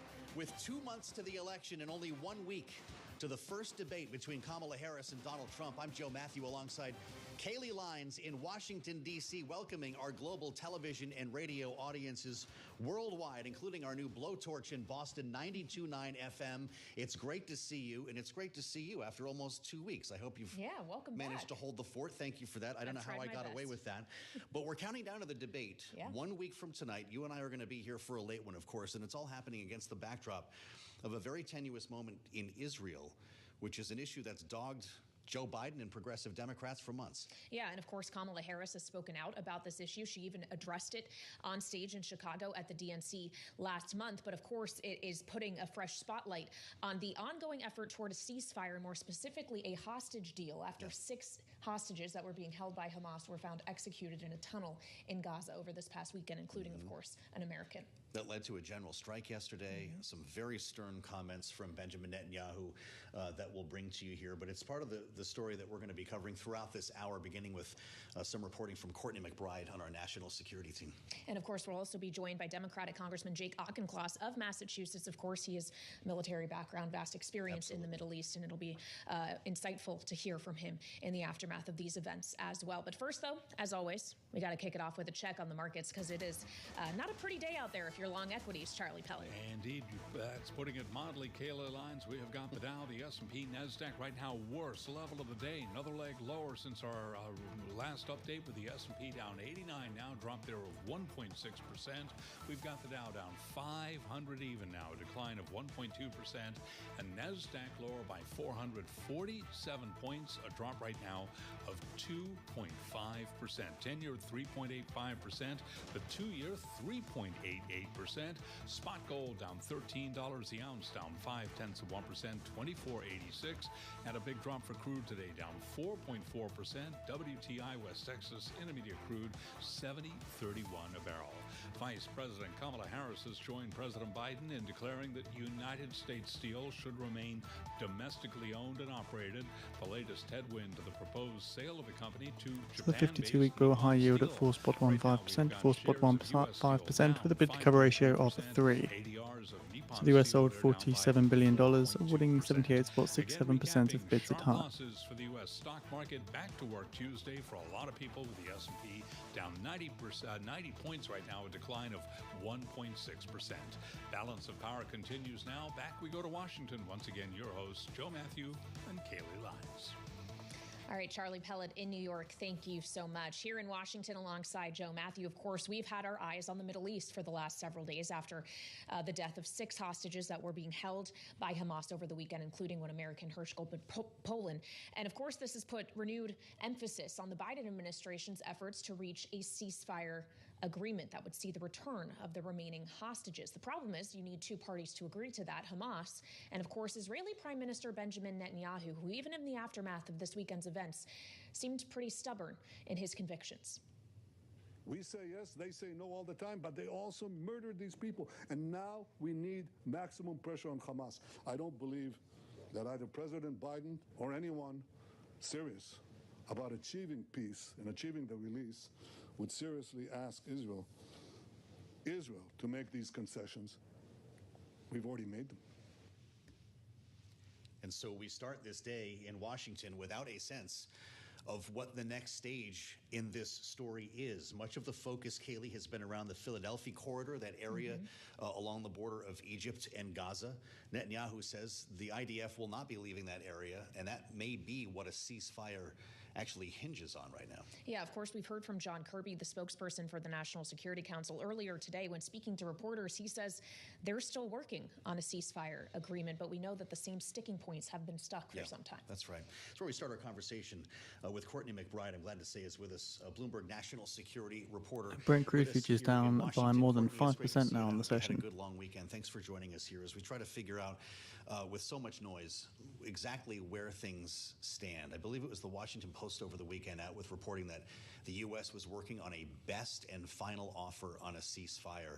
Is that negotiating through the media, or is that actually where we are in this? That seems to be where things stand. Secretary of State Antony Blinken did say in August when we were in Israel that this could be the last opportunity for a peace agreement. Now, he also say that the U.S. is not backing away and will continue to push, but the sense is now that the U.S. negotiating with Israel, Egypt, and Qatar, working and liaising with Hamas, are really trying to get to, in the coming days, a final offer.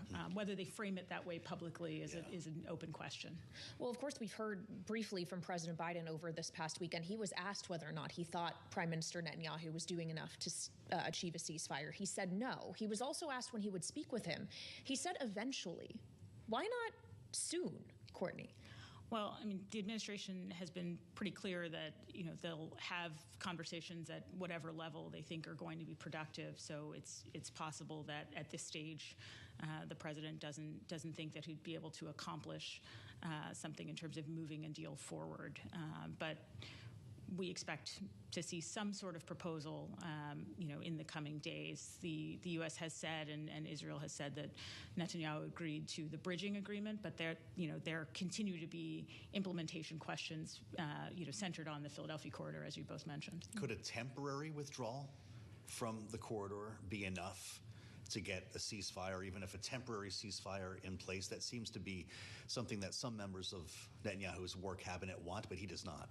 There's certainly internal disagreement over that within the Israeli government, but you know, as Netanyahu said, you know, both parties have to agree, Sure. And we're not sure sort of where the sticking points are, but the understanding that we have, you know, from our conversations is both Israel and Hamas are going to have to make some concessions in order to come to an agreement, and we're just not there yet. Do we have an understanding of whether or not the calculus for the Israeli government changes with the knowledge that Hamas is actually willing to execute the hostages if they think they're on the verge of being rescued? Have they not been operating under the assumption that Hamas was going to want to use these human beings as leverage, and therefore they would be somewhat protected until Israel can get to them? Well, I mean, again, this is an area where there seems to be disagreement within even the war cabinet. But you know, Hamas has been pretty clear about its willingness to use, as you said, to use individuals as leverage, as you know, as human shields. Mm-hmm. But you know, there are many in the Israeli government who say that they're going to continue these efforts to rescue the hostages, but there is that possibility that they are killed in the process, either in an operation to rescue them or when Hamas decides that, you know, the Israeli government or the military is getting too close. We've been showing images on Bloomberg TV and on YouTube of these massive protests we saw. A general strike yesterday, Sunday into Monday, tens of thousands of people on the streets. Is Benjamin Netanyahu moved by those optics? I mean, he gave a speech Monday evening that suggested he is firm in his resolve. He is not going to change his position, certainly on the Philadelphia corridor, and that this, if anything, should reinforce the decision to try to seek the rescue of hostages as opposed to simply negotiating or conceding more to Hamas. Mm-hmm. All right, Bloomberg's Courtney McBride, great reporting. Thanks you so much for joining us, even though certainly it is difficult subject matter, to say the least, especially considering there are still more than 100 hostages remaining in Gaza at this time, and a number of families who certainly are struggling with this right now. We want to continue this conversation with Democratic Congressman Jake Auchincloss of Massachusetts, who is joining us here on Bloomberg TV and radio. Sir, it's great to have you. I know you had previously met with Hirsch's parents, so I'm sure that this hits home in a very real way to you, given the ties to Massachusetts. What needs to be done so that no other parent or no other family member needs to go through what they are currently going through? What do the next steps need to be for the U.S. and for Israel? I appreciate you having me on. This has been a nightmare. I was able to speak with Rachel and John, Hirsch's parents. And as you said, Hirsch had strong connections to Massachusetts. I learned from some of his friends and associates about what a warm and wonderful person he was, who made everyone around him better. And I had a hard time sleeping that night that I found out that he had been executed. And let's be clear what happened, because it's been elided over too frequently, I think, over the last week. Hamas forced these 6 young people to make videos to their family members and then shot them execution style. Hamas is a barbaric, nihilistic organization, and it can have no role in post-war governance in Gaza, because this cycle of depravity will repeat itself. They have broken every ceasefire they have ever affixed their seal to. They have the destruction of Israel as part of their charter, and they will take and execute more hostages. They will rape more Israeli and Arab women, and they will continue to immiserate the Palestinian people. Well, Congressman, as a combat veteran Marine, you bring a unique perspective that we would like you to draw on in this case, because there are, of course, questions now about what else the IDF can do here, what else the Israeli military can accomplish, particularly if it involves pulling out of the Philadelphia corridor that we've been talking about along the border with Egypt. As a warrior yourself, Is it possible for the IDF to extract hostages using force, using rescue operations? Well, as someone who was a platoon commander myself, I think I know enough as a politician to not wade in on tactical questions that I don't have field firsthand knowledge of. But I will, of course, say that, as Clausewitz wrote more than a century ago, all military operations are an extension of politics by other means. And what that means is it is never sufficient in a war to purely have a military stratagem. You also need a political stratagem to complement those operations. And this is my frustration with Prime Minister Netanyahu. It's not that he is insisting on Israel's security. It's not that he's insisting on Hamas being excluded from post-war governance. I agree with him on those things. My frustration with the Prime Minister is that he is not offering a vision of reconstruction for Gaza, Palestinian-led, Arab-supported, Western-backed, that would truly drain Hamas's political capital, because that is what Sinwar fears. Sinwar does not fear destruction. Sinwar does fear reconstruction, and Prime Minister Netanyahu is not offering that. Well, it does seem, sir, that the president may share in that frustration. He has said on the record this weekend that no, he does not think Benjamin Netanyahu is doing enough to secure a ceasefire. But is President Biden doing enough? Is there more the U.S. government could be doing to exercise leverage over both Israel and Hamas here? Well, I think President Biden has walked a tightrope as well as possible in the Middle East. He's rejected calls from the right that would lead to escalation and conflagration in the region through wider military operations. He's also rejected misguided calls from the left that would have led to a early peremptory unilateral ceasefire that would have left the hostages there and left Hamas in power. But there are no good answers on any day in the Middle East, and the president's doing his utmost to get the hostages home and to offer a positive agenda for Gaza as opposed to the nihilistic one that Hamas offers. I would say, though, that sometimes you got to make the problem bigger. And what I mean by that is this is not just about Israel versus Hamas. This is about an axis of authoritarians and terrorists stretching from China and Russia through Iran and its proxy terror forces in the Middle East. And one thing that we could do to enact more leverage over these proxy terror forces is to cut off Iran's oil revenues by getting China to agree to stop importing Iranian oil. Right now, Iran is filling its coffers with Chinese money. It's using that money to fund proxy terror forces in the Middle East. And if we can get that deal with China, which I will admit would be tough, but if we can get that deal with China, we got a lot more leverage in the Middle East. Well, Congressman, as we consider the strained relations between the Biden White House and Benjamin Netanyahu here, we recall hostages being released, a hostage deal the day that Ronald Reagan was brought into office. And I wonder if you're concerned about a Trump effect here, if the narrative is correct that Benjamin Netanyahu has a better and more trusting relationship with Donald Trump, and that he may be waiting for a Trump administration to strike a deal. I'm not going to opine on Prime Minister Netanyahu's domestic or foreign political machinations. The United States is going to work with the elected head of government that Israel sends, and we are going to try to strike a deal for a temporary ceasefire and hostage return, and also ensure that Hamas is not permanently in place in Gaza. And I think it's important that we remember that the U.S.-Israel relationship is grounded on values that are much more resilient than any given personalities, either on our side or on their side. This is about democracy. This is about freedom. This is about the rule of law. And while we may have frustrations and disagreements, we are on the same side of civilization versus barbarism. Hamas is on the other side. Well, if you, sir, don't want to weigh in much on Israel politics, would love to discuss more U.S. politics with you, considering you'll be returning here to Washington next week, along with your colleagues in the House and the Senate, with just a few weeks to go until a government funding deadline. What exactly are you bracing for, sir? Do you expect you're going to have to vote on a continuing resolution? What I'm bracing for is for the Republicans to refuse to act like grown-ups. This is such a preventable government shutdown scenario. Earlier in this Congress, we passed a big bipartisan bill that reduced the federal deficit and responsibly funded federal programs and services, things from Head Start to the U.S. military. It was agreed to by Republican Speaker Kevin McCarthy and Democratic President Joe Biden. It passed with big bipartisan majorities. So we are shortly expecting the Fed reverse repo operation. I mean, that's not how grown-ups operate in Washington, D.C. When you shake hands, you are good to your word. And so the Republicans need to act like adults. Well, there's reporting, Congressman, I'd love to know if you're hearing about this, that Speaker Mike Johnson wants to bring a stopgap bill to the floor and combine it with the SAVE Act. This was the proposal that he went to Mar-a-Lago to roll out with Donald Trump a couple of months ago, requiring proof of citizenship in order to register to vote in a federal election.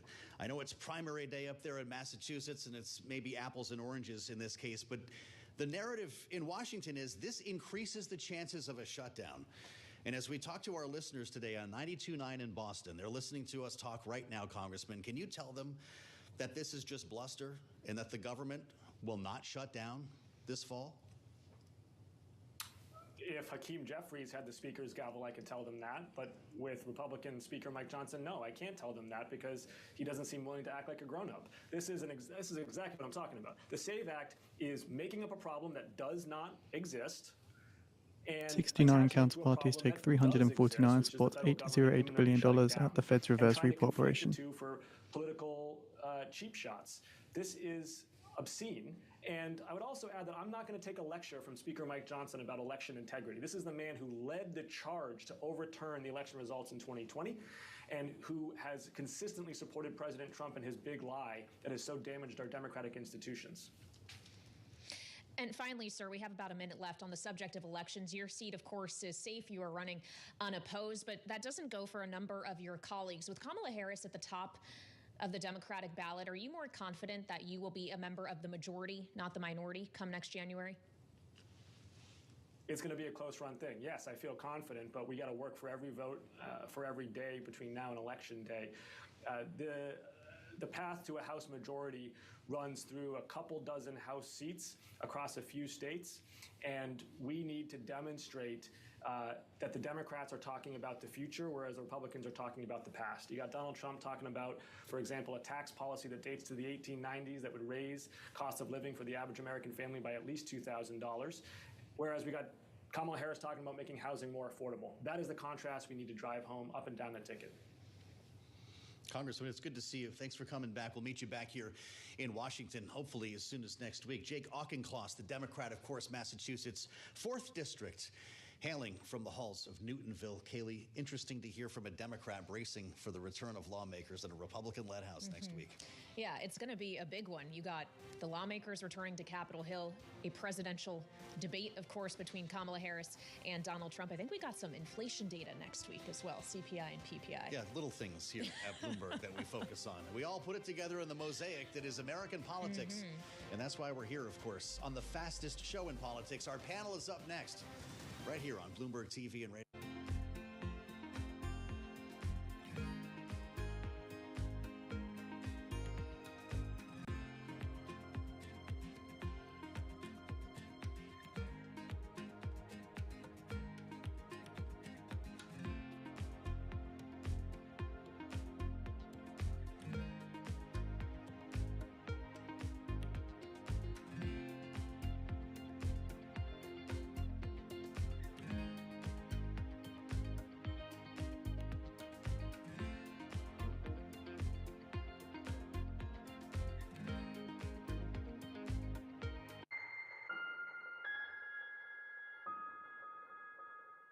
Today's CFOs are reshaping the C-suite. Bloomberg's chief future officer shines a spotlight on these dynamic leaders. Healthcare giant Johnson & Johnson is staking its future on innovation.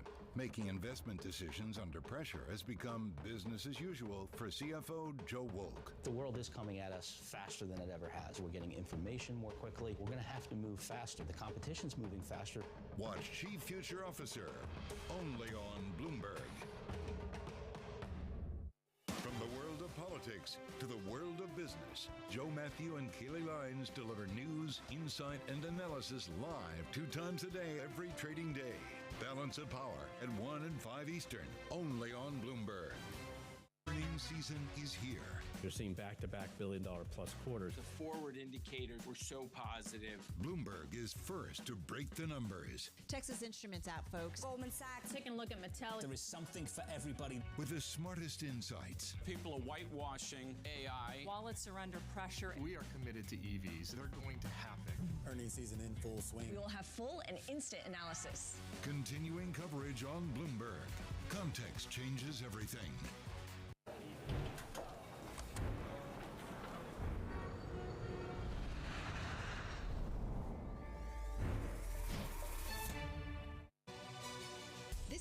Bloomberg News Now. News when you want it at the touch of a button. Another volatile day on Wall Street. We're seeing big moves. All eyes on Capitol Hill as Democrats and Republicans prepare. Today's job numbers casting doubt on the Fed's next move. Inflation remains front and center. And that's news when you want it with Bloomberg News Now. Get it 24/7 on the Bloomberg Business app, Bloomberg.com, and anywhere you get your podcasts. Bloomberg News Now. Context changes everything. There is this real momentum from Wall Street. We are basically deep in the European earnings season. Take a look at how we're faring when it comes to Asian markets.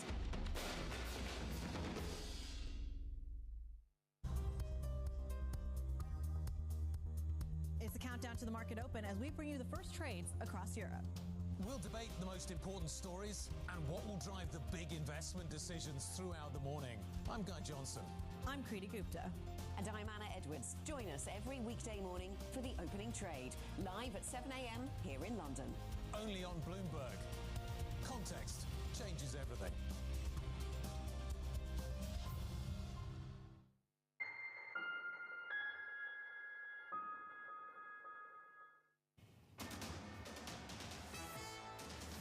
It's 121 on Wall Street. We do check markets all day long here at Bloomberg. Stocks are getting hit hard at the start of a historically tough month for the U.S. stock market. S&P right now down 86 points to 55.61, a drop of 1.5%. Dow Industrials down 443 points now, a decline of 1%, while the NASDAQ Composite Index is down 433, a drop of 2.4%. 10-year 3.84%, the 2-year 3.87%.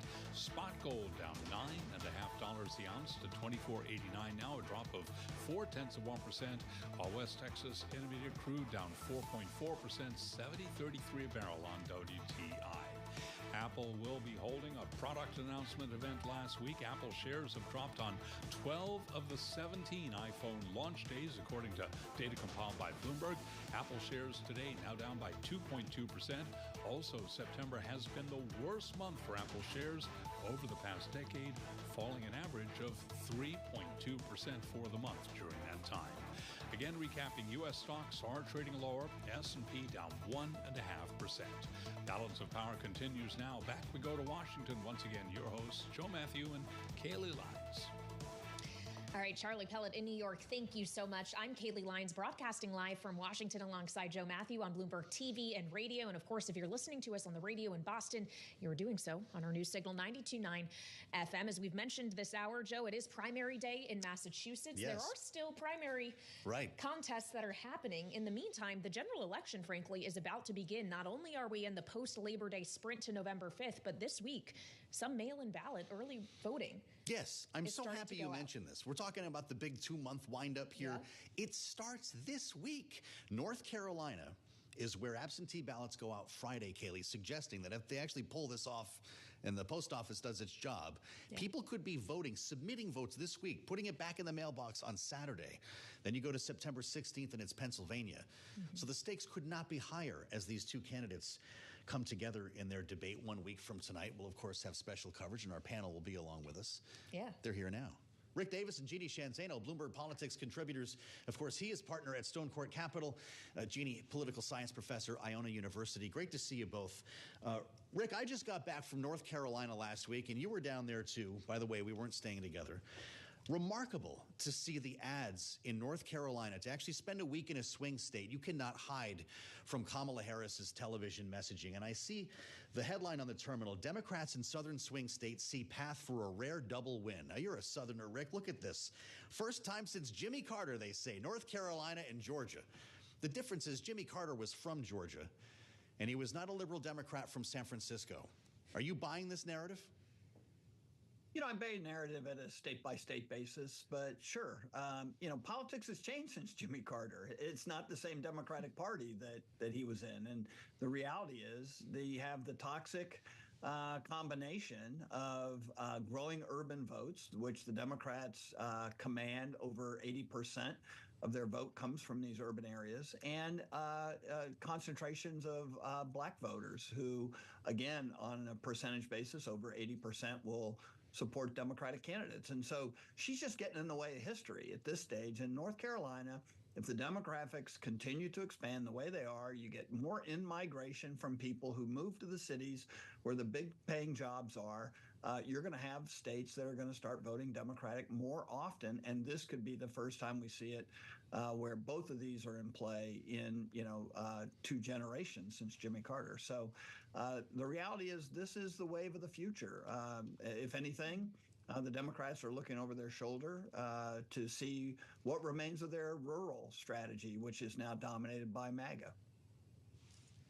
Yeah, of course, Kamala Harris and Tim Walz were trying to tap back into that rural vote in their bus tour of Georgia last week. And of course, in Georgia and North Carolina, in our Bloomberg Morning Consult swing state polling that came out last week, Kamala Harris is up by 2 points right now. Joe obviously has mentioned that money is getting spent there in terms of advertisements. But I wonder, Jeannie, how crucial personnel is too. And part of our reporting here, it's that in these southern states, Kamala Harris and her campaign have signed up more than 50,000 volunteers. Is that at the end of the day what makes a real difference? It absolutely will. First of all, Kaylee, I don't know why you and I weren't in North Carolina. I guess that's where everybody was. But, didn't get the invite. Yeah, we didn't get it. We'll go down next time. But, absolutely, especially in a race that is this razor thin, this is going to come down to a ground game and who can get out the vote. And so that's where you have this big advantage when they're able to raise the enthusiasm. And that's what's been so, really stunning about what Kamala Harris and her team have been able to do in about 6 weeks is the enthusiasm number we saw out of Gallup, for instance, that has changed now in the double digits for Harris. And it was in the single digits for Trump just back in March. So that enthusiasm gets people out on the ground, and that's critically important. So that, we also saw over the weekend, Harris and Walz out there in the Rust Belt trying to do the same thing with their union contacts, get their unions, not just through the endorsements and the leadership, but members on the ground out because they too are well organized. So this is very, very important. And I think Republicans are starting to sweat this a bit because, as you guys just talked about, voting starts imminently and it continues for about 60 days. That's right. All I know is this whole show just spent a week in Chicago together and nobody was talking about going on a vacation together. Jeannie, Rick, what do you make of this idea of capitalizing on early voting? Friday is North Carolina. The 16th is then Pennsylvania. How does that train your focus on where to spend ad dollars? Yeah, no, look, I mean, as you mentioned at the top of the hour here, the rest of the country is not seeing the campaign for president that's going on in 7 targeted Comments from the U.S. State Department says talks last week made progress on Gaza ceasefire and hostage release deals. Both sides need to be flexible. Says over the coming days, the U.S. will continue to engage with regional partners to finalize a ceasefire and hostage deal. It's like night and day. And so when you look at the microcosm on the kind of buy that the Harris campaign just did, and that is very strategic because they want to get all the best ad adjacencies that they can get. And if they buy now, they're going to get them. Everybody who buys later on is going to have to take whatever is available. So kudos to them for getting out with this big buy. But I remember it's like deja vu all over again. 2008 campaign, we didn't look as hard as we should have at North Carolina's early voting. And it's been happening for a long time. And Barack Obama held rally after rally where he could sign up voters at his rallies. And we woke up to find out that we'd lost massively North Carolina for the first time in a long time. And the reality was 65% of the election voters had already voted by the time Election Day had come about. We lost North Carolina a week before the election was even held. And so these things matter a lot right now. And with Harris's momentum, it's got to be very troubling to the campaign for Trump because he's got to get more action going on because he can't outbuy her with these ads. He can't outground game her. In fact, he's got basically the Elon Musk super PAC running his ground game in North Carolina, which is just getting started. So he's got to actually show up and dominate the airwaves and hope his vote gets out. And so the reality is taking a day off like Labor Day and not going to a place like North Carolina is a huge strategic failure for the Trump campaign. Well, Rick, it was just last week that I had a chance to speak with Laura Trump, the co-chair of the RNC, who said that it has gotten tighter in North Carolina and Pennsylvania. Those are two states that the party is considering spending more money in. But with what you just said, is it going to be too late by the time those resources are actually deployed for it to make the difference it could have if they hadn't been essentially assuming North Carolina was in their pocket up until 6 weeks ago? Absolutely. I mean, right now you are playing a rearguard action if you're not ready to start processing your voter ID work, in other words, identifying all your voters up until this point in time, and then now going to them and saying, please fill out your ballot requests and get it in. And that's happening on the Democratic side. We know they've been preparing for this. And all of a sudden, you have this influx of new voters who are willing to support Harris. Obviously, the momentum is shifting to her since Joe Biden got out of the race, and that's what all these voters are doing who are flooding these headquarters. Is they're calling voters saying, "Are you now a Harris supporter? And if so, can we make sure you've got your ballot and you get it in as soon as you can?" The Trump campaign is still fighting the image that Donald Trump promotes all the time, which is, that absentee voting or early voting is somehow violating the law. And so Republican voters are sort of stuck. They used to be extremely good at this, but now they're stuck because what the Trump campaign is telling them is one thing and what they ought to be doing is another. Remarkable moment we're in here. Ballots go out starting Friday. Jeannie, we can't talk about the South without looking at Florida. And some voters there might have whiplash after listening to Donald Trump over the course of the weekend. He started by talking about the government paying for all IVF, or at least mandating that insurance companies do that. Then, after being pressed on this ballot question, a Florida amendment that he will now vote against, a proposed amendment to expand abortion access. This is obviously fertile ground for the Harris campaign, and they've been active in trying to counter-message Donald Trump. Is it possible for Donald Trump to ever get on message when it comes to the issue of abortion? It's going to be very tough. Democrats are taking it right to Donald Trump. They're starting this reproductive freedom bus tour, guess where? In his backyard in Palm Beach, Florida, because they too, just like Donald Trump, are looking at these numbers. The latest Ipsos poll has Kamala Harris up 0.13 or plus 13 rather with women. That gender divide is real, and much of it comes back to the issue of reproductive rights and abortion. That's why we've seen him struggling in the area of abortion, what to do on the amendment in Florida, talking about IVF as it's going to be paid for by the government, and even health insurance. Even people in his own party are saying that's a little too fast. We support IVF, but we can't afford that. He's struggling because he knows he wants to do two things he can't do. He wants to take a bow for overturning Roe, and he also doesn't want to be hit by the backlash of that. And that's very tough to do. And I think all of this makes what happens next Tuesday that much more important, because things are moving very quickly, and that is going to be one big opportunity for Donald Trump to turn this thing around and get back on his feet and make some of these hits on Harris stick. And so I think that debate is just so much more important now than it even was a week ago today.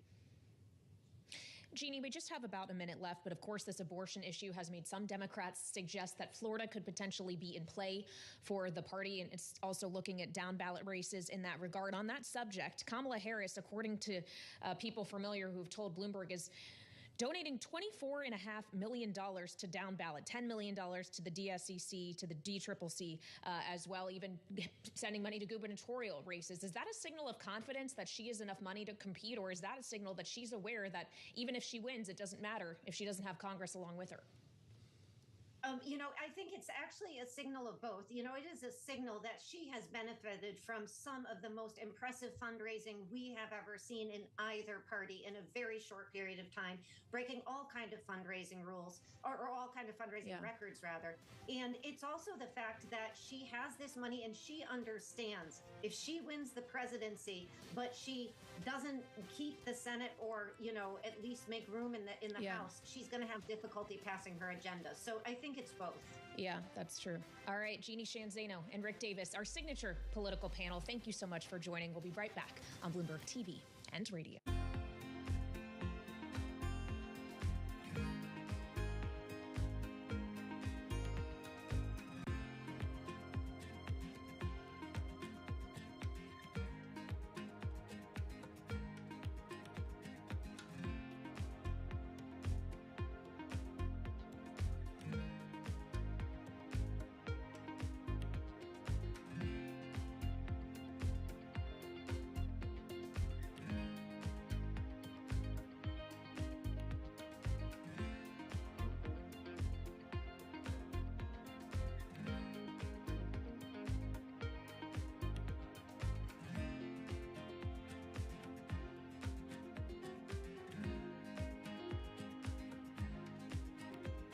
top names in business are on Bloomberg. The challenge for us now is not very much on the product, it's on the ramp-up of the production system. We turned the industry down to almost zero during the pandemic. And what we're trying to do now is turn it all the way back on. And that's hard. We lost not only people during the pandemic, we lost a tremendous amount of experience. A lot of skilled people have left the industry. We have to hire new people. The supply chain has to hire new resources and train the people, educate them. And because those roles are filled now not by a 58-year-old, but perhaps by a 28-year-old, there's a lot we have to do in terms of not only adding capacity, but capability to meet the ramp that we all are embarked upon. We have thousands of suppliers, and when you have just a couple of them, few of them that are late on the ramp up, well, that's slowing down everybody, and that's what we've been facing earlier this year. Nobody covers business like Bloomberg. Context changes everything.